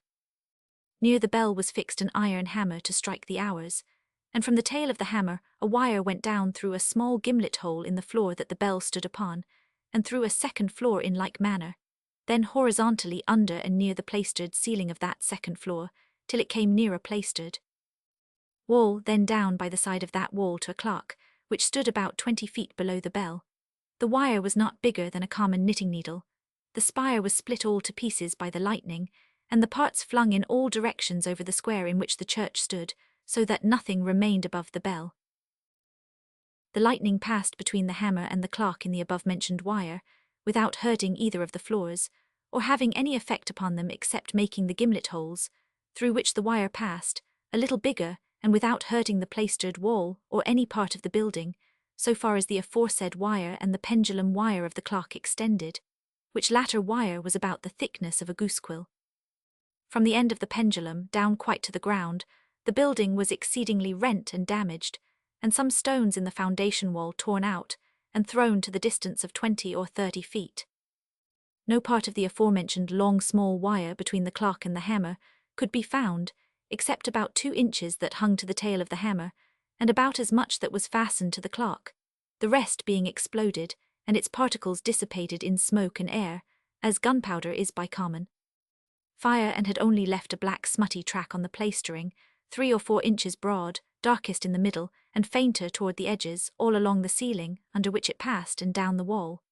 These were the effects and appearances, on which I would only make the few following remarks, viz.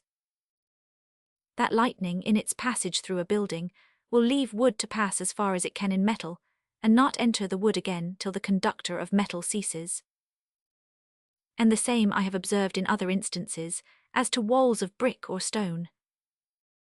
The quantity of lightning that passed through this steeple must have been very great, by its effects on the lofty spire above the bell, and on the square tower all below the end of the clock pendulum.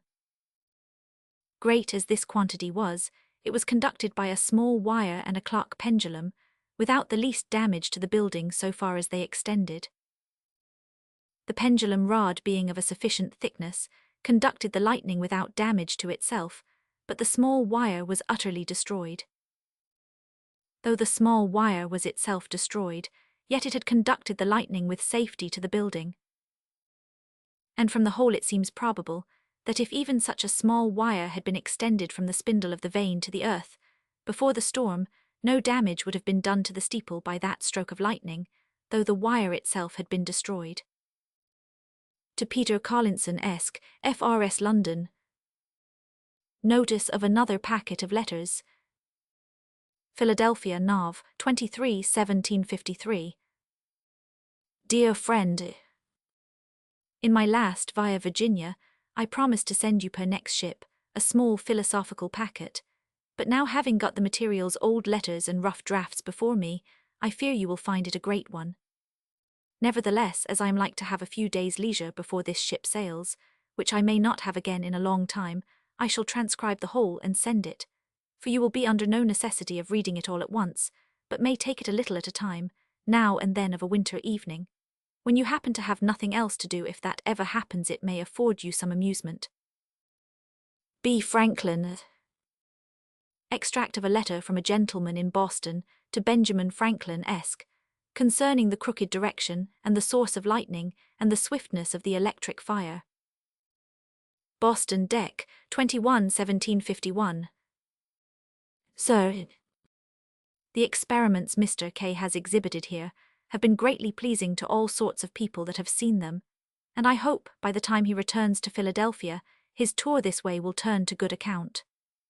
His experiments are very curious, and I think prove most effectually your doctrine of electricity, that it is a real element annexed to and diffused among all bodies we are acquainted with, that it differs in nothing from lightning, the effects of both being similar, and their properties so far as they are known the same. 100.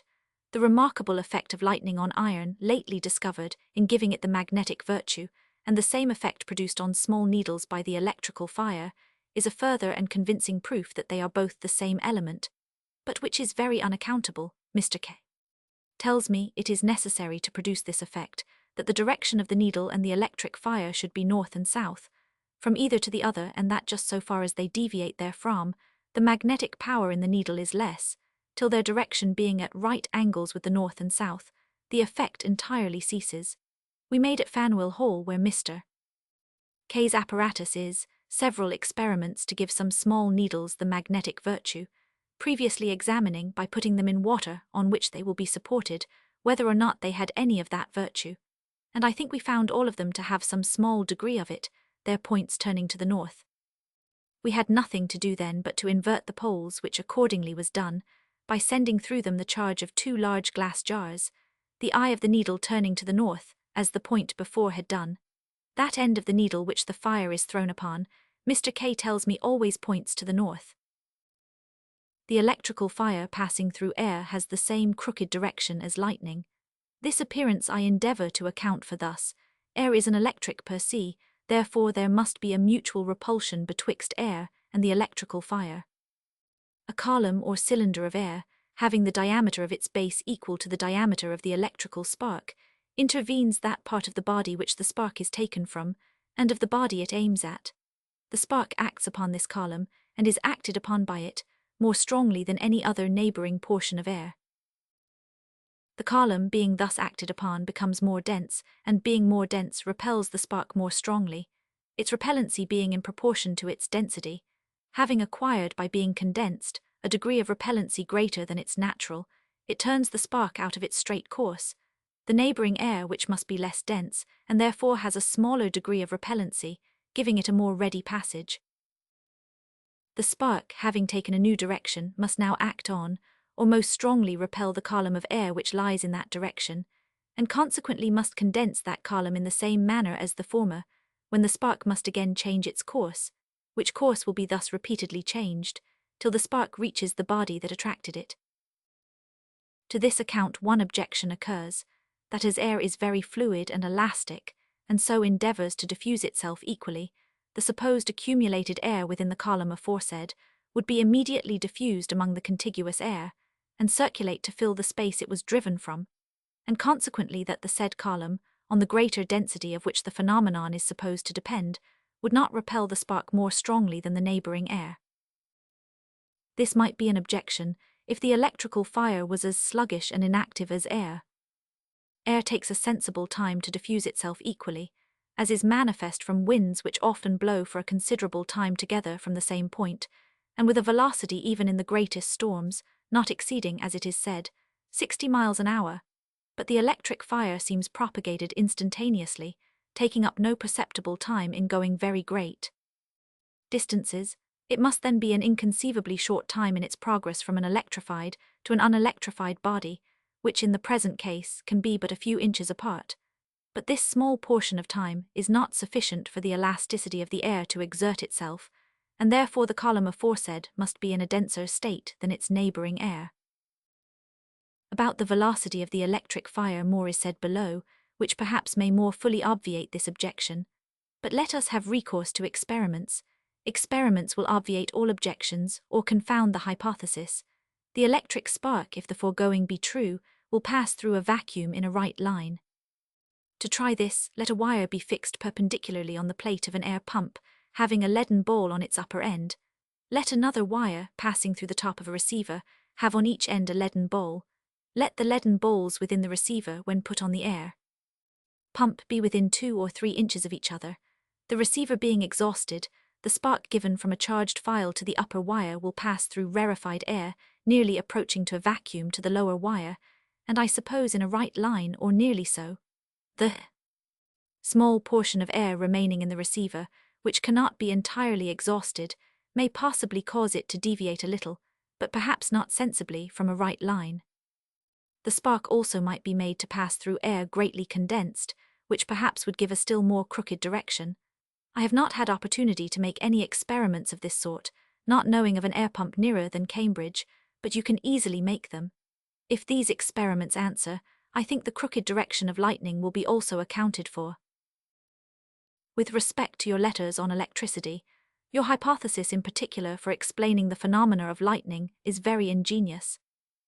That some clouds are highly charged with electrical fire, and that they're communicating it to those that have less, to mountains and other eminencies, makes it visible and audible when it is denominated lightning and thunder, is highly probable. But that the sea, which you suppose the grand source of it, can collect it, I think admits of a doubt. For though the sea be composed of salt and water, and electric per se and non-electric, and though the friction of electrics per se and non-electrics will collect that fire, yet it is only under certain circumstances, which water will not admit. For it seems necessary that the electrics per se and non-electrics rubbing one another should be of such substances as will not adhere to or incorporate with each other. Thus a glass or sulphur sphere turned in water, and so a friction between them, will not collect any fire, nor, I suppose, would a sphere of salt revolving in water, the water adhering to or incorporating with those electrics per se. But granting that the friction between salt and water would collect the electrical fire, that fire, being so extremely subtle and active, would be immediately communicated, either to those lower parts of the sea from which it was drawn, and so only perform quick revolutions, or be communicated to the adjacent islands or continent, and so be diffused instantaneously through the general mass of the earth. I say instantaneously, for the greatest distances we can conceive within the limits of our globe, even that of the two most opposite points, it will take no sensible time in passing through, and therefore it seems a little difficult to conceive how there can be any accumulation of the electrical fire upon the surface of the sea, or how the vapours arising from the sea should have a greater share of that fire than other vapours. That the progress of the electrical fire is so amazingly swift seems evident from an experiment you yourself not out of choice made, when 2 or 3 large glass jars were discharged through your body. You neither heard the crack, was sensible of the stroke, nor, which is more extraordinary, saw the light, which gave you just reason to conclude that it was swifter than sound, than animal sensation, and even light itself. Now light, as astronomers have demonstrated, is about 6 minutes passing from the sun to the earth, a distance, they say, of more than 80 millions of miles. The greatest rectilinear distance within the compass of the earth is about 8,000 miles, equal to its diameter. Supposing, then, that the velocity of the electric fire be the same as that of light, it will go through a space equal to the earth's diameter in about 260 of 1/2 of a minute. It seems inconceivable, then, that it should be accumulated upon the sea, in its present state, which, as it is a non-electric, must give the fire an instantaneous passage to the neighbouring shores, and they convey it to the general mass of the earth. But such accumulation seems still more inconceivable when the electrical fire has but a few feet depth of water to penetrate, to return to the place from whence it is supposed to be collected. Your thoughts upon these remarks I shall receive with a great deal of pleasure. I take notice that in the printed copies of your letters, several things are wanting which are in the manuscript you sent me.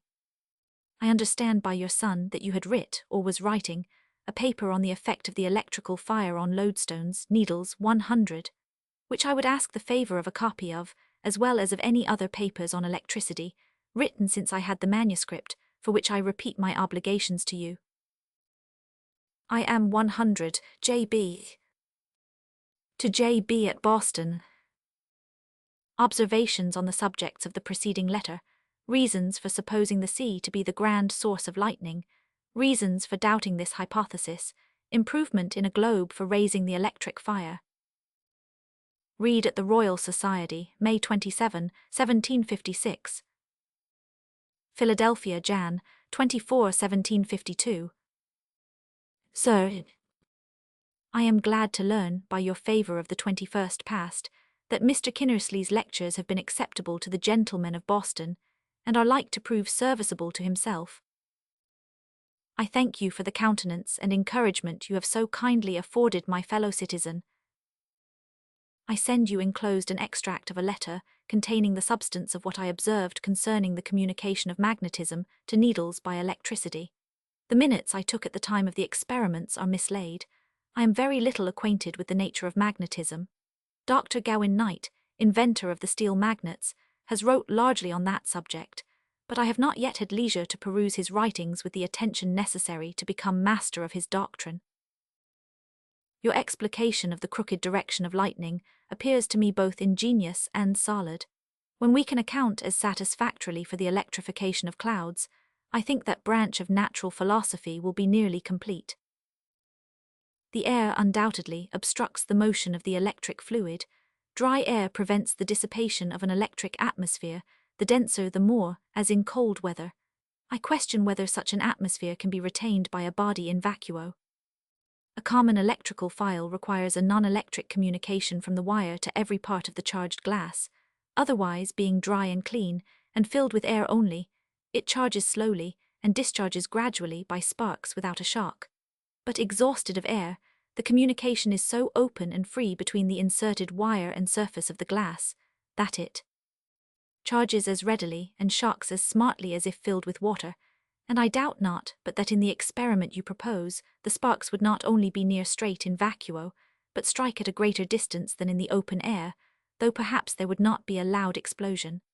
As soon as I have a little leisure, I will make the experiment and send you the result.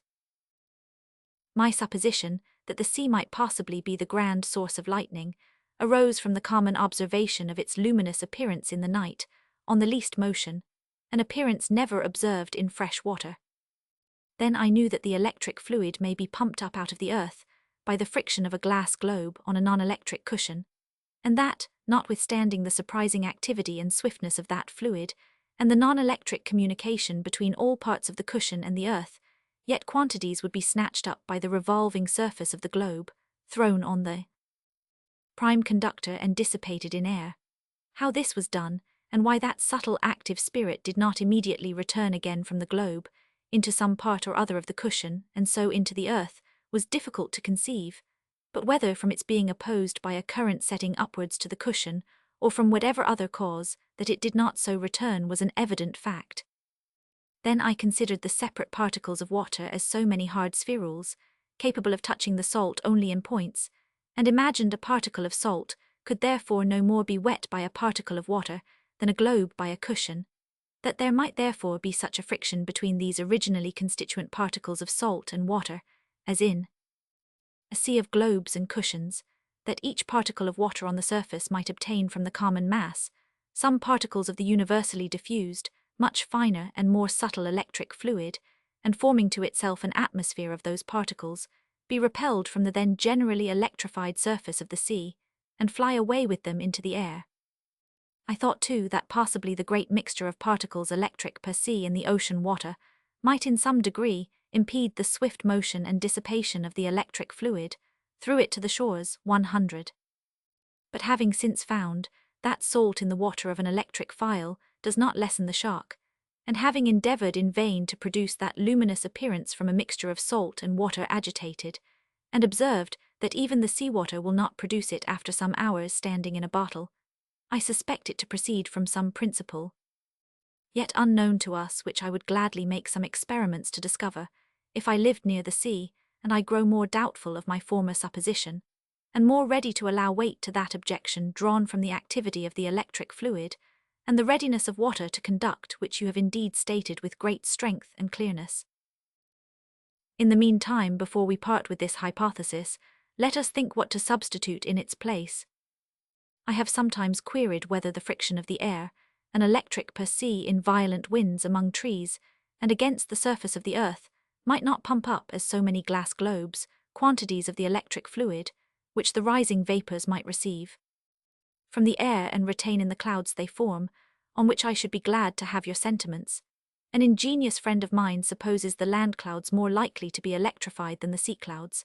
I send his letter for your perusal, which please to return me. I have wrote nothing lately on electricity, nor observed anything new that is material, my time being much taken up with other affairs. Yesterday I discharged 4 jars through a fine wire, tied up between 2 strips of glass. The wire was in part melted, and the rest broke into small pieces from half an inch long to half a quarter of an inch.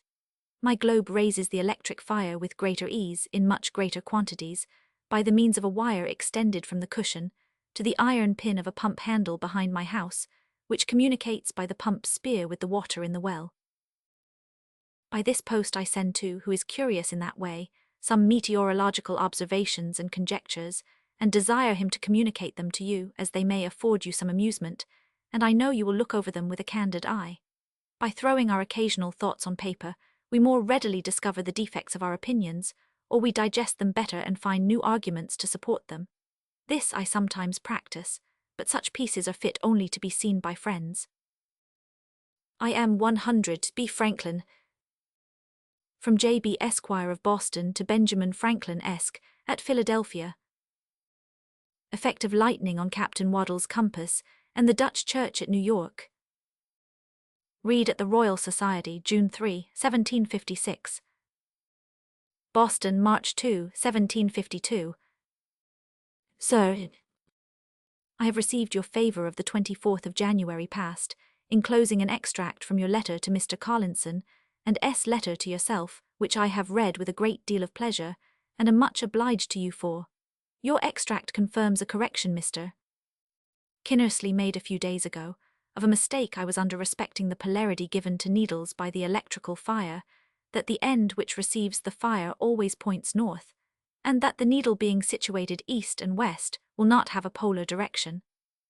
You find, however, the polarity strongest when the needle is shocked lying north and south, weakest when lying east and west, which makes it probable that the communicated magnetism is less, as the needle varies from a north and south situation. As to the needle of Captain Waddell's compass, if its polarity was reversed by the lightning, the effect of lightning and electricity in regard of that seems dissimilar, for a magnetic needle in a north and south situation, as the compass needle was, instead of having its power reversed, or even diminished, would have it confirmed or increased by the electric fire. But perhaps the lightning communicated to some nails in the binnacle where the compass is placed the magnetic virtue, which might disturb the compass.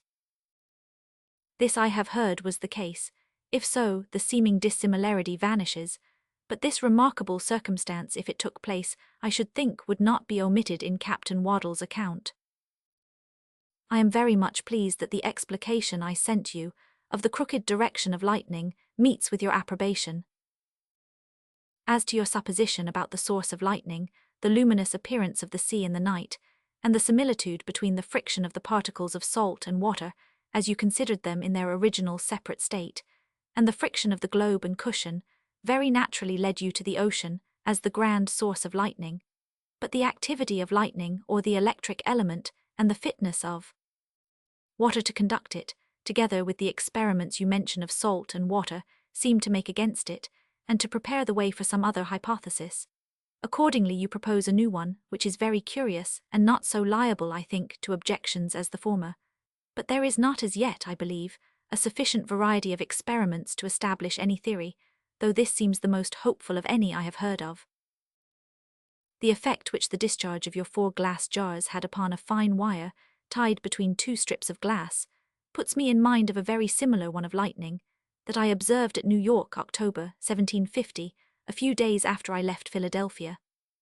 In company with a number of gentlemen, I went to take a view of the city from the Dutch church steeple, in which is a clock about 20 or 25 feet below the bell. From the clock went a wire through 2 floors, to the clock hammer near the bell, the holes in the floor for the wire being perhaps about 1/4 of an inch diameter.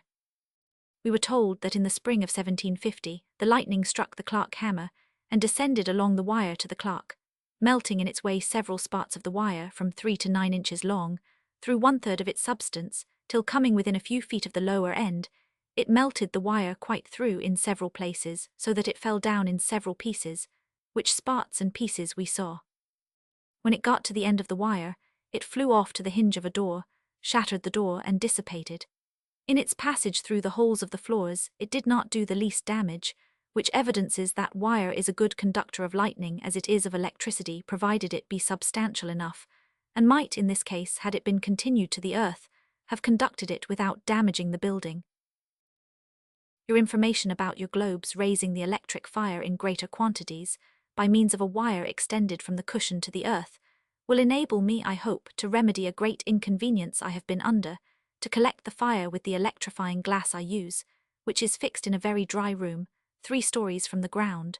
When you send your meteorological observations too, I hope I shall have the pleasure of seeing them. I am 100, J.B. Footnote: Proposal of an experiment to measure the time taken up by an electric spark in moving through any given space, by J.A. Esquire of New York. Read at the Royal Society, Dec. 26, 1756. If I remember right, the Royal Society made one experiment to discover the velocity of the electric fire, by a wire of about 4 miles in length, supported by silk, and by turning it forwards and backwards in a field, so that the beginning and end of the wire were at only the distance of 2 people, the one holding the Leyden bottle and the beginning of the wire, and the other holding the end of the wire and touching the ring of the bottle. But by this experiment no discovery was made, except that the velocity was extremely quick. As water is a conductor as well as metals, it is to be considered whether the velocity of the electric fire might not be discovered by means of water, whether a river or lake or sea may not be made part of the circuit through which the electric fire passes, instead of the circuit all of wire, as in the above experiment. Whether in a river, lake, or sea, the electric fire will not dissipate and not return to the bottle, or will it proceed in straight lines through the water the shortest courses possible back to the bottle?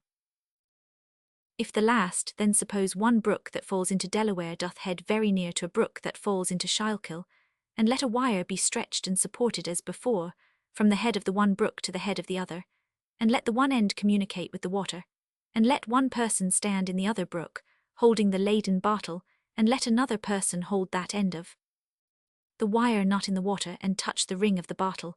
If the electric fire will go as in the last question, then will it go down the one brook to Delaware or Schuylkill, and down one of them to their meeting, and up the other and the other brook. The time of its doing this may possibly be observable, and the further upwards the brooks are chosen, the more observable it would be. Should this be not observable, then suppose the 2 brooks falling into Susquehanna and Delaware, and proceeding as before, the electric fire may by that means make a circuit round the North Cape of Virginia and go many hundreds of miles, and in doing that, it would seem it must take some observable time. If still no observable time is found in that experiment, then suppose the brooks falling the one into the Ohio, and the other into Susquehanna or Potomac, in that the electric fire would have a circuit of some thousands of miles to go down Ohio to Mississippi, to the Bay of Mexico, round Florida, and round the South Cape of Virginia, which, I think, would give some observable time and discover exactly the velocity. But if the electric fire dissipates or weakens in the water, as I fear it does, these experiments will not answer. Answer to the foregoing. Read at the Royal Society, Dec. 25, 1756. Suppose a tube of any length open at both ends, and containing a movable wire of just the same length that fills its bore. If I attempt to introduce the end of another wire into the same tube, it must be done by pushing forward the wire it already contains, and the instant I press and move one end of that wire, the other end is also moved. And in introducing 1 inch of the same wire, I extrude at the same time an inch of the first from the other end of the tube. If the tube be filled with water, and I inject an additional inch of water at one end, I force out an equal quantity at the other, in the very same instant. And the water forced out at one end of the tube is not the very same water that was forced in at the other end at the same time, it was only in motion at the same time. The long wire, made use of in the experiment to discover the velocity of the electric fluid, is itself filled with what we call its natural quantity of that fluid, before the hook of the Leyden bottle is applied to one end of it. The outside of the bottle being at the time of such application in contact with the other end of the wire, the whole quantity of electric fluid contained in the wire is, probably, put in motion at once. For at the instant the hook, connected with the inside of the bottle, gives out, the coating or outside of the bottle draws in a portion of that fluid.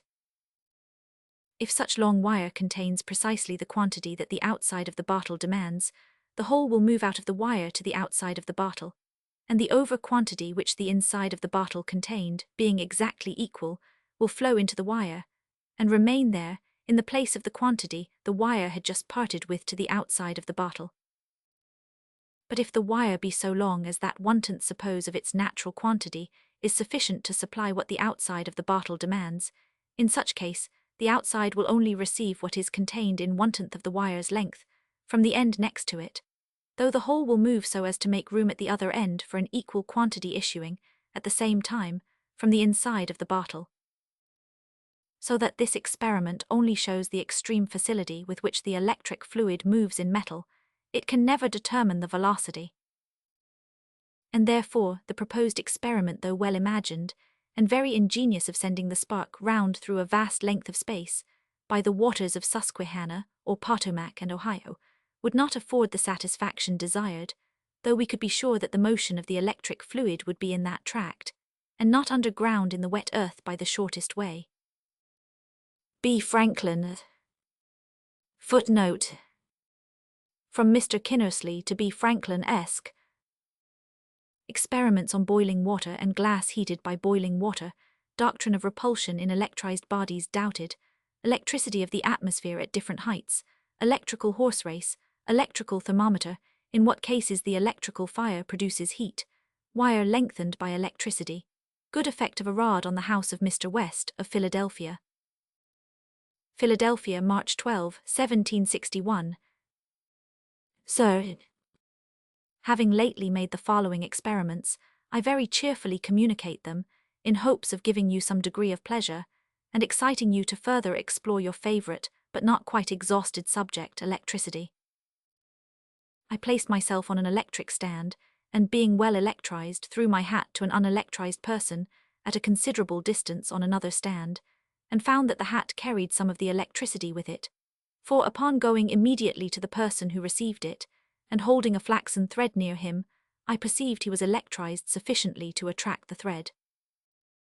I then suspended by silk a broad plate of metal, and electrized some boiling water under it at about 4 feet distance, expecting that the vapour which ascended plentifully to the plate would, upon the principle of the foregoing experiment, carry up some of the electricity with it, but was at length fully convinced by several repeated trials that it left all its share thereof behind. This I know not how to account for, but does it not seem to corroborate your hypothesis, that the vapours of which the clouds are formed leave their share of electricity behind in the common stock, and ascend in the negative state? I put boiling water into a coated Florence flask, and found that the heat so enlarged the pores of the glass that it could not be charged. The electricity passed through as readily to all appearance as through metal. The charge of a 3-pint bottle went freely through, without injuring the flask in the least.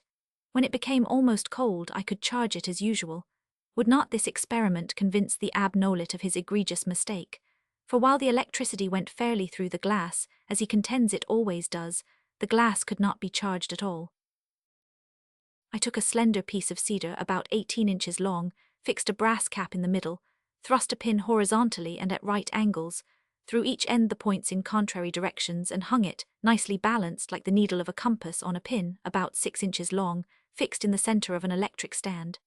Then, electrizing the stand, I had the pleasure of seeing what I expected. The wooden needle turned round, carrying the pins with their heads foremost. I then electrized the stand negatively, expecting the needle to turn the contrary way, but was extremely disappointed, for it went still the same way as before. When the stand was electrized positively, I supposed that the natural quantity of electricity in the air being increased on one side, by what issued from the points, the needle was attracted by the lesser quantity on the other side. When electrized negatively, I supposed that the natural quantity of electricity in the air was diminished near the points. In consequence whereof, the equilibrium being destroyed, the needle was attracted by the greater quantity on the opposite side. The doctrine of repulsion in electrized bodies I begin to be somewhat doubtful of. I think all the phenomena on which it is founded may be well enough accounted for without it. Will not cork balls, electrized negatively, separate as far as when electrized positively? And may not their separation in both cases be accounted for upon the same principle, namely, the mutual attraction of the natural quantity in the air, and that which is denser or rarer in the cork bowls, it being one of the established laws of this fluid, that quantities of different densities shall mutually attract each other, in order to restore the equilibrium? I can see no reason to conclude that the air has not its share of the common stock of electricity, as well as glass, and perhaps all other electrics per se. For though the air will admit bodies to be electrized in it either positively or negatively, and will not readily carry off the redundancy in the one case, or supply the deficiency in the other, yet let a person in the negative state, out of doors in the dark, when the air is dry, hold with his arm extended, a long sharp needle pointing upwards, and he will soon be convinced that electricity may be drawn out of the air, not very plentifully, for being a bad conductor it seems loth to part with it, but yet some will evidently be collected. The air near the person's body, having less than its natural quantity, will have none to spare, but his arm being extended as above, some will be collected from the remoter air, and will appear luminous, as it converges to the point of the needle. Let a person electrized negatively present the point of a needle, horizontally, to a cork ball, suspended by silk, and the ball will be attracted towards the point, till it has parted with so much of its natural quantity of electricity as to be in the negative state in the same degree with the person who holds the needle. Then it will recede from the point, being, as I suppose, attracted the contrary way by the electricity of greater density in the air behind it. But, as this opinion seems to deviate from electrical orthodoxy, I should be glad to see these phenomena better accounted for by your superior and more penetrating genius. Whether the electricity in the air in clear dry weather be of the same density at the height of 200 or 300 yards, as near the surface of the earth, may be satisfactorily determined by your old experiment of the kite. The twine should have throughout a very small wire in it, and the ends of the wire where the several lengths are united ought to be tied down with a wax thread, to prevent their acting in the manner of points. I have tried the experiment twice when the air was as dry as we ever have it, and so clear that not a cloud could be seen, and found the twine each time in a small degree electrized positively. The kite had 3 metalline points fixed to it, one on the top and one on each side. That the twine was electrized appeared by the separating of 2 small cork bowls, suspended on the twine by fine flaxen threads, just above where the silk was tied to it, and sheltered from the wind. That the twine was electrized positively was proved by applying to it the wire of a charged bottle, which caused the bowls to separate further, without first coming nearer together. This experiment showed that the electricity in the air at those times was denser above than below. But that cannot be always the case, for you know we have frequently found the thunderclouds in the negative state, attracting electricity from the earth, which state it is probable they are always in when first formed, until they have received a sufficient supply. How they come afterwards, towards the latter end of the gust, to be in the positive state, which is sometimes the case, is a subject for further enquiry. After the above experiments with the wooden needle, I formed a cross of 2 pieces of wood of equal length, intersecting each other at right angles in the middle, hung it horizontally upon a central pin, and set a light horse with his rider upon each extremity. Whereupon, the whole being nicely balanced, and each courser urged on by an electrized point of a pair of spurs, I was entertained with an electrical horse race. I have contrived an electrical air thermometer, and made several experiments with it that have afforded me much satisfaction and pleasure. It is extremely sensible of any alteration in the state of the included air, and fully determines that controverted point, whether there be any heat in the electric fire.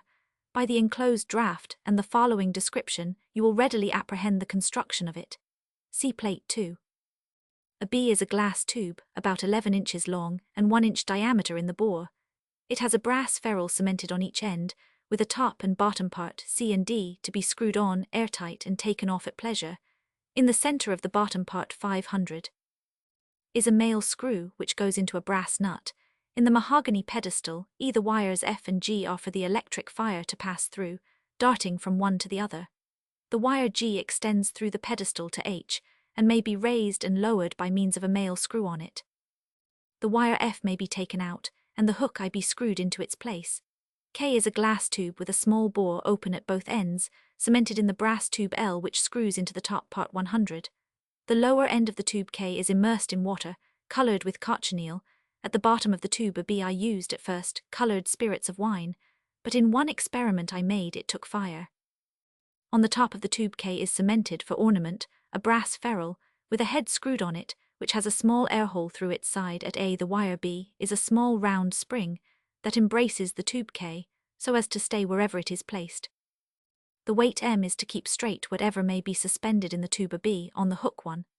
Air must be blown through the tube K into the tube AB, till enough is intruded to raise by its elastic force a column of the colored water in the tube K up to C or thereabouts, and then the gauge wire B being slipped down to the top of the column, the thermometer is ready for use. Vol. 1 page 336. Plate 2, image of the experiments below. Published as the Act directs April 1, 1806 by Longman, Hurst, Rees Orme, Paternoster Row. I set the thermometer on an electric stand, with the chain N fixed to the prime conductor, and kept it well electrized a considerable time. But this produced no sensible effect, which shows that the electric fire, when in a state of rest, has no more heat than the air and other matter wherein it resides. When the wires F and G are in contact, a large charge of electricity sent through them, even that of my case of 5 and 30 bottles, containing above 30 square feet of coated glass, will produce no rarefaction of the air included in the tube B, which shows that the wires are not heated by the fires passing through them. When the wires are about 2 inches apart, the charge of a 3-pint bottle darting from one to the other rarefies the air very evidently, which shows, I think, that the electric fire must produce heat in itself, as well as in the air, by its rapid motion. The charge of one of my glass jars, which will contain about 5 gallons and a half wine measure darting from wire to wire, will, by the disturbance it gives the air, repelling it in all directions, raise the column in the tube K up to D or thereabouts, and the charge of the above-mentioned case of bottles will raise it to the top of the tube. Upon the air's coalescing, the column, by its gravity, instantly subsides, till it is in equilibrio with the rarefied air. It then gradually descends as the air cools, and settles where it stood before. By carefully observing at what height above the gauge where B, the descending column first stops, the degree of rarefaction is discovered, which in great explosions is very considerable. I hung in the thermometer successively a strip of wet writing paper, a wet flaxen and woolen thread, a blade of green grass, a filament of green wood, a fine silver thread, a very small brass wire, and a strip of gilt paper, and found that the charge of the above-mentioned glass jar, passing through each of these, especially the last, produced heat enough to rarefy the air very perceptibly. I then suspended out of the thermometer a piece of small harpsichord wire, about 24 inches long with a pound weight at the lower end, and sent the charge of the case of 5 and 30 bottles through it, whereby I discovered a new method of wire drawing. The wire was red hot the whole length, well annealed, and above an inch longer than before. A second charge melted it. It parted near the middle and measured, when the ends were put together, 4 inches longer than at first. This experiment, I remember, you proposed to me before you left Philadelphia, but I never tried it till now. That I might have no doubt of the wires being hot as well as red, I repeated the experiment on another piece of the same wire, encompassed with a goose quill, filled with loose grains of gunpowder, which took fire as readily as if it had been touched with a red-hot poker. Also tinder, tied to another piece of the wire, kindled by it. I tried a wire about 3 times as big, but could produce no such effects with that. Hence it appears that the electric fire, though it has no sensible heat when in a state of rest, will, by its violent motion, and the resistance it meets with, produce heat in other bodies when passing through them, provided they be small enough. A large quantity will pass through a large wire, without producing any sensible heat, when the same quantity passing through a very small one, being there confined to a narrower passage, the particles crowding closer together and meeting with greater resistance will make it red hot, and even melt it. Hence lightning does not melt metal by a cold fusion, as we formerly supposed, but when it passes through the blade of a sword, if the quantity be not very great, it may heat the point so as to melt it, while the broadest and thickest part may not be sensibly warmer than before. And when trees or houses are set on fire by the dreadful quantity which a cloud, or the earth, sometimes discharges, must not the heat, by which the wood is first kindled, be generated by the lightning's violent motion, through the resisting combustible matter.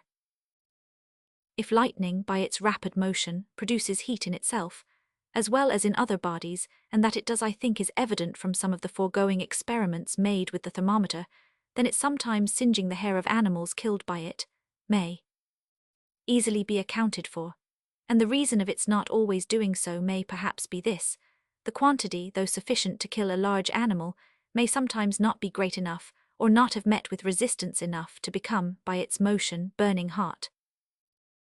We find that dwelling houses, struck with lightning, are seldom set on fire by it, but when it passes through barns with hay or straw in them, or storehouses, containing large quantities of hemp, or such like matter, they seldom, if ever, escape a conflagration, which may perhaps be owing to such combustibles being apt to kindle with a less degree of heat than is necessary to kindle wood. We had 4 houses in this city, and a vessel at one of the wharfs, struck and damaged by lightning last summer. One of the houses was struck twice in the same storm, but I have the pleasure to inform you that your method of preventing such terrible disasters has, by a fact which had like to have escaped our knowledge, given a very convincing proof of its great utility, and is now in higher repute with us than ever. Hearing a few days ago that Mr. William West, merchant in this city, suspected that the lightning in one of the thunderstorms last summer had passed through the iron conductor, which he had provided for the security of his house, I waited on him to enquire what ground he might have for such suspicion. Mr. West informed me that his family and neighbours were all stunned with a very terrible explosion, and that the flash and crack were seen and heard at the same instant, whence he concluded that the lightning must have been very near, and as no house in the neighbourhood had suffered by it, that it must have passed through his conductor. Mr. White, his clerk, told me that he was sitting at the time by a window about 2 feet distant from the conductor, leaning against the brick wall with which it was in contact, and that he felt a smart sensation, like an electric shock, in that part of his body which touched the wall. Mr. West further informed me that a person of undoubted veracity assured him that, being in the door of an opposite house, on the other side of Water Street, which you know is but narrow, he saw the lightning diffused over the pavement, which was then very wet with rain, to the distance of 2 or 3 yards from the foot of the conductor, and that another person of very good credit told him that he, being a few doors off on the other side of the street, saw the lightning above, darting in such direction that it appeared to him to be directly over that pointed rod. Upon receiving this information, and being desirous of further satisfaction, there being no traces of the lightning to be discovered in the conductor, as far as we could examine it below, I proposed to Mr. West our going to the top of the house, to examine the pointed rod, assuring him that if the lightning had passed through it, the point must have been melted, and to our great satisfaction we found it so. This iron rod extended in height about 9.5 feet above a stack of chimneys, to which it was fixed, though I suppose 3 or 4 feet would have been sufficient. It was somewhat more than half an inch diameter in the thickest part, and tapering to the upper end. The conductor, from the lower end of it to the earth, consisted of square iron nail rods, not much above 1/4 of an inch thick, connected together by interlinking joints. It extended down the cedar roof to the eaves, and from thence down the wall of the house 4.5 stories to the pavement in Water Street, being fastened to the wall in several places by small iron hooks. The lower end was fixed to a ring in the top of an iron stake that was drove about 4 or 5 feet into the ground. The above-mentioned iron rod had a hole in the top of it, about 2 inches deep, wherein was inserted a brass wire about 2 lines thick, and when first put there about 10 inches long, terminating in a very acute point, but now its whole length was no more than 7.5 inches, and the top very blunt. Some of the metal appears to be missing, the slenderest part of the wire being, as I suspect, consumed into smoke, but some of it, where the wire was a little thicker, being only melted by the lightning, sunk down while in a fluid state, and formed a rough irregular cap, lower on one side than the other, round the upper end of what remained, and became intimately united therewith. This was all the damage that Mr. West sustained by a terrible stroke of lightning, a most convincing proof of the great utility of this method of preventing its dreadful effects. Surely it will now be thought as expedient to provide conductors for the lightning as for the rain. Mr. West was so good as to make me a present of the melted wire, which I keep as a great curiosity, and long for the pleasure of showing it to you. In the meantime, I beg your acceptance of the best representation I can give of it, which you will find by the side of the thermometer, drawn in its full dimensions as it now appears. The dotted lines above are intended to show the form of the wire before the lightning melted it. And now, sir, I most heartily congratulate you on the pleasure you must have in finding your great and well-grounded expectations so far fulfilled. May this method of security from the destructive violence of one of the most awful powers of nature meet with such further success as to induce every good and grateful heart to bless God for the important discovery. May the benefit thereof be diffused over the whole globe. May it extend to the latest posterity of mankind, and make the name of Franklin, like that of Newton, immortal. I am, sir, with sincere respect, your most obedient and most humble servant, Eben Kinnersley. To Mr. Kinnersley. Answer to some of the foregoing subjects. How long the Leyden bottle may be kept charged, heated glass rendered permeable by the electric fluid, electrical attraction and repulsion, reply to other subjects in the preceding paper, numerous ways of kindling fire, explosion of water, knobs and points. London, Feb. 20, 1762. Sir, I received your ingenious letter of the 12th of March last, and thank you cordially for the account you give me of the new experiments you have lately made in electricity. It is a subject that still affords me pleasure, though of late I have not much attended to it. Your second experiment, in which you attempted, without success, to communicate positive electricity by vapor ascending from electrized water, reminds me of one I formerly made, to try if negative electricity might be produced by evaporation only. I placed a large heated brass plate, containing 4 or 5 square feet on an electric stand, a rod of metal about 4 feet long, with a bullet at its end, extended from the plate horizontally. A light lock of cotton, suspended a fine thread from the ceiling, hung opposite to and within an inch of the bullet. I then sprinkled the heated plate with water, which arose fast from it in vapor. If vapor should be disposed to carry off the electrical, as it does the common fire from bodies, I expected the plate would, by losing some of its natural quantity, become negatively electrized. But I could not perceive, by any motion in the cotton, that it was at all affected, nor by any separation of small cork balls suspended from the plate, could it be observed that the plate was in any manner electrified.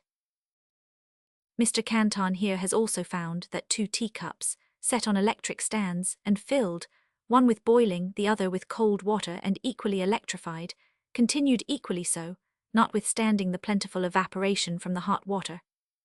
Your experiment and his agreeing show another remarkable difference between electric and common fire, for the latter quits most readily the body that contains it, where water or any other fluid is evaporating from the surface of that body and escapes with the vapor. Hence the method, long in use in the East, of cooling liquors, by wrapping the bottles round with a wet cloth and exposing them to the wind. Dr. Cullen of Edinburgh has given some experiments of cooling by evaporation, and I was present at one made by Dr. Hadley, then professor of chemistry at Cambridge, when by repeatedly wetting the ball of a thermometer with spirit, and quickening the evaporation by the blast of a bellows, the mercury fell from 65, the state of warmth in the common air, to 7, which is 22 degrees below freezing, and accordingly from some water mixed with the spirit, or from the breath of the assistants, or both, ice gathered in small spicula round the ball, to the thickness of near 1/4 of an inch. To such a degree did the mercury lose the fire it before contained, which, as I imagine, took the opportunity of escaping, in company with the evaporating particles of the spirit, by adhering to those particles. Your experiment of the Florence flask and boiling water is very curious. I have repeated it, and found it to succeed as you describe it, in 2 flasks out of 3. The third would not charge when filled with either hot or cold water. I repeated it because I remembered I had once attempted to make an electric bottle of a Florence flask, filled with cold water, but could not charge it at all, which I then imputed to some imperceptible cracks in the small, extremely thin bubbles, of which that glass is full, and I concluded none of that kind would do. But you have shown me my mistake, Mr. Wilson had formerly acquainted us that red-hot glass would conduct electricity, but that so small a degree of heat as that communicated by boiling water would so open the pores of extremely thin glass as to suffer the electric fluid freely to pass, was not before known. Some experiments similar to yours have, however, been made here before the receipt of your letter, of which I shall now give you an account. I formerly had an opinion that a Leyden bottle, charged and then sealed hermetically, might retain its electricity forever, but having afterwards some suspicion that possibly that subtle fluid might, by slow imperceptible degrees, soak through the glass, and in time escape, I requested some of my friends, who had conveniences for doing it, to make trial, whether, after some months, the charge a bottle so sealed would be sensibly diminished. Being at Birmingham in September 1760, Mr. Bolton of that place opened a bottle that had been charged, and its long tube neck hermetically sealed in the January preceding. On breaking off the end of the neck, and introducing a wire into it, we found it possessed of a considerable quantity of electricity, which was discharged by a snap and spark. This bottle had lain near 7 months on a shelf, in a closet, in contact with bodies that would undoubtedly have carried off all its electricity, if it could have come readily through the glass. Yet as the quantity manifested by the discharge was not apparently so great as might have been expected from a bottle of that size well charged, some doubt remained whether part had escaped while the neck was sealing, or had since, by degrees, soaked through the glass. But an experiment of Mr. Canton's, in which such a bottle was kept under water a week, without having its electricity in the least impaired, seems to show that when the glass is cold, though extremely thin, the electric fluid is well retained by it.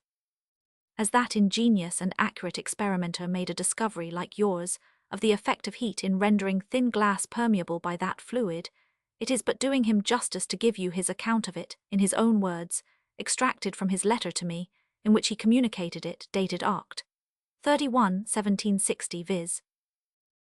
Having procured some thin glass bowls, of about 1.5 inches in diameter, with stems or tubes of 8 or 9 inches in length, I electrified them, some positively on the inside, and others negatively after the manner of charging the Leyden bottle, and sealed them hermetically. Soon after I applied the naked balls to my electrometer, and could not discover the least sign of their being electrical, but holding them before the fire at the distance of 6 or 8 inches, they became strongly electrical in a very short time, and more so when they were cooling. These balls will, every time they are heated, give the electrical fluid to, or take it from other bodies, according to the plus or minus state of it within them. Heating them frequently, I find will sensibly diminish their power, but keeping one of them under water a week did not appear in the least degree to impair it. That which I kept under water was charged on the 22d of September last, was several times heated before it was kept in water, and has been heated frequently since, and yet it still retains its virtue to a very considerable degree. The breaking 2 of my bowls accidentally gave me an opportunity of measuring their thickness, which I found to be between 7 and 8 parts in 1,000 of an inch. A down feather in a thin glass bowl hermetically sealed will not be affected by the application of an excited tube or the wire of a charged file, unless the bowl be considerably heated, and if a glass pane be heated till it begins to grow soft, and in that state be held between the wire of a charged file and the discharging wire, the course of the electrical fluid will not be through the glass, but on the surface, round by the edge of it. By this last experiment of Mr. Canton's, it appears that though by a moderate heat thin glass becomes, in some degree, a conductor of electricity, yet, when of the thickness of a common pane, it is not, though in a state near melting, so good a conductor as to pass the shock of a discharged bottle. There are other conductors which suffer the electric fluid to pass through them gradually, and yet will not conduct a shock. For instance, a quire of paper will conduct through its whole length, so as to electrify a person, who, standing on wax, presents the paper to an electrified prime conductor, but it will not conduct a shock even through its thickness only, hence the shock either fails or passes by rending a hole in the paper. Thus a sieve will pass water gradually, but a stream from a fire engine would either be stopped by it, or tear a hole through it. It should seem that to make glass permeable to the electric fluid, the heat should be proportioned to the thickness. You found the heat of boiling water, which is but 210, sufficient to render the extreme thin glass in a Florence flask permeable even to a shock. Lord Charles Cavendish, by a very ingenious experiment, has found the heat of 400 requisite to render thicker glass permeable to the common current. A glass tube, see plate 3, of which the part 100, B was solid, had wire thrust in each end, reaching to B and 100. A small wire was tied on at D, reaching to the floor, in order to carry off any electricity that might run along upon the tube. The bent part was placed in an iron pot, filled with iron filings. A thermometer was also put into the filings. A lamp was placed under the pot, and the whole was supported upon glass. The wire A being electrified by a machine, before the heat was applied, the corks at E separated, at first upon the principle of the Leyden file. But after the part 100, B of the tube was heated to 600, the corks continued to separate, though you discharged the electricity by touching the wire at E, the electrical machine continuing in motion. Upon letting the whole cool, the effect remained till the thermometer was sunk to 400. Vol. 1, page 348. Plate 3, image of the experiments above. It were to be wished that this noble philosopher would communicate more of his experiments to the world, as he makes many, and with great accuracy. You know I have always looked upon and mentioned the equal repulsion in cases of positive and of negative electricity, as a phenomenon difficult to be explained. I have sometimes, too, been inclined with you to resolve all into attraction, but besides that attraction seems in itself as unintelligible as repulsion, there are some appearances of repulsion that I cannot so easily explain by attraction. This for one instance. When the pair of cork bowls are suspended by flaxen threads from the end of the prime conductor, if you bring a rubbed glass tube near the conductor, but without touching it, you see the bowls separate, as being electrified positively. And yet you have communicated no electricity to the conductor, for if you had, it would have remained there after withdrawing the tube, but the closing of the bowls immediately thereupon shows that the conductor has no more left in it than its natural quantity. Then again, approaching the conductor with the rubbed tube, if while the bowls are separated you touch with a finger that end of the conductor to which they hang, they will come together again, as being with that part of the conductor brought to the same state with your finger, either natural state. But the other end of the conductor, near which the tube is held, is not in that state, but in the negative state, as appears on removing the tube. For then part of the natural quantity left at the end near the bowls, leaving that end to supply what is wanting at the other, the whole conductor is found to be equally in the negative state.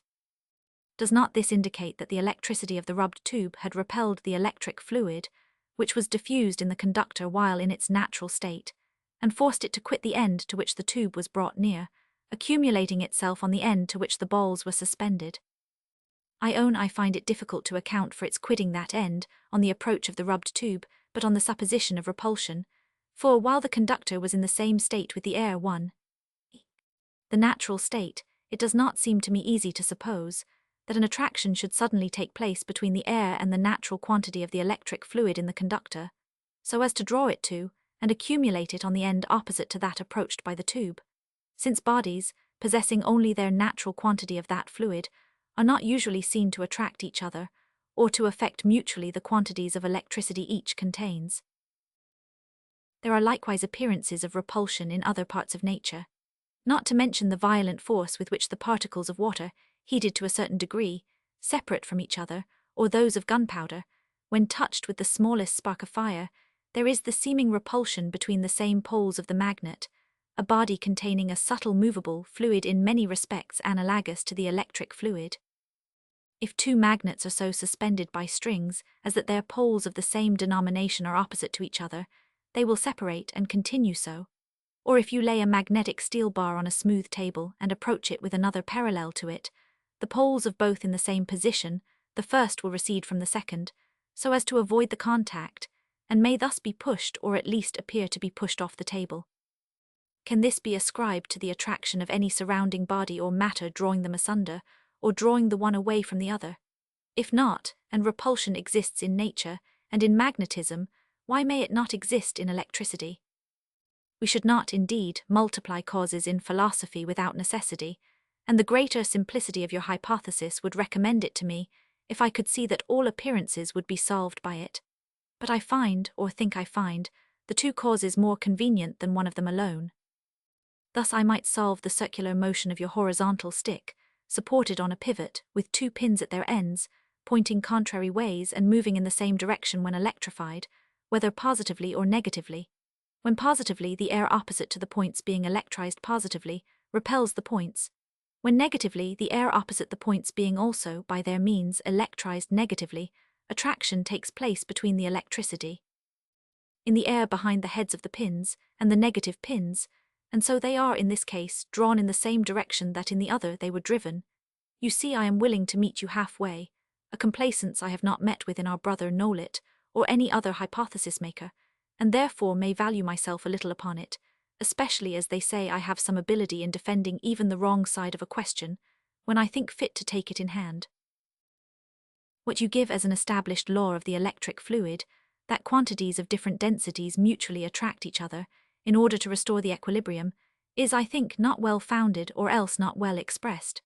Two large cork balls, suspended by silk strings, and both well and equally electrified, separate to a great distance. By bringing into contact with one of them another ball of the same size, suspended likewise by silk, you will take from it half its electricity. It will then indeed hang at a less distance from the other, but the full and the half quantities will not appear to attract each other, that is, the balls will not come together. Indeed, I do not know any proof we have that one quantity of electric fluid is attracted by another quantity of that fluid, whatever difference there may be in their densities. And supposing in nature a mutual attraction between two parcels of any kind of matter, it would be strange if this attraction should subsist strongly while those parcels were unequal, and cease when more matter of the same kind was added to the smallest parcel, so as to make it equal to the biggest. By all the laws of attraction in matter that we are acquainted with, the attraction is stronger in proportion to the increase of the masses, and never in proportion to the difference of the masses. I should rather think the law would be that the electric fluid is attracted strongly by all other matter that we know of, while the parts of that fluid mutually repel each other. Hence its being equally diffused except in particular circumstances throughout all other matter. But this you jokingly call electrical orthodoxy. It is so with some at present, but not with all, and perhaps it may not always be orthodoxy with any body. Opinions are continually varying, where we cannot have mathematical evidence of the nature of things, and they must vary. Nor is that variation without its use, since it occasions a more thorough discussion, whereby error is often dissipated, true knowledge is increased, and its principles become better understood and more firmly established. Air should have, as you observe, its share of the common stock of electricity, as well as glass, and perhaps all other electrics per se. But I suppose that, like them, it does not easily part with what it has or receive more, unless when mixed with some non-electric, as moisture for instance, of which there is some in our driest air. This, however, is only a supposition, and your experiment of restoring electricity to a negatively electrized person, by extending his arm upwards into the air, with a needle between his fingers, on the point of which light may be seen in the night, is indeed a curious one. In this town the air is generally moister than with us, and here I have seen Mr. Canton electrify the air in one room positively, and in another, which communicated by a door, he has electrized the air negatively. The difference was easily discovered by his cork balls, as he passed out of one room into another. Pierre Beccaria, too, has a pretty experiment, which shows that air may be electrized. Suspending a pair of small light balls by flaxen threads to the end of his prime conductor, He turns his globe some time, electrizing positively, the balls diverging and continuing separate all the time. Then he presents the point of a needle to his conductor, which gradually drawing off the electric fluid, the balls approach each other, and touch before all is drawn from the conductor, opening again as more is drawn off and separating nearly as wide as at first, when the conductor is reduced to the natural state. By this it appears that when the balls came together, the air surrounding the balls was just as much electrized as the conductor at that time, and more than the conductor when that was reduced to its natural state. For the balls, though in the natural state, will diverge when the air that surrounds them is electrized plus or minus, as well as when that is in its natural state, and they are electrized plus or minus themselves. I foresee that you will apply this experiment to the support of your hypothesis, and I think you may make a good deal of it. It was a curious enquiry of yours, whether the electricity of the air in clear dry weather be of the same density at the height of 200 or 300 yards as near the surface of the earth, and I am glad you made the experiment. Upon reflection, it should seem probable that whether the general state of the atmosphere at any time be positive or negative, that part of it which is next the earth will be nearer the natural state, by having given to the earth in one case, or having received from it in the other. In electrizing the air of a room, that which is nearest the walls or floor is least altered. There is only one small ambiguity in the experiment, which may be cleared by more trials. It arises from the supposition that bodies may be electrized positively by the friction of air blowing strongly on them, as it does on the kite and its string. If at some times the electricity appears to be negative, as that friction is the same, the effect must be from a negative state of the upper air. I am much pleased with your electrical thermometer and the experiments you have made with it. I formerly satisfied myself by an experiment with my file and siphon that the elasticity of the air was not increased by the mere existence of an electric atmosphere within the file, but I did not know, till you now inform me, that heat may be given to it by an electric explosion. The continuance of its rarefaction, for some time after the discharge of your glass jar and of your case of bottles, seemed to make this clear. The other experiments on wet paper, wet thread, green grass and green wood are not so satisfactory, as possibly the reducing part of the moisture to vapor by the electric fluid passing through it might occasion some expansion which would be gradually reduced by the condensation of such vapor. The fine silver thread, the very small brass wire and the strip of gilt paper are also subject to a similar objection, as even metals in such circumstances are often partly reduced to smoke, particularly the gilding on paper. But your subsequent beautiful experiment on the wire, which you made hot by the electric explosion, and in that state fired gunpowder with it, puts it out of all question that heat is produced by our artificial electricity, and that the melting of metals in that way is not by what I formerly called a cold fusion.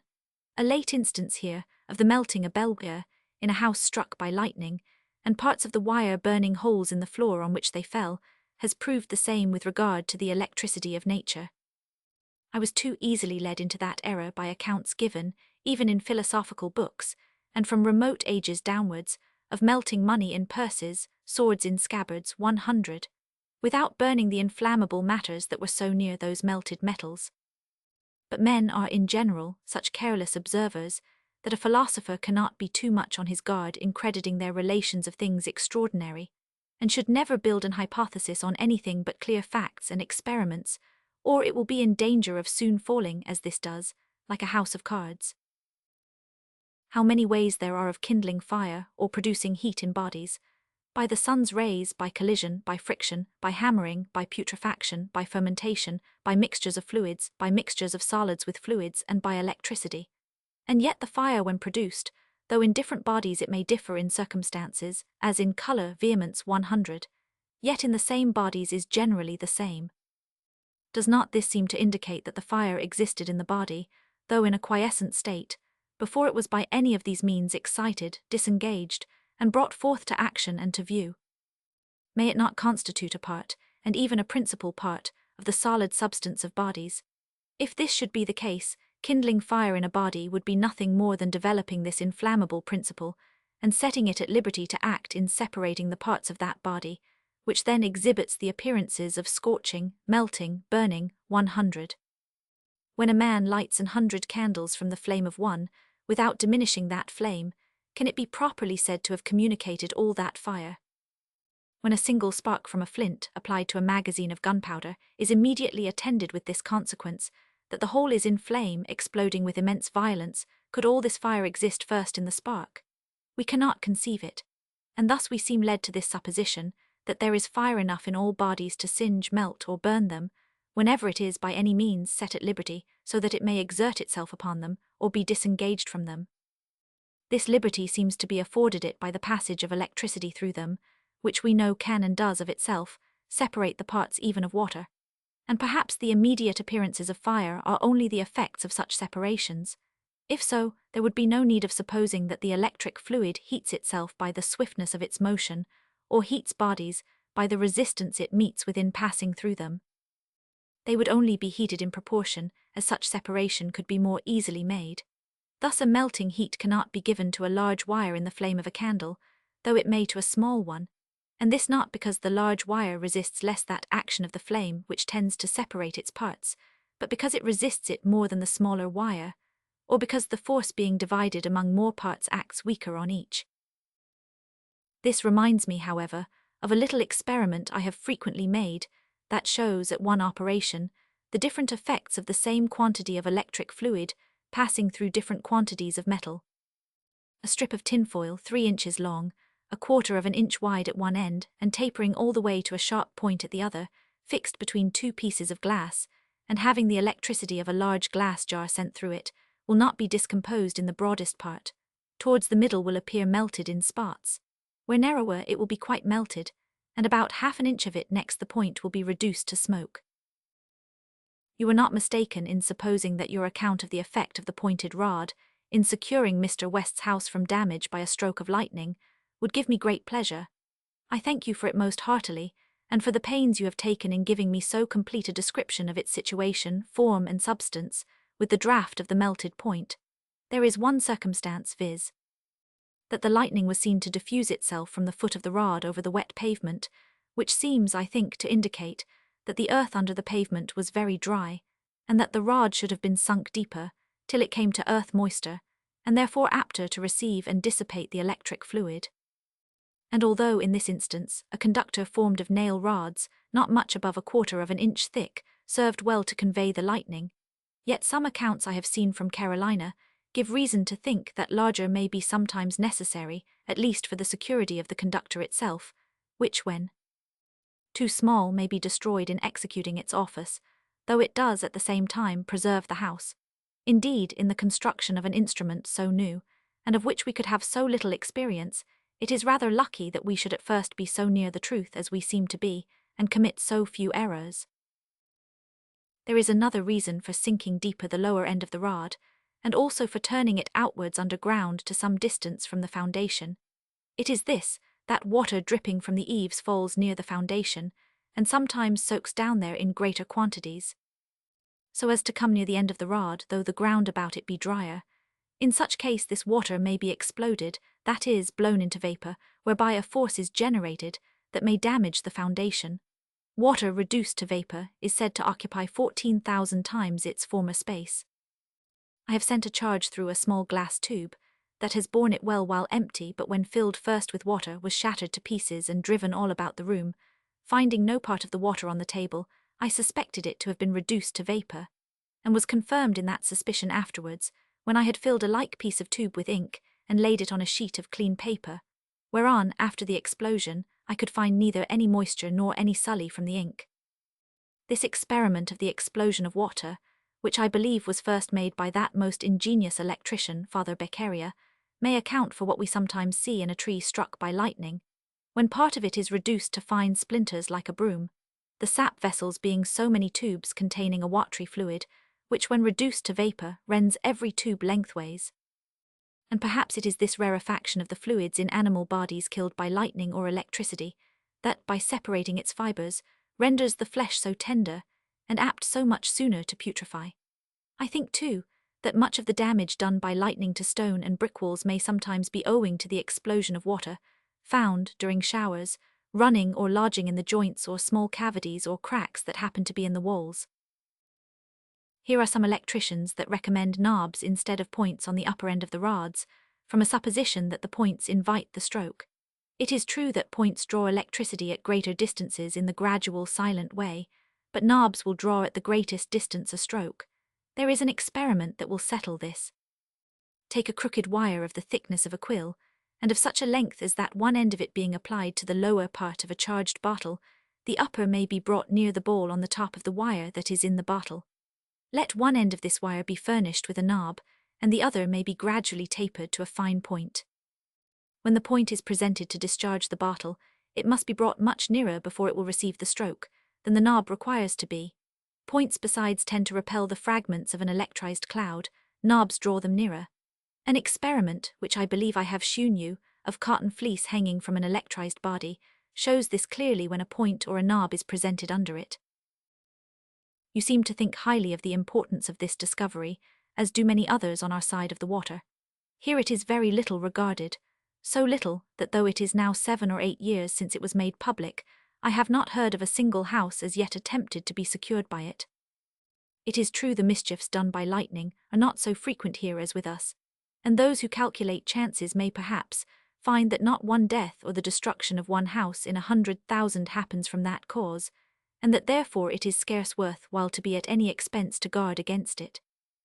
But in all countries there are particular situations of buildings more exposed than others to such accidents, and there are minds so strongly impressed with the apprehension of them, as to be very unhappy every time a little thunder is within their hearing. It may therefore be well to render this little piece of new knowledge as general, and as well understood as possible, since to make us safe is not all its advantage, it is some to make us easy. And as the stroke it secures us from might have chanced perhaps but once in our lives, while it may relieve us 100 times from those painful apprehensions, the latter may possibly on the whole contribute more to the happiness of mankind than the former. Your kind wishes and congratulations are very obliging. I return them cordially, being with great regard and esteem, my dear sir, your affectionate friend, and most obedient humble servant, B. Franklin. Accounts from Carolina mentioned in the foregoing letter of the effects of lightning on 2 of the rods commonly affixed to houses there, for securing them against lightning. Charlestown, Nov. 1, 1760. It is some years since Mr. Raven's rod was struck by lightning. I hear an account of it was published at the time, but I cannot find it. According to the best information I can now get, he had fixed to the outside of his chimney a large iron rod, several feet in length, reaching above the chimney, and to the top of this rod the points were fixed. From the lower end of this rod, a small brass wire was continued down to the top of another iron rod driven into the earth. On the ground floor in the chimney stood a gun, leaning against the back wall, nearly opposite to where the brass wire came down on the outside. The lightning fell upon the points, did no damage to the rod they were fixed to, but the brass wire, all down till it came opposite to the top of the gun barrel, was destroyed. There the lightning made a hole through the wall or back of the chimney, to get to the gun barrel, down which it seems to have passed, as although it did not hurt the barrel, it damaged the butt of the stock, and blew up some bricks of the hearth. The brass wire below the hole in the wall remained good. No other damage, as I can learn, was done to the house. I am told the same house had formerly been struck by lightning, and much damaged before these rods were invented. Mr. William Maine's account of the effects of the lightning on his rod, dated at Indian Land in South Carolina, Aug. 28, 1760. I had a set of electrical points, consisting of 3 prongs, of large brass wire tipped with silver, and perfectly sharp, each about 7 inches long. These were riveted at equal distances into an iron nut about 3/4 of an inch square, and opened at top equally to the distance of 6 or 7 inches from point to point, in a regular triangle.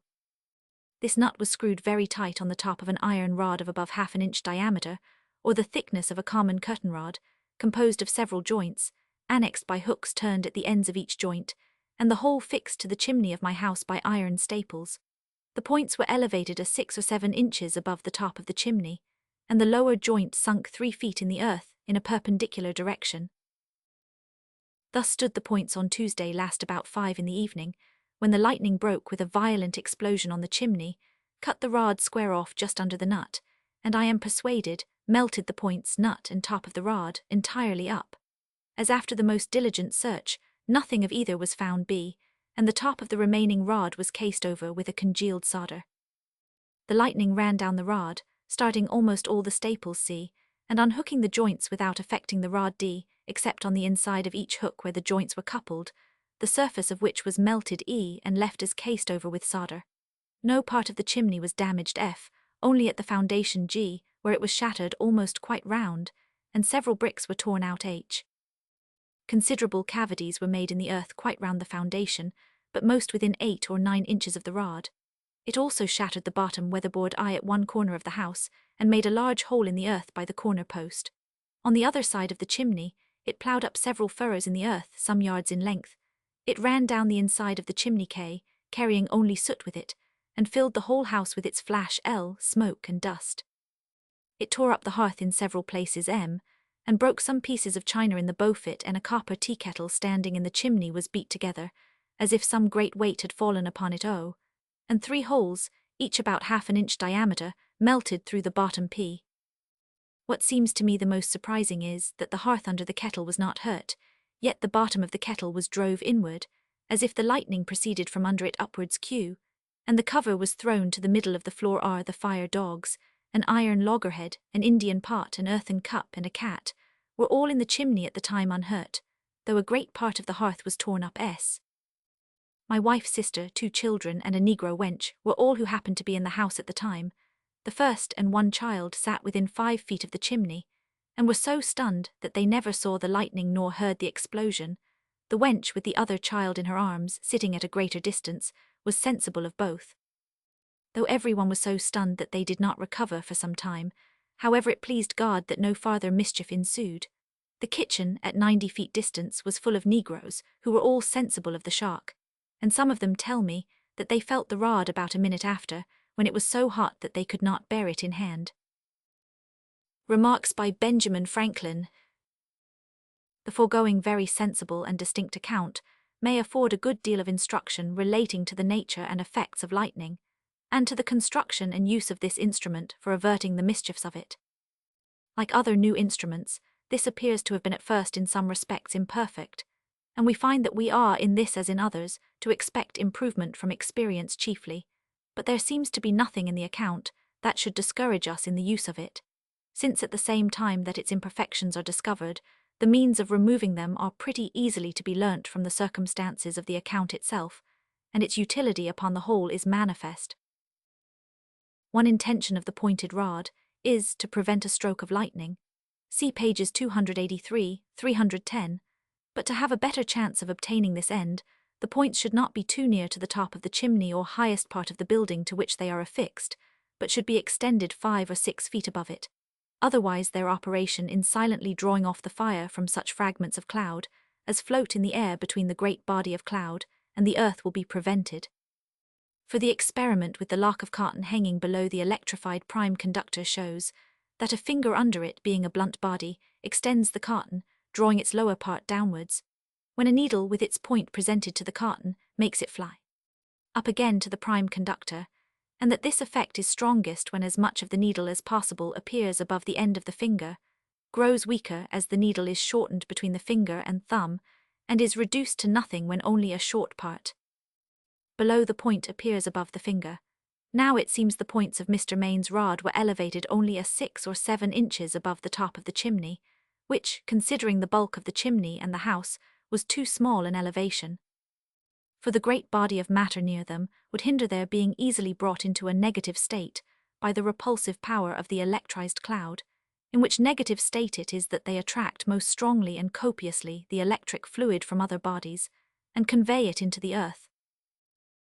CDE, as the several parts of the rod were connected only by the ends being bent round into hooks, the contact between hook and hook was much smaller than the rod. Therefore the current through the metal being confined in those narrow passages, melted part of the metal, as appeared on examining the inside of each hook. Where metal is melted by lightning, some part of it is generally exploded, and these explosions in the joints appear to have been the cause of unhooking them, and by that violent action, of starting also most of the staples.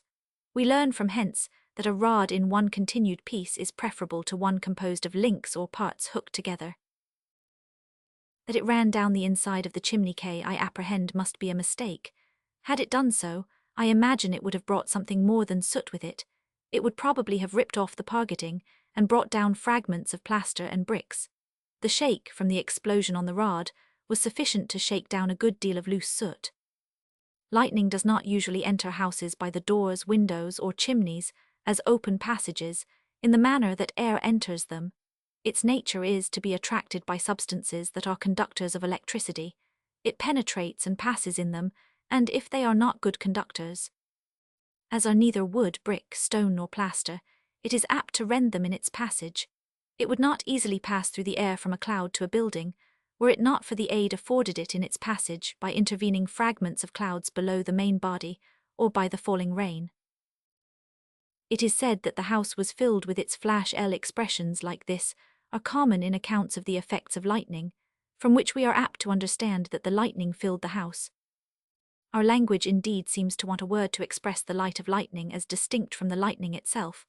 When a tree on a hill is struck by it, the lightning of that stroke exists only in a narrow vein between the cloud and tree, but its light fills a vast space many miles round, and people at the greatest distance from it are apt to say, "The lightning came into our rooms through our windows."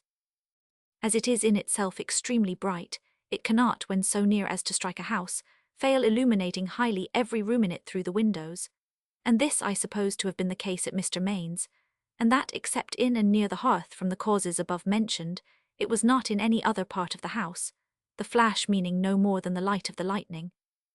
It is for want of considering this difference that people suppose there is a kind of lightning not attended with thunder.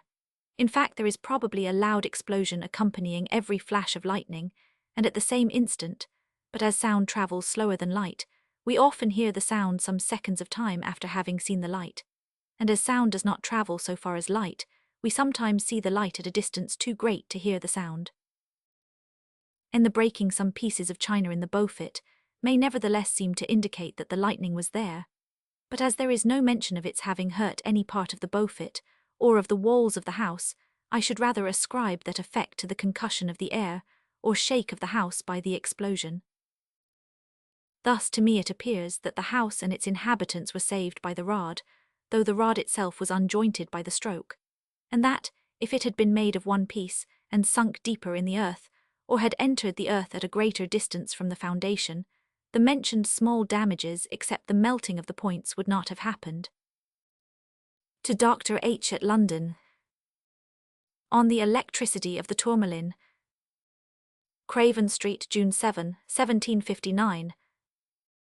Sir, I now return the smallest of your two tourmalins, with hearty thanks for your kind present of the other, which, though I value highly for its rare and wonderful properties, I shall ever esteem it more for the friendship I am honoured with by the giver. I hear that the negative electricity of one side of the tourmalin, when heated, is absolutely denied, and all that has been related of it ascribed to prejudice in favour of a system by some ingenious gentlemen abroad, who profess to have made the experiments on the stone with care and exactness. The experiments have succeeded differently with me, yet I would not call the accuracy of those gentlemen in question. Possibly the tourmalins they have tried were not properly cut, so that the positive and negative powers were obliquely placed, or in some manner whereby their effects were confused, or the negative parts more easily supplied by the positive. Perhaps the lapidaries who have hitherto cut these stones had no regard to the situation of the two powers, but chose to make the faces of the stone where they could obtain the greatest breadth, or some other advantage in the form. If any of these stones in their natural state can be procured here, I think it would be right to endeavour finding, before they are cut, the two sides that contain the opposite powers, and make the faces there. Possibly in that case the effects might be stronger and more distinct, for though both these stones that I have examined have evidently the two properties, yet without the full heat given by boiling water they are somewhat confused. The virtue seems strongest towards one end of the face, and in the middle or near the other end scarce discernible, and the negative, I think, always weaker than the positive. I have had the large one new cut, so as to make both sides alike, and find the change of form has made no change of power, but the properties of each side remain the same as I found them before. It is now set in a ring in such a manner as to turn on an axis, that I may conveniently, in making experiments, come at both sides of the stone. The little rim of gold it is set in has made no alteration in its effects. The warmth of my finger when I wear it is sufficient to give it some degree of electricity, so that it is always ready to attract light bodies. The following experiments have satisfied me that 1000 Pinus's account of the positive and negative states of the opposite sides of the heated tourmaline is well founded. I heated the large stone in boiling water. As soon as it was dry, I brought it near a very small cork bowl that was suspended by a silk thread. The bowl was attracted by one face of the stone, which I call A, and then repelled. The ball in that state was also repelled by the positively charged wire of a file, and attracted by the other side of the stone, B. The stone being afresh heated, and the side B brought near the ball, it was first attracted, and presently after repelled by that side. In this second state, it was repelled by the negatively charged wire of a file. Therefore, if the principles now generally received, relating to positive and negative electricity, are true, the side A of the large stone, when the stone is heated in water, is in a positive state of electricity, and the side B in a negative state. The same experiments being made with the small stone stuck by one edge on the end of a small glass tube, with sealing wax, the same effects are produced. The flat side of the small stone gives the signs of positive electricity, the high side gives the signs of negative electricity. Again, I suspended the small stone by a silk thread. I heated it as it hung, in boiling water. I heated the large one in boiling water. Then I brought the large stone near to the suspended small one, which immediately turned its flat side to the side B of the large stone, and would cling to it. I turned the ring so as to present the side A of the large stone to the flat side of the small one. The flat side was repelled, and the small stone, turning quick, applied its high side to the side A of the large one. This was precisely what ought to happen, on the supposition that the flat side of the small stone, when heated in water, is positive, and the high side negative, the side A of the large stone positive, and the side B negative. The effect was apparently the same as would have been produced if one magnet had been suspended by a thread, and the different poles of another brought alternately near it. I find that the face A of the large stone, being coated with leaf gold attached by the white of an egg, which will bear dipping in hot water, becomes quicker and stronger in its effect on the cork bowl, repelling it the instant it comes in contact, which I suppose to be occasioned by the united force of different parts of the face, collected and acting together through the metal. I am 100 B. Franklin. Footnote. From Professor Winthrop to B. Franklin. New observation relating to electricity in the atmosphere. Cambridge, N.E. Sept. 29, 1762.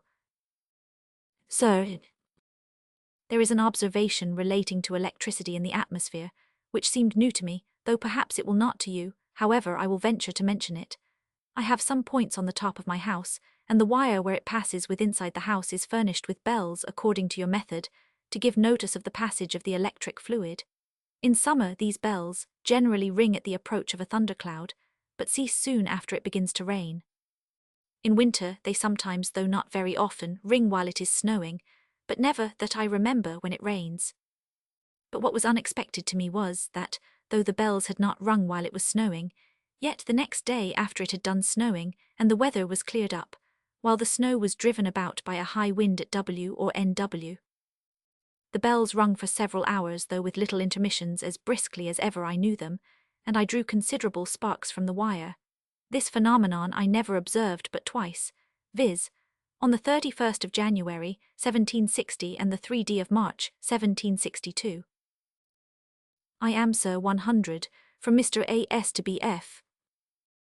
Flash of lightning that struck St. Bride's steeple. I have just recollected that in one of our great storms of lightning, I saw an appearance which I never observed before, nor ever heard described. I am persuaded that I saw the flash which struck St. Bride's steeple. Sitting at my window, and looking to the north, I saw what appeared to me a solid straight rod of fire, moving at a very sharp angle with the horizon. It appeared to my eye as about 2 inches diameter, and had nothing of the zigzag lightning motion. I instantly told a person sitting with me that some place must be struck at that instant. I was so much surprised at the vivid, distinct appearance of the fire that I did not hear the clap of thunder, which stunned every one besides. Considering how low it moved, I could not have thought it had gone so far, having St. Martin's, the new church, and St. Clement's steeples in its way. It struck the steeple a good way from the top, and the first impression it made in the side is in the same direction I saw it move in. It was succeeded by 2 flashes, almost united, moving in a pointed direction. There were 2 distinct houses struck in Essex Street. I should have thought the rod would have fallen in Covent Garden, it was so low. Perhaps the appearance is frequent, though never before seen by. Yours A.S. Footnote. To Mr. P. F. Newport. Best method of securing a powder magazine from lightning. You may acquaint the gentleman that desired you to enquire my opinion of the best method of securing a powder magazine from lightning, that I think they cannot do better than to erect a mast not far from it, which may reach 15 or 20 feet above the top of it, with a thick iron rod in one piece fastened to it, pointed at the highest end, and reaching down through the earth till it comes to water. Iron is a cheap metal, but if it were dearer, as this is a public thing, the expense is insignificant. Therefore I would have the rod at least an inch thick, to allow for its gradually wasting by rust. It will last as long as the mast, and may be renewed with it. The sharp point for 5 or 6 inches should be gilt. But there is another circumstance of importance to the strength, goodness, and usefulness of the powder, which does not seem to have been enough attended to. I mean the keeping it perfectly dry. For want of a method of doing this, much is spoiled in damp magazines, and much so damaged as to become of little value.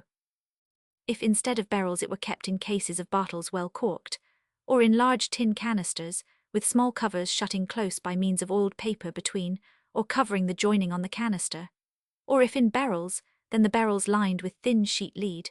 No moisture in either of these methods could possibly enter the powder, since glass and metals are both impervious to water. By the latter of these means you see tea is brought dry and crisp from China to Europe, and thence to America, though it comes all the way by sea in the damp hold of a ship. And by this method, grain, meal, 100, if well dried before it is put up, may be kept for ages sound and good. There is another thing very proper to line small barrels with. It is what they call tinfoil, or leaf tin, being tin milled between rollers till it becomes as thin as paper, and more pliant at the same time that its texture is extremely close. It may be applied to the wood with common paste, made with boiling water thickened with flour, and so laid on, will lie very close and stick well. But I should prefer a hard sticky varnish for that purpose, made of linseed oil much boiled. The heads might be lined separately, the tin wrapping a little round their edges. The barrel, while the lining is laid on, should have the end hoops slack, so that the staves standing at a little distance from each other may admit the head into its groove. The tinfoil should be plied into the groove. Then one head being put in, and that end hoop tight, the barrel would be fit to receive the powder, and when the other head is put in and the hoops drove up, the powder would be safe from moisture even if the barrel were kept under water. This tinfoil is but about 18 pence sterling a pound, and is so extremely thin that I imagine a pound of it would line 3 or 4 powder barrels. I am 100 B. Franklin. Footnote. Of lightning, and the methods now used in America of securing buildings and persons from its mischievous effects. Experiments made in electricity first gave philosophers a suspicion that the matter of lightning was the same with the electric matter. Experiments afterwards made on lightning obtained from the clouds by pointed rods, received into bottles, and subjected to every trial, have since proved this suspicion to be perfectly well founded, and that whatever properties we find in electricity are also the properties of lightning.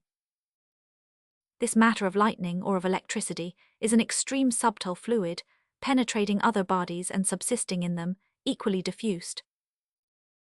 When by any operation of art or nature, there happens to be a greater proportion of this fluid in one body than in another, the body which has most will communicate to that which has least, till the proportion becomes equal, provided the distance between them be not too great, or if it is too great, till there be proper conductors to convey it from one to the other. If the communication be through the air without any conductor, a bright light is seen between the bodies, and a sound is heard. In our small experiments we call this light and sound the electric spark and snap, but in the great operations of nature, the light is what we call lightning, and the sound produced at the same time, though generally arriving later at our ears than the light does to our eyes, is, with its echoes, called thunder. If the communication of this fluid is by a conductor, it may be without either light or sound, the subtle fluid passing in the substance of the conductor. If the conductor be good and of sufficient bigness, the fluid passes through it without hurting it. If otherwise, it is damaged or destroyed. All metals and water are good conductors. Other bodies may become conductors by having some quantity of water in them, as wood and other materials used in building, but not having much water in them, they are not good conductors, and therefore are often damaged in the operation. Glass, wax, silk, wool, hair, feathers, and even wood, perfectly dry, are non-conductors. That is, they resist instead of facilitating the passage of this subtle fluid. When this fluid has an opportunity of passing through two conductors, one good and sufficient, as of metal the other not so good, it passes in the best, and will follow it in any direction.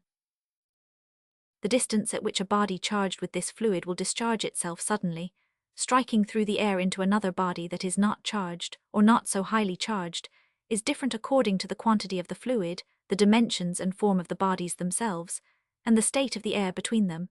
This distance, whatever it happens to be between any two bodies, is called their striking distance, as till they come within that distance of each other, no stroke will be made. The clouds have often more of this fluid in proportion than the earth, in which case as soon as they come near enough, that is, within the striking distance, or meet with a conductor, the fluid quits them and strikes into the earth. A cloud fully charged with this fluid, if so high as to be beyond the striking distance from the earth, passes quietly without making noise or giving light, unless it meets with other clouds that have less. Tall trees and lofty buildings, as the towers and spires of churches, become sometimes conductors between the clouds and the earth, but not being good ones, that is, not conveying the fluid freely, they are often damaged. Buildings that have their roofs covered with lead or other metal, and spouts of metal continued from the roof into the ground to carry off the water, are never hurt by lightning, as whenever it falls on such a building, it passes in the metals and not in the walls. When other buildings happen to be within the striking distance from such clouds, the fluid passes in the walls, whether of wood, brick, or stone, quitting the walls only when it can find better conductors near them, as metal rods, bolts, and hinges of windows or doors, gilding on wainscot or frames of pictures, the silvering on the backs of looking-glasses, the wires for bells, and the bodies of animals, as containing watery fluids, and in passing through the house it follows the direction of these conductors, taking as many in its way as can assist it in its passage, whether in a straight or crooked line leaping from one to the other, if not far distant from each other, only rending the wall in the spaces where these partial good conductors are too distant from each other. An iron rod being placed on the outside of a building, from the highest part continued down into the moist earth, in any direction straight or crooked, following the form of the roof or other parts of the building, will receive the lightning at its upper end, attracting it so as to prevent it striking any other part, and affording it a good conveyance into the earth, will prevent its damaging any part of the building. A small quantity of metal is found able to conduct a great quantity of this fluid. A wire no bigger than a goosequill has been known to conduct with safety to the building as far as the wire was continued a quantity of lightning that did prodigious damage both above and below it, and probably larger rods are not necessary, though it is common in America, to make them of half an inch, some of 3/4, or an inch diameter. The rod may be fastened to the wall, chimney 100, with staples of iron. The lightning will not leave the rod a good conductor to pass into the wall a bad conductor through those staples. It would rather, if any were in the wall, pass out of it into the rod to get more readily by that conductor into the earth. If the building be very large and extensive, 2 or more rods may be placed at different parts, for greater security. Small ragged parts of clouds, suspended in the air between the great body of clouds and the earth like leaf gold in electrical experiments, often serve as partial conductors for the lightning, which proceeds from one of them to another, and by their help comes within the striking distance to the earth or a building. It therefore strikes through those conductors a building that would otherwise be out of the striking distance.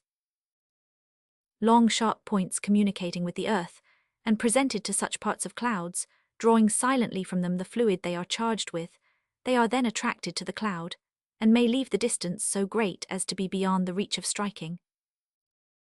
It is therefore that we elevate the upper end of the rod 6 or 8 feet above the highest part of the building, tapering it gradually to a fine sharp point, which is gilt to prevent its rusting.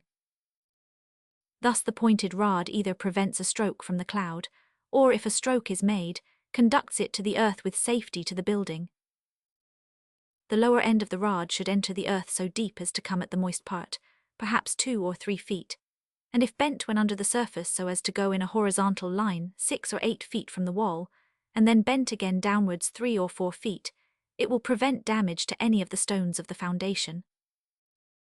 A person apprehensive of danger from lightning, happening during the time of thunder to be in a house not so secured, will do well to avoid sitting near the chimney, near a looking-glass, or any gilt pictures or wainscot. The safest place is in the middle of the room, so it be not under a metal lustre suspended by a chain sitting in one chair and laying the feet up in another. It is still safer to bring 2 or 3 mattresses or beds into the middle of the room, and, folding them up double, place the chair upon them.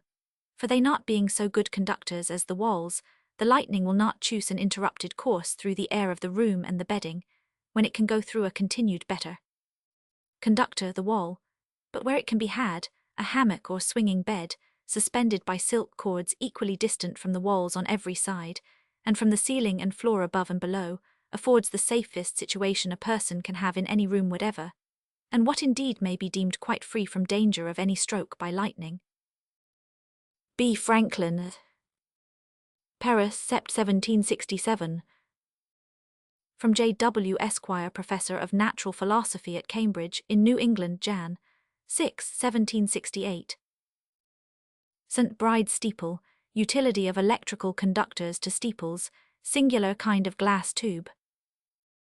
I have read in the Philosophical Transactions the account of the effects of lightning on St. Bride's Steeple.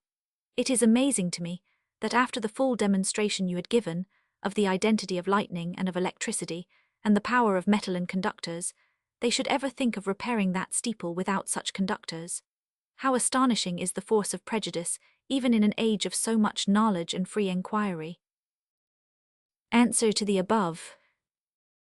It is perhaps not so extraordinary that unlearned men, such as commonly compose our church vestries, should not yet be acquainted with, and sensible of the benefits of metal conductors in averting the stroke of lightning, and preserving our houses from its violent effects, or that they should be still prejudiced against the use of such conductors.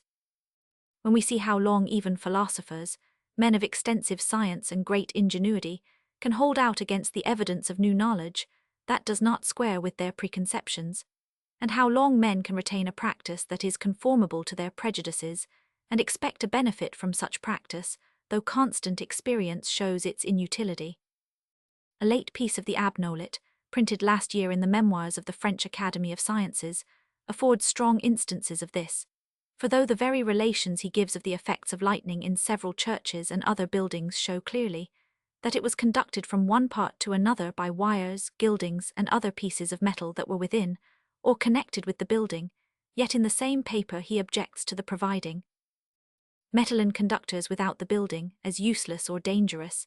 He cautions people not to ring the church bells during a thunderstorm, lest the lightning in its way to the earth should be conducted down to them by the bell ropes, which are but bad conductors, and yet is against fixing metal rods on the outside of the steeple, which are known to be much better conductors, and which it would certainly choose to pass in, rather than in dry hemp.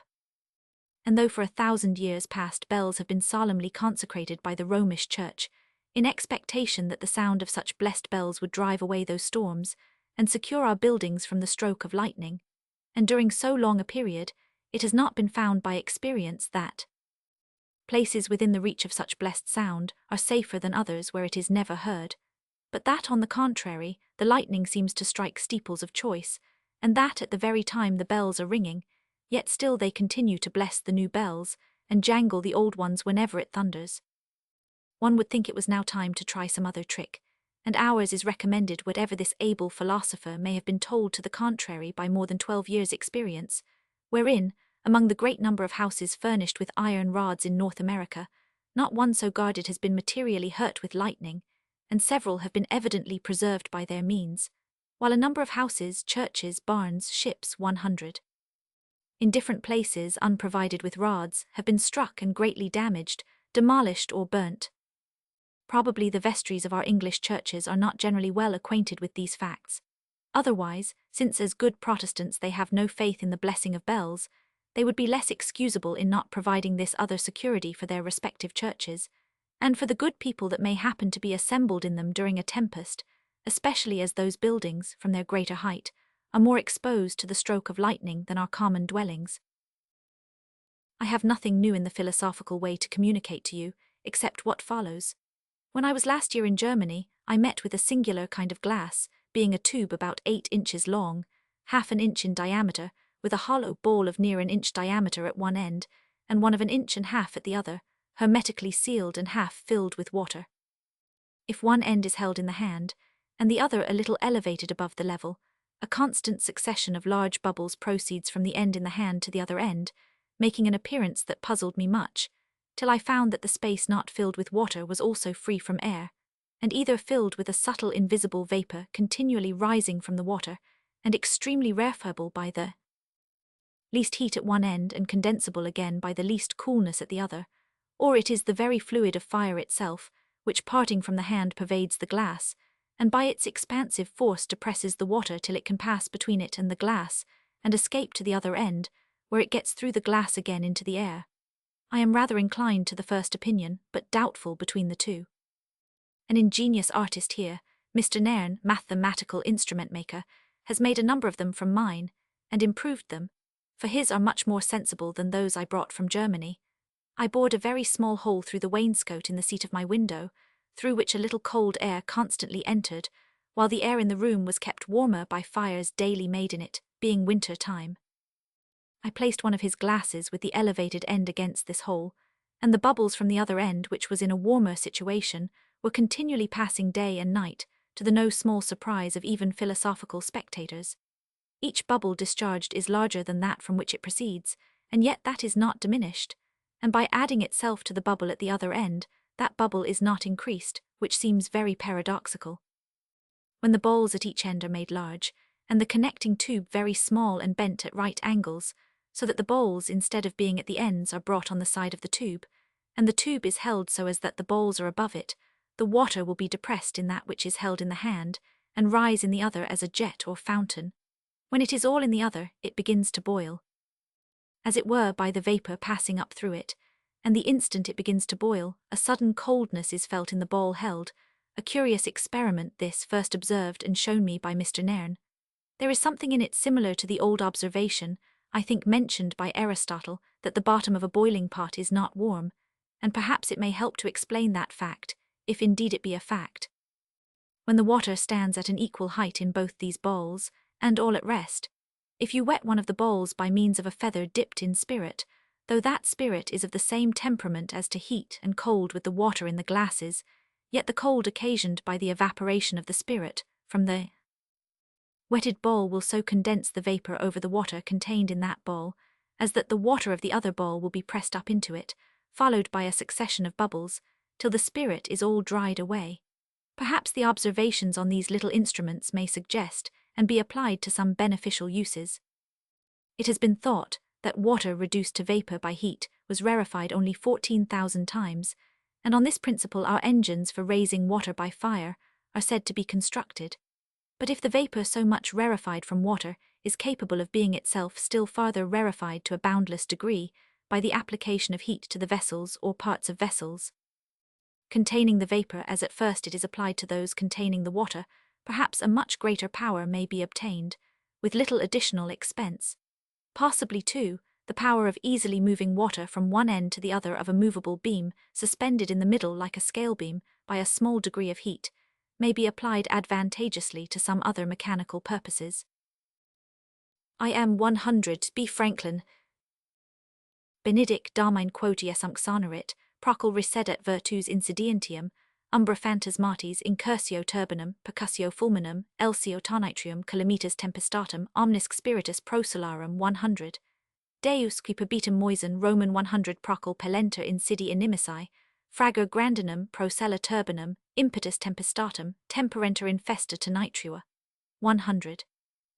Omnipotens sempitern Deus, Roman 100 ut antisanitum ejus effugenter ignita jacula inimici, percussio fulminum, impetus lapidum, elcio tempestatum 100. N 1718, 1000. Deslands fit savoir L Académie Reale des Sciences, quel en nuit du 1415 d'avril de la même année, le tonera etuit tom sur 24 églises, dequis lander now jusque Saint Paul de Leon in Bretagne, que ces églises epiant. Precisement cels o elan sonate, quel a fouder avoit epogni cels o elan ni sonate pas, que dan cel de guisnen, qui fut intierment ruini, le tonera tua du persons de quater qui sonient 100, hist, du elac, R. des Sci, 1719. Experiments, observations, and facts, tending to support the opinion of the utility of long pointed rods, for securing buildings from damage by strokes of lightning. Read at the committee appointed to consider the erecting conductors to secure the magazines at Purfleet, Aug. 27, 1772. Experiment 1. The prime conductor of an electric machine ABC Plate 4. Being supported about 10 inches and a half above the table by a wax stand, and under it erected a pointed wire 7 inches and a half high, and 1/5 of an inch thick, and tapering to a sharp point, and communicating with the table. When the point being uppermost is covered by the end of a finger, the conductor may be full charged, and the electrometer C will rise to the height indicating a full charge, but the moment the point is uncovered, the ball of the electrometer drops, showing the prime conductor to be instantly discharged and nearly emptied of its electricity. Turn the wire its blunt end upwards, which represents an unpointed bar, and no such effect follows, the electrometer remaining at its usual height when the prime conductor is charged. Vol. 1 page 388. Plate 4. Images of these experiments.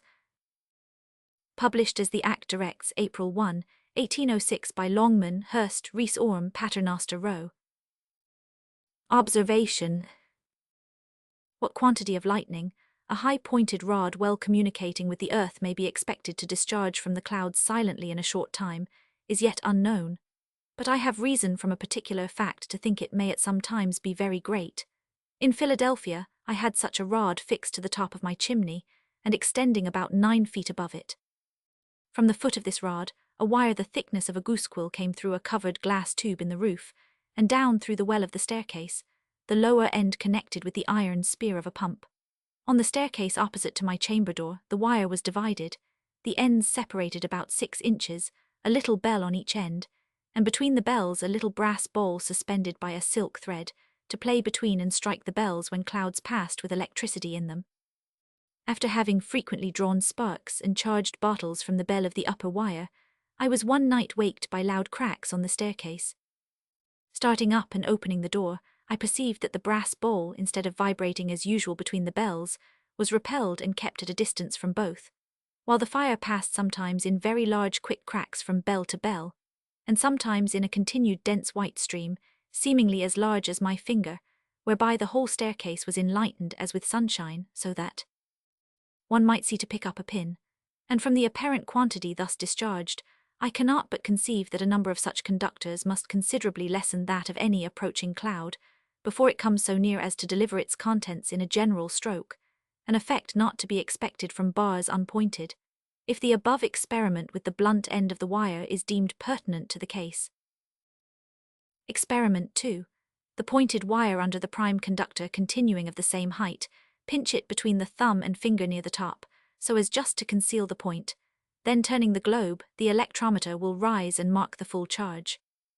Slip the fingers down so as to discover about 1/2 inch of the wire, then another 1/2 inch and then another. At every one of these motions discovering more and more of the pointed wire, you will see the electrometer fall quick and proportionably, stopping when you stop.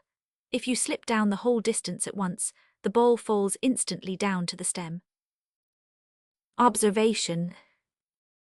From this experiment, it seems that a greater effect in drawing off the lightning from the clouds may be expected from long pointed rods than from short ones, I mean from such as show the greatest length, above the building they are fixed on. Experiment 3. Instead of pinching the point between the thumb and finger as in the last experiment, keep the thumb and finger each at near an inch distance from it, but at the same height the point between them. In this situation, though the point is fairly exposed to the prime conductor, it has little or no effect. The electrometer rises to the height of a full charge, but the moment the fingers are taken away, the ball falls quick to the stem. Observation. To explain this, it is supposed that one reason of the sudden effect produced by a long naked pointed wire is that by the repulsive power of the positive charge in the prime conductor, the natural quantity of electricity contained in the pointed wire is driven down into the earth, and the point of the wire made strongly negative, whence it attracts the electricity of the prime conductor more strongly than bodies in their natural state would do.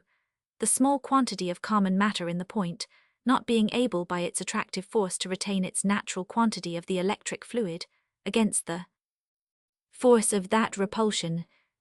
But the finger and thumb being substantial and blunt bodies, though as near the prime conductor, hold up better their own natural quantity against the force of that repulsion. And so, continuing nearly in the natural state, they jointly operate on the electric fluid in the point, opposing its descent and aiding the point to retain it, contrary to the repelling power of the prime conductor, which would drive it down. And this may also serve to explain the different powers of the point in the preceding experiment, on the slipping down the finger and thumb to different distances. Hence is collected that a pointed rod erected between two tall chimneys, and very little higher an instance of which I have seen cannot have so good an effect, as if it had been erected on one of the chimneys, its whole length above it. Experiment 4. If instead of a long pointed wire, a large solid body to represent a building without a point be brought under and as near the prime conductor when charged, the ball of the electrometer will fall a little, and on taking away the large body will rise again. Observation. Its rising again shows that the prime conductor lost little or none of its electric charge, as it had done through the point. The falling of the ball while the large body was under the conductor therefore shows that a quantity of its atmosphere was drawn from the end where the electrometer is placed to the part immediately over the large body, and there accumulated ready to strike into it with its whole undiminished force, as soon as within the striking distance, and were the prime conductor movable like a cloud, it would approach the body by attraction till within that distance. The swift motion of clouds, as driven by the winds, probably prevents this happening so often as otherwise it might do. For though parts of the cloud may stoop towards a building as they pass, in consequence of such attraction, yet they are carried forward beyond the striking distance before they could by their descending come within it. Experiment 5. Attach a small light lock of cotton to the underside of the prime conductor, so that it may hang down towards the pointed wire mentioned in the first experiment. Cover the point with your finger, and the globe being turned, the cotton will extend itself, stretching down towards the finger, as at a, but on uncovering the point it instantly flies up to the prime conductor, as at B, and continues there as long as the point is uncovered. The moment you cover it again, the cotton flies down again, extending itself towards the finger, and the same happens in degree if instead of the finger you use uncovered, the blunt end of the wire uppermost. Observation.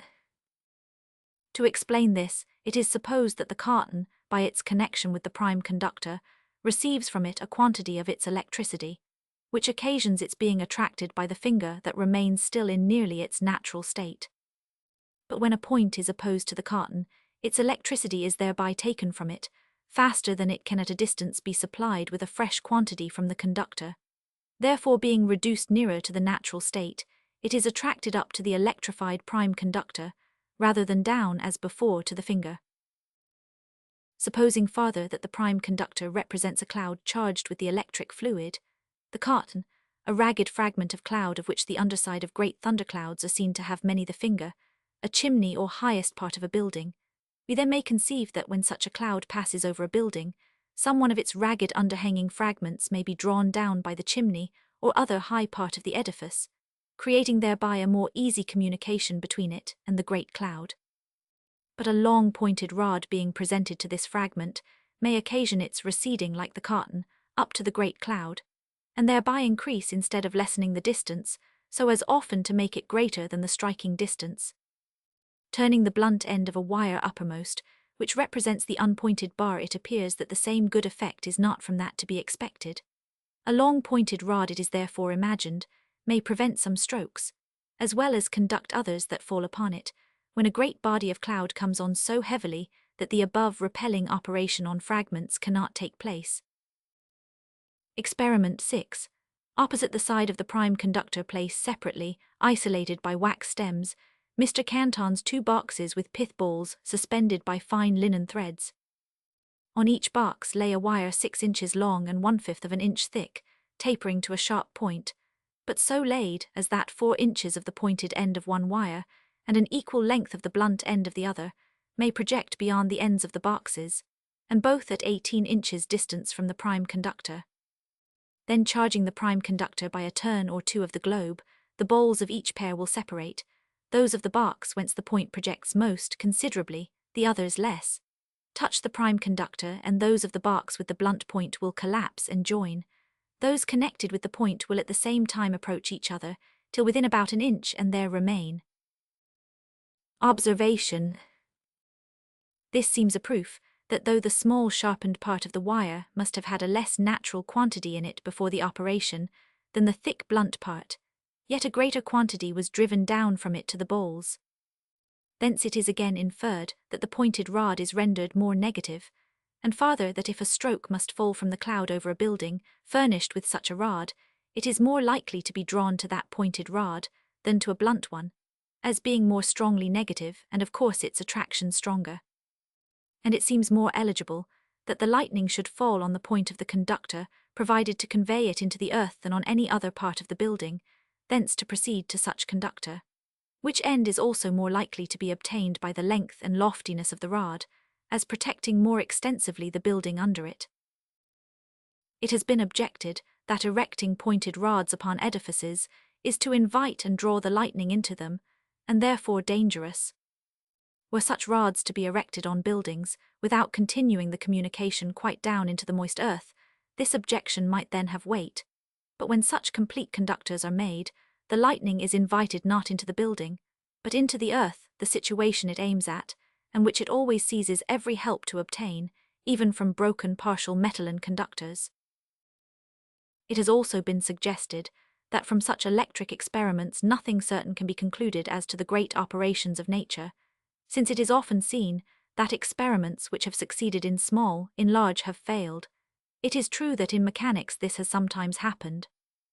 But when it is considered that we owe our first knowledge of the nature and operations of lightning to observations on such small experiments, and that on carefully comparing the most accurate accounts of former facts and the exactest relations of those that have occurred since, the effects have surprisingly agreed with the theory, it is humbly conceived that in natural philosophy, in this branch of it at least, the suggestion has not so much weight, and that the farther new experiments now adduced in recommendation of long sharp-pointed rods may have some claim to credit and consideration.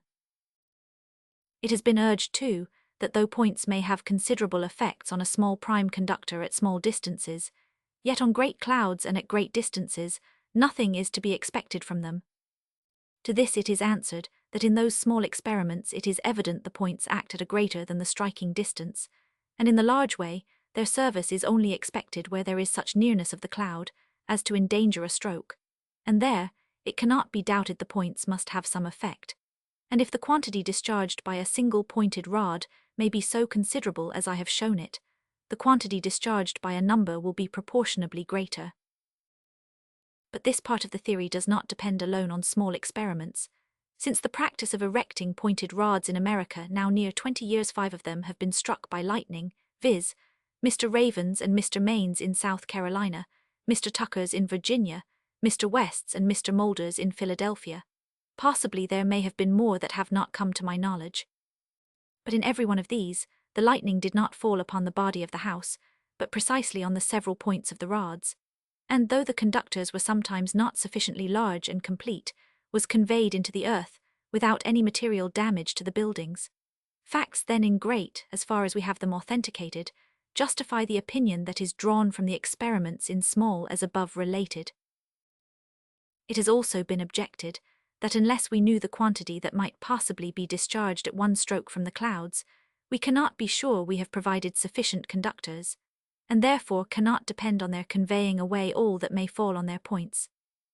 Indeed, we have nothing to form a judgment by in this but past facts, and we know of no instance where a complete conductor to the moist earth has been insufficient, if half an inch diameter. It is probable that many strokes of lightning have been conveyed through the common leaden pipes affixed to houses to carry down the water from the roof to the ground, and there is no account of such pipes being melted and destroyed, as must sometimes have happened if they had been insufficient. We can then only judge of the dimensions proper for a conductor of lightning, as we do of those proper for a conductor of rain, by past observation. And as we think a pipe of 3 inches bore sufficient to carry off the rain that falls on a square of 20 feet, because we never saw such a pipe glutted by any shower, so we may judge a conductor of an inch diameter more than sufficient for any stroke of lightning that will fall on its point. It is true that if another deluge should happen wherein the windows of heaven are to be opened, such pipes may be unequal to the falling quantity, and if God for our sins should think fit to rain fire upon us, as upon some cities of old, it is not expected that our conductors of whatever size should secure our houses against a miracle. Probably as water drawn up into the air and their forming clouds is disposed to fall again in rain by its natural gravity, as soon as a number of particles sufficient to make a drop can get together. So when the clouds are by whatever means over or undercharged with the electric fluid to a degree sufficient to attract them towards the earth, the equilibrium is restored before the difference becomes great beyond that degree. Mr. Lane's electrometer, for limiting precisely the quantity of a shock that is to be administered in a medical view, may serve to make this more easily intelligible. The discharging knob does by a screw approach the conductor to the distance intended, but there remains fixed. Whatever power there may be in the glass globe to collect the fulminating fluid, and whatever capacity of receiving and accumulating it there may be in the bottle or glass jar, yet neither the accumulation or the discharge ever exceeds the destined quantity. Thus, were the clouds always at a certain fixed distance from the earth, all discharges would be made when the quantity accumulated was equal to the distance. But there is a circumstance which by occasionally lessening the distance, lessens the discharge, to wit, the movableness of the clouds, and their being drawn nearer to the earth by attraction when electrified, so that discharges are thereby rendered more frequent, and of course less violent. Hence whatever the quantity may be in nature, and whatever the power in the clouds of collecting it, yet an accumulation and force beyond what mankind has hitherto been acquainted with is scarce to be expected. B.F. Aug. 27, 1772. B5 to Professor Landriani of Italy. On the utility of electrical conductors. Philadelphia, Oct. 14, 1787. Sir, I have received the excellent work upon the utility of electrical conductors, which you had the goodness to send me. I read it with great pleasure, and beg you to accept my sincere thanks for it. Upon my return to this country, I found the number of conductors much increased, many proofs of their efficacy in preserving buildings from lightning having demonstrated their utility. Among other instances, my own house was one day attacked by lightning, which occasioned the neighbours to run in to give assistance, in case of its being on fire. But no damage was done, and my family was only found a good deal frightened with the violence of the explosion. Last year, my house being enlarged, the conductor was obliged to be taken down. I found, upon examination, that the pointed termination of copper, which was originally 9 inches long, and about 1/3 of an inch in diameter in its thickest part, had been almost entirely melted, and that its connection with the rod of iron below was very slight. Thus, in the course of time, this invention has proved of use to the author of it, and has added this personal advantage to the pleasure he before received from having been useful to others.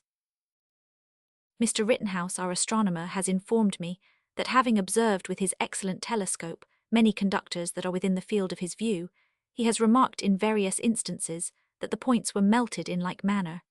There is no example of a house, provided with a perfect conductor, which has suffered any considerable damage, and even those which are without them have suffered little, since conductors have come common in this city. B. Franklin. To John Pringle 1500 and FRS. On the effects of electricity in paralytic cases.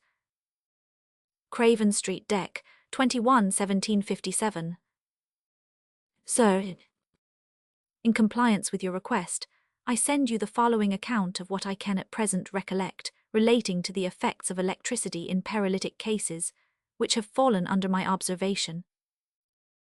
Some years since, when the newspapers made mention of great cures performed in Italy and Germany by means of electricity, a number of paralytics were brought to me from different parts of Pennsylvania and the neighboring provinces to be electrized, which I did for them at their request. My method was to place the patient first in a chair on an electric stool and draw a number of large strong sparks from all parts of the affected limb or side. Then I fully charged 2 6-gallon glass jars, each of which had about 3 square feet of surface coated, and I sent the united shock of these through the affected limb or limbs, repeating the stroke commonly 3 times each day. The first thing observed was an immediate greater sensible warmth in the lame limbs that had received the stroke than in the others, and the next morning the patients usually related that they had in the night felt a pricking sensation in the flesh of the paralytic limbs, and would sometimes show a number of small red spots, which they supposed were occasioned by those prickings. The limbs, too, were found more capable of voluntary motion, and seemed to receive strength. A man, for instance, who could not the first day lift the lame hand from off his knee, would the next day raise it 4 or 5 inches, the third day higher, and on the 5th day was able, but with a feeble languid motion, to take off his hat. These appearances gave great spirits to the patients, and made them hope a perfect cure, but I do not remember that I ever saw any amendment after the 5th day, which the patients perceiving and finding the shocks pretty severe, they became discouraged, went home, and in a short time relapsed, so that I never knew any advantage from electricity in palsies that was permanent, and how far the apparent temporary advantage might arise from the exercise in the patient's journey, and coming daily to my house, or from the spirits given by the hope of success, enabling them to exert more strength in moving their limbs, I will not pretend to say. Perhaps some permanent advantage might have been obtained if the electric shocks had been accompanied with proper medicine and regimen, under the direction of a skillful physician. It may be, too, that a few great strokes, as given in my method, may not be so proper as many small ones, since by the account from Scotland of a case in which 200 shocks from a phial were given daily, it seems that a perfect cure has been made. As to any uncommon strength supposed to be in the machine used in that case, I imagine it could have no share in the effect produced, since the strength of the shock from charged glass is in proportion to the quantity of surface of the glass coated, so that my shocks from those large jars must have been much greater than any that could be received from a phial held in the hand. I am, with great respect, sir, your most obedient servant, B. Franklin. Electrical Experiments on Amber. Saturday, July 3, 1762. To try, at the request of a friend, whether amber finely powdered might be melted and run together again by means of the electric fluid, I took a piece of small glass tube about 2 inches and a half long, the bore about 1/12 of an inch diameter, the glass itself about the same thickness. I introduced into this tube some powder of amber, and with 2 pieces of wire nearly fitting the bore, one inserted at one end, the other at the other, I rammed the powder hard between them in the middle of the tube, where it stuck fast, and was in length about 1/2 inch. Then, leaving the wires in the tube, I made them part of the electric circuit, and discharged through them 3 rows of my case of bottles. The event was that the glass was broke into very small pieces, and those dispersed with violence in all directions. As I did not expect this, I had not, as in other experiments, laid thick paper over the glass to save my eyes, so several of the pieces struck my face smartly, and one of them cut my lip a little so as to make it bleed. I could find no part of the amber, but the table where the tube lay was stained very black in spots, such as might be made by a thick smoke forced on it by a blast, and the air was filled with a strong smell, somewhat like that from burnt gunpowder, whence I imagined that the amber was burnt, and had exploded as gunpowder would have done in the same circumstances. That I might better see the effect on the amber, I made the next experiment in a tube formed of a card rolled up and bound strongly with packthread. Its bore was about 1/8 of an inch diameter, I rammed powder of amber into this as I had done in the other, and as the quantity of amber was greater, I increased the quantity of electric fluid by discharging through it at once 5 rows of my bottles. On opening the tube, I found that some of the powder had exploded. An impression was made on the tube, though it was not hurt, and most of the powder remaining was turned black, which I suppose might be by the smoke forced through it from the burned part. Some of it was hard, but as it powdered again when pressed by the fingers, I supposed that hardness not to arise from melting any parts in it, but merely from my ramming the powder when I charged the tube. B. Franklin to Thomas Ronayne-esque at Cork. On the electricity of the fogs in Ireland. London, April 20, 1766. Sir, I have received your very obliging and very ingenious letter by Captain Kearney. Your observations upon the electricity of fogs and the air in Ireland, and upon different circumstances of storms, appear to me very curious, and I thank you for them. There is not, in my opinion, any part of the earth whatever which is, or can be naturally in a state of negative electricity, and though different circumstances may occasion an inequality in the distribution of the fluid, the equilibrium is immediately restored by means of its extreme subtlety, and of the excellent conductors with which the humid earth is amply provided.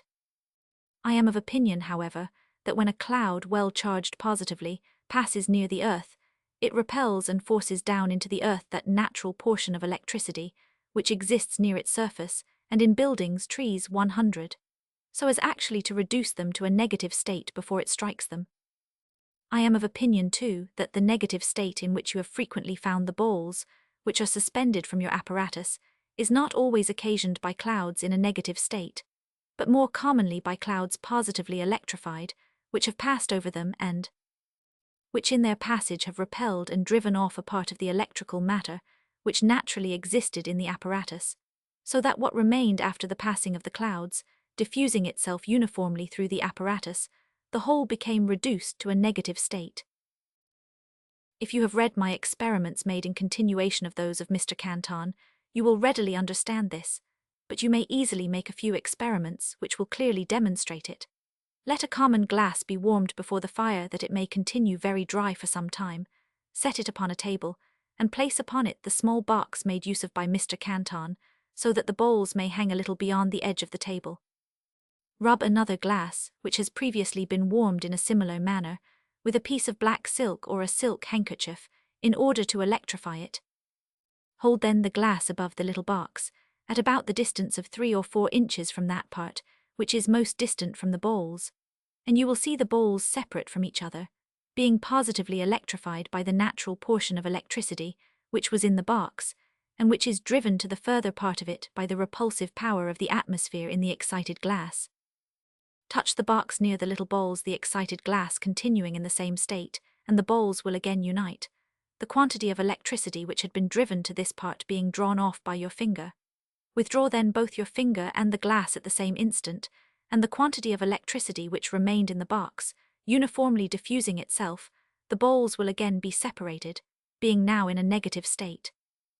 While things are in this situation, begin once more to excite your glass and hold it above the box but not too near, and you will find that when brought within a certain distance, the bowls will at first approach each other, being then in a natural state. In proportion as the glass is brought nearer, they will again separate, being positive. When the glass is moved beyond them, and at some little farther distance, they will unite again, being in a natural state. When it is entirely removed, they will separate again, being then made negative. The excited glass in this experiment may represent a cloud positively charged, which you see is capable of producing in this manner all the different changes in the apparatus, without the least necessity for supposing any negative cloud. I am nevertheless fully convinced that these are negative clouds, because they sometimes absorb, through the medium of the apparatus, the positive electricity of a large jar, the 100th part of which the apparatus itself would have not been able to receive or contain at once. In fact, it is not difficult to conceive that a large cloud highly charged positively may reduce smaller clouds to a negative state, when it passes above or near them, by forcing a part of their natural portion of the fluid either to their inferior surfaces, whence it may strike into the earth, or to the opposite side, whence it may strike into the adjacent clouds. So, that when the large cloud has passed off to a distance, the small clouds shall remain in a negative state, exactly like the apparatus, the former like the latter being frequently insulated bodies, having communication neither with the earth nor with other clouds. Upon the same principle it may easily be conceived in what manner a large negative cloud may render others positive. The experiment which you mention of filing your glass is analogous to one which I made in 1751 or 1752. I had supposed in my preceding letters that the pores of glass were smaller in the interior parts than near the surface, and that on this account they prevented the passage of the electrical fluid.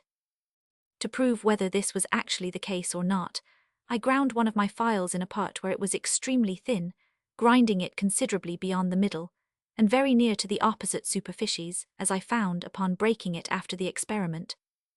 It was charged nevertheless after being ground, equally well as before, which convinced me that my hypothesis on this subject was erroneous. It is difficult to conceive where the immense superfluous quantity of electricity on the charged side of a glass is deposited. I send you my paper concerning meteors, which was lately published here in the Philosophical Transactions, immediately after a paper by Mr. Hamilton on the same subject. I am, Sir, 100 B. Franklin. Footnote. Mode of ascertaining whether the power giving a shock to those who touch either the Suriname eel or the torpedo be electrical. Touch the fish with a stick of dry sealing wax or a glass rod, and observe if the shock be communicated by means of those bodies. Touch the same fish with an iron or other metalline rod.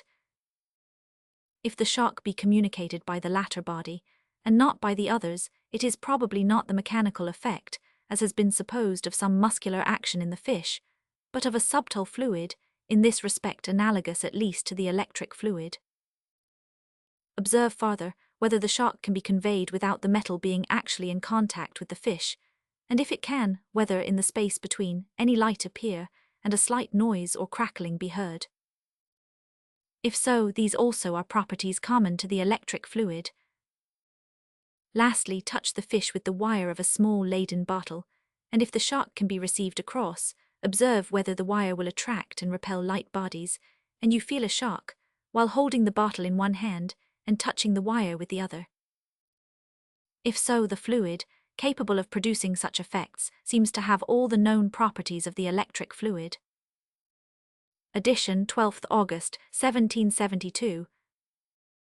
In consequence of the experiments and discoveries made in France by Mr. Walsh, and communicated by him to Dr. Franklin. Let several persons standing on the floor hold hands, and let one of them touch the fish so as to receive a shock. If the shock be felt by all, place the fish flat on a plate of metal, and let one of the persons holding hands touch this plate, while the person farthest from the plate touches the upper part of the fish with a metal rod. Then observe if the force of the shock be the same as to all the persons forming the circle, or is stronger than before. Repeat this experiment with this difference.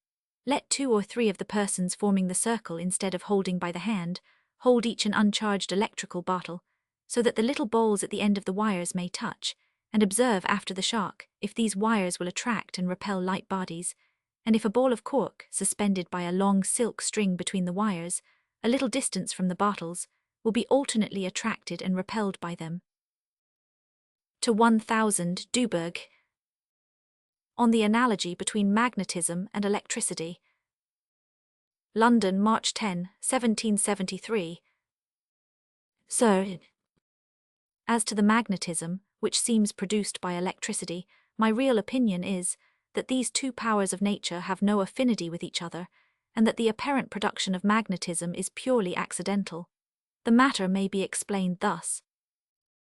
Since the earth is a great magnet, DLY, there is a subtle fluid, called the magnetic fluid, which exists in all ferruginous bodies, equally attracted by all their parts, and equally diffused through their whole substance, at least where the equilibrium is not disturbed by a power superior to the attraction of the iron.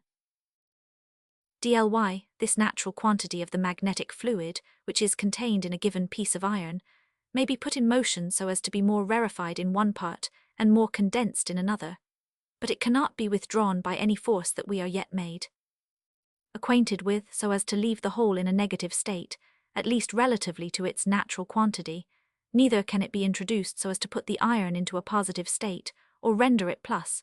In this respect, therefore, magnetism differs from electricity. THLY, a piece of soft iron allows the magnetic fluid which it contains to be put in motion by a moderate force, so that being placed in a line with the magnetic pole of the Earth, it immediately acquires the properties of a magnet, its magnetic fluid being drawn or forced from one extremity to the other. And this effect continues as long as it remains in the same position, one of its extremities becoming positively magnetized, and the other negatively. This temporary magnetism ceases as soon as the iron is turned east and west, the fluid immediately diffusing itself equally through the whole iron, as in its natural state. THLY, the magnetic fluid in hard iron or steel, is put in motion with more difficulty, requiring a force greater than the earth to excite it, and when once it has been forced from one extremity of the steel to the other, it is not easy for it to return, and thus a bar of steel is converted into a permanent magnet. THLY, a great heat, by expanding the substance of this steel, and increasing the distance between its particles, affords a passage to the electric fluid, which is thus again restored to its proper equilibrium, the bar appearing no longer to possess magnetic virtue. THLY, a bar of steel which is not magnetic, being placed in the same position, relatively to the pole of the Earth, which the magnetic needle assumes, and in this position being heated and suddenly cooled, becomes a permanent magnet. The reason is that while the bar was hot, the magnetic fluid which it naturally contained was easily forced from one extremity to the other by the magnetic virtue of the Earth, and that the hardness and condensation, produced by the sudden cooling of the bar, retained it in this state without permitting it to resume its original situation. THLY, the violent vibrations of the particles of a steel bar, when forcibly struck in the same position, separate the particles in such a manner during their vibration that they permit a portion of the magnetic fluid to pass, influenced by the natural magnetism of the Earth, and it is afterwards so forcibly retained by the reapproach of the particles when the vibration ceases that the bar becomes a permanent magnet. THLY, an electric shock passing through a needle in a like position, and dilating it for an instant, renders it for the same reason a permanent magnet. That is, not by imparting magnetism to it, but by allowing its proper magnetic fluid to put itself in motion. THLY, thus, there is not in reality more magnetism in a given piece of steel after it is become magnetic than existed in it before. The natural quantity is only displaced or repelled. Hence it follows that a strong apparatus of magnets may charge millions of bars of steel without communicating to them any part of its proper magnetism, only putting in motion the magnetism which already existed in these bars. I am chiefly indebted to that excellent philosopher of Petersburg, Mr. Pinus, for this hypothesis, which appears to me equally ingenious and solid. I say chiefly because, as it is many years since I read his book, which I have left in America, it may happen that I may have added to or altered it in some respect, and if I have misrepresented anything, the error ought to be charged to my account. If this hypothesis appears admissible, it will serve as an answer to the greater part of your questions. I have only one remark to add, which is that however great the force is of magnetism employed, you can only convert a given portion of steel into a magnet of a force proportioned to its capacity of retaining its magnetic fluid in the new position in which it is placed, without letting it return. Now this power is different in different kinds of steel, but limited in all kinds whatever. B. Franklin. To Messrs. Gutenberg and Dalibard, concerning the mode of rendering meat tender by electricity. My dear friends, my answer to your questions concerning the mode of rendering meat tender by electricity can only be founded upon conjecture, for I have not experiments enough to warrant the facts. All that I can say at present is that I think electricity might be employed for this purpose, and I shall state what follows as the observations or reasons which make me presume so. It has been observed that lightning, by rarefying and reducing into vapor the moisture contained in solid wood, in an oak for instance, has forcibly separated its fibers and broken it into small splinters, that by penetrating intimately the hardest metals, as iron it has separated the parts in an instant, so as to convert a perfect solid into a state of fluidity. It is not then improbable that the same subtle matter, passing through the bodies of animals with rapidity, should possess sufficient force to produce an effect nearly similar. The flesh of animals, fresh killed in the usual manner, is firm, hard, and not in a very eatable state, because the particles adhere too forcibly to each other. At a certain period the cohesion is weakened, and in its progress towards putrefaction, which tends to produce a total separation, the flesh becomes what we call tender, or is in that state most proper to be used as our food. It has frequently been remarked that animals killed by lightning putrefy immediately. This cannot be invariably the case, since a quantity of lightning sufficient to kill may not be sufficient to tear and divide the fibers and particles of flesh and reduce them to that tender state which is the prelude to putrefaction. Hence it is that some animals killed in this manner will keep longer than others, but the putrefaction sometimes proceeds with surprising celerity. A respectable person assured me that he once knew a remarkable instance of this. A whole flock of sheep in Scotland, being closely assembled under a tree, were killed by a flash of lightning, and it being rather late in the evening, the proprietor, desirous of saving something, sent persons early the next morning to flay them. But the putrefaction was such, and the stench so abominable, that they had not the courage to execute their orders, and the bodies were accordingly buried in their skins. It is not unreasonable to presume that between the period of their death and that of their putrefaction, a time intervened in which the flesh might be only tender, and only sufficiently so to be served at table. Add to this that persons, who have eaten of fowls killed by our feeble imitation of lightning electricity and dressed immediately, have asserted that the flesh was remarkably tender. The little utility of this practice has perhaps prevented its being much adopted. For though it sometimes happens that a company unexpectedly arriving at a country house, or an unusual conflux of travellers to an inn, may render it necessary to kill a number of animals for immediate use, yet as travellers have commonly a good appetite, little attention has been paid to the trifling inconvenience of having their meat a little tough, as this kind of death is nevertheless more sudden, and consequently less severe than any other. If this should operate as a motive with compassionate persons to employ it for animals sacrificed for their use, they may conduct the process thus.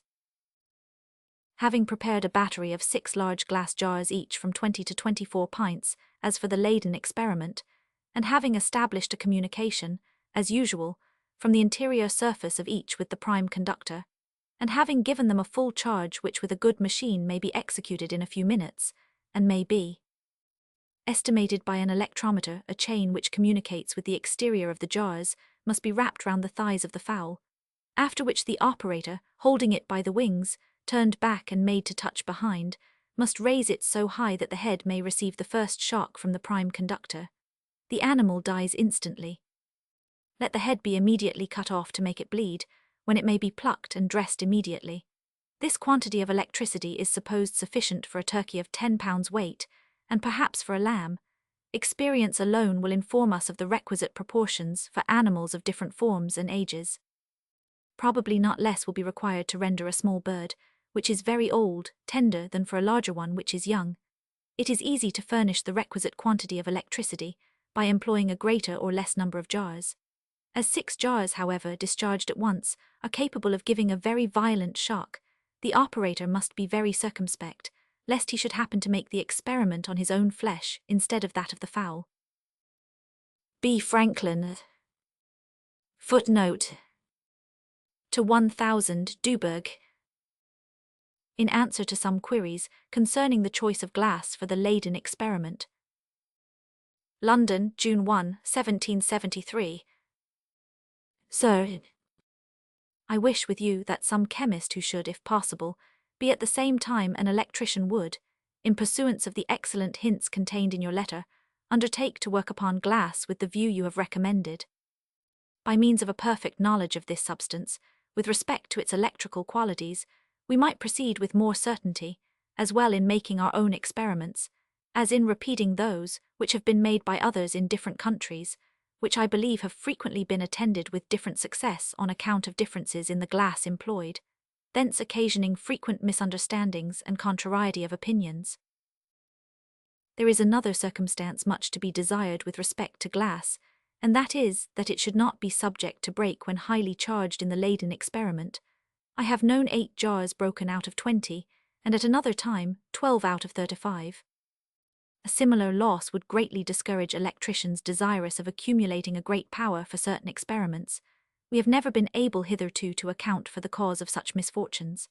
The first idea which occurs is that the positive electricity, being accumulated on one side of the glass, rushes violently through it, in order to supply the deficiency on the other side, and to restore the equilibrium. This, however, I cannot conceive to be the true reason when I consider that a great number of jars being united, so as to be charged and discharged at the same time, the breaking of a single jar will discharge the whole. For if the accident proceeded from the weakness of the glass, it is not probable that 8 of them should be precisely of the same degree of weakness, as to break every one at the same instant, it being more likely that the weakest should break first, and by breaking secure the rest. And again, when it is necessary to produce a certain effect, by means of the whole charge passing through a determined circle, as for instance, to melt a small wire, if the charge, instead of passing in this circle, rushed through the sides of the jars, the intended effect would not be produced, which, however, is contrary to fact. For these reasons, I suspect that there is in the substance of the glass either some little globules of air, or some portions of unvitrified sand or salt, into which a quantity of the electric fluid may be forced during the charge, and there retained till the general discharge, and that the force being suddenly withdrawn, the elasticity of the fluid acts upon the glass in which it is enclosed, not being able to escape hastily without breaking the glass. I offer this only as a conjecture, which I leave to others to examine.